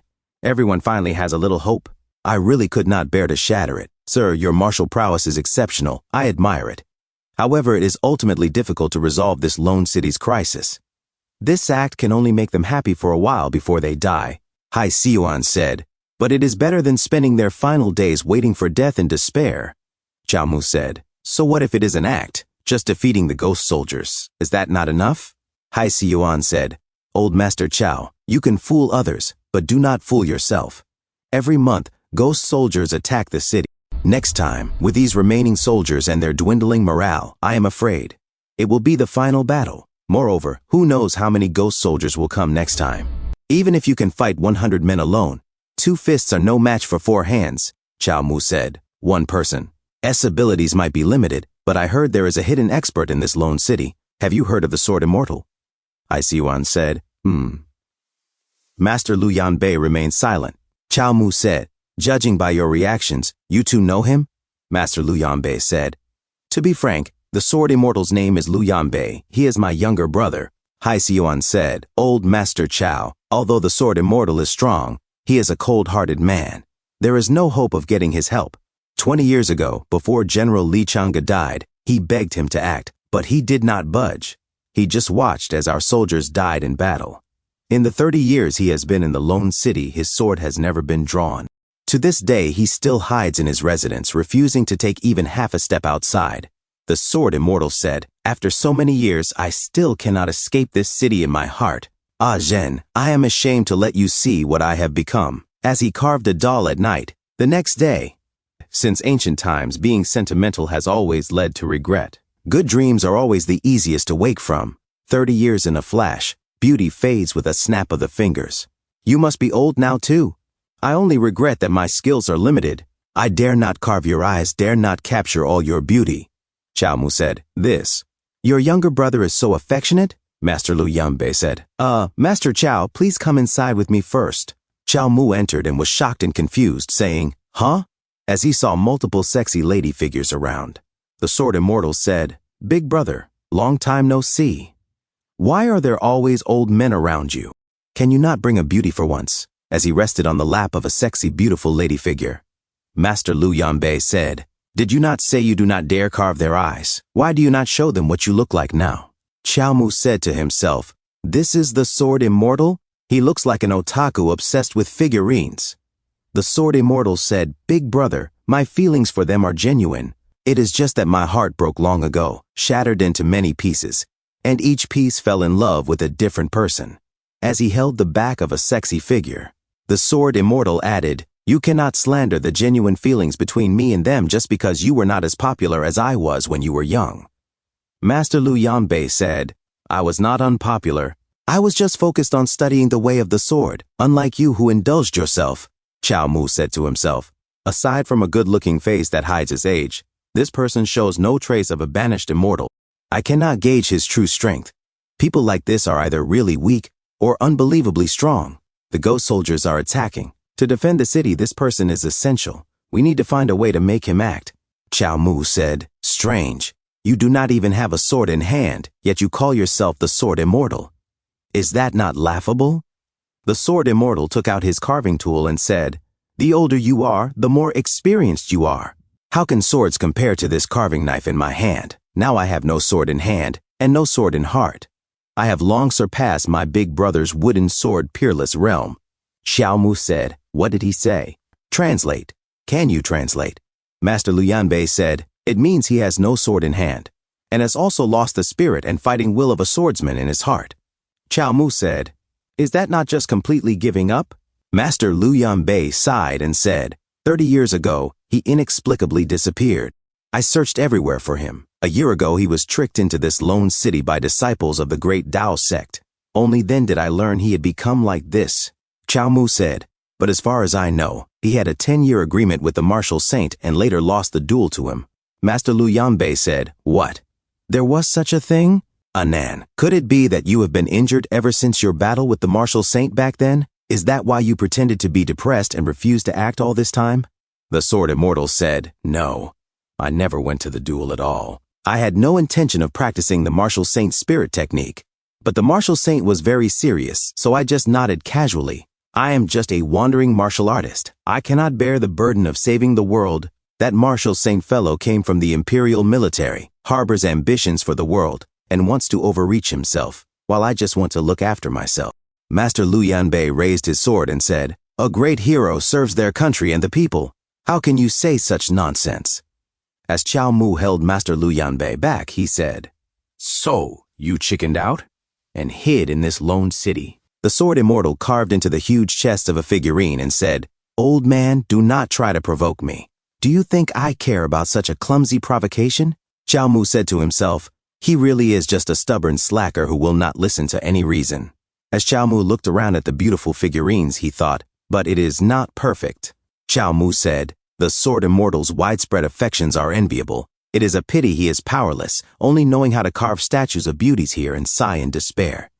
Suddenly, the sword immortal stopped carving. He slowly looked at Qiao Mu and said, "Who are you calling powerless, you stinky old man?" Qiao Mu suddenly grabbed Master Lu Yanbei and said, "Do not be angry. It is normal not to be overwhelmed by all this affection.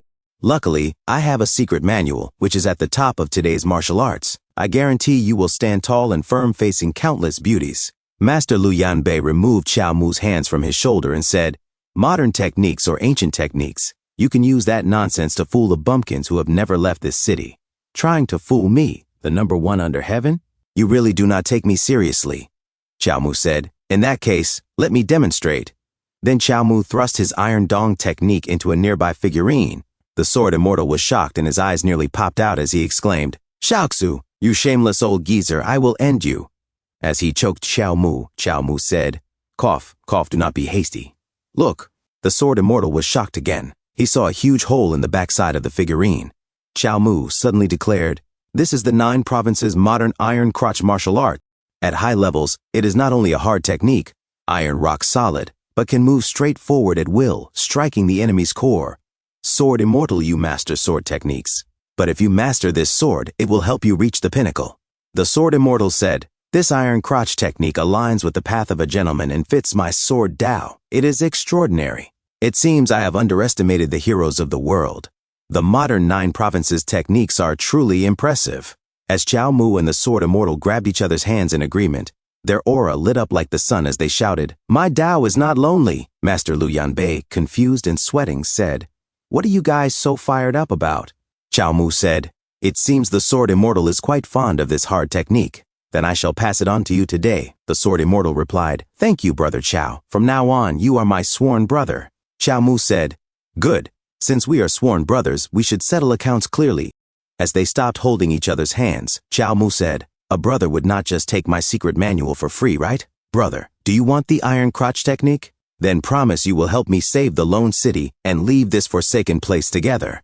The sword immortal replied, "Oh, just this. I refuse."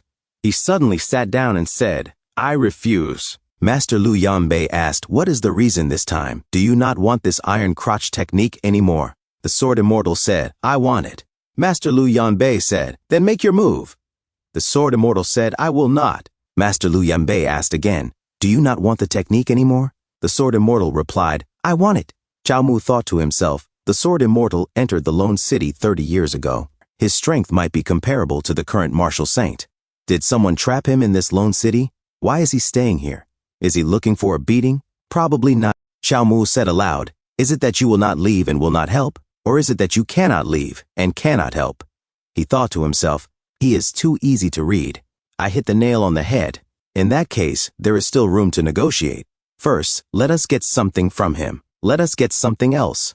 Qiao Mu whispered to the sword immortal, "As your elder brother, I will not make things difficult for you. If you will not help, and you still want this iron crotch technique, then trade your own ultimate technique for it." Qiao Mu said to himself, "I, Xiao Shuangxin, never leave empty-handed." The sword immortal took out a scroll and raised it, saying, "Big brother, it is just a mere ultimate technique. Why trouble yourself to personally come and ask for such a trivial thing? Whatever you want, I will give it to you." Qiao Mu thought to himself, "I prefer your rebellious look from just now." Master Lu Yanbei silently watched them and shook his head. Qiao Mu asked, "Brother, why is there a sign in your backyard?" The sign read, "No entry." The sword immortal replied, "This yard just has some unfinished stone lumps, nothing worth showing to outsiders. Big brother, let us continue discussing martial arts." Qiao Mu was shocked. A few moments later, Qiao Mu asked, "So, you have not been in that backyard either?" Master Lu Yanbei replied, "I also find it strange. If they were just ordinary female statues, he would not need to hide them." Suddenly, he noticed something and exclaimed, "Could it be? Brother Qiao, do you think maybe he is quietly lying low, and the backyard actually has 1,000 treasured swords buried, waiting for the day he emerges to slay immortals?" Qiao Mu, thinking of the figurine, said, "It could also be statues of his female confidant, the kind without clothes." Master Lu Yanbei replied, "Brother Qiao speaks reasonably. However, Brother Qiao's trip this time probably was not in vain." Qiao Mu looked at him, confused. Master Lu Yanbei said, Although I do not know the full story, my younger brother was already an immortal-like figure at a young age. My entire swordsmanship was guided by him. He was never a lazy person. No matter what others say, I still believe he will wield his sword again one day. Thank you, Brother Chow, for bringing him back to life. Please, Brother Chow, stay for a while longer. Chow Mu replied, Great minds think alike. However, brother, are there usually no people on the streets at this time? Master Lu Yanbei responded, It is not usually like this. A man in the crowd said, Why is Great Yan's reinforcement such an old man? Another said, I do not have anything against old soldiers. After all, this city has been defended by old soldiers until now. Master Lu Yanbei sighed and said, Although Captain Hai vouches for you, because he is anxious for the city's people, his judgment might not be accurate. Noisy. It is inevitable that some people will be suspicious. If you are the only one here, I am afraid in a few days there will be more questioning voices. Chow Mu said, I already thought about this. Leave it to me. Master Lu Yanbei looked confused. At the Lone City military camp, people gathered. A boy said, Captain Hai, since you have gathered us, please tell us the truth. Are there really reinforcements? Hai Siyuan replied, Everyone rest assured. I have already verified Master Chow's identity. There is no mistake. Another said, But why did the court take so long to send someone? And it is an old man. Chow Mu suddenly arrived and asked, Is Zhang Ada here? Zhang Ada stepped forward and said, Master, this old man is here. Chow Mu said, There is a letter for you. Zhang Ada took the letter and asked, Who would send a letter to a wretched old man like me? Chow Mu replied, Shu Dongxing. Shu Dongxing stepped forward and said, Here, it is me. Suddenly, Zhang Ada was shocked and exclaimed, This is... He trembled while holding the letter, dropped his cane and shouted, It is a letter from my wife. He cried as snot ran from his nose. The others were stunned. As Chow Mu handed out the letters, Shu Dongsheng said, It is my mother's handwriting. It is a letter from my home. The others rushed to Chow Mu asking, Lord, is there one for me? Wang Hu, I was here first. I am Zhao Laifu. Lord, has my younger sister gotten married? One soldier said, This. Chow Mu replied, Do not rush, do not rush. Lin Mao shouted, Wah! My second uncle, he passed the exam and became a scholar. Father, did you hear? Our family has a scholar now. Chow Mu continued to hand over letters to Song Lai Bao, Guo Wulang, Han Tianyu, Ma Delang. Lai Bao said, My wife is sick and dying. She said she will continue waiting for me down below. Chow Mu continued distributing letters to Feng Liu Chu, Wu Shui Sheng. A soldier said to Xiao Pao, What? Remarried? Good that she remarried. Do not wait for me. Chow Mu continued to hand out letters to Wang Yukat and Lu Gu Sheng, Sao Anyu Dong Shizu, Deng Luxu, Chun Sheng Zhang Baijan, Chen Zhuan Wang Shubian, Liu Duanyun, Gao Leishi Zhou Guanjia, Julian Gizhang Wan Zhang Shubang Zui, Mai Zhang Tijian Wang Heng Dao, Zhao Shuli Sangguan Zhou Pojun, Chen Yibiao Wu Zifeng Zheng Changsun, Feng Yong Feng Hu Rongxi, Pei Wen An Yishui Jun Dan Yingzuan, Kai Wen Hao Wu Shu Shu Vin Rong, Qian Yifan, Zhu Yidu Lu Shangchu, Dongping and Hesiwan watched the people cry as they received their letters. Chow Mu suddenly called out Captain Hai. Hai Siyuan turned back. Chow Mu handed him a letter. Hai Siyuan trembled as he received it and immediately burst into tears, snot running down his nose. Chow Mu turned around and looked at the sunset and said, I have received orders. Then he turned back to the people and said, To go home together with you. Everyone was stunned. They all shouted together, Oh, going home, we are going home. Master Lu Yanbei watched from the top of the wall. He trembled and cried, saying, Old Master Chow, you have changed the Lone City. As Chow Mu and Captain Hai looked at the people reading their letters, Captain Hai said, I have not seen them smile in a long time. Master Chow, thank you. Chow Mu said to Captain Hai, Since you know that one person's strength is not enough to escape Lone City, have you considered having the entire city practice martial arts? Captain Hai looked back and replied, I have thought about it, but that is easier said than done. Not to mention, martial arts techniques are not suitable for everyone. Even if they learn them, they would not reach a high level in a short period of time. Chow Mu said, That is the limitation of ancient martial arts. But I have a modern martial art here called the Sumeru Mountain King Scripture. Everyone can practice it.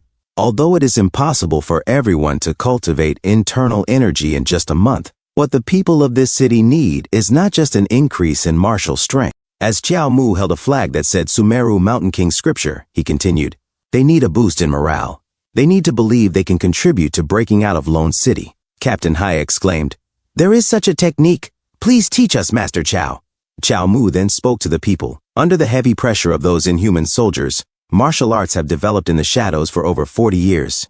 The martial arts of the 9 provinces have progressed rapidly, surpassing the past several hundred years and achieving the modern martial path. Modern martial arts aim to unsteal yin and yang and seize creation, and gather great power into one's body and break through all immortal path techniques with pure physical strength. Immortal path techniques can turn seas to dust and transform 100 miles of land into scorched desert. The modern path explores whether martial arts alone can challenge the immortal path, to subdue immortals through sheer physical might. The Sumeru Mountain King scripture that I cultivate is a typical example of this modern martial path. Starting today, I will teach it to everyone without reservation, Master Chow declared. Every day at Chen hour from 7 to 9 in the morning, I will teach at the military camp for 2 hours. Anyone who wants to learn can come. Men, women, old and young, everyone is welcome. Chow Mu said to himself, from the Sumeru Mountain King scripture to the human Tao scripture, human participation is essential. The path that Hai Wuya entrusted to me starts from here. The people cheered. He's teaching us such an amazing technique for free. People outside must be so jealous. Let's go, let's go. Train like crazy. We will not stop until we can barely open our eyes every day. An old man added, I made up my mind to risk my life when I was young. If I die, then I die. It is better than kneeling before those inhuman soldiers to die. And Captain Hai said to himself, everyone's fighting spirit has been ignited thanks to him. I should also find a way to repay him. Captain Hai then said, Master Chow. As Chow Mu looked back at him, there is a library in the city, built under the supervision of General Li Changge back then. If Master Chow does not mind, you can go to the library and choose a manual. Chow Mu smiled and replied, there is such a good thing? It would be rude to refuse. Let's go, let's go. Captain Hai nodded and said, all right. Tonight, when I am done with my work, I will take you there, Master. And night, at the city library. Captain Hai said, Mr. Chow, feel free to browse the books in this library. Chow Mu said, this city library. It is almost comparable to the Martial Extreme Society's collection, is it not? Chow Mu climbed the ladder and said, this one seems pretty good. He jumped down and added, this one is also quite good. Captain Hai said, these are all techniques donated by various masters in the army. You could say the knowledge of 100 schools is gathered here. Among them, the most exquisite are the Military Martial Codex and the Military Spirit Rhino art created by General Li Changge. Chow Mu suddenly stopped and said, Military Spirit Rhino art? He asked, Captain Hai, may I ask, do you know the Iron Maiden? Captain Hai said, Old Chow, do you know the general's wife? Chow Mu blinked. His wife, he said to himself. So the Iron Maiden is General Li's wife. That's right, Hai nodded. That is why she learned the Military Spirit Rhino art. The Martial Saint Spirit Rhino art originates from it, which is why I could sense the similarity, but it is slightly different. Chow let out a sigh. No wonder she's been guarding the pass for so many years. Captain Hai asked, guarding the pass? What pass is Madame guarding? The Imperial Court established Engxi Pass. Through the Spirit Rhino art, she sensed that General Li had passed away. She volunteered to guard outside Engxi Pass, gazing at the desert for 20 years. It is unclear whether she is holding on to a shred of hope, waiting for General Li's return, or keeping vigil for him. With tears forming in his eyes, Captain Hai said in a deep voice, Madam. He cleared his throat and asked, Master Chow, after searching for so long, have you found a technique you like? Chow Mu said, there are so many good techniques. Why don't you recommend some? Captain Hai took a book and said, this military martial codex has numerous martial arts moves, covering battlefield weapon skills like spearmanship, swordsmanship, archery, and battle formation techniques. There's also the Military Spirit Rhino art, which is very mysterious. Master Chow will definitely like it. If you are interested, why not take a look at these 2 techniques? Chow Mu replied, it would be rude to refuse. I'll take these 2 for now. He paused, holding another book. By the way, this book I have here, is it specifically about the history of this city? Captain Hai answered, that's right. The 9 provinces may have forgotten us, but we can't forget the brothers who died for their country. So, the people and events of these years have been written down inside. Chow Mu said, then I'll take this book too. The story of Engxi City should be known by more people. Captain Hai responded, Old Master Chow is thoughtful. Chow Mu asked, by the way, has no one really left this city in all these years? Captain Hai recalled, about 30 years ago, a child in the city was chosen by the Great Path sect, At that time, everyone thought it was good if even one person could leave, so they agreed to let the Great Path sect take that child away. Chow Mu asked, what was that child's name? Captain Hai said, I think it was Gu Jin. At that time, a Taoist named Qing Yi took that child away. That child was also given a Taoist name, I think. It was Daojin. Chow Mu was shocked. He said to himself, Daojin is from Anxi City. Why did he lead me here? What is his purpose? And why is this lone city trapped here? Elsewhere at the Great Path sect, Daoshin said, going to the 100-mile Great Desert to practice techniques now costs a full 100 spirit stones? I went there not long ago, and it was 50 spirit stones. Isn't this price increasing a bit too fast? A junior brother replied, that place won't be usable for much longer. Scarcity makes things valuable. Plus, it's the only place with living humans to practice on. The gains are high, so it's worth the cost. Dao Shun muttered to himself, 100 spirit stones is too expensive. Last time, I only got 6 usable soldier souls. It was a loss.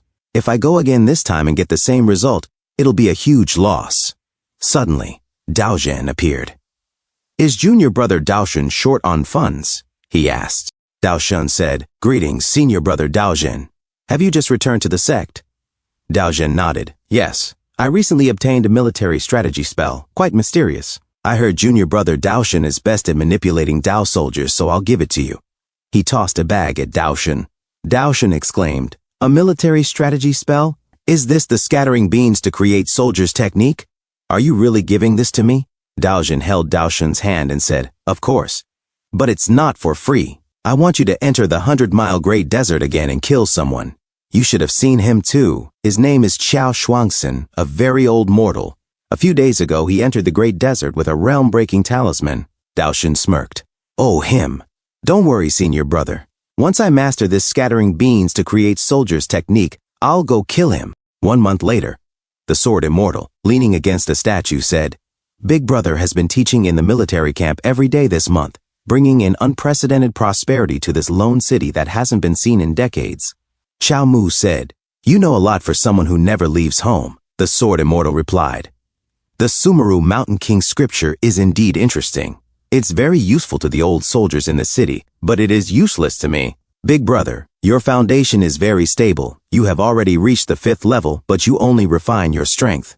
Do you not know the mysteries of spirit refinement? Chow Mu responded, 3rd level of spirit refinement, sharp intuition, the ability to anticipate the enemy's moves. 2nd level, a powerful mind that can further perceive the surroundings, and memories from childhood to adulthood can be recalled with perfect clarity. 1st level, the mind can manipulate physical objects, similar to the immortal path's ability to control objects with mana. And you've reached at least the 2nd level. You know everything in the city without leaving your home. You use your mind to observe daily. On the surface, you don't care about anything, but in reality, you're concerned about everything. Am I right? Sword Immortal silently listened. Chow Mu said, since your mind's eye can see everything, I have a question for you. Sword Immortal shook his head and said, I don't know. Chow Mu sweated and asked, that day on the battlefield, I saw souls heading towards a mountain peak. Do you know what's there? Sword Immortal shook his head again and said, I don't know. Chow Mu said to himself, he's upset because I called him out. Sword Immortal said, coughing, if you want to fight those relying on inhuman soldiers, strength refinement isn't enough. The sword technique you traded from me that day, have you understood any of it? Chow Mu thought, he's concerned again. Why are you acting so tsundere at your age? A system notification appeared, Amo to Heaven slaying sword bond and loading. Chow Mu said, no, your technique is quite difficult. Then he thought to himself, this sword technique is still loading? Am I out of skill points? Suddenly, a horn sounded. Chow Mu stood up and said, it's the battle horn. Those soldiers are attacking. He turned to Sword Immortal. I'll go on ahead. Chow Mu jumped away, and Sword Immortal became serious. On at the battlefield, Captain Hai shouted, let these inhuman soldiers witness our modern martial arts. Come here, you foul being. Your grandpa has been waiting for you here for a long time. A shadow appeared in the distance from the smoke. Captain Hai broke into a sweat and said, that's a monster? As the ground shook with each step it made, the monster towered over them. A soldier asked, what should we do now? Captain Hai said, what's there to fear? If they've changed, then so have we. We're no longer who we were before. Soldiers, think of your families outside. Attack! Captain Hai led the charge with his men. The monster prepared to strike. Captain Hai stabbed the monster's belly. The monster slapped him, sending him flying. Oh! The monster groaned in pain. Master Lu appeared and caught Captain Hai mid-air. Captain Hai, I'm here. I'll help you. Captain Hai said, Master Lu, this giant is much sturdier than those inhuman soldiers. Be careful. The monster struck all of them. Captain Hai shouted, These are bean veins? What kind of spell is this? As the others flew away groaning, Ah. The monster rampaged through the soldiers. Captain Hai said, The old generals in the army used to say these inhumans are playing with us like cats and mice by besieging the city instead of killing us. It seems that it was true. If such a monster had appeared earlier, how could we have held out until today? The monster kept attacking. A soldier groaned in pain. Ugh. Captain Hai caught him and said, Be careful. The soldier asked, Captain Hai, what is this monster? We don't stand a chance against it. Captain Hai raised his spear and said, If the city falls today, we'll all die. The soldier shouted, That's right. Let's fight to the death. Kill! Kill! The monster looked at Captain Hai with its red eyes. Captain Hai muttered, General Lai. Vines surrounded him.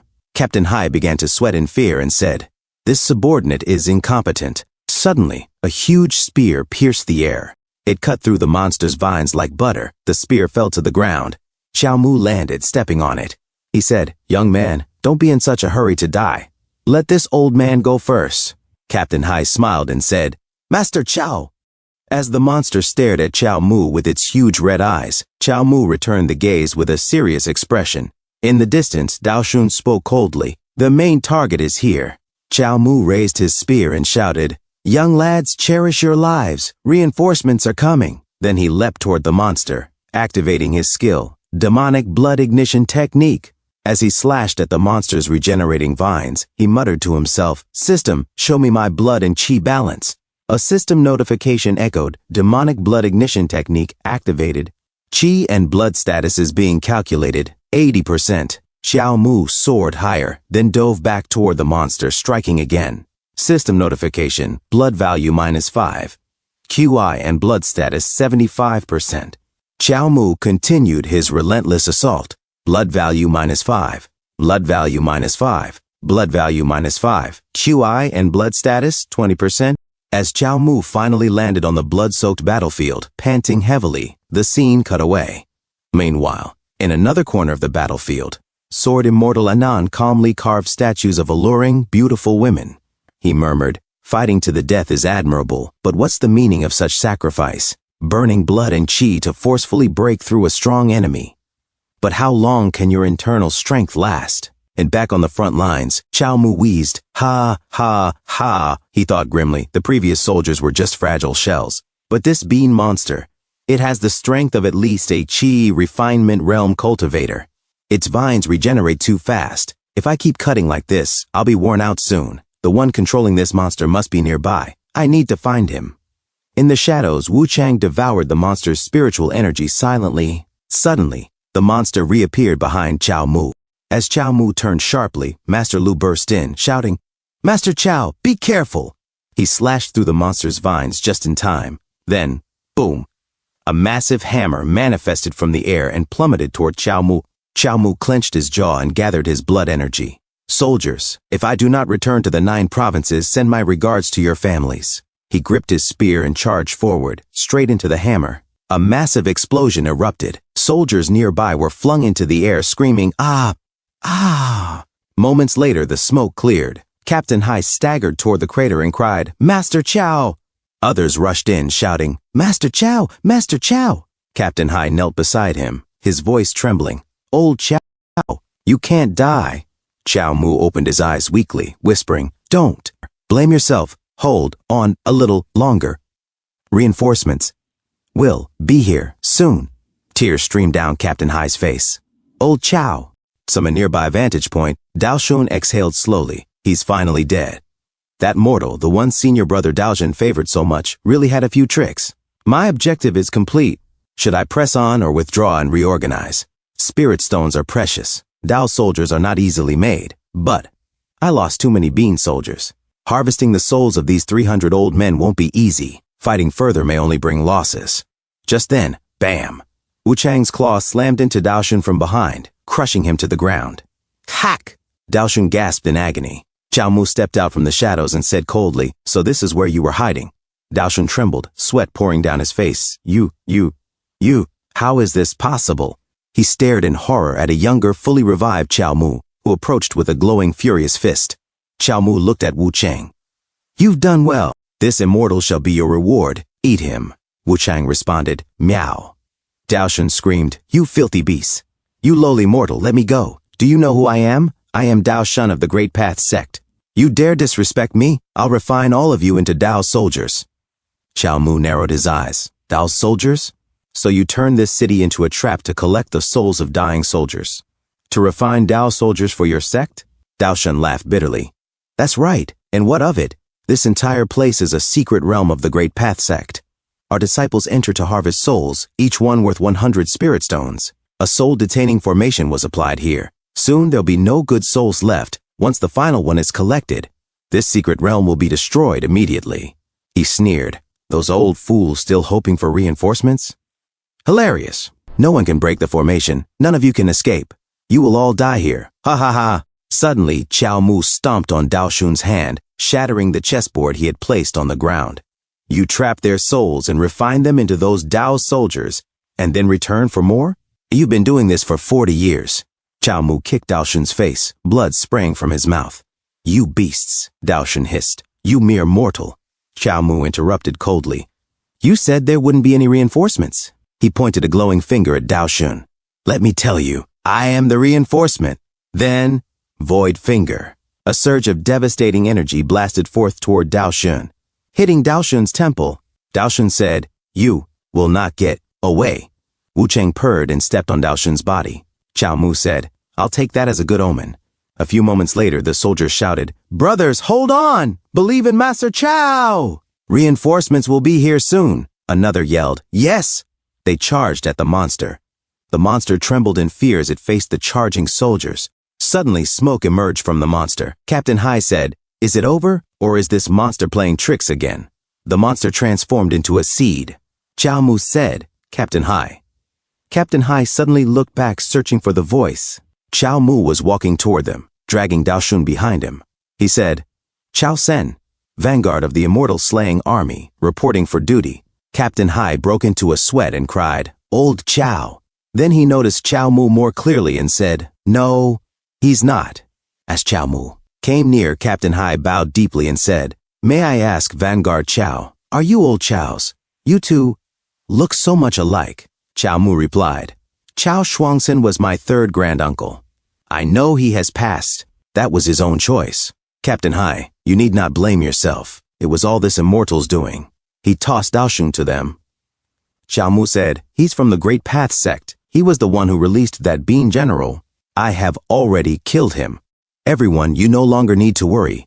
Our Chao family motto is, every man has a responsibility for the rise and fall of the country. Third granduncle died a worthy death. He can surely rest in peace. And I have already killed the culprit, so I have avenged my third granduncle." Captain Hai said in joy, "What a great saying. Every man has a responsibility for the rise and fall of the country. Using martial arts to slay immortals is real. We are really saved. Vanguard Chao, quickly come into the city with me. We must celebrate properly today." Chao Mu smirked and said, "All right." As Chao Mu looked at the joyful soldiers in the distance, his expression turned serious. At Sword Immortal Anand's place, Master Lu said, "The second immortal slaying army soldier is here. The city is celebrating." The immortal from the Great Path sect was really killed by the immortal slaying army. Sword Immortal Anand continued carving his figurines. He said, "He just killed one disciple of the Great Path sect. What is there to be so happy about? Have you considered how the immortals will deal with this case after today? If they retaliate, this city will only be destroyed faster." Master Lu, frustrated, closed his eyes while listening. Suddenly, he threw one of Anand's figurines away and shouted, "What do you mean? Without the old soldiers fighting to the death, this lone city would have been wiped out long ago. There wouldn't be a corner for you to carve stone statues here." Then he saw the figure on the ground. It looked like Chao Mu. Master Lu, shocked, said, "You're carving, Brother Chao?" He picked up the figure and said, "Anand, you are not different from everyone, right? You're also sad about Brother Chao's death, aren't you?" Sword Immortal Anand smirked and said, "Aha! Second brother, you still have expectations from a rotten person like me?" Master Lu replied, You Even the women, children, and elderly in the city are more responsible than you. Sword Immortal Anan stood up and said, Second brother, do you know why the immortals only besiege this city and do not wipe out all its soldiers and civilians? Master Lu responded, How would I know what they are thinking? Sword Immortal Anan said, They call this place a sect's secret realm. Master Lu was shocked and confused. Sword Immortal Anan sat down again and explained, The souls of the soldiers who die in battle here cannot be reincarnated. Instead, they fall into the hands of the immortals who treat them as resources. The braver and more tenacious the soldiers are, the higher the quality of their heroic souls, and the happier the immortals will be. This is the truth of this 100-mile great desert. It is just a soul-nurturing ground for the immortal sect. Master Lu said, Does that mean the resistance of the remaining army has only brought benefits for the immortals? Why do you know so much? Where did you learn this? Why did you not tell? Suddenly he paused. He sat down and said, Right, how could you tell them? An iron army of over 300 men with firm wills, whose belief in living is to defend the city and kill enemies. Telling them to wait for death would probably be 1,000,000 times harder for them than fighting to the death. Sword Immortal Anan said, Some things, you can only do your best and leave the rest to fate. This applies to both life and death. As Master Lu walked away, Sword Immortal Anan looked at the figure of old Chao Mu and said, The sound of high mountain streams can no longer continue. I'm alone now again. In the distance, on top of a roof, Chao Mu said, Not necessarily. Chao Mu smirked and stared at Sword Immortal Anan. Sword Immortal Anan smiled and asked, What do you mean by that? Chao Mu descended and said, The words Sword Immortal just spoke were not only for your elder brother, but also for me, Chao Sen. Were they not? Since you know this place is a secret realm of an immortal sect, do you have some grievance with the immortal sects? Sword Immortal Anan turned around and replied, I do not know. Chao Mu broke into a cold sweat and fell silent. Then he pulled out a few books. My third granduncle once taught me the complete iron crotch technique. I have even deduced a new technique from it. If you do not mind, it was Yellow Dragon Exploring Clouds, Long Serpent Staff Technique, and Chrysanthemum Acupoints. Sword Immortal Anan blushed with excitement as he accepted the books. I do not mind at all. From this day onward, I will work diligently to enhance the Chao family's martial arts and let them shine across the world. He grinned as he thought about beautiful, curvaceous women. Sword Immortal Anan said solemnly, From now on, you are my second brother. Chao Mu replied, My third granduncle was your elder brother. I am your second brother. Then what about your own biological brother? Sword Immortal Anan waved it off. Is that not obvious? He is my third brother now. Chao Mu laughed. What a good younger brother you are. He pulled out another book. Additionally, I have created a unique technique by combining secret arts from the Far East. Are you interested? His eyes sparkled. It was the Golden Finger. Sword Immortal Anan cried out with joy, Yes, absolutely. Chao Mu said, You are too kind, younger brother. I have long heard of your heaven-slaying sword technique. You know what? Sword Immortal Anan interrupted, I understand. Let us exchange techniques then. He was drooling like a dog chasing after the book. I will even pass down my ultimate killer move to you. Chao Mu raised an eyebrow. An ultimate killer move? Sword Immortal Anan nodded. Once the sword is drawn, there is no return. The technique focuses the martial artist's essence, chi, and spirit into a single sword stroke, pushed to the extreme. That is the heaven-slaying sword technique. Physical strength, inner energy from the dantian, and the power of the mind. Only when a sword stroke draws from all three can one claim to have mastered it. Chao Mu responded, Words are meaningless without proof. How about a demonstration? He thought to himself, Now you are starting to look like a real martial arts expert. Sword Immortal Anan grinned. A demonstration? That is easy enough. He picked up a twig, and golden light began to glow from it. Raising it overhead, he declared, Watch closely. This next sword stroke will be utterly magnificent. Golden energy flared around him. Chao Mu thought to himself, I am about to witness the ultimate move of the world's #1 swordsman. Sword Immortal Anan's eyes glowed gold. He shouted, Heaven-slaying sword technique, and he swung the twig. Silence fell, a deafening silence. Chao Mu blinked. This is the ultimate killer move? Sword Immortal Anan calmly replied, I have long since reached the realm of no sword in hand, and no sword in heart. What I just performed has form, but no spirit. Chao Mu muttered, So for 30 years, you really were giving up on yourself, even trying to sheath a broken tree branch. Can you do anything other than pretending to look cool? Sword Immortal Anan proudly declared, I, the sword, am an immortal who always keeps my word. If I say I am slacking off, I will slack off with pride. I am definitely not some hypocrite sneaking in secret practice. He laughed loudly. Ha ha ha ha. I am the poser king. Chao Mu deadpanned. What a great anti-productive fighter. He thought to himself, but what are the mysteries of the heaven-slaying sword technique? System notification. On death rating, A+ in maining revival count this week. 15% and skill points awarded, 100% skill points. Remaining, 125 in blood and chi status, 90% heaven-slaying sword technique, loading. Chao Mu frowned. Even the system failed to load? Essence, chi, and spirit focused into one sword stroke to the extreme. That is the heaven-slaying sword technique. It requires channeling physical strength, inner energy, and mind. Mind. That is it. This is a sword technique that can only be practiced by cultivating the mind. Sword Immortal. Anand smirked and said, although my sword technique is strong, only by cultivating the mind can one truly begin. And I see that second brother is wise and valiant, elegant and imposing, handsome and talented, brilliant and noble, a pillar of the martial world, only lacking this small thing called cultivating the mind. Chao Mu asked, since brother swordsman is the #1 swordsman, is there a way to help me cultivate my mind? Sword Immortal Anan nodded. Of course. Second brother, look behind you. Chao Mu turned. Beauty statues? What about them? Sword Immortal Anan explained. To be honest, I was born with sword talent. Chao Mu said, yes, I can tell. Sword Immortal Anan continued. This place may look like an ordinary courtyard with only beauty statues, but it is actually a trial ground for cultivating the mind. Every beauty statue has a part of my sword intent and mental will embedded into it. Through meticulous arrangement of their positions and layout, I constructed a hidden formation. As long as second brother can break through this beauty courtyard and comprehend the sword intent that this younger brother left behind, you will naturally be able to cultivate your mind. However, because this younger brother is simply too much of a genius, the chance of second brother dying inside is far greater than successfully advancing. Zhao Shui and the others are very strong. Chao Mu tossed the book aside and said, such a good opportunity. As your elder brother, I naturally cannot miss it. Chao Mu walked away and muttered to himself, I am really looking forward to cultivating my mind and seeing what changes my techniques will undergo.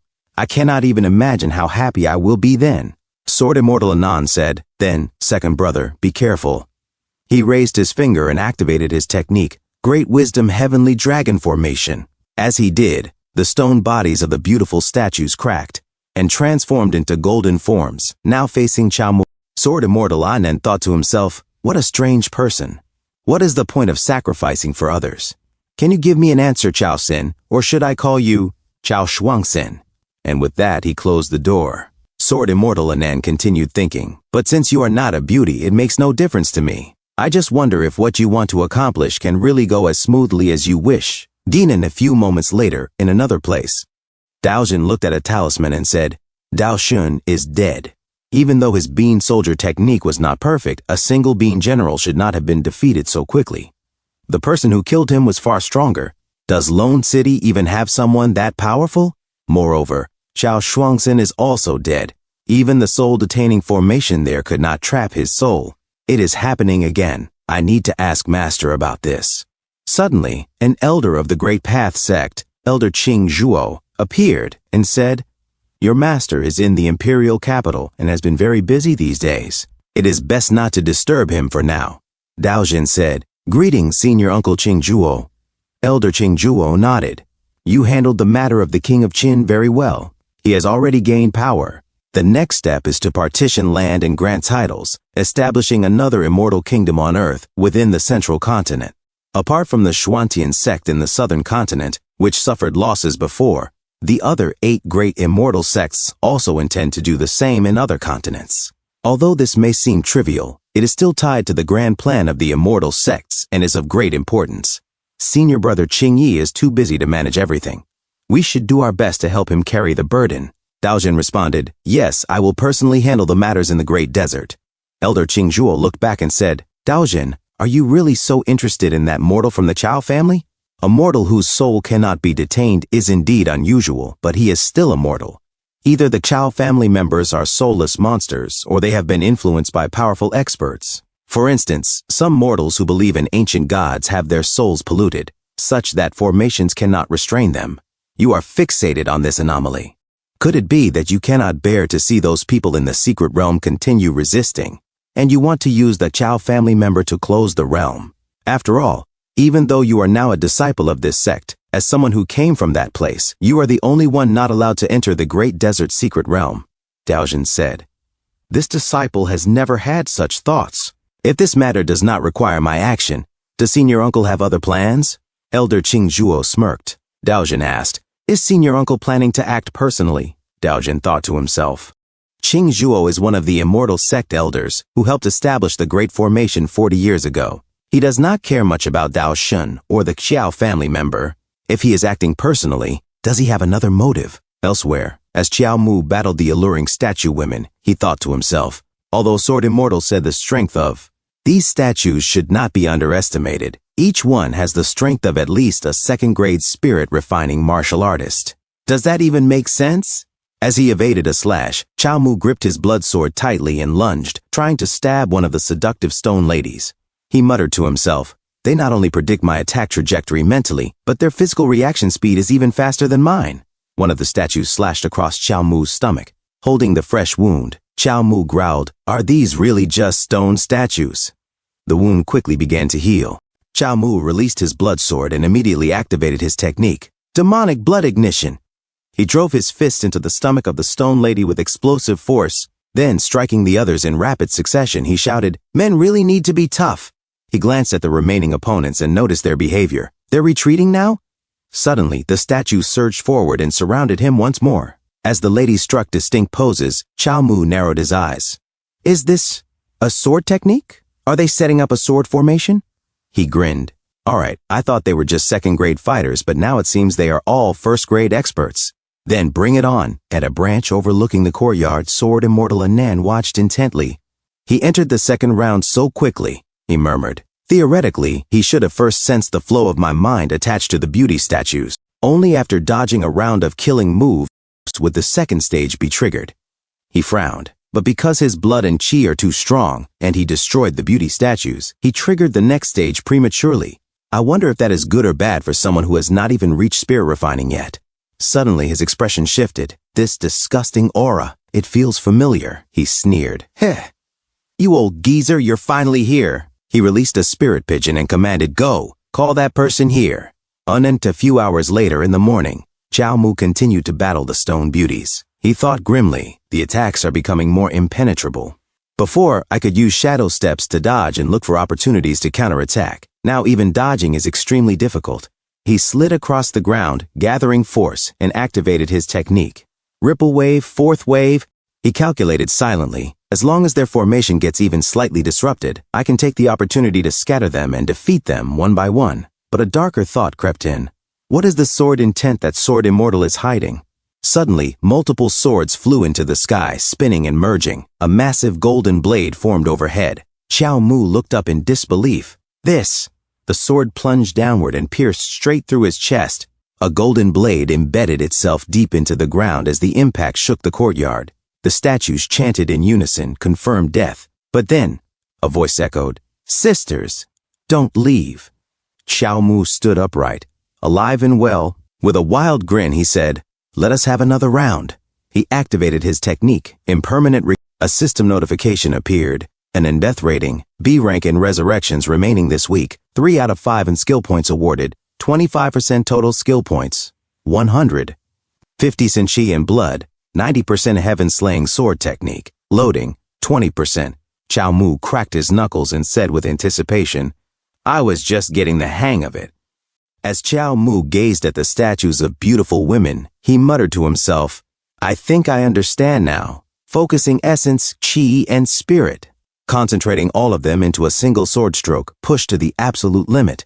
This is the so-called heaven-slaying sword technique. Feel that sword intent with your mind, then gather it into your sea of consciousness. A sword slowly formed above him. An embryo imprint settled into its mind. The sword burst into flames. Qiao Mu's eyes suddenly turned serious. A flaming sword reflected within them. System notification. In heaven-slaying sword technique, loading, 30%.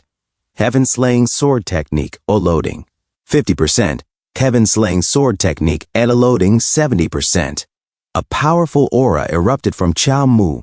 He leapt forward, his steps exploding with energy, and then, in a blinding flash, he slashed at the seductive statue women.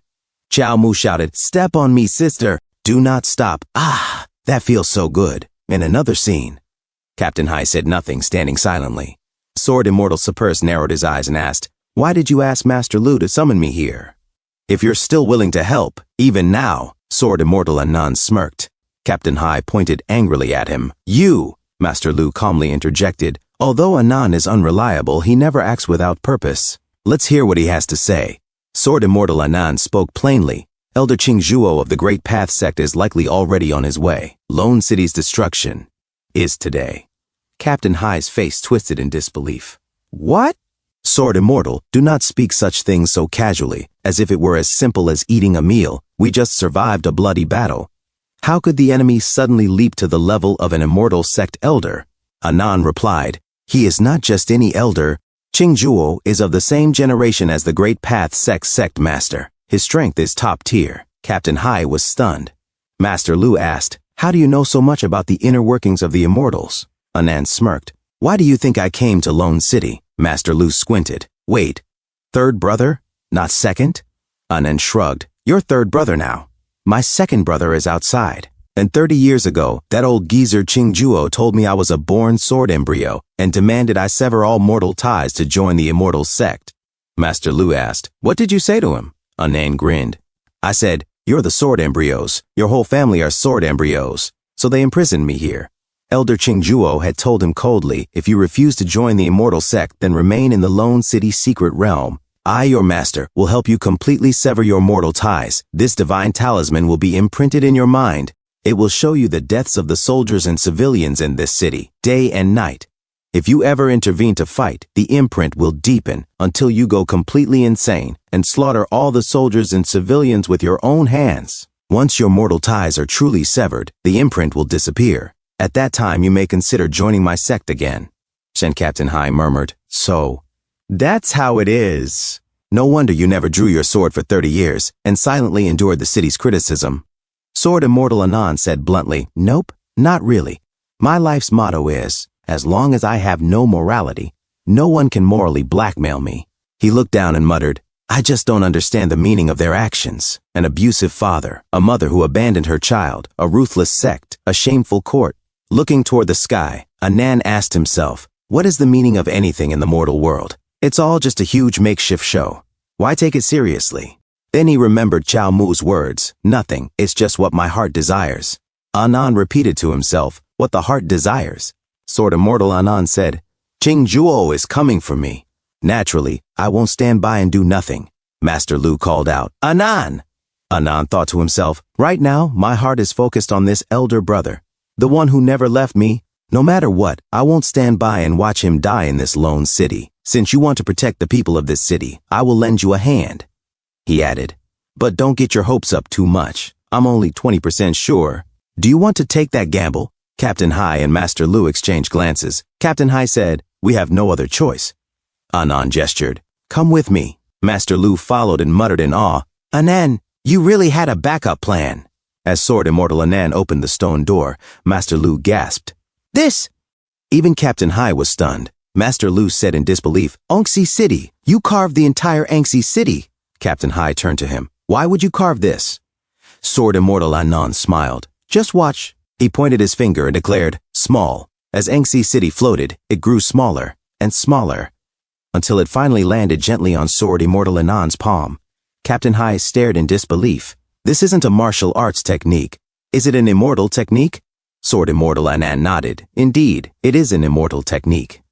I am the Sword Immortal of the mortal realm. Why should I join his immortal sect? I myself can ascend to immortality." Master Lu murmured to himself, "This is the real Anan, the #1 expert of this era, unprecedented and likely unsurpassed." Sword Immortal Anan laughed. "That's right, I am a genius." "Ha ha ha." Master Lu reflected. For 30 years, others saw him as mediocre and incompetent, but he took the shortcut, using those 30 years to enter the immortal path. Sword Immortal Anan said, I have only just entered the immortal path. This is just a small test run, far from comparable to an immortal sect elder. But then, Anan pointed at Master Lu. Master Lu's eyes widened in shock and confusion. Small, Anan commanded. Master Lu shrank and flew toward Angxi City. Sword Immortal Anan said, "My battle with Qingzhuo will inevitably have wide-ranging effects. At best, mountains will collapse and the earth will shatter. At worst, the great Tao itself will be eradicated. You probably cannot withstand the aftermath, so I will trouble you all to take refuge inside here." Turning to Captain Hai, he ordered, "Gather all the city's residents in one place within a quarter of an hour. Save me the trouble of rounding them up one by one. In addition, these stone statues in the backyard are Tao soldiers I refined by imitating immortal sect methods. I had the soldiers and civilians drip their essence blood on the statues. This can temporarily interfere with immortals' magic detection." Captain Hai nodded. "All right, I will go immediately." Sword Immortal Anan thought to himself, "Chao Sen, with just you and me alone, we indeed cannot break through Lone City. But as long as you can cultivate your mind, you can cooperate with me to use the heaven-slaying sword technique. Do not disappoint me." A system notification appeared. Heaven-slaying sword technique loading. 39.5% remaining resurrection count this week. 1 out of 5, Qiao Mu muttered. "This time I'm really doomed. I have only one resurrection chance left. The refresh time hasn't arrived yet. I might actually die here." As the seductive statue women charged at him, Qiao Mu smiled and said, "All right, then let's change the fighting style. System, put all remaining points into body transformation art." As the golden lady stabbed Qiao Mu, he thought aloud, "I've been thinking. Since the demonic blood ignition technique can still level up even after perfection, could other techniques as well?" With these few points, he continuously deduced the body transformation art, finally innovating and giving birth to a mysterious new technique based on it. A system notification said, "Body transformation art upgraded to full body transformation art." Qiao Mu exclaimed, "Full body transformation clone." Before chopping down the immortal statues in the Xuantian sect, Wu Kezheng placed a piece of his flesh inside me. Besides healing injuries, it also gave me the power of a spirit-refining martial artist. At that time, I thought, since Wu Kezheng could transfer power through flesh and blood, maybe I could put my own flesh and blood into my own corpse and control my physical body. So I created a full-body transformation clone. Another Qiao Mu said, "I'm your boss. From now on, you'll work 996 all year round without any salary. Do you understand?" But because I didn't understand the mind well enough, the clone often went out of control. Today, having comprehended the sword intent within this formation, my mind has cleared, and the art of controlling clones is finally complete. Multiple bodies, one consciousness. The clone hardly affects the power of my main body, only requiring mental effort to manipulate from a distance. That is to say, as long as I have enough mental energy, I can control more clones, and the control distance will be farther. As long as I die enough times, the number of corpses will be enough for me to assemble an undead army. Nan. I'm really hyped up. Charging his hands with powerful energy, Qiao Mu then charged at the seductive ladies and shouted, "Let's go! Let the show begin!" As a sexy statue stared at Qiao Mu, Sword Immortal Anan thought to himself, his talent isn't bad. He can imitate the method of sword intent Tao soldiers so quickly to create similar bodies. But what's with his physical body? What kind of modern martial arts is this? Suddenly he felt something. Tisk, he arrived faster than I expected, he muttered, then jumped away and shouted, "Second brother, I'll buy you a little more time. You must catch up." A few moments later, outside the walls, Sword Immortal Anan stood silently with his seductive lady statues. Elder Qingzhuo arrived swiftly, hovering above him. "It's been a while." Mortals often say strict teachers produce outstanding students. There's some truth to that. Confined here for 30 years, and able to enter the Tao based solely on your own talent, you are truly worthy of being a disciple I valued. As the battle for Lone City was about to begin, Sword Immortal Lu Yan'an pointed his blade at Elder Qingzhuo and declared, "My excellence is mine alone. Do not come near it. This Sword Immortal has no desire to ever see your two-faced head again." He stepped forward and shouted, "Get lost!" then lunged, attempting to stab Elder Qingzhuo. Elder Qingzhuo stood firm and replied, "Not bad. Your momentum is sharp. But you have not faced real combat in decades. Even if you have reached the foundation building stage, you are still far beneath your master." As he spoke, he pointed at Lu Yan'an. A dark wave of energy surged forth. Lu Yan'an's eyes narrowed. "So fast! He's even stronger than when he captured me back then." He moved to evade as the wave tore through everything in its path. even shattering the seductive stone sculptures of himself. Elder Qing Zhuo spoke again. Sword embryo, I, your master, have trained you for so many years. You have not truly disappointed me. Bah! Lu Yan'an spat. You want to act like someone's master, even everyone's father? You are truly sick, I see now. Your yin-yang sword is nothing special. After so many years you are still stuck in the nascent soul stage, with barely any improvement. No wonder you only showed up now, when this secret realm has already been picked clean, leaving only scraps. Elder Qing Zhuo answered calmly, this place was only ever a training ground for disciples. It holds no value for me. However, the core of this great formation is my natal artifact.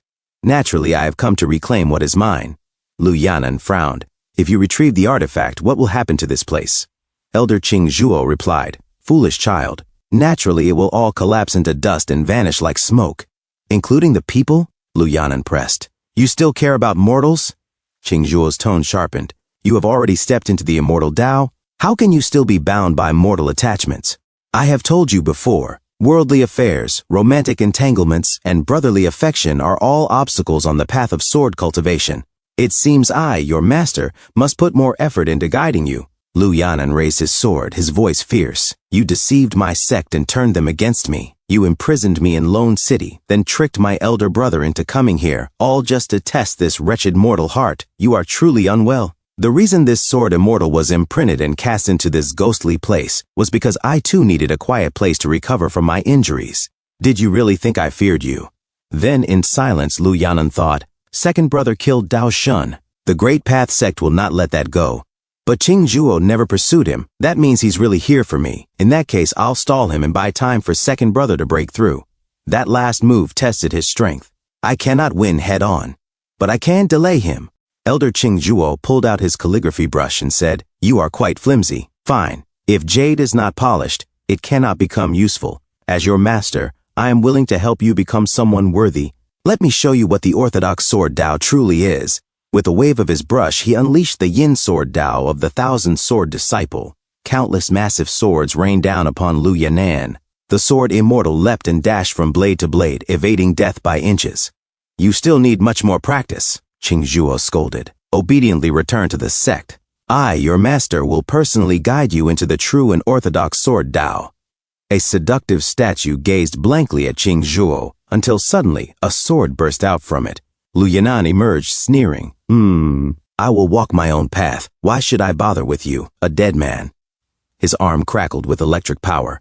Qing Zhuo blocked the blow and growled, you actually carved a statue of yourself as a substitute? Heh, all cheap tricks. Learning these unorthodox methods will only delay your cultivation and eventually lead you astray. Lu Yan'an kicked him and shouted, enough nonsense. He thought to himself, my sword technique is not inferior to his. It's just that my spiritual power still lags behind. I must gain the upper hand.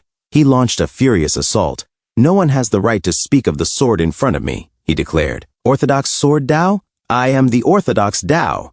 Elder Qing Zhuo scoffed. How can those martial arts parlor tricks be called the sword Tao? In this era, spiritual energy is thin. Even if you enter the Tao through martial means, your lifespan will be short. The sword path of today should follow the way of incense, in harmony with the great Tao. Only then can the sword Tao endure forever, and life be everlasting. You are a born sword embryo.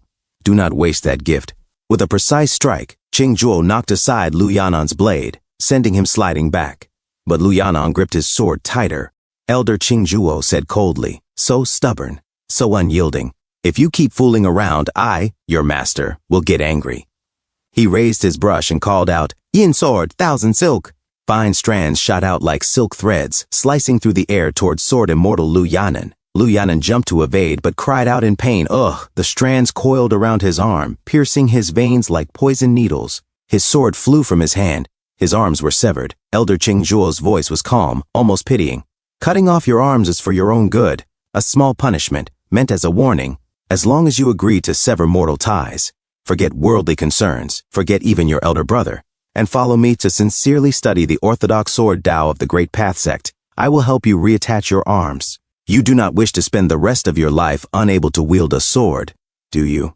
Lu Yan'an clenched his jaw, thoughts racing. Lu Yanbei, nothing good ever happens to you, huh? Now I am also suffering misfortune, but He remembered his brother's voice.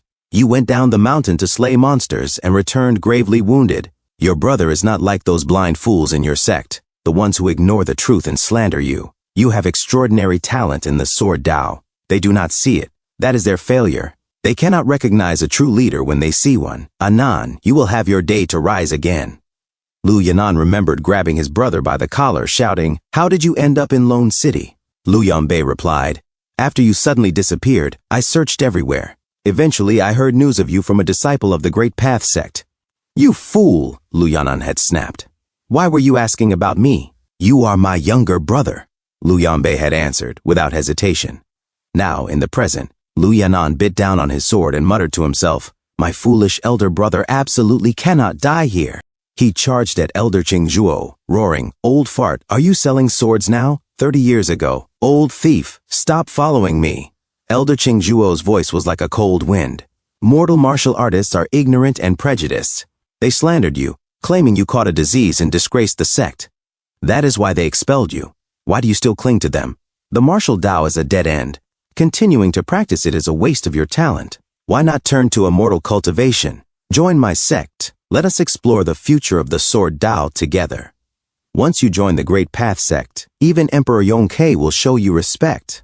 The master who expelled you will be forced to bow before you." Lu Yanan scoffed. "Emperor Yongke? He is not even a beauty. Why would I want his respect? Stop following me. I am not interested in your immortal versus martial conflict. If you are sincere, why not show me portraits of the beauties in your immortal sect?" Elder Qingzhuo replied, "Lust will only harm both your body and mind. As a sword embryo, how can you allow desire to delay your cultivation?" Lu Yanan sneered. "I think you are the one stuck in your own cultivation, and now you want someone else to pave the path for you. Sorry, I will not be that person. I also reject the so-called virtues of your Great Path sect. If you understand that, then get lost." Moments later, Lu Yanbei's voice echoed down the valley. "Anan, where did you go?" "I heard the top 10 cultivators in the world are holding a death match to decide who is strongest. You have not recovered from your injuries. Do not agree to anything reckless." Lu Yanan looked away and muttered, "Brother, do you think I can still be counted among the top 10 in the world? I am a scoundrel. I wasted my life chasing pleasure, neglected my duties, caught a disgraceful illness, and was expelled from my sect. Now my name is detested by everyone. What? As expected. The fate of a lone star. As children, our father did not love us. Our mother abandoned us. Why didn't you just follow father and live a life of luxury? Why did you insist on raising a sickly ghost like me?" Lu Yanbei slapped him hard across the face. "I raised you since you were 4 years old. Do not speak words you cannot bear to hear. How could I not know if you had truly been diseased? You went down the mountain and nearly died slaying monsters. I am not like those blind fools in your sect. They slander you because they do not understand your worth. You have extraordinary talent in the sword Tao. They just lack the eyes to see it. They cannot hold on to a true leader. And Nan, you will rise again. You will return to the top." Lu Yanan clenched his teeth. "And I have said it many times. I do not care about any of that. I do not care. Why do you keep pretending to understand me, forcing your expectations onto me? I do not want to care about worldly matters. I only care whether I stand at the top. I never practiced the sword because I liked it, so why must others define how I live?" Elder Qingzhuo's voice came softly. "Lu Yanan, fame and fortune mean nothing to you. You were born for immortal cultivation. I understand now. What binds you is not lust, not even love, but—" Lu Yanan interrupted. "Oh, so now you are changing tactics? Trying to threaten me?" Qingzhuo answered, "You really cannot even be bothered to hide it. Do not worry. I will not take his life." Elder Qingzhuo's voice remained calm yet cold. "He is more useful alive than dead. However, if he were to be disgraced, ruined, you may not care, but he might." Sword Immortal Lu Yanan narrowed his eyes. "Also, you are not even hiding it anymore. Was it your doing that I was expelled from the sect?" Elder Qingzhuo did not deny it. "I was helping you sever your mortal ties so that you could ascend to immortality sooner and achieve eternal life. Now, your only remaining attachment is your brother. Once that is broken, you will finally focus solely on the sword Tao. Am I wrong? You old geezer," Lu Yanan roared. "You're asking for a beating. Have you read too many trashy storybooks? Using the force the innocent into prostitution plot twist. After everything you've done to me, you still think I'll listen to you and cultivate immortality? This grudge alone is enough for me to chase you down and hack you 800 times with my sword. From behind, Master Lu Yanbei called out, confused, Anan. Elder Qingzhuo smirked. Lu Yanan broke into a sweat. He snapped, what do you want? Master Lu Yanbei approached, his brow furrowed. Anan? Strange. Where did he go? Lu Yanan muttered to himself, ugh, so annoying. Lu Yanbei, it's all your fault. If it weren't for you, I would have just joined them if I couldn't win. But if I had joined, who knows how many times you'd have nagged me about some blasted morality in my ear. He lowered his eyes. You're unlucky to have a brother like me, too. I hope I never have to see you again in this life, you jinx. Oh, brother, may we never meet again. 1 year ago, Lu Yanan pushed open a creaking door. No more wine, Xiao Mei? I'll go fetch a pot and we'll continue, hee. Back in a moment? Then, Anan. Lu Yanan froze at the sound of the familiar voice. He turned and blinked. How are you here? I finally found you, Lu Yanbei said, eyes wide with relief. How are your injuries? Why did you suddenly come here? Lu Yanan grabbed his brother by the shoulders, panic flaring. How did you even get in? I asked around everywhere after you disappeared, said Lu Yanbei. I finally heard news about you from a disciple of the Great Path sect. You fool! Why were you asking about me? That old thief must have instructed them, Lu Yanan thought bitterly. Otherwise, how would mere outer disciples know I was here? Why did that old thief bring Lu Yanbei here? What is he planning now? Could it be, he sensed I've reached foundation building and stepped into the immortal Tao, and now wants to kill my brother? You're my younger brother, Lu Yanbei said, as if it were the simplest truth in the world. Lu Yanan's gaze trembled. He looked away. Shh, why can't you just treat me like trash like everyone else does, and throw me away? When the present, Lu Yanan bit his sword and charged forward. Old geezer, are you a sword dealer or something? Elder Qingzhuo snorted, meeting his strike with ease. Foolish child, even at your peak you were nothing more than a plaything in my hands. He parried with one hand, graceful and cruel, and now that you're half crippled, what can you even do? Lu Yanan staggered back, blood spilling from his lips. Hold on, just a little longer. He bit down harder on his sword. At least, he remembered the image of Lu Yanbei shielding him. This time, I have to stand in front of him. I won't let the only person in this world who still believes in me be disappointed. With a sudden roar, he slashed upward, landing a blow on Qingzhuo's shoulder, bursting a cloud of dust into the air.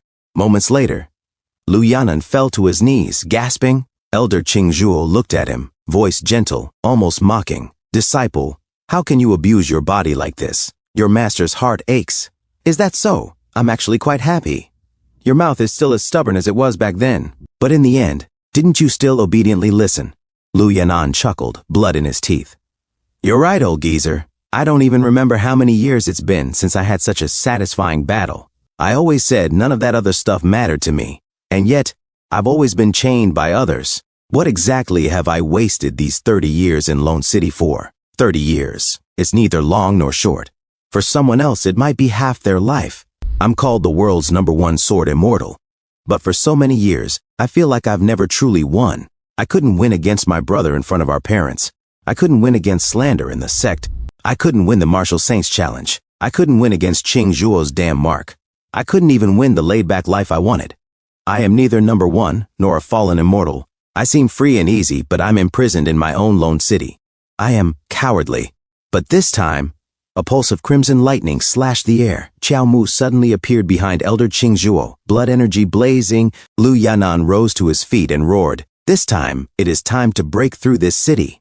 Second brother! Qiao Mu suddenly unleashed his heaven-slaying sword technique, targeting Elder Qingzhuo. But in that instant, the strands of Elder Qingzhuo's brush twisted through the air, intercepting the strike. A massive explosion erupted. Sword immortal Lu Yanan, watching through hazy vision, murmured to himself, still a little lacking. Smoke cleared.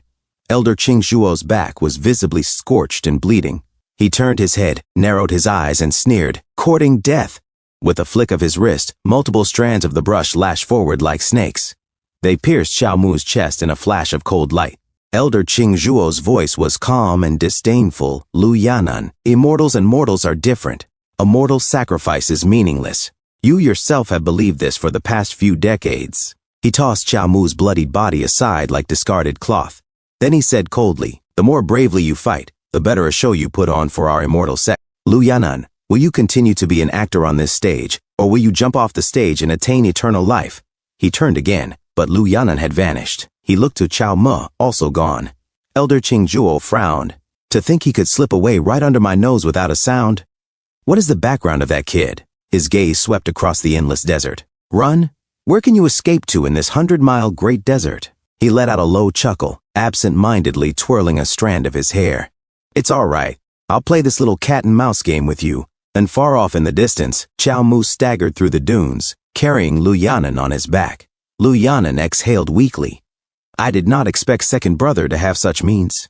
Chao Mu replied, I raised a little cat that constantly hides in my shadow. It can hide other things. But hiding me can only last for a little while.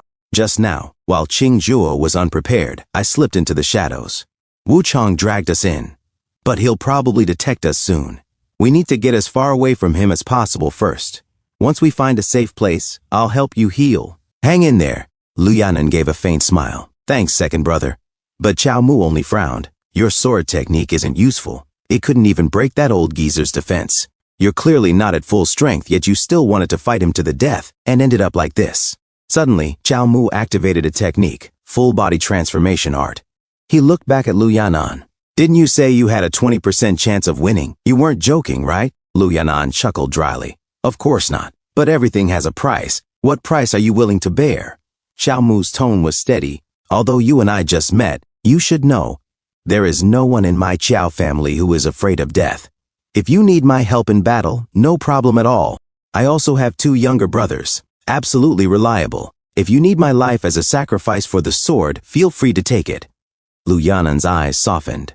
He muttered under his breath, such realization is rare among mortals. Then he asked aloud, What younger brothers? Your 2 flesh and blood clones? One is you, and the other is also you? Chao Mu blinked.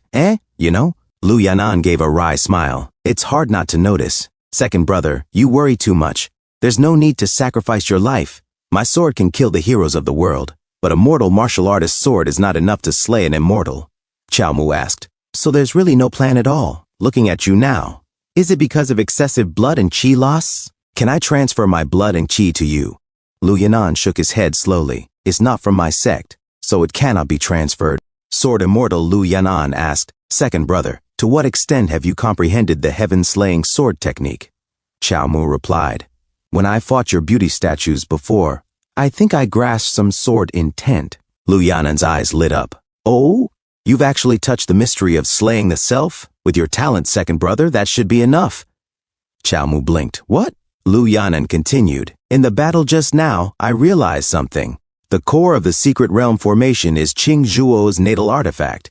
If he retrieves it, the secret realm will collapse and everyone inside will turn to dust. Chao Mu's voice grew tense. You mean, if we can force him to use his natal artifact early to defend himself, he won't have time to retrieve the core?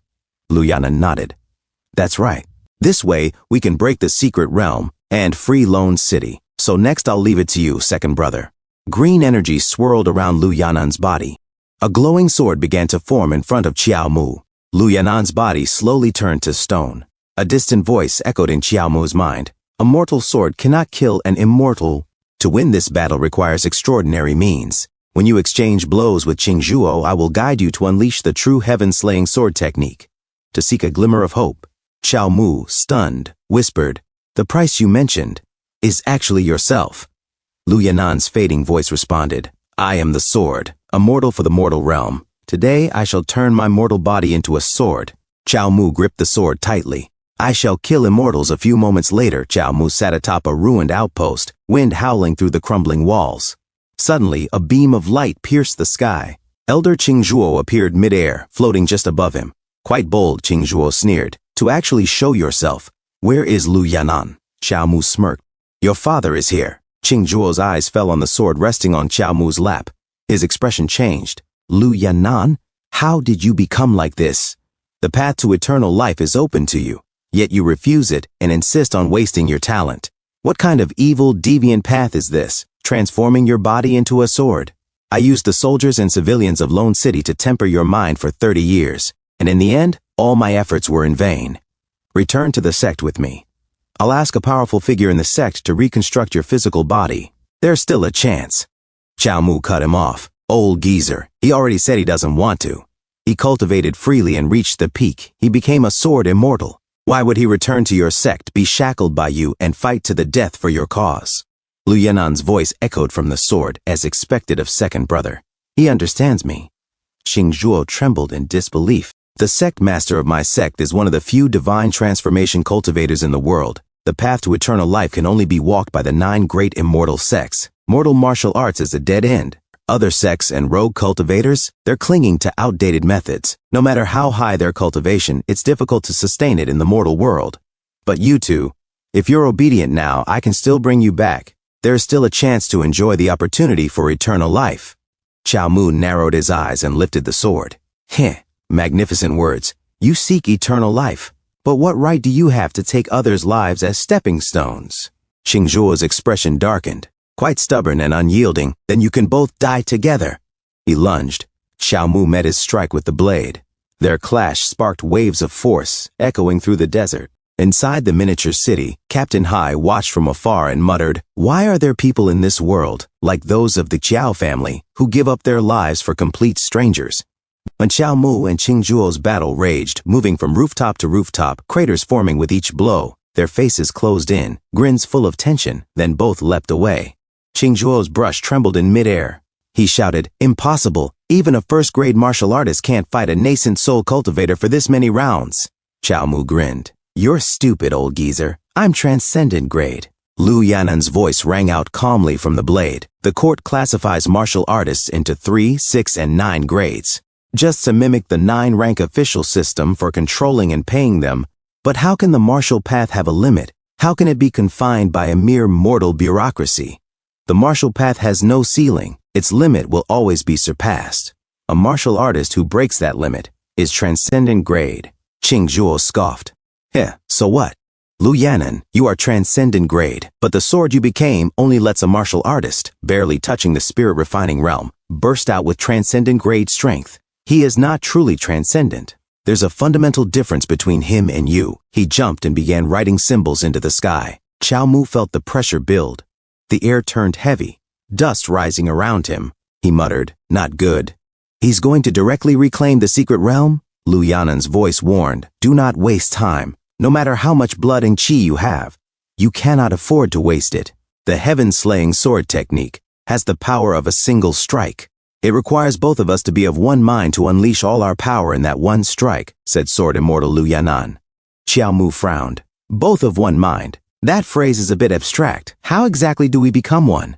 Elder Xingzhuo scoffed. "Do not waste your effort. In these 40 years, many mortals have foolishly resisted, but they all died. Saving Lone City?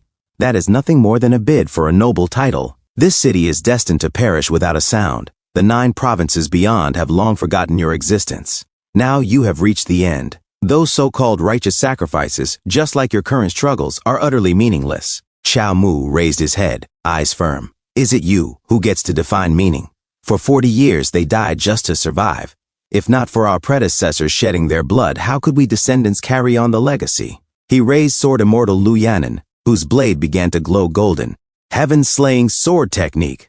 Elder Xingzhuo sneered. "At this distance I have more than enough room to dodge." But his voice cut off mid-thought. "What? Can a martial artist's sword chi actually extend for dozens of meters?"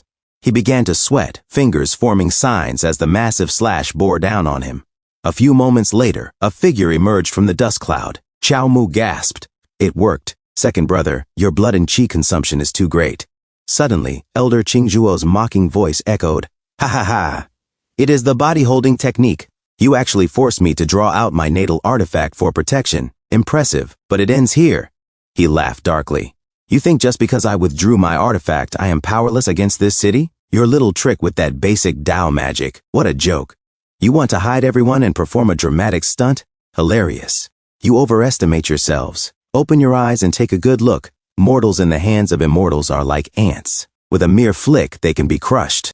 He gripped the miniature city in his hand and began to squeeze. Qiao Mu's face turned fierce, and a violent energy erupted from his body. "Demonic blood ignition technique, second brother," Sword Immortal Lu Yanan cried. "Your blood and chi are already depleted. If you force yourself to use such a technique, your body will explode. And more importantly, we are still not of one mind. We cannot unleash the true heaven-slaying sword technique."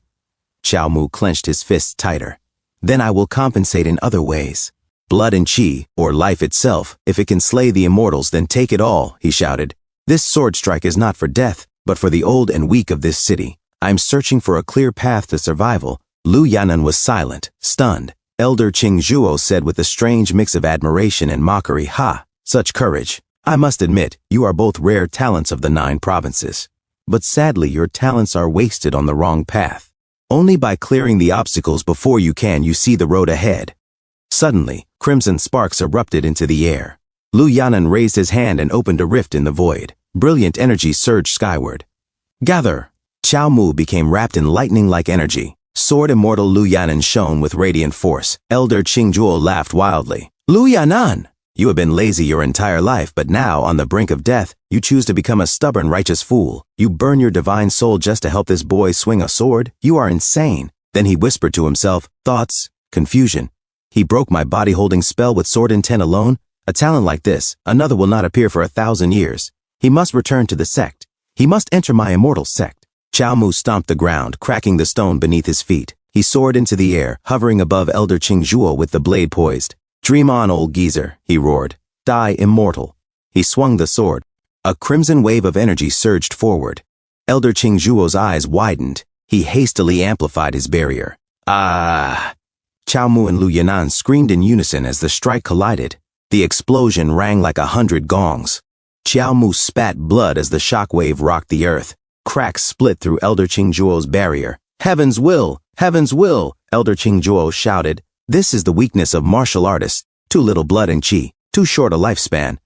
Chao Mu laughed wildly, blood dripping from his mouth. "Ha ha ha!" Elder Qingzhuo snarled, "Slaying immortals? Breaking the city? It is impossible. Forever!" Suddenly war drums sounded in the distance. "What? What is that sound?" Elder Qingzhuo muttered. Chao Mu turned his head. "Wait. That sound? War drums?" Behind him stood the souls of fallen soldiers, beating their drums with unwavering spirit. At their lead was General Li Shanga shouting, "The Yangtze army is here to assist." He raised his war drum and pounded with all his heart. Chao Mu said, "Li Changge, how can this be? That is General Li. His soul was not taken." As the souls of the fallen soldiers marched forward, Elder Qingzhuo said, "No, it is not remnant souls. It is remnant wish power. How was so much wish power left behind? Lone City clearly never worshipped immortals." Elder Qingzhuo thought to himself, "I cannot let this wish power be used by that martial artist. The matter of the Lone City secret realm must never leak out. These people must disappear." General Li Changa said, "My comrades." And his comrades responded in unison. "Yes." General Li Changa shouted, "Kill." And he led the charge. Elder Qingzhuo shouted, "Come, mere remnant wills, how can you defeat my immortal sect's secret technique?" As multiple swords clashed against them, Chao Mu charged up his sword and declared, "The heaven-slaying sword technique requires us both to be of one mind. This sword strike is 10,000 soldiers as one. The Yangtze army will win this final battle." He unleashed a massive slash. It struck Elder Qingzhuo's barrier, shattering it into pieces. Elder Qingzhuo cried, "No!" The slash struck another barrier and shattered it too. Then they saw the sky again as the last barrier crumbled and the miniature city collapsed. Captain Hai looked around and said, "We are out." He picked something up and added, "It is everyone's family letters." The letters became paper horses. General Li Chang mounted one, and the others followed, charging ahead. A few moments later, a fallen soldier said, "My son, you have grown so big." The families outside Lone City had missed them for 40 years, and the old soldiers inside Lone City had remained, determined to defend their homeland. Another fallen soldier, Brother Zhang, said, "You brat, do you really like to compete with me that much? Even competing over a short life?" The other soldier laughed. "Brother Zhang, long time no see." The wish power gathered in that final moment shook Qingzhuo, a man who cultivated using wish power himself, and resulted in a magnificent feat, a sword strike that slayed an immortal. Elsewhere, the fallen souls of comrades greeted their kin. "Wow, little brother, you have grown so tall." "Hey, you have gotten old." "You brat, take good care of mom and dad." Their living brother replied, "Brothers, our parents and I miss you so much." Atop the city walls, General Li Chang said, "My wife, you have waited a long time." His wife turned around and saw him. Tears streamed down her face. She whispered, "Husband, congratulations on your victory." General Li Shangja embraced her. That day, the people of Ongsi Pass had a beautiful dream. In their dreams, they saw people they dared not even think about during the day. They dreamed of a new era, a prosperous era about to begin. A few moments later, Xiao Mu lay on the ground struggling. A system notification appeared. Blood and qi, 80%. Dropping rapidly, 40%. Still dropping, 20%. Master Lu Yanbei ran to Xiao Mu and shouted, "Hero Xiao, hang in there. We will take you to be healed now. We will find a divine doctor." Captain Hai rushed forward as well. Old Xiao has already sacrificed himself once for the soldiers and civilians of Lone City. We absolutely cannot lose another hero from the Xiao family. Master Lu Yanbei pleaded, "Please hold on. You must hold on." Another system message flashed. Blood and qi, 10%, 8%, 6%. System notification remaining resurrection this week 1 out of 5. About to be exhausted. Please pay attention, host. Xiao Mu's eyes slowly closed. Captain Hai and Master Lu Yanbei were both shocked. Xiao Mu thought to himself, "This is probably the most valuable death I've had." Speaking of which, how is Lu Yanan? It is the first time I have exhausted all my resurrection counts before the refresh point. I should have played it safe. But what will happen if I use up all my counts? Can I still play? It is really strange. The feeling this time is different from before. It seems like I do not have that much resentment or unwillingness in my heart. It is strangely calm. Should I say, I have gotten used to dying. System notification, blood and qi, 1%. A few moments later in the desert, Xiao Mu punched the air. He felt nothing. Suddenly he was shocked and said in confusion, "I am resurrected? But where is this resurrection point? Am I still in Lone City? Something does not feel right." As Xiao Mu remembered his past fights, he said, "I remember now. Every time I die, the system pulls me into this space to practice martial arts until a certain time passes, then I am released. So all those skill points were cultivated by myself, and the system's point allocation just helped me open a memory valve. Now I can see the immortality lock. This means I am currently in the process of resurrection." Speaking of which, what is the essence of this space? Some kind of time room with different time flows inside and outside? No, in that case, I would not have forgotten everything before. And it does not match the resurrection rules. I practiced but could not remember clearly. Could it be a dream? That is it. It is the dream system reshaping my physical body after I die. During this process, my consciousness remains within the dream space. No wonder I keep having fragmented memories appear in my mind.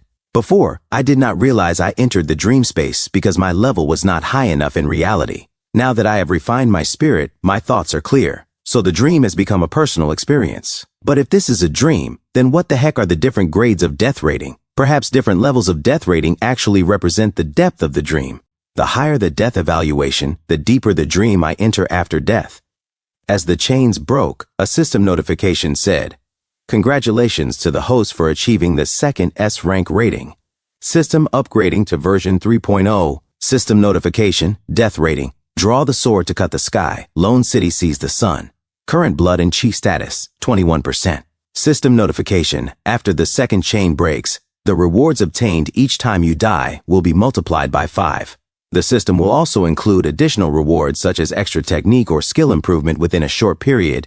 System notification, the host's guess is correct. This is indeed the dream space. System notification, time until this dream ends. Remaining time, 40 years. Xiao Mu was shocked and grabbed the system window, shouting, "F 40 years? You are saying that I have to passively dream for 40 years? Are you kidding me? Is this a reward or a punishment?" System notification, for the convenience of the host's understanding, a vivid explanation will now be provided. System version 1.0. In order to provide the host with above-average ability growth, it required consuming a certain amount of the host's external lifespan in cooperation with the dream space. To complete the host's improvement, Xiao Mu said, "So initially I was constantly losing lifespan. No matter how strong or weak the enemy was, I could always improve to a level comparable to them. System version 2.0, rewards are doubled, and the duration in the dream space is also doubled. Improvement can be completed without consuming lifespan. The total improvement value is quantified by the system and converted into skill points, which the host in reality can freely allocate." Xiao Mu said, "It is not showing the lifespan balance. Does this mean?" As he thought about the dream space, System version 3.0, the dream duration has reached 5 times that of version 1.0. One B rank death boost is equivalent to an S rank in version 1.0. The host retains all dream memories. After revival, the achievements, realms, and so on attained by the host within the dream space will be completely copied one-to-one to the new body. Additional rewards will also be quantified as skill points to be randomly allocated by the host. Xiao Mu said, "You are quite generous, huh? If I gave you this duration, would you want it?" System notification currently. Unless the host forcibly requests the system to bestow skill improvement exceeding what the version 3.0 system can provide, external lifespan will no longer be deducted. System reminder: if you exceed the value, the amount of external lifespan deducted will be very high. The system reserves the host's right to appeal, but the probability of the appeal being denied is as high as 95%.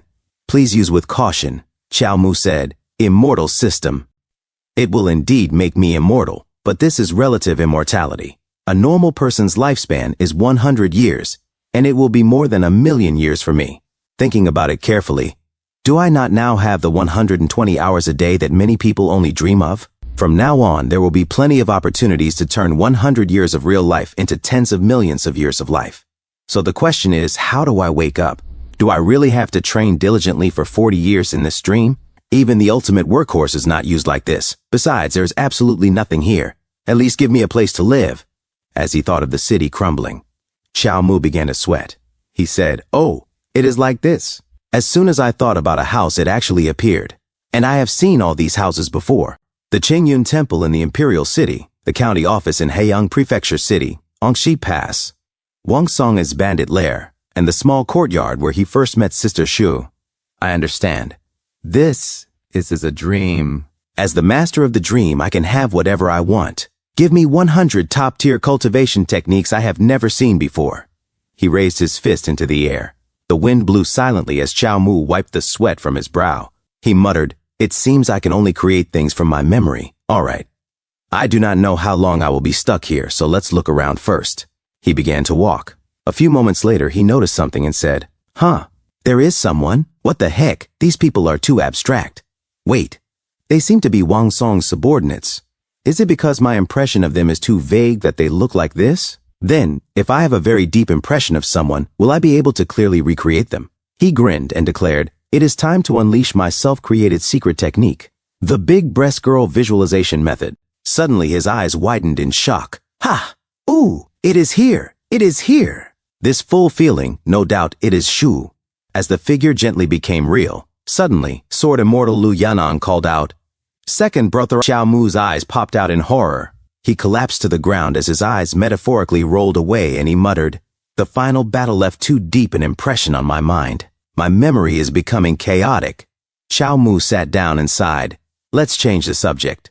I ran from Nanzhou to Zhongzhou, assassinated emperors and mortals, and met many people along the way, but most of them were brief goodbyes. The impressions were not deep. The only one who left a deep mark in my mind was him." As the martial saint appeared, Xiao Mu exclaimed, "Martial saint! It is not the real martial saint, but the martial saint from my memory. Limited by my understanding of him, I cannot replicate the true strength of the real martial saint. But even so, he is an absolute powerhouse, perfect for training." Xiao Mu leapt forward and threw a punch at the martial saint. Just like that, a year passed. Xiao Mu continued to fight. "It has been a year," he said, "and it is just those same few moves back and forth. Is this all you have?" He now faced Elder Qingzhuo and the martial saint side by side. Xiao Mu shouted, "Again!" Although limited by his personal perception, in this dream, anyone he remembered could become a sparring partner. Xiao Mu was trying to explore a path toward the transcendent grade using these two figures as references. However, he never realized that, 3 years later, Xiao Mu suddenly froze. Then he laughed. "Ha ha ha, ha ha." Time was his greatest trial. He smiled and called out, "Fifth brother, sixth brother, pile it up high," as they built a sandcastle in the middle of the desert. The beginning of things went as smoothly as Xiao Mu had thought. Under the combined force of two strong enemies, Xiao Mu improved rapidly. As the martial saint's fist came toward Xiao Mu's face, he was able to block it while Elder Qingzhuo swung his brush toward him. But as time passed, the problem with this approach became clear. Xiao Mu thought to himself there was no change. The martial saint was still the martial saint. Qingzhuo was still that same old geezer. Their moves were already deeply etched into my mind. But their moves only had form, not spirit. I could not gain any more insight from them. It was just like a student who, after the college entrance exam, was locked in the exam hall and repeatedly did 5 years of college entrance exams and 3 years of mock tests. Even if he got all the answers right, it would only consolidate his foundation and have no real meaning. Moreover, he could not even die. Just like that, Xiao Mu numbly practiced the already familiar moves over and over again. If nothing unexpected happened, he would completely go insane in his own dream space. Xiao Mu said, "Come catch me." As he ran naked, he continued, "If you catch me, I'll let you." He slapped his own behind. Suddenly, Sister Shui shouted, "Xiao Mu!" Xiao Mu was shocked. Sister Sui said, "Put on your clothes quickly." Xiao Mu asked, "Shu, Sister Shu?" Sister Shu replied, "Yes, it's me." Xiao Mu jumped toward Sister Shu, fully exposed, and shouted, "Sister Shu!" Sister Shu began sweating. Xiao Mu hugged her tightly and said, "I finally managed to materialize your appearance. It's so strange. Why didn't I succeed before? You're clearly the person I should be most familiar with. Is it because you always have your eyes covered?" Sister Shu was stunned. Xiao Mu looked her over and said, "Can I actually imagine you this specifically now? I can even imagine the parts I've never seen."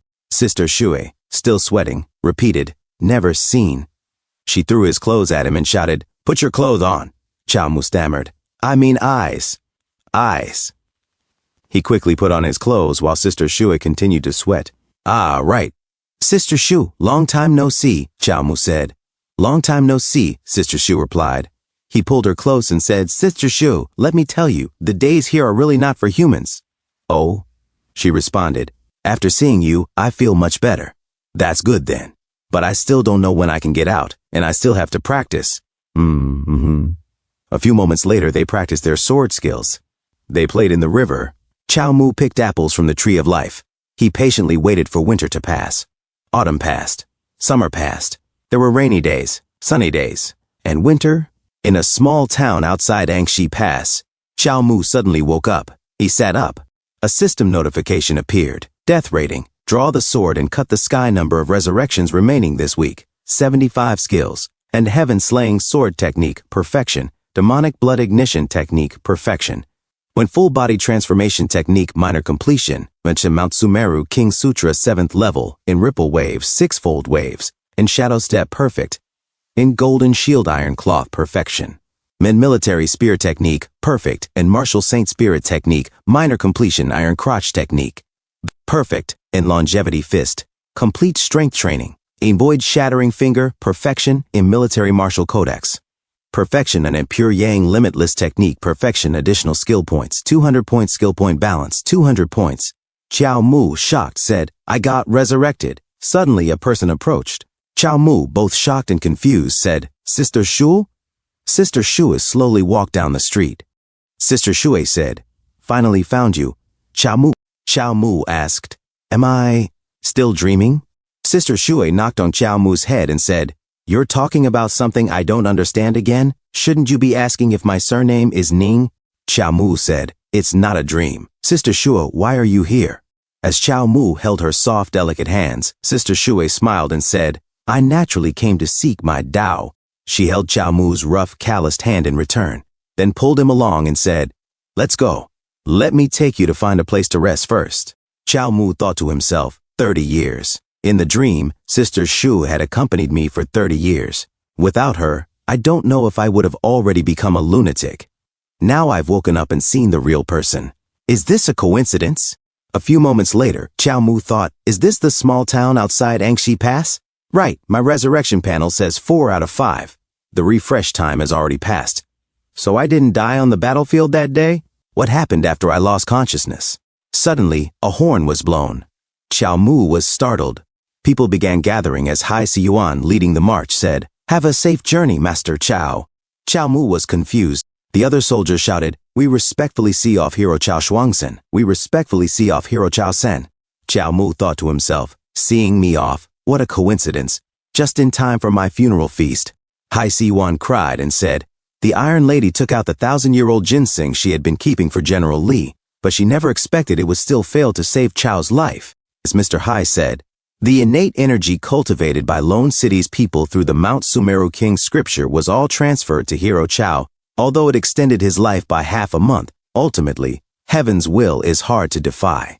He placed a hand on Hai Siyuan's shoulder. Watching from the back, Chow Mu thought to himself, so that was how it was. They didn't know I had a system. They only knew I was dying. Without hesitation, they sacrificed their innate energy and treasures for me. I came to this world alone, and now, unknowingly, there are many more people who care about me. Wang Songge, Wu Qizhang, Sword Immortal, and all of them. Thinking about it carefully, they're all old men. I haven't had a single romantic encounter this whole time. Good thing I had Sister Shu here, so no one can suspect me of being gay. Sister Shui said, this hero also has the surname Chow. What a coincidence. Chow Mu, do you know him? Chow Mu replied, maybe there's some connection with our main Chow family. Sister Shu asked, really? Chow Mu said, Sister Shu. She responded, Chow Mu said, this debt I must collect it back from the imperial court for them, with interest. As he turned away, Sister Shu smiled to herself and thought, Chow Mu, you are the smartest fool I've ever met. She walked beside him and said, let's go. Together. A few moments later, Lord Bao thought to herself, the Western Expeditionary Army bitterly defended for 40 years, and Lone City still exists. The Immortals call it the 100-mile Great Desert, but in reality they use it as a Great Path Sect's secret realm. The Immortals established a formation to isolate the inside from the outside, the so-called Forbidden Zone. It was just to extract the heroic souls of the soldiers and generals for their own use, refining them into Dao soldiers. Lord Bao put down her brush and said, someone. A soldier responded, here. Lord Bao said, report to the imperial court as soon as possible. The soldier asked, Lord Bao, are you still sending it? In the past half-month, we've submitted 7 memorials and haven't heard anything. The Angxi Pass area has already been allocated by the imperial court to the King of Qin's jurisdiction. The report can only be sent to the King of Qin. Lord Bao thought to herself, my lord, the soldier who delivered the memorial is missing. It's very likely he met with misfortune. This King of Qin, even the spies from Tingxiao Tower know very little about him. I'm afraid he's inextricably linked to the immortal sects. Suddenly, a voice called out, King. What king? If we're complaining, of course we'll go to the biggest official. Send it to that old man. Emperor Yong. The soldier drew his sword and said, who goes there? This is a military high-priority area. Unauthorized entry is forbidden. Chow Mu said, my surname is Chow. Lord Bao asked, you? Chow Mu said, I am Chow Shui. I've heard about great-grandfather's matter. Can this memorial be delivered by a member of my Chow family? Lord Bao said, so it's someone from the Chow family. The Chow family members are indeed all loyal and courageous. We are being watched in the army and are unable to compete with immortals. Brother Chow is willing to make this trip. I am eternally grateful. But even going to the imperial capital on horseback at full speed will take 3 days, and it will certainly be full of dangers. I absolutely do not want to see another member of the Chow family get into trouble. Chow Mu took the book. He said, General Li Changge, the soldiers and civilians of Lone City sacrificed their lives to leave behind this faint spark that can uncover the immortal sect's shame. If I can die to pass on this spark, I will have no regrets. As Chow Mu put on his sakat and walked away, Lord Bao watched him go. A few moments later, Chow Mu and Sister Shu rode their horses. Bandits spotted them. The bandits attacked, but Chow Mu and Sister Shui fought back and continued forward. 4th day, Chow Mu and Sister Shui made a campfire and sat together on a log. Sister Shui said, Chow Mu, don't you find it strange? Chow Mu replied that it's the martial artists who are chasing us? That's right, Sister Shui said. Although it's common for immortal sects to employ martial artists to do their bidding, the assassins who have come these past few times were all martial artists above the spirit refining rank. In the past, most martial artists of this type would seek a leisurely post with wealthy merchants. Why are they all risking their lives for the immortal sects now? Chow Mu said, before, I killed someone related to the Martial Arts Alliance, the Imperial Capital's prison warden, Qin Shi King, and discovered that the Martial Arts Alliance is colluding with the Great Path sect. After the Martial Saint died, the Martial Arts Alliance began expanding recruitment, gathering high-ranking martial artists who were without a leader. Some of them must have turned to work for the immortal sects. Sister Shui said, if this continues, won't the immortal sect's power become even stronger? We don't know when we'll be able to deliver the memorial. Chow Mu replied, it should be soon. It should be delivered tomorrow. King of Qin's manor. A servant said, my lord, have mercy. We clearly should have gone all out and ensured his death. The King of Qin raised his hand and said, all right, no need. The servant pleaded, my lord, please give me one more chance. Lord Arhat said, there is no more chance. The memorial has already reached the imperial capital. The servant broke into a sweat and turned around. Lord Arhat. But the Chow family members were clearly intercepted by us on the road. Lord Arhat said, "Can't you see? We were fooled." The Chow family members openly walking on the official road to deliver the memorial was just a cover. That memorial has already been submitted by someone else. Minister Hai said, "Your Majesty, there is more to the immortal war 40 years ago than meets the eye. The 100,000 soldiers were not completely wiped out. They have defended for 40 years and are still alive today." A minister scoffed. "What kind of fantasy is Minister Hai speaking of? That place is already a desert. How could there still be soldiers?" Minister Hai must not be himself, worried for his son. He has gone mad. Emperor Yongle thumped the handle of his chair. The immortal war has long been a foregone conclusion. If someone truly defended it for so long, and we did not discover it, then what would we become? A joke? Hai Wuya, I called you back not to be annoyed. Minister Hai Wuya bowed. "Your Majesty, forgive me. This old subject is not talking nonsense. There is indeed a witness who can testify, and he cannot be ignored. He is outside the hall.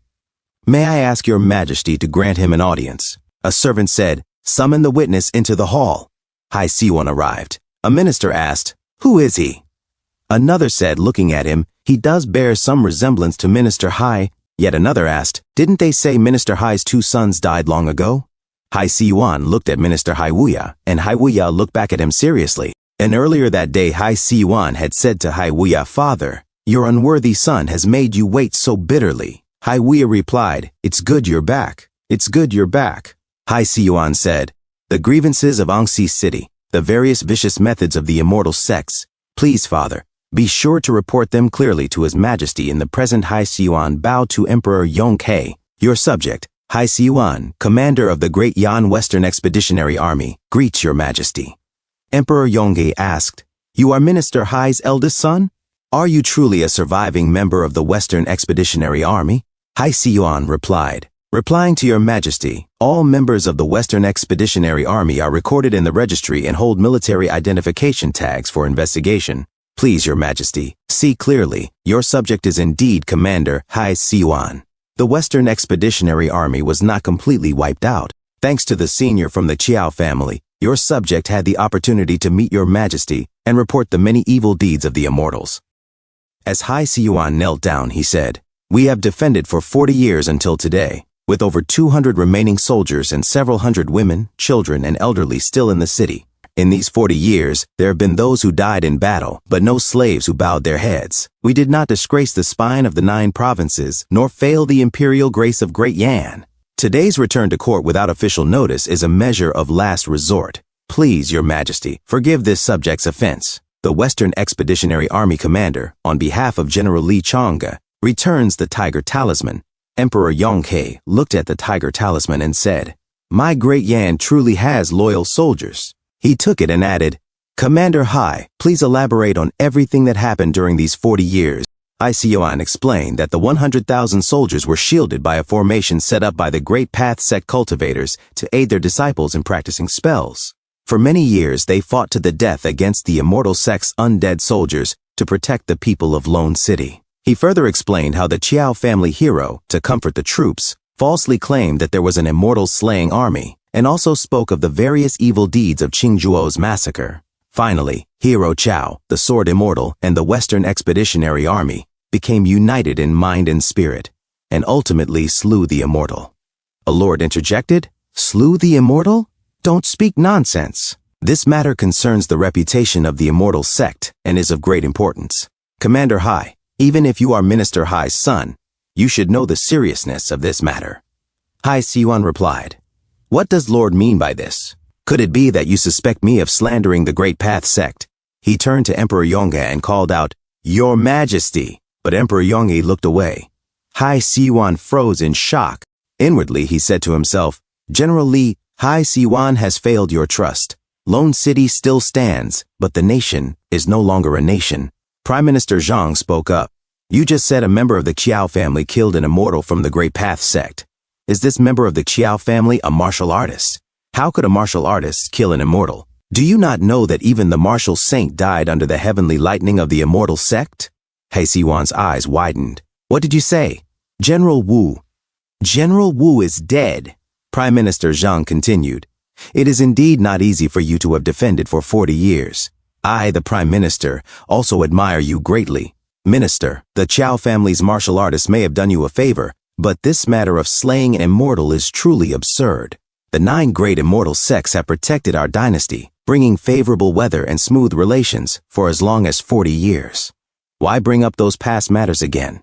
Your fictional tale about a martial artist killing an immortal is slander against His Majesty for tolerating martial artists who oppose the immortals. If the immortal sects believe your rumors and war breaks out again in the 9 provinces, what crime should you be charged with? Enough. People died 40 years ago. Hai Siwan clenched his teeth in anger. So that's how it is. Haha. It turns out there were never any reinforcements from the start. The lives of 100,000 brothers are truly worthless. His laughter was choked with grief. Prime Minister Zhang barked, "How can you use filthy language in court? How presumptuous." Emperor Yonghe thought to himself, in today's 9 provinces, loyal and righteous individuals are extremely precious. We also know we cannot discourage these old soldiers before us. But to point fingers and attack the great path sect that occupies Zhongzhou, the trouble would be immense. The only solution now is to break our teeth and swallow it with our own blood. Chao Mu's voice rang out. The robber has already kicked down your door once. Did they reason with you? Do you think that if you have a good attitude and serve him nicely, he won't rob you again? What a joke. The lords turned their heads in surprise. A servant shouted, "How dare you? Who dares to trespass into the court meeting? Guards!" Suddenly, flying fish guard Chu Xing came hurtling through the air, kicked hard by Chao Mu. He slammed into Prime Minister Zhang, who cried out in pain, "Ugh!" Chao Mu strode into the hall and declared, "Chao Shui of the Chao family has come to mourn for Lone City." Emperor Yonghe stood and commanded, "Quickly capture him." Chao Mu sneered, "Get lost, all of you. I don't fight with dogs." The Lord said, Is he the member of the Chao family who is being talked about in the capital? How audacious to dare cause trouble at the court meeting.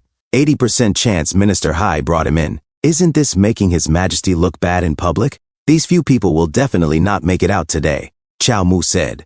The remaining troops of Lone City defended for 40 years without kneeling or surrendering, yet you have repeatedly dodged and are unwilling to become enemies with the immortal sects. In today's court of Great Yan, how many people still have the heart to resist? As Chao Mu walked closer to Emperor Yonghe, he said, "My uncle, Xiao Shuangxin, entered Lone City." The elderly and disabled half of the city asked when reinforcements would arrive.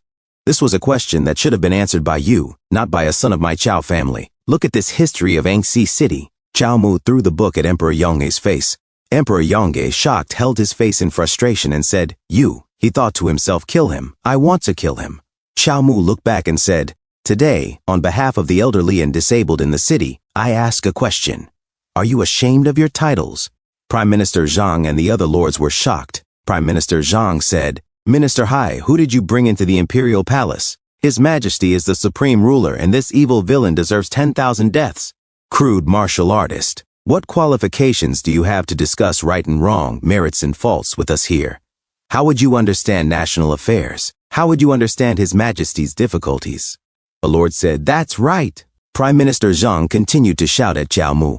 Emperor Yonghe grew angry and gritted his teeth. He trembled and thought to himself, "I'll confiscate his entire family's property and exterminate his 9 generations." Suddenly, the human king's sword began to glow. Emperor Yonghe noticed it and thought, "The human king's sword is glowing? After Qingyun Temple, it's glowing again. Why?" Clearly, ever since the king of Qin was granted his territory, the human king's sword's radiance has been dwindling. No matter how hard we tried to handle state affairs, it did not react. Why did it choose to light up only when a member of the Chao family is present? The will of the people, national destiny, and fate, they are closely linked. Is the human king's sword acknowledging his actions? Is it reminding us that he is right? And he drew the sword and raised it. Emperor Yonghe said, "We are ashamed of ourselves." The lords bowed and said, "Your Majesty." Emperor Yonghe said, "A son of the Qiao family sacrificed himself in the great desert to save Lone City. He was a man of great courage. We only hate that the immortal sects are so deceitful, hiding the truth from us for a full 40 years, hiding it from the entire Great Yan for 40 years. The Lord said, "Your Majesty is humble and magnanimous. We subjects deserve to die for failing to share your burdens." Chao Mu said, "A bit greasy. Don't miss the point.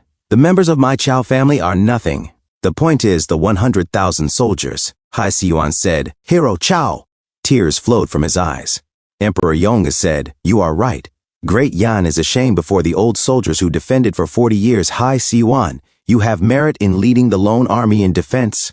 I appoint you as a third-ranked return general. The remaining 200-plus officers and soldiers will all be promoted by 5 ranks. Chao Mu said, suddenly appointing 300 elderly military officers is clearly just for show, with no real power. What use is that? Stop all this fakery. Those who survived countless battles should return home in glory. Who values your worthless official post? Emperor Yongke said, in that case, military merits and rewards will be discussed separately. All survivors may be rewarded with gold, silver, land, and property. The 40 years of blood and tears of Lone City in the Great Desert will be recorded by historians, their names recorded in history, and proclaimed to the world. He trembled in frustration. Hai Siyuan said, I, Hai Siyuan, on behalf of the 300-plus brothers in arms, thank His Majesty for His great grace. He thought to himself, the dead will have their names recorded in history. The living will be promoted by 5 ranks and rewarded with gold and silver. This is the reputation that was fought for by Hero Chao. Chao Mu said, the arrangements for the living have been made. The families of Lone City's heroes and martyrs can't be forgotten, right? Give a bit more. Emperor Yongge stood up and said, I've tolerated you again and again for the sake of you being from the Chao family. Don't go too far. You. A servant restrained Emperor Yongke. Chao Mu said, 500 taels per family, plus posthumous military ranks. I've made notes in that city history book. Just take a look and issue the decree. Also, remember to properly settle the women, children, elderly, and disabled who came out of Lone City. Find some reliable people. Hai Siyuan said to himself. Now, the only people we need to thank are the members of the Chao family. A few moments later, Sister Shu came out and said, Emperor Yongke rewarded 5,000 taels of gold as compensation? She could almost feel the gold near her. Chao Mu said suddenly, the thought of retiring now, buying a house in the suburbs and living out old age doesn't seem so bad. But this dog emperor is really annoying. The great Yan dynasty is doomed in his hands. Chao Mu sat on the gold. Sister Shui said, Great Yan's national fate is not yet over. At least for now, I have not seen the end. Chao Mu said, speaking of which, I have not heard Sister Shui talk about it properly. What kind of ability do your eyes have? How did you find me? Sister Su said, this is a long story. Ted Qingluan Peak, Taoist Temple, Nanzhou. As Sister Shu walked silently, feeling the wind, an older sister said, what is wrong with our junior sister lately? She has been unhappy and often zones out. Another older sister replied, it might not be just zoning out. Did not Master say that even if junior sister closed her eyes and slept, she could achieve enlightenment as soon as she woke up? A sister who was sweeping said, yesterday, junior sister stumbled in the courtyard, and when she opened her eyes, she was already at the 4th level of qi refining. She is truly a born Tao cultivator. One day of her cultivation is worth 10 years of hard work for others. Sister Su said to herself, I originally intended to wait until I mastered my divine skills before personally killing the martial saint to get revenge. But now, the martial saint is dead. Then what was the point of my devotion to Tao cultivation? Elder Ling Ling said, now that your great revenge is accomplished, you should go pursue your own Tao. Sister Shu thought, my Tao. What is it? As the other beautiful sisters looked at Sister Shu, one of them said, she looks depressed. Is her cultivation stuck? Another said, junior sister's talent must not be wasted. Our sect is depending on her. Another added, how about we take her down the mountain for a walk and find some inspiration? A few moments later, an older sister said, junior sister, the essence of cultivation is to go against heaven. Therefore, one must see through heaven's will. Junior sister, can you see what heaven's will is this time? Sister Shu hesitated. It is a bit blurry. It should be big. The older sister slammed the table and said, bet on big. Open it quickly. People around said, this girl is amazing. Whatever she says happens. Yes, she has won 6 rounds in a row. Really? Then I will bet on big too. The dealer opened the cup and said, 4, 5, 6, it's big. The older sister grinned happily. Yes, junior sister truly has innate wisdom. You were born with divine eyes. But you need to learn to control them. These dice are small targets, perfect for training. Keep it safe. This is all our offering money. Sister Shu asked, senior sister, is this right? The older sister said, trust me, no problem. Good. Junior sister, what did you see this time? Sister Shu said, I saw senior sister, please protect your face. Another senior sister suddenly kicked the older sister with a flying kick. Puff! She pulled Sister Shu away and said, Senior sister, even if you want to help junior sister train her eyes of the past and future, you cannot use these poisonous things. If anything goes wrong, will you not lose both people and money? The older sister said, I know, I was wrong. Sister Shu thought to herself, is the focus on the last sentence? The second sister said, a cultivator should remain pure and cleanse the world of filthy chi. Your talent should be used to eliminate harm for the people and work for their well-being. Sister Shu said, yes, second sister. The other sister gave them a thumbs up. And a few moments later, at a fortune-teller's stall, an ugly lady said, Master, immortal, my man is cheating on me. Please tell me, where's that cheating husband and that slut? She slammed the table with her ogre-like hands. Sister Shu said, they are at... Second sister quickly interrupted. Oh my. As the saying goes, even an honest official can hardly settle a family dispute. If you ask the master to see through heavenly secrets of this level, the master will suffer cultivation loss. The ugly lady said, take it all. This old woman must know where they are today. Second sister caught the bag of money and blushed. Sister Sue said, go to the end of the alley at the second watch tonight. It is the house with chickens at the entrance. The ugly lady said, thank you, master. Suddenly, a fireball flew toward them and struck the table. Sister Shu shouted, third junior sister. Who injured you? Third junior sister said, damn it. It was a cultivator at the third level of chi refining, and he said, how dare a mere rogue cultivator interfere in the affairs of my Xuantian sect? Third junior sister stood up and said, bah!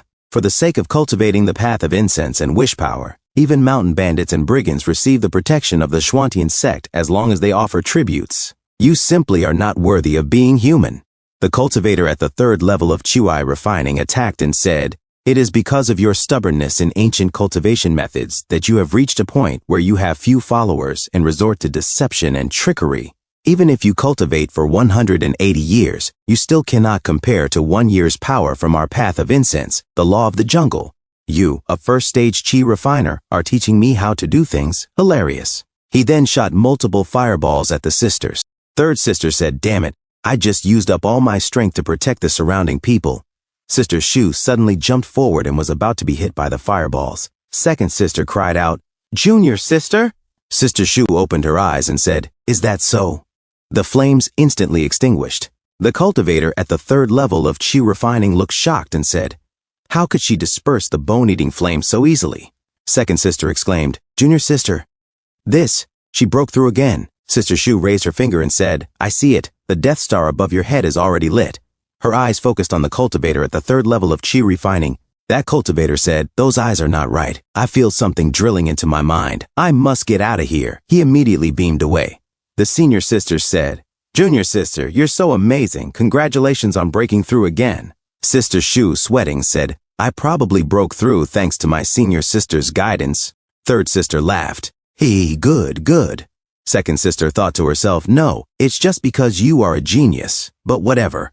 She then hugged Sister Shu and said, Junior sister, have your internal emotions been relieved a bit? Third sister said, the future of our sect depends on you. Sister Shu replied, thank you, 3 senior sisters. She then thought of Chao Mu and said to herself, since I no longer have revenge to seek, why not go find him? The story of the Chao family has already spread widely. Although I don't know what he looks like now, if I can be like him and cleanse the world of injustices, even 1 or 2, it won't have been for nothing. Sister Sue said, Senior sister, I'm going to report to Master and travel down the mountain. The sisters looked confused. Eh? Sister Shu thought to herself, first, set a small goal, find him. If I can protect his Tao in the future, it will be considered the fulfillment of a worldly fate. In the present, Sister Shu opened her eyes as Chao Mu looked closely into her beautiful eyes. Chao Mu said, so that's how it is. Sister Shue's eyes can see the past and future and even see into people's hearts? Sister Shu replied, don't stare too much. Chao Mu said, I'm just curious. This eye technique is so heaven-defying. If it's used for solving cases or doing business, won't you be winning every time? Sister Shu answered, it's not always possible. There are existences I cannot see. Whether I can see clearly depends on what is currently within my range of sight and whether heaven's secrets are willing to reveal themselves to me. Chao Mu said, hey, Sister Shui, can you see what kind of collusion exists between the Great Tao sect and the Martial Arts Alliance? Sister Shu replied, "All right, I can try. Don't move." She touched Chao Mu's face and looked closely at him. She saw visions of Chao Mu's memory. Sister Shui suddenly closed her eyes in shock. Chao Mu asked, "How is it? What did you see?" Sister Shui, sweating, said, "I didn't directly see related people, so I can't determine what they are doing. But in the future, you will clash with someone from the Martial Arts Alliance. That person seems to be the King of Qin. Also in the future, the 9 provinces seem to be starting conflict again, and it should also be related to them." Chao Mu said, "The 9 provinces will face war again. Emperor Yongkei's continuous retreat is just handing a knife to others." "Speaking of which, senior sister, don't you suspect that I was the one who incited the war?" Sister So replied, "You are Chao Mu. I believe you won't do anything against the law." Chao Mu cleared his throat. Ha. He thought to himself, in my previous life, no one had ever stood by me so firmly. Sister Shu smiled and asked, "What are your plans for the future? You have practiced the strength refining chapter of the longevity fist to perfection and the spirit refining chapter. You now have the Mount Sumeru King scripture. Do you still need it? Are you still seeking immortality?" Chao Mu said, "Yes, I am. The experiences of the past few months feel incredible. There are too many injustices in this world. To live freely in this world, there are still many things to do. I'm still far from it. But before that, I have one more thing to do." Sister Su asked in confusion, "What?" Chao Mu said, "Someone who has been kind to me was probably taken away by the great Tao sect. I need to bring him back." He thought to himself, although slaying immortals was mentioned in the imperial court, Hai Siwan and the others did not find Qing Zhuo's body or the sword immortal. Most likely, Qing Zhuo used some trick to fake death and escaped, taking Lu Yanan with him. Tisk! That damn old geezer, even in death he's still plotting against Lu Yanan. Sister Shu asked, "Are you sure the sword immortal is in the great Tao sect?" "I couldn't see it just now, so I'm not sure." Chao Mu said, "It doesn't matter. This time, I won't be reckless. I also want to figure out the purpose of the great Tao sect colluding with the Martial Arts Alliance. I'll just take them down from the root. If I can't see, I'll listen. Tomorrow, let's go to the Tingchao Pavilion territory." At Tianranju Tea House in the imperial capital, Qianli displayed her fan and said, "The Minister of Rights, serving as an emissary of the Great Yan Imperial Court, headed to Anxi Pass today to reward the old soldiers." Written on the fan were the words, "1,000-mile eyes." Qianli continued, "Emperor Yongkei's imperial decree will offer tributes to the heroic spirits at the Anxi Pass Stila Forest. The secret hidden for 40 years can finally come to light today. The Qiao family members are truly heroes." Speaking of the Qiao family, Sister Shui said, "I heard the storyteller at Tianranju often changes, but I did not expect there to be a woman." Chao Mu replied, "I have inquired. This person is named Qianli, famously known as 1,000-mile eyes. She is well-informed and a high-ranking member of Tingchao Tower.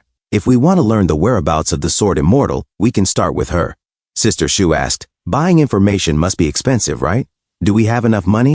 Chao Mu said, "Money cannot buy it. You can only exchange information for information. Sister Shui, I'm counting on you. After she gets off work, we will talk privately."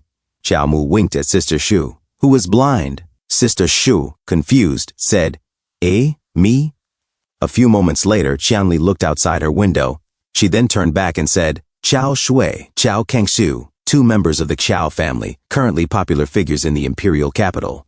To grace my humble abode just after receiving your titles, it is truly an honor. Are you 2 here for the matter of the sword immortal? Why not come in and chat?" Sister Shui said, "She knows everything." Chao Mu said, 1,000-mile eyes truly lives up to her name. She must have recognized us in the tea house just now. The sword immortal's whereabouts depend on her. Knowing me is nothing strange, but Sister Shu has always been low-key. For her to be able to tell her origin, it seems she truly has skill. I understand your rules. Information for information, correct? Qianli covered her face with her fan and said, "Heh, little brother, you might have misunderstood." Chao Mu, confused, said, "Eh?" Qianli replied, "Not just anyone's information is qualified to be exchanged with me." Chao Mu said, "Huh? We need qualification too? My friend from Tingchao Pavilion did not mention that." Qianli said, "But..." She suddenly stepped close to Chao Mu, closed her fan against his chest, and said, "For the Qiao family members, it can be an exception. After all, people are very curious about you." She stuck her tongue out at him. Chao Mu quickly jumped back to hide behind Sister Shui and said, "Information is information. If you want me to do something, that is a different price. What do you want to know? Do not tell me you want me to pay with my body." Qianli said, "Of course not. It is the secret of your Chao family. I have been keeping an eye on Lone City. Apart from Chao Shuangsen, I have never seen any other Chao family members enter. Yet in the end, a new Chao family member leads the old soldiers to break out of the city. And this is not the first time. When one Chao family member dies, another immediately appears nearby. Why is that? Chao Mu began to sweat. It seems I cannot hide it from you, he said. I will tell you the truth. Oh? I am all ears, Qianli replied.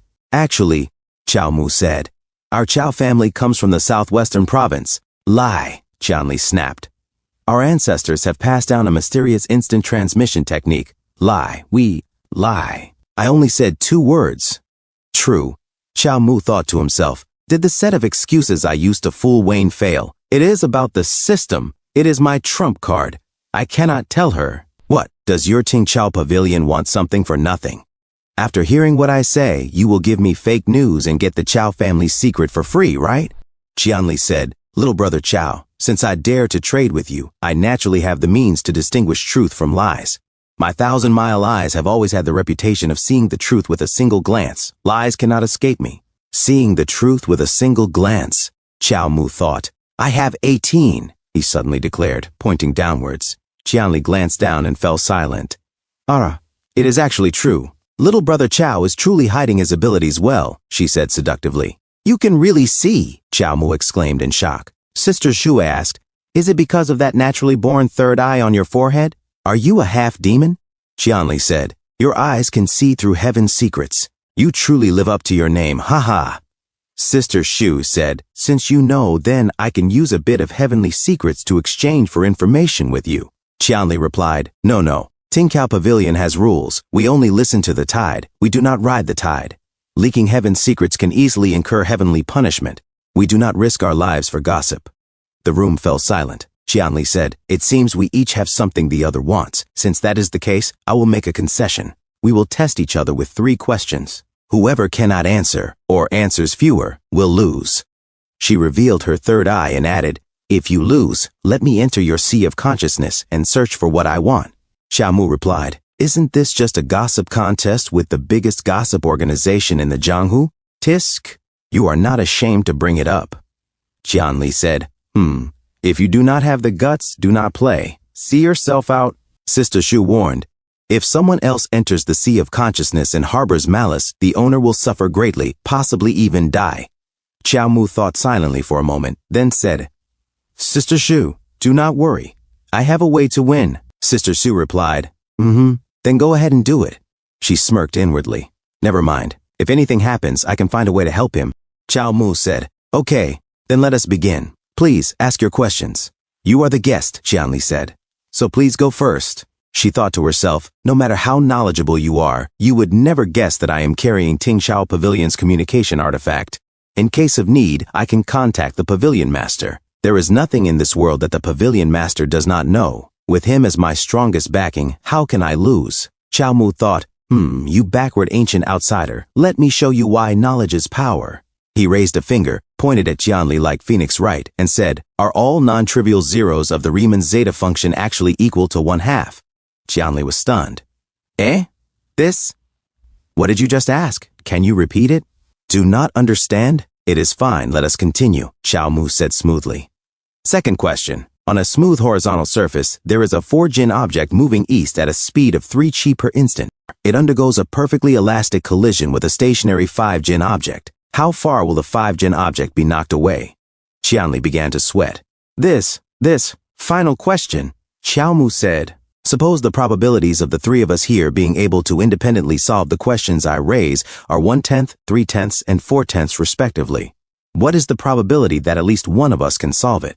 Chao Mu smiled like a devil. Qianli, sweating all over her graceful figure, thought to herself, why? I did not even understand the first question, yet I feel a strange sense of suffocation. The questions that followed seem simple, yet I have absolutely no clue. It feels like being dragged into an abyss, so despairing. Is it the aura he is emitting? No. This suffocating pressure seems to come from another space-time. It is incredibly complex, incredibly powerful, completely beyond my comprehension. This feeling, it is as if my brain is being torn apart. I cannot take it anymore. She trembled, drooling and drenched in sweat from defeat. Chao Mu said, You could not answer my 3 questions, and I answered your 3. So, I win. Miss Qianli, just give up. Sister Shu raised Qiao Mu's arm like a champion, declaring a score of 3-0. Qiao Mu muttered, her eye technique is simply cheating. A few moments later, they all sat down. Qianli said, the whereabouts of the sword immortal. Even Ting Chao Pavilion does not know. You just made a long forward swing just now. Were you really trying to get something for nothing? Qiao Mu asked. Looking away, sweating, Qianli said, I did not think I would lose, you know. Heh, Qiao Mu smirked. But your guess is probably right, Qianli admitted. Qing Zhuo is very likely still alive. The immortal masters of the Great Tao sect are connected by life tablets, so they do not die that easily. But he used some kind of technique that even I cannot track. As for whether he took the sword immortal, I do not know. Perhaps you can start your investigation from the Great Qin Manor. The Great Qin Manor? That is the king of Qin's territory? Qiao Mu asked. Sister Su said, what did the king of Qin accomplish that he was granted a kingly title with a different surname, and even given a fiefdom? Qianli explained, this king of Qin was originally a title. He only recently became a legitimate noble rank. Ever since the martial saint died, the martial world has been deathly silent. The king of Qin, leader of the martial arts alliance, claims to have entered the Tao through martial arts and now seeks to carry the banner of the martial path. He had successively killed many demonic cultivators who treated human life as grass in various states and had also meritoriously resolved several man-made disasters. His prestige in Zhongzhou even surpassed that of the Great Tao sect. Therefore, 2 months ago, Emperor Yongge officially granted him the title of king with the title of Qin. He established the Great Qin Manor in the north of Zhongzhou and designated the northern region as the king of Qin's fiefdom under his jurisdiction. Not only that, apart from Nanzhou, other states had also seen the emergence of leaders similar to the king of Qin who could be made kings. There were 8 in total, and all 8 possessed the power to resist the immortal sects. The Zhongzhou imperial capital and the Great Tao sect stood at the center, surrounded by On northern state, Sei, Qingxuan sect in northwestern state, Tongtian sword sect in western state, Snow Lotus sect in southwestern state, Yunxiao sect in southern state, Xuantian sect in southeastern state, Yanshan sect in eastern state, Longevity Gate northeastern state. Liangyi sect, Sister Shui said. Doesn't this mean Emperor Yongge is openly challenging the immortal sects? Qiao Mu shook his head. Not at all. The Martial Arts Alliance and the Great Tao sect are in collusion. This title of kings is most likely a trick played by the immortal sects. Emperor Yongge is a fool. He has been sold out and is still helping them count the money. But this confirms a suspicion of mine. Qianli nodded. Qiao Mu thought to himself, the immortal sects are putting on a show, elevating these kings to win the hearts of the people. It means they no longer need to cooperate with Emperor Yongge, and are now moving behind the scenes. This is not good. The exposure of Lone City's story has not had much of an impact on them. With these kings as a safety net, they will be able to whitewash their reputation sooner or later. That is how propaganda accounts are born. He said aloud, the sword immortal is missing, and the Martial Arts Alliance is connected to the immortal sects. The surviving old soldiers of Lone City have also been settled within the king of Qin's jurisdiction. It would be as easy as flipping a hand for them to cause trouble. It seems a trip to the Qin Manor is unavoidable. When you said to start investigating from the Qin Manor, it was not just because the Martial Arts Alliance is secretly colluding with the Great Tao sect, was it? Qianli said. One has to be careful when speaking to smart people. To solidify the king of Qin's prestige, the Great Tao sect often sends its disciples to put on a show. I get it, Qiao Mu said. I have to get a taste of this show. Miss Qianli, care to give a little more inside information? Oh, not at all, Qianli replied. What I have told you is all I know. I will be damned if I believe you, Qiao Mu said. Admitting defeat was just a pretext. You really want us to go to the Great Qin Manor to scout things out and get first-hand intelligence for you, right? Fine, if you will not tell me, I have other ways to find out. But who in your pavilion gets this first-hand intel? Well, that is another story approximately all right, Qianli pouted. Tisk, to think you saw right through me. Fine, the power structure within the king of Qin's manor is simple. The small fries at the bottom will not be hard for you to deal with. What you need to be careful of are the 2 first-rank spirit refining deacons, Iron Wolf and Arhat. They both have the strength of bronze skin and iron bones. The king of Qin himself is said to be of transcendent rank and a master of the golden body art. I am sure you know a little about the abilities of the Martial Arts Alliance. Their golden body art is not easy to deal with. At least for now, there is no clearly known method in the martial world to counter it. Xiao Mu stood up. Is this the first-hand intelligence you wanted? It is a simple matter for a great hero like you, Qianli said. I am sure you will be able to find a way. Sister Shui, let's go, Xiao Mu said. Sister Shui stood and replied, Wait, Qianli said. Xiao Mu and Sister Shui turned to look back. The matter of the half-demon, Qianli began. Sister Su said, rest assured, as long as you do not do anything to harm us or go against heaven, we will keep your secret. Huh? Xiao Mu asked, confused. Let's go, Sister Shui said, leading him away. Sister Shui, what is this about a half-demon? Why can it not be mentioned? Xiao Mu asked. It is a long story. I will tell you slowly in the future, she replied. Thank you, Qianli said quietly. In another scene on the streets, explosions erupted as the crowd fled in panic. A demon cultivator, flames dancing in his hand, sneered at the terrified people. A father stepped forward, shielding his family. Suddenly, Iron Wolf, the war general under the King of Qin, appeared. Demon cultivator, how dare you act presumptuously within the King of Qin's jurisdiction? It is the Iron Wolf war general under the King of Qin, the mother exclaimed. Iron Wolf dashed forward, a blur of motion, toward the enemy, and approached the demon cultivator with his sharp claws. He was about to strike, but the demon cultivator managed to dash away. The Iron Wolf war general under the King of Qin continued to chase him and struck the demon cultivator in the stomach. A man exclaimed, Lord Iron Wolf's skills are amazing. An old man added, his pair of divine iron claws are impervious to water and fire, and his wind claw is so powerful that no one can defeat him. The man continued, thanks to Lord Iron Wolf, we were able to exterminate this demonic heretic. The Iron Wolf war general under the King of Qin pulled his claws from the demon cultivator and looked at the people. My apologies, everyone. I was late and have allowed you all to be frightened. The people replied, General Iron Wolf, don't say that. If it weren't for you, we would have died at the hands of that demon cultivator today. Another person said, that's right, thanks to you and the King of Qin, we have a safe place to live. Iron Wolf replied, this is all part of my duty. I will go see if I'm needed elsewhere. Everyone, return to the city as soon as possible and do not wander around. As he walked away, an old man said, thank you, General Iron Wolf. The man beside him remarked, to leave after the deed is done, hiding one's achievements and fame, truly a great hero. The old man agreed, he is a war general under the King of Qin, after all. A few moments later, in the forest, the Iron Wolf war general under the King of Qin said to Dao Shu, thank you for your trouble, master, for putting on this show with me using a puppet. Dao Shu replied, slaying immortals with martial arts.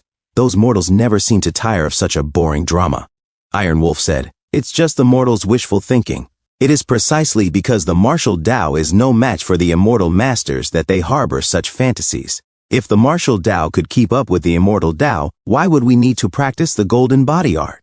Dao Shu muttered, it was so hard to get out of the sex repentance cliff, yet master sent me to such a boring place like the Qin Manor. How dull.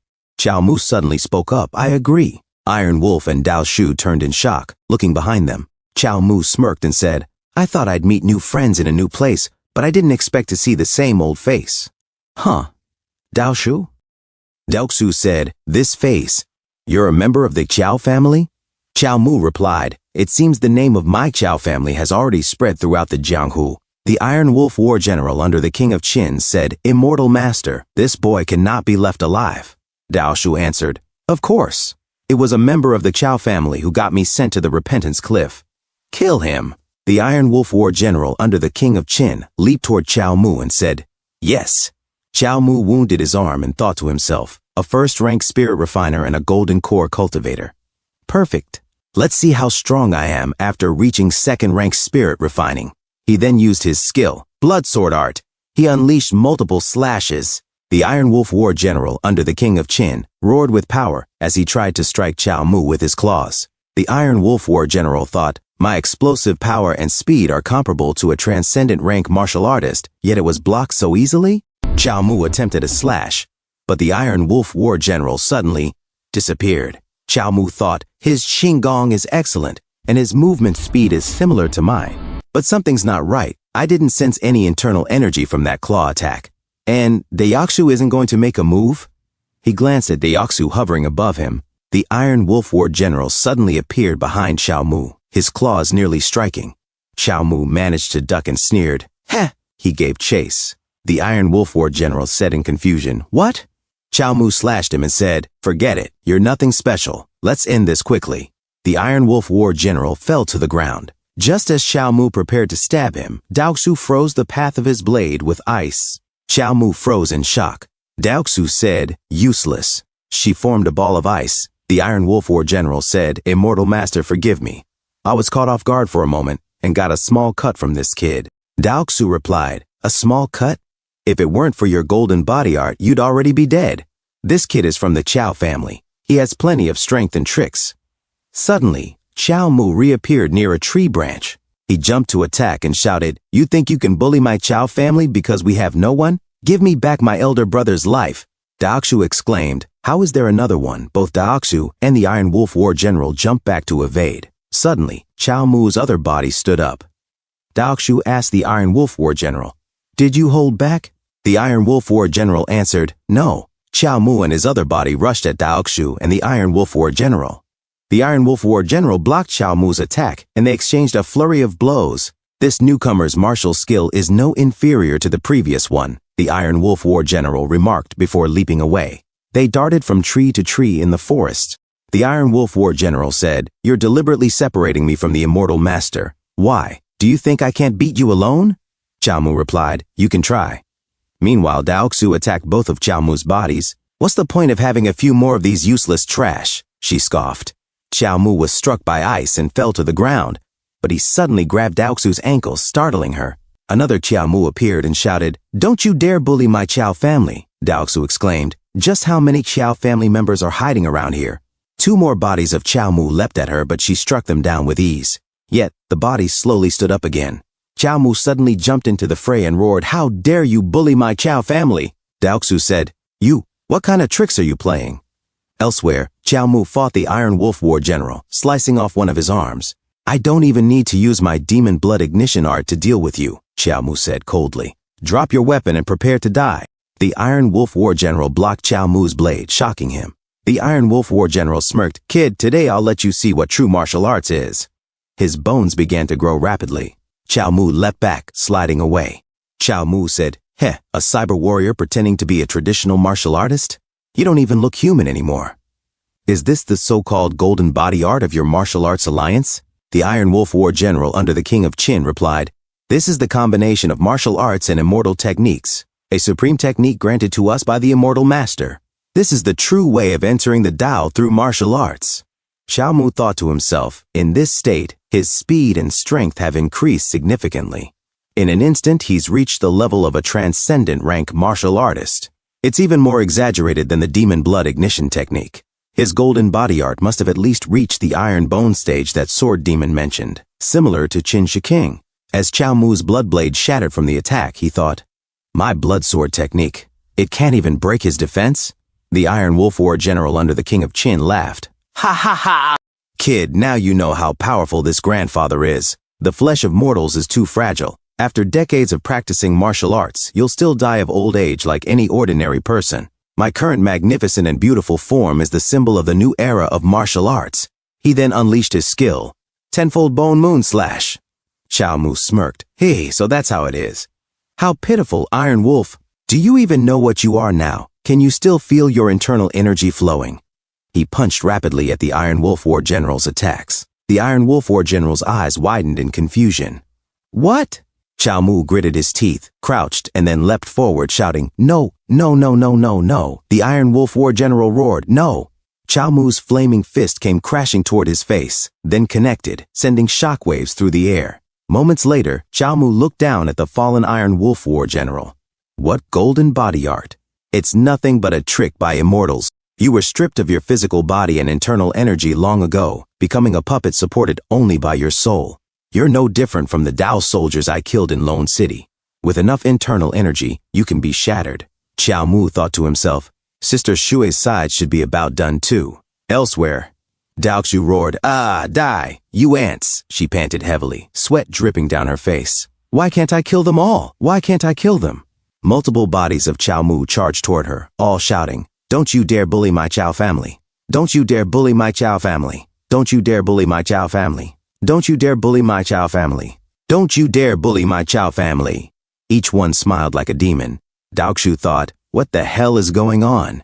When did the Chow family plant so many hidden agents in the King of Qin's territory without us noticing at all? She tried to steady herself. Calm down. The problem must be with this person. A mere mortal can never reach an immortal in the sky. Why should I panic? Hovering above them, she suddenly saw Xiao Mu's bodies forming a cheerleader pyramid, reaching up toward her. Ah, I see it. Every time I think of something, you counter it perfectly. I thought you were just quick-witted, but it turns out I'm under an illusionary art? 3 bodies of Xiao Mu leapt toward her. Useless trick! Break! She shattered them with ice. With such a meager level of skill, you dare to play tricks in front of this immortal. Suddenly, pain surged through her as Xiao Mu's blood blade struck from behind. Cough, she gasped. Xiao Mu said, you let your guard down just because you knew it was an illusionary art. No wonder you can't outplay Dao Zhen. Dao Shu turned her head in shock. It's real. She collapsed to the ground. Sitting up seductively, she asked, you're a mortal. How do you know immortal arts? Xiao Mu replied, I don't, but I never said I came alone. Right, Sister Shu? From above, Chao King Shu hovered gracefully, her eyes open and her enchanting figure bathed in the beautiful daylight. A quarter of an hour ago, Xiao Mu and Sister Shui stood atop a building. Xiao Mu said, that cultivator is a paper soldier, right? I have fought them before in Lone City. Sister Shu replied, an immortal is indeed involved. We cannot act rashly, or we will alert the enemy. Xiao Mu said, no big deal. Sister Shu, do you have a way to control the immortal for a while? Sister Shu answered, my eye technique can confuse their consciousness, making them see only what I want them to see. But this is merely an illusionary art. I am currently at the 5th stage of Chui refining. If their realm is higher than mine, it will be difficult to cast the technique without being noticed, unless we can distract them with something else first. Xiao Mu said, that is easy. Leave it to me. In the present, Daoxu said, so, you cast an illusion technique on me while I was attacking? No, that is not right. Even so, there are at least 2 Qiao family members. Why could I not kill the first one either? Xiao Mu said, because the one who appeared before you from the start was my flesh and blood clone. His nose suddenly grew longer and pointier. Sister Shu broke into a sweat behind him. Xiao Mu continued, it is called a beatdown of intelligence. Understand? Daoxu roared, cunning mortals. Even in death I will drag you down with me. She charged her power. Sister Shu opened her eyes wide. As she stared at Daoxu, Daoxu suddenly choked, her body stiffening as Sister Shu's gaze glowed. Daoxu's life force seemed to be drawn out through her eyes. Sister Shui's pupils suddenly crackled with electricity. Xiao Mu quickly grabbed her and shouted, Sister Shu! Daoxu dropped to the ground, lifeless. Xiao Mu asked, is it harmful for you if you use this eye technique for too long? Sister Shu replied, it is fine. I will be okay after a few days of rest. More importantly, I saw new images through her. You guessed right, Qing Zhuo did not die completely. His physical body was destroyed, but his life tablet from the great Dao sect summoned his spirit back to the sect. However, the sword immortal does not seem to be with him. Xiao Mu said, not with him? Then where could he have gone? Could it be that after turning his body into a sword, he can still move freely? Or did he leave a backup plan to reconstruct his body? Sister Shu said, we can investigate that later. Right now, you probably have something more urgent to do. The great Dao sect has ordered the King of Qin to dispose of the remaining old soldiers. They will make their move tonight. Xiao Mu was shocked. He stepped forward and said, I am going to the King of Qin's manor. Sister Shu grabbed his arm and said, Xiao Mu, do not be rash. We are no match for them right now. Her beautiful eyes trembled as she shook her head. Sister Shu continued, the King of Qin's manor is filled with countless Dao soldiers. If you go directly, not only will you fail to save them, you will also get hurt. Besides, I saw the King of Qin's true face. You have met him before. Xiao Mu asked who? Sister Shu answered, the former warden of the imperial capital's prison, Qin Shiking. Xiao Mu was confused. Qin Shiking is not dead either? Sister Shui sat down and said, in your fight with Iron Wolf just now, you should have discovered the nature of the golden body art, an invulnerable empty shell, a puppet controlled by a divine soul. That is right. The golden body art is divided into bronze skin, iron bone, and golden body. At the bronze skin realm, the power only stays on the surface of the skin. It is like a stronger paper puppet, able to fight a first-rank master. Iron Wolf is at the iron bone realm. The power flows into the marrow, allowing him to transform his limbs into more powerful forms. Its strength should be comparable to a transcendent rank master, but you are an exception. In the first two realms, the martial artist's soul is not yet completely separated from the body. But at the golden body realm, their bodies are entirely composed of immortal power. You could even say they are the personification of a certain art. Even if you smash their physical bodies, as long as the immortal power is not cut off, they will not die. You killed Shinshi King, but his divine soul completely separated from his original body, which helped him achieve the golden body. Sister Shu scratched her head. What kind of nonsense is this? The method we used to deal with Daoxu cannot be used on him either. Their bodies are inherently made of immortal power. If I use my eye technique on them, it will only be repelled by the immortal power and attract the attention of the creator. We must save the old soldiers of Lone City, but we have to choose another way. We cannot just charge in recklessly. Chao Mu, I know you are not afraid of death. You have some life-saving method on you. But the great Tao is heartless. Any unreasonable power comes with a price. If you keep relying on that method, when the great Tao comes to settle the debt with you, I fear you will not be able to bear it. Chao Mu said to himself, Sister Shui is right. We cannot act on impulse right now. Ting Chao Pavilion, spreading the tale of Lone City, did shake the people's faith in the great Tao sect, but only on the surface. As long as the King of Qin is still alive, the tributes will not stop flowing to the men behind the scenes. Chao Mu then said, I understand. This time we will first find a way to move the old soldiers. They do not know Sister Shu can see the future, so we can catch them off guard before making further plans. Sister Shu tried to smile and replied, That night, in another place, Lord Arahat said, Your Highness, the King of Qin, news has just arrived from the immortal sect. The life tablets of immortal Master Dao Shu and Iron Wolf have shattered. They are dead. The sect suspects it was once again the work of the Chao family. But how could that be? Iron Wolf was at the Iron Bone stage, and immortal Master Dao Shu was a golden core cultivator. How could mere mortals from the Chao family slay them? The King of Qin said, even Elder Qingzhuo, a nascent soul cultivator, suffered a grievous wound at the hands of the Chao family. Nothing is impossible. They were last seen in the territory of the Great Qin Manor. Have our men found any trace of them? Lord Arahat answered, Not yet. It seems they do not plan to openly reveal themselves or oppose the Great Qin Manor. Could it be they have discovered our ties to the immortal sect and are here to save the old soldiers? The King of Qin said coldly, It matters little whether they know or not. In fact, it would be better if they are coming for the old soldiers. The immortal sect wants me to dispose of those old geezers anyway. Go and pass on my order. Lock down Angxi Pass and bring all the old soldiers to the Great Qin Manor. This king will personally entertain these so-called meritorious subjects.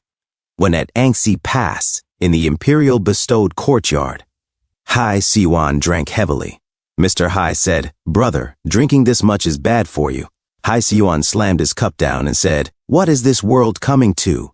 We were supposed to be loyal to the emperor and serve the country, but the emperor no longer acts like an emperor, and the country, I fear it is finished. What kind of ruler dares utter such outrageous words as, let the common people suffer a little first? And earlier, Emperor Yonke had said, General Hai, we understand the resentment in your heart.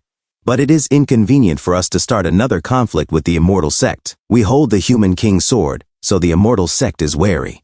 Regarding the matter of Lone City, we believe the great Dao sect will not openly make trouble, but we must not pursue it further. Hai Siwan had then pressed, This subject dares to ask, Your Majesty, why not seize this opportunity to purge the great Dao sect's incense offerings and weaken their foundation? What are you waiting for? The taxes in the 9 provinces grow heavier each day. Does Your Majesty not know the reason? Do you truly wish to drive the people to their deaths? But Emperor Yonge had cut him off. Enough! So, you spent 40 years in Lone City. You do not know how far the immortal sects outside have advanced. We will not punish your reckless words. But for now, we can only let the people suffer. I will bear the criticism myself. When the time comes to set the world right, my rights and wrongs, my merits and faults, will be judged by future generations. Back in the present, Hai Siwan set down his cup of wine and roared, Absurd! He is nothing but a coward. He has knelt for so long that he no longer dares to stand, even when someone offers him a hand. The more we are disappointed, the more the people curse him. Yet the more he wallows in his so-called self-sacrifice. The court is finished. I think it is time for a change. Mr. Hai said quickly, Brother, you are drunk. Do not speak such nonsense. Just then, a soldier entered and reported, "General, the Great Qin Manor has sent word. They request our presence at the manor to discuss a matter." Hai Siyuan frowned at this hour. The soldier nodded. "Yes. They also told us to bring along all the surviving brothers." Hai Siyuan and Mr. Hai exchanged a long look. Hai Siyuan rose to his feet and declared, "Let us go."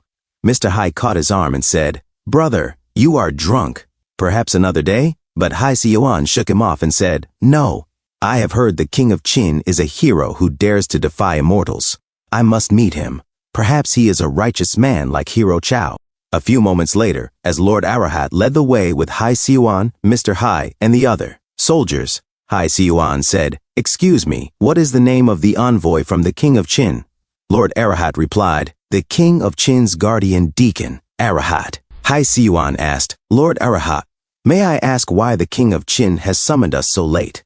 Is there something important?" Lord Arahat looked back at him and said, "You will know when you arrive." Hai Siyuan muttered to himself, "Strange. Why does this man, though a monk, have such a violent aura?" Then he asked aloud, "Lord Arahat, why are we taking these back alleys instead of the main road?"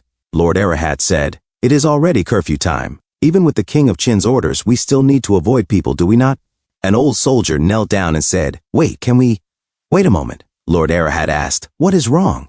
Hai Siyuan said, "We have walked for over 20 li without a break. Everyone is a bit tired." The old soldier added, "Apologies. My old bones cannot take it anymore. A short rest is all I need." Hai Siyuan pleaded, "Lord Arahat, my brothers here are veterans of many battles, and many carry old wounds that make it difficult for them to move. Could you let them return, while I alone accompany you to see the king?"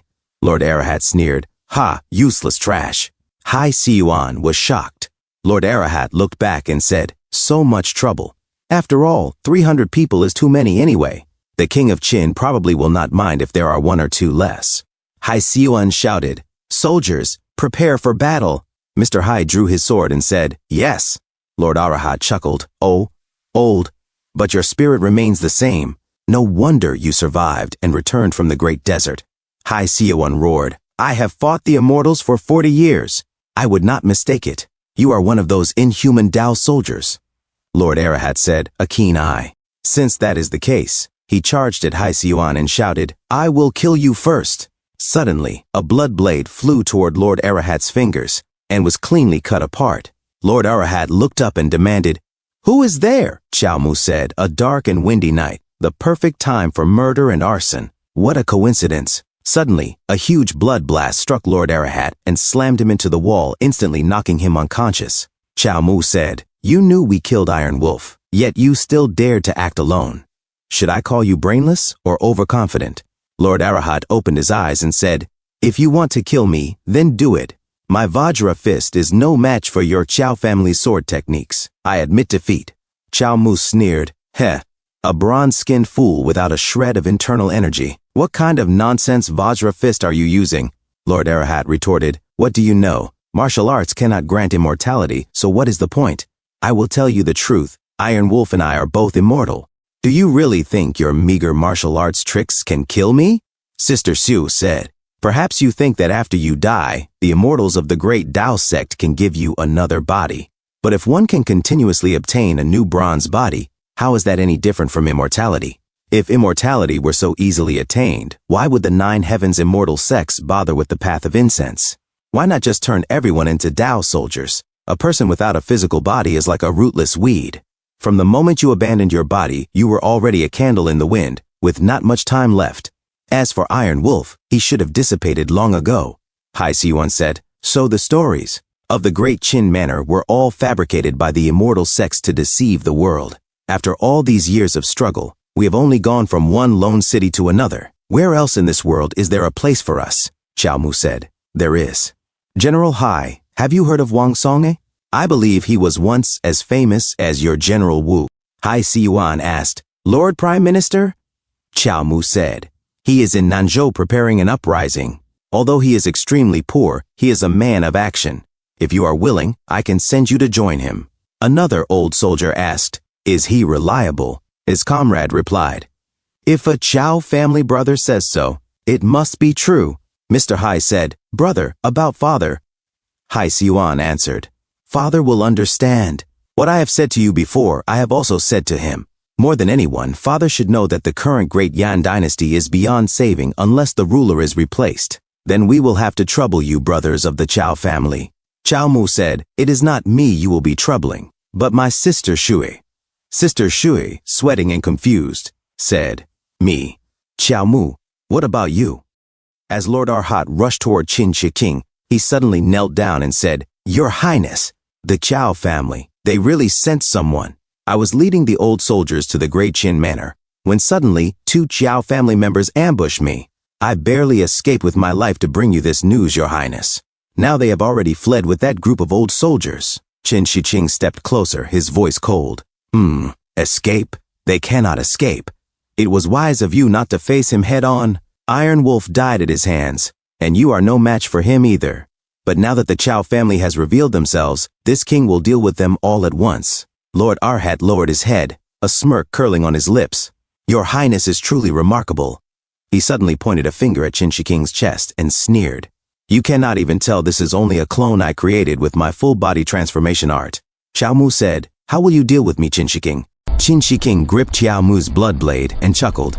Heh, I knew you would show yourself if I made a move on those old geezers of the Chao family. With a snap, he broke Chao Mu's blood blade in 2. In a dark alley, Chao Mu gathered the survivors. Since Qin Shi King sent someone, he will definitely grow suspicious if no one reports back. Someone must distract him, leading these old soldiers safely to Nanzhou while avoiding danger. This task is best suited for Sister Shu. As a rank 5 risk avoidance master, Sister Shu stiffened. And what about you? Chao Mu gave a faint smile.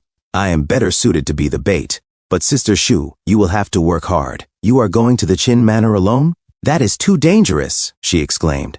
Do not worry, Sister Shu. If necessary, I will find a way to escape. Later, Chao Mu seized Lord Arhat's battered body. Hey! Hurry up and tell me, what is your King of Qin's ultimate move? Arhat groaned, trembling.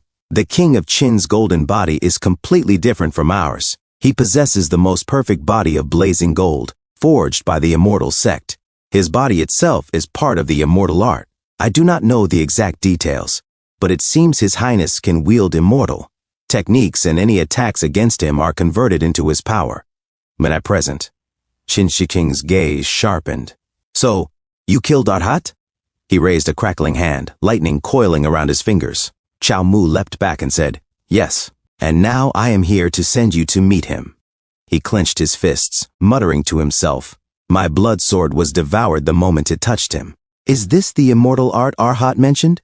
This golden body Dao soldier is truly worlds apart from the previous 2 realms. Demonic blood ignition technique.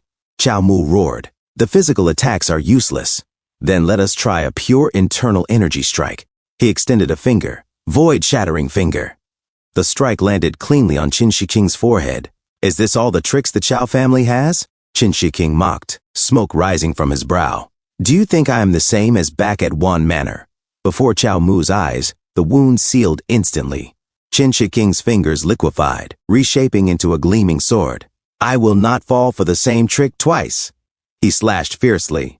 Chao Mu dodged, but Qin Shi King pressed forward with relentless attacks. My defense, even enhanced by the demonic blood ignition art, was broken so easily. Chao Mu thought as a strike tore into his chest. He slid back, coughing blood.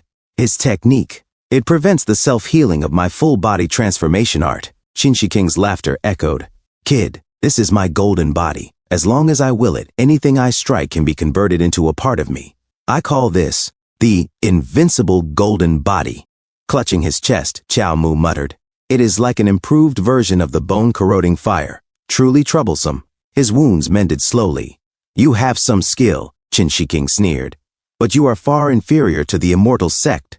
Let us see how much flesh and blood I can carve out of you. He lunged, golden blade flashing, laughter wild.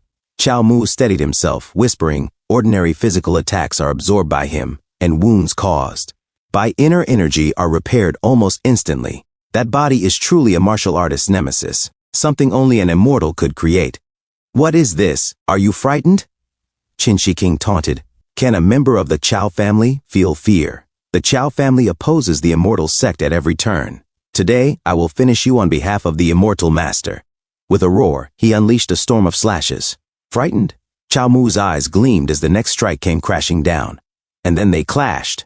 Chao Mu steadied his breath, using his technique like a hashira. His fist suddenly accelerated, driving straight toward Qin Shiqing's face and landing cleanly. As Chao Mu advanced, Qin Shiqing's neck snapped backward, yet instead of falling, he laughed and said, "Ha!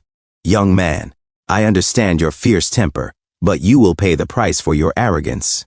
His head reattached to his body, and with a twisted grin, he continued, "Your body will be infected by me, and your soul will become my nourishment.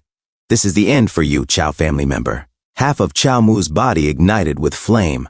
I feel like I can't control my body anymore, Chao Mu muttered. "But do you know what happened to the last person who tried to use me as nourishment?" "Keep yapping, brat," Qin Shiqing sneered. "All right then, go down and meet the martial saint. You can ask him yourself." Chao Mu roared, igniting the demonic blood ignition technique not once, but 3 times. His body swelled monstrously, heat and blood surging through his veins. Qin Shiqing's eyes widened.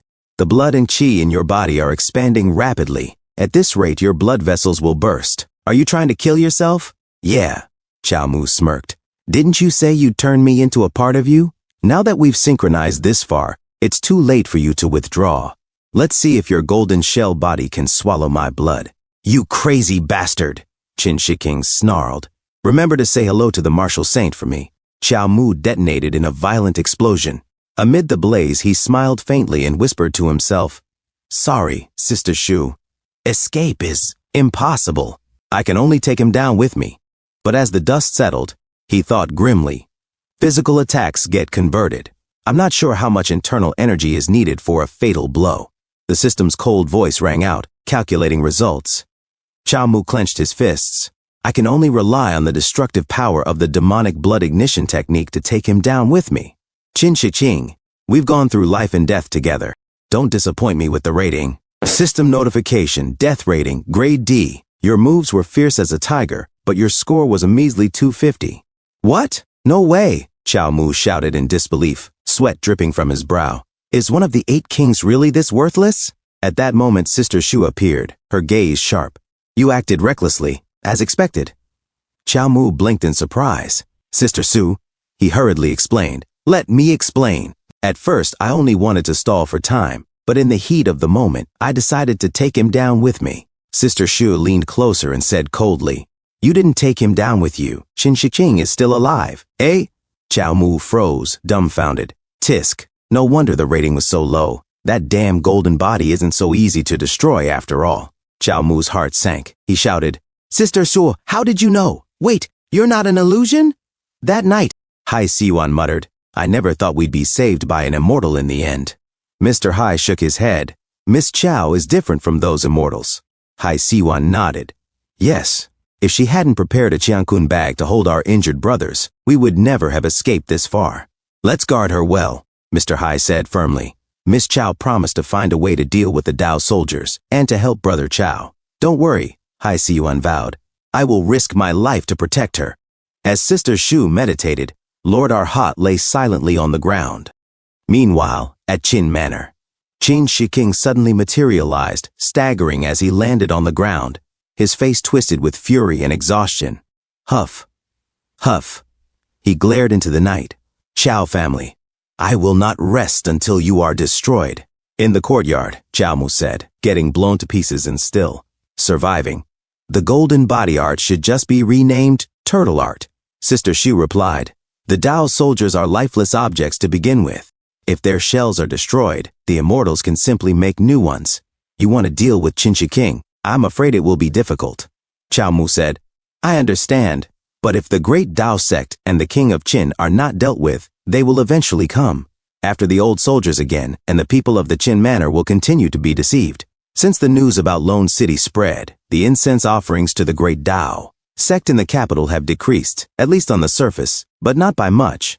If we do not take this chance to wipe them out, it will be even harder once they go into hiding.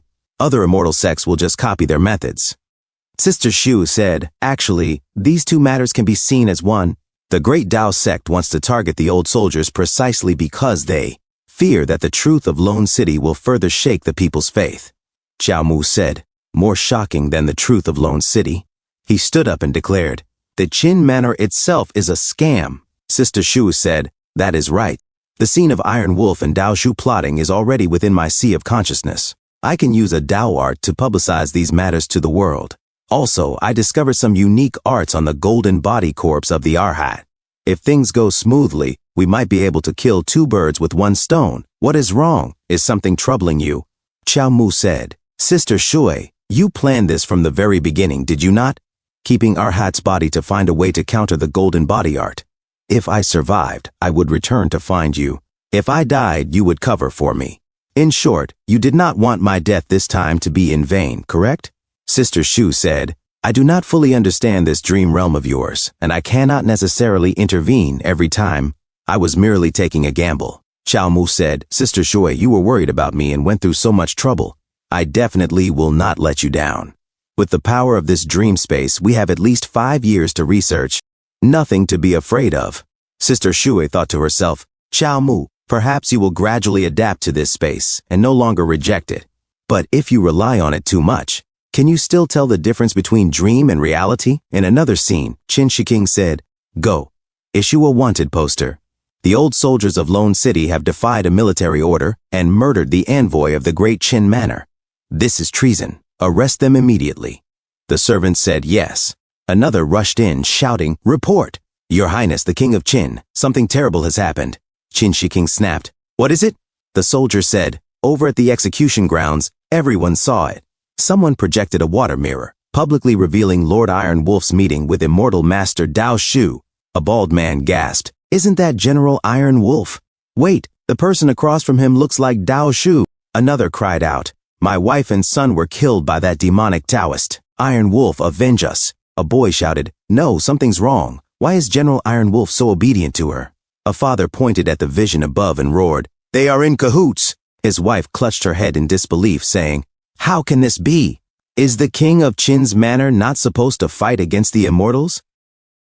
A man pointed above and said, "My whole family traveled thousands of miles to seek the King of Qin's protection, just to escape the immortals' scourge. I never thought the King of Qin would actually collude with the immortals." His friend added, "I believe the King of Qin was the hope of U.S. martial artists, but he is nothing more than a running dog of those immortals. Liar. What about entering the Tao through martial arts? It is all a lie." An arrow flew towards the water mirror, and the mirror shattered. Qin Shiking raised his voice, "Do not believe it so easily. The water mirror above is fake. There must be an immortal casting spells from the shadows. Today, I, the King of Qin, will root out the immortals hiding in the darkness and restore order to the great Qin Manor. Everyone, please leave first. Otherwise, swords and blades have no eyes, and the innocent may be harmed." An old man muttered, "This." Another man said, "Let us trust the King of Qin.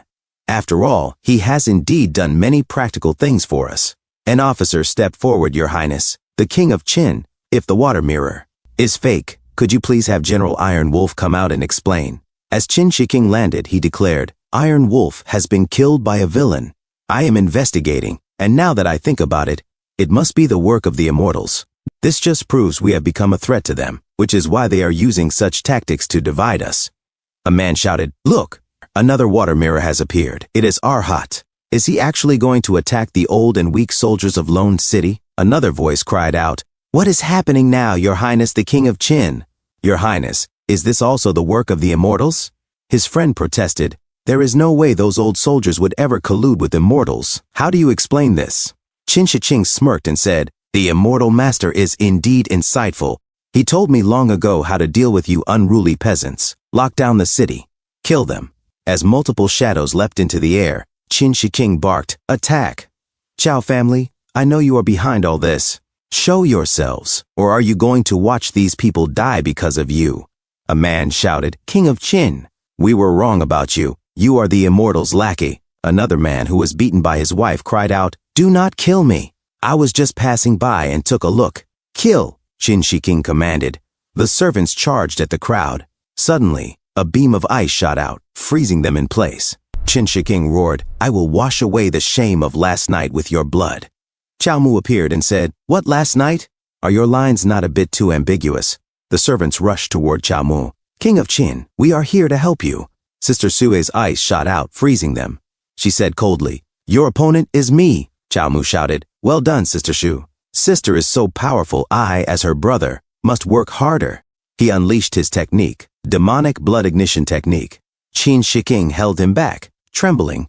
This move again, thanks to that Chao family member from last night. Let me give you a taste of your own medicine. He too unleashed demonic blood ignition technique. Chao Mu's eyes widened. How is that possible? He actually knows my self-created technique. Suddenly Qin Shiking's knees smashed into Chao Mu, sending him flying like a bullet into the wall. Ripple waves, fourfold waves. Qin Shiking roared. The wall collapsed, burying Chao Mu. Another one killed. Qin Shiking sneered. Meanwhile, Sister Shu continued to hold back the others. She thought to herself, so it is not just the power conversion Arhat mentioned. The king of Qin can actually copy his opponent's abilities? Such a precise immortal art? Qin Shiking declared. Because of the martial arts alliance's constant troublemaking, the immortal masters specially granted me this ability. As long as an opponent has fought me, the abilities they use will be recorded by this golden body of mine. Through the transformation of immortal arts, I can use all of these techniques. As swords flew toward Chao Mu, a system notification echoed, remaining. Resurrection within 7 days. Resurrection count, 3 out of 5. Chao Mu suddenly reappeared from behind the smoke, shouting, Traitor Qin, die! He unleashed heaven-slaying sword technique. The blade struck true, cutting Qin Shiking in half. Yet Qin Shiking only smirked, stubborn. His torso regenerated before everyone's eyes. Good. You Chao family members came out on your own. Saves me the trouble of finding you one by one. As his body fully healed, Chao Mu gritted his teeth and thought, there is a difference between predicted abilities and planned abilities. Chao Mu unleashed his skill, heaven-slaying sword technique. He muttered to himself, looks like I will have to spend a few resurrection points to defeat him. Qin Shiking also used heaven-slaying sword technique. Their blades clashed, and waves of destructive energy erupted from the collision. Chao Mu's body disintegrated, vanishing into fragments of light. A system notification rang out, remaining resurrections this week, 2 out of 5. Qin Shiking stood unscathed, his body regenerating. He sneered, are you trying to probe my weakness with different moves? It is useless. Chao Mu reappeared. No matter how profound your martial arts are, Qin Shiking declared, they are all mine. Chao Mu was struck down once more. System notification remaining resurrections this week, 1 out of 5. Qin Shiking laughed as Chao Mu charged him with a massive fist. Seeing the incoming strike, Qin Shiking braced his own fist with golden energy and roared, Chao family, you are nothing special. Their fists collided. The impact shook the heavens. Both men's bodies detonated in a blinding explosion. Sister Shu jolted awake. System notification, remaining resurrections this week, 0. Qin Shiking stood firm amidst the dust. Come on, keep coming. Today, I will kill you all and eliminate this great threat for the immortal sect. His broken body instantly regenerated. Recover, he commanded, flesh reweaving itself. Chao Mu strode forward slowly. The physical strength of a Dao soldier is indeed impressive. None of my Qiao family's attacks can completely destroy you. Qin Shiking narrowed his eyes. It is too late to beg for mercy now. Beg for mercy? Chao Mu snapped his fingers. The fun has only just begun. The corpse of Chao Mu suddenly lurched to life. It seized Qin Shiking as he shouted, flesh and blood clone. Chao Mu clenched his fist, detonating the body. I have to say, he remarked coldly, you died quite beautifully. Qin Shiking's voice echoed from the regenerating fragments. It is useless. Have you Qiao family members not been watching from the sidelines this entire time? No matter how many times you kill me, my body will regenerate. This is the power of the immortal Dao. And how many corpses does your Qiao family have left to blow me up? Chao Mu smirked. Hey, who said I want to kill you? Suddenly Qin Shiking's body ruptured again. From a distance his voice cried out in shock. What is happening? My golden body has been broken? Sister Shu's eyes glowed as she activated her secret skill. Why can I not control my body? Qin Shiking roared. What did you do? Chao Mu's eyes turned sharp. Old man, have you ever heard of turning one's body into a sword? Qin Shiking's pupils shrank.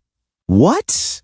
In the courtyard, Chao Mu muttered, if Iron Wolf and Arhat were low-grade products that break after 2 years, then Qin Shiking is an heirloom, one that outlasts its owner. At least for now, he shows no signs of aging.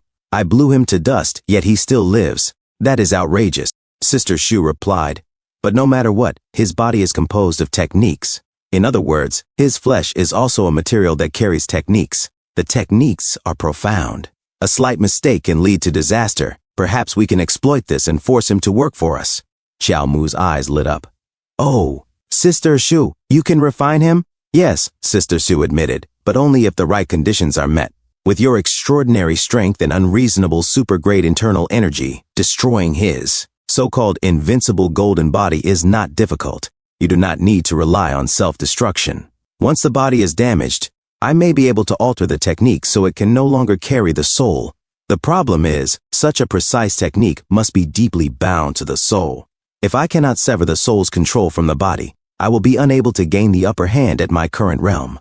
A spirit-refining martial artist's will is forged from an unshakable mind. It is not easily disturbed. Xiao Mu chuckled. Not necessarily. Qin Shi King only follows the immortal's orders. He killed his wife to prove his Tao and willingly sacrifices himself without hesitation. He is a twisted immortal who believes only in strength. That is the source of his unyielding will, but also his greatest weakness. Then let us practice it first in this dream space, Sister Shu suggested. That is exactly what I was thinking. Xiao Mu closed his eyes. This is the king of Qin, I imagined. From our last battle, I already grasped the outline of his strength. He should not be far from the real one.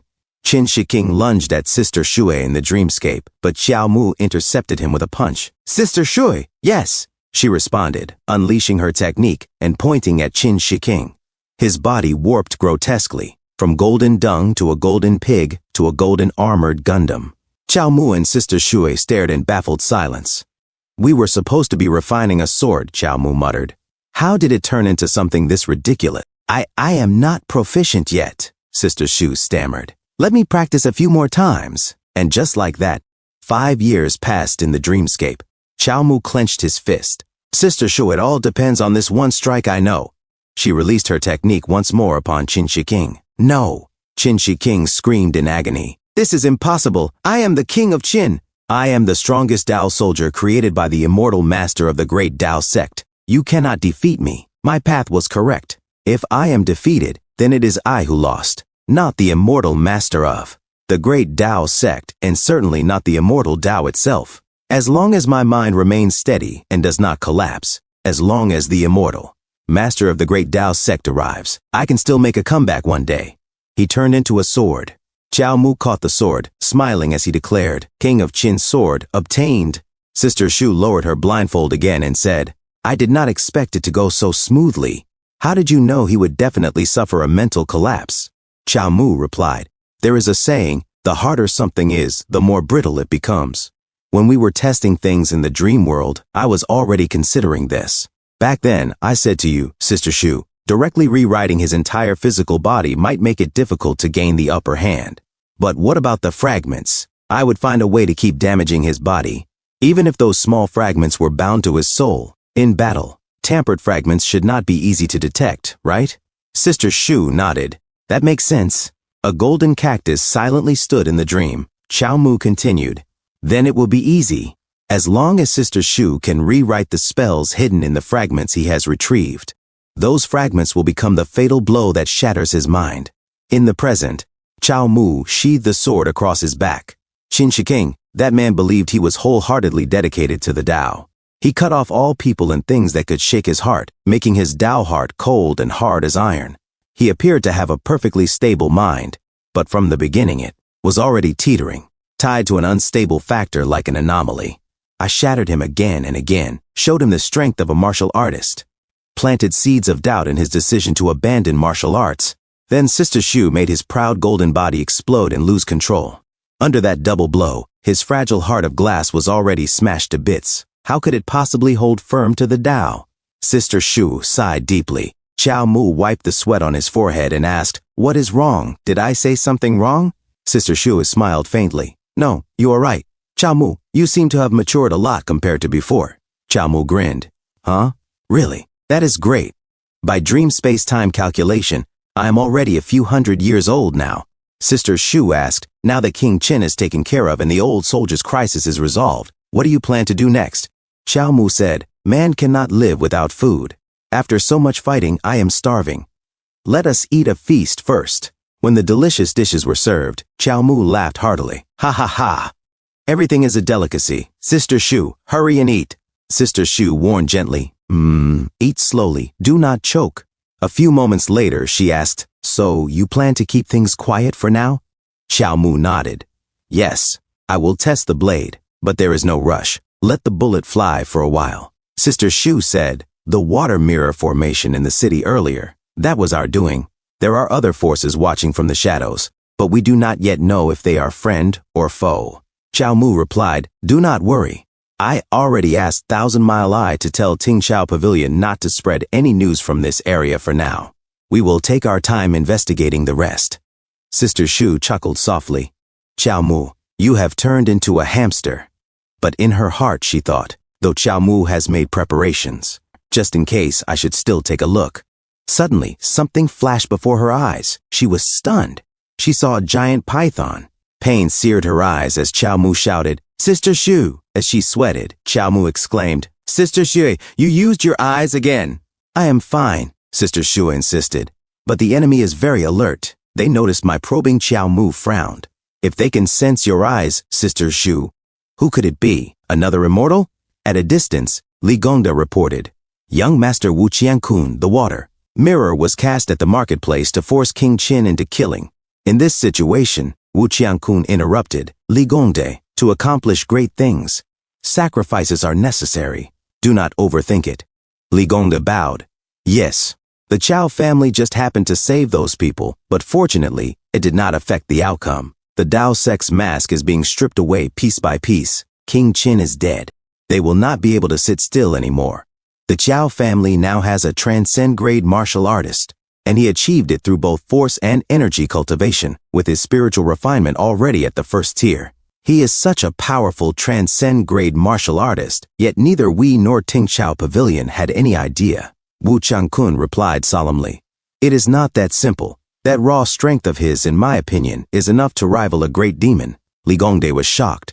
Young Master Wu Qiankun, do you mean, could the members of the Chao family have demon bloodlines? Wu Qiankun shook his head. No. For now, we should not jump to conclusions. Let us report to adoptive father and discuss further. The news of King Qin's death did not spread immediately. That very day, the marketplace was sealed off, and every Dao soldier involved was eliminated. The civilians who had witnessed the event were all ordered by Qiao Mu to remain silent, as if nothing had ever happened. Qiao Mu used this opportunity to impersonate King Qin, meeting with envoys of the great Dao sect, in order to negotiate and uncover their true motives. The great Dao sect had temples scattered across all of Central State, revered by the common people. Although the man-made disaster caused by Dao Shu and Dao Zhen in the capital aroused suspicion, the Yonghe Emperor's swift cleanup allowed the sect to remain largely unharmed. Worse still, this pattern was repeated across all 9 provinces. Even after the truth of Lone City had been revealed, it had already been 40 years since then. In those years, the immortal sects repeatedly resolved so-called natural disasters for the people. The uninformed populace gradually lost all faith in the imperial court and could only rely on the immortals. The court itself, in desperation, sought to maintain good relations with the sects. Reliance on the immortals was now at its peak. The Qin Manor was established to deepen that reliance, serving as a smokescreen. To perfect the plan of orchestrated man-made disasters, Central Province, the great Dao sect, used the Qin Manor as a testing ground. With King Qin, a blazing gold Dao soldier, as its leader, they could suppress artificial disasters and handle troublesome martial artists. More and more believers gathered, placing absolute faith in King Qin. Once the people's trust reached its peak, the Qin Manor would slowly consume Central Province and then expand into the other provinces. At that point, King Qin would build temples dedicated to the great Dao sect. Whether through praise or intimidation of refugees, they would not even need the emperor's cooperation to control the dynasty. Thus, the sect could secure unrivaled influence among the immortals. And all of this, Qiao Mu revealed to the Yonghe Emperor through Hai Siwan. Half a month later, Qing Yi roared, "Absurd! Qin Shiking is dead. The Qin Manor scandal has spread throughout Central Province, and we only hear of it now? Who has been impersonating Qin Shiking to contact us this entire time?"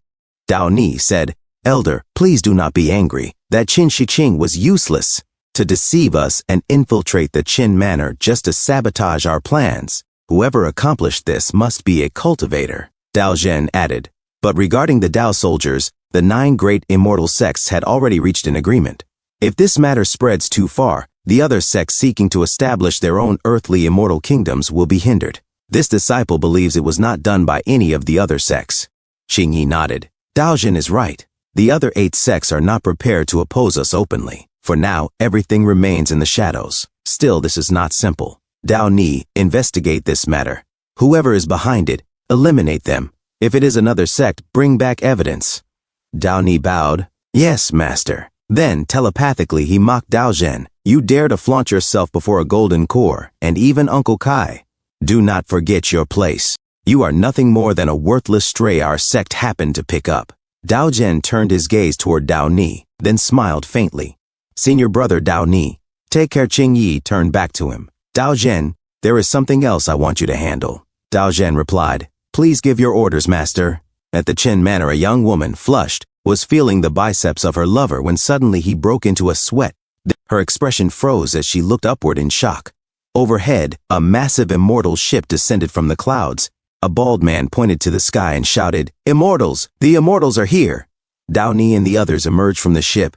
Ignorant fools, he thundered. Did you think you could deceive the heavens? Come out at once. With a single palm strike, he shattered the Chao family residence. Explosions of spiritual force followed as the immortals rained down their attacks. A man cried out, Watch out, it is Sword Chi!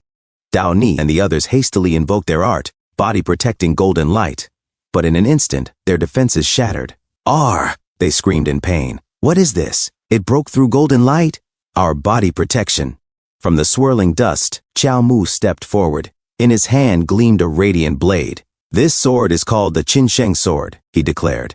2 feet and 8 inches long, forged from ore at the bottom of the Earthfire River, tempered by great Tao sect cultivators with true fire, until it became blazing fire-refined gold. Now, who among you dares to test this immortal-grade metal with your flesh and blood?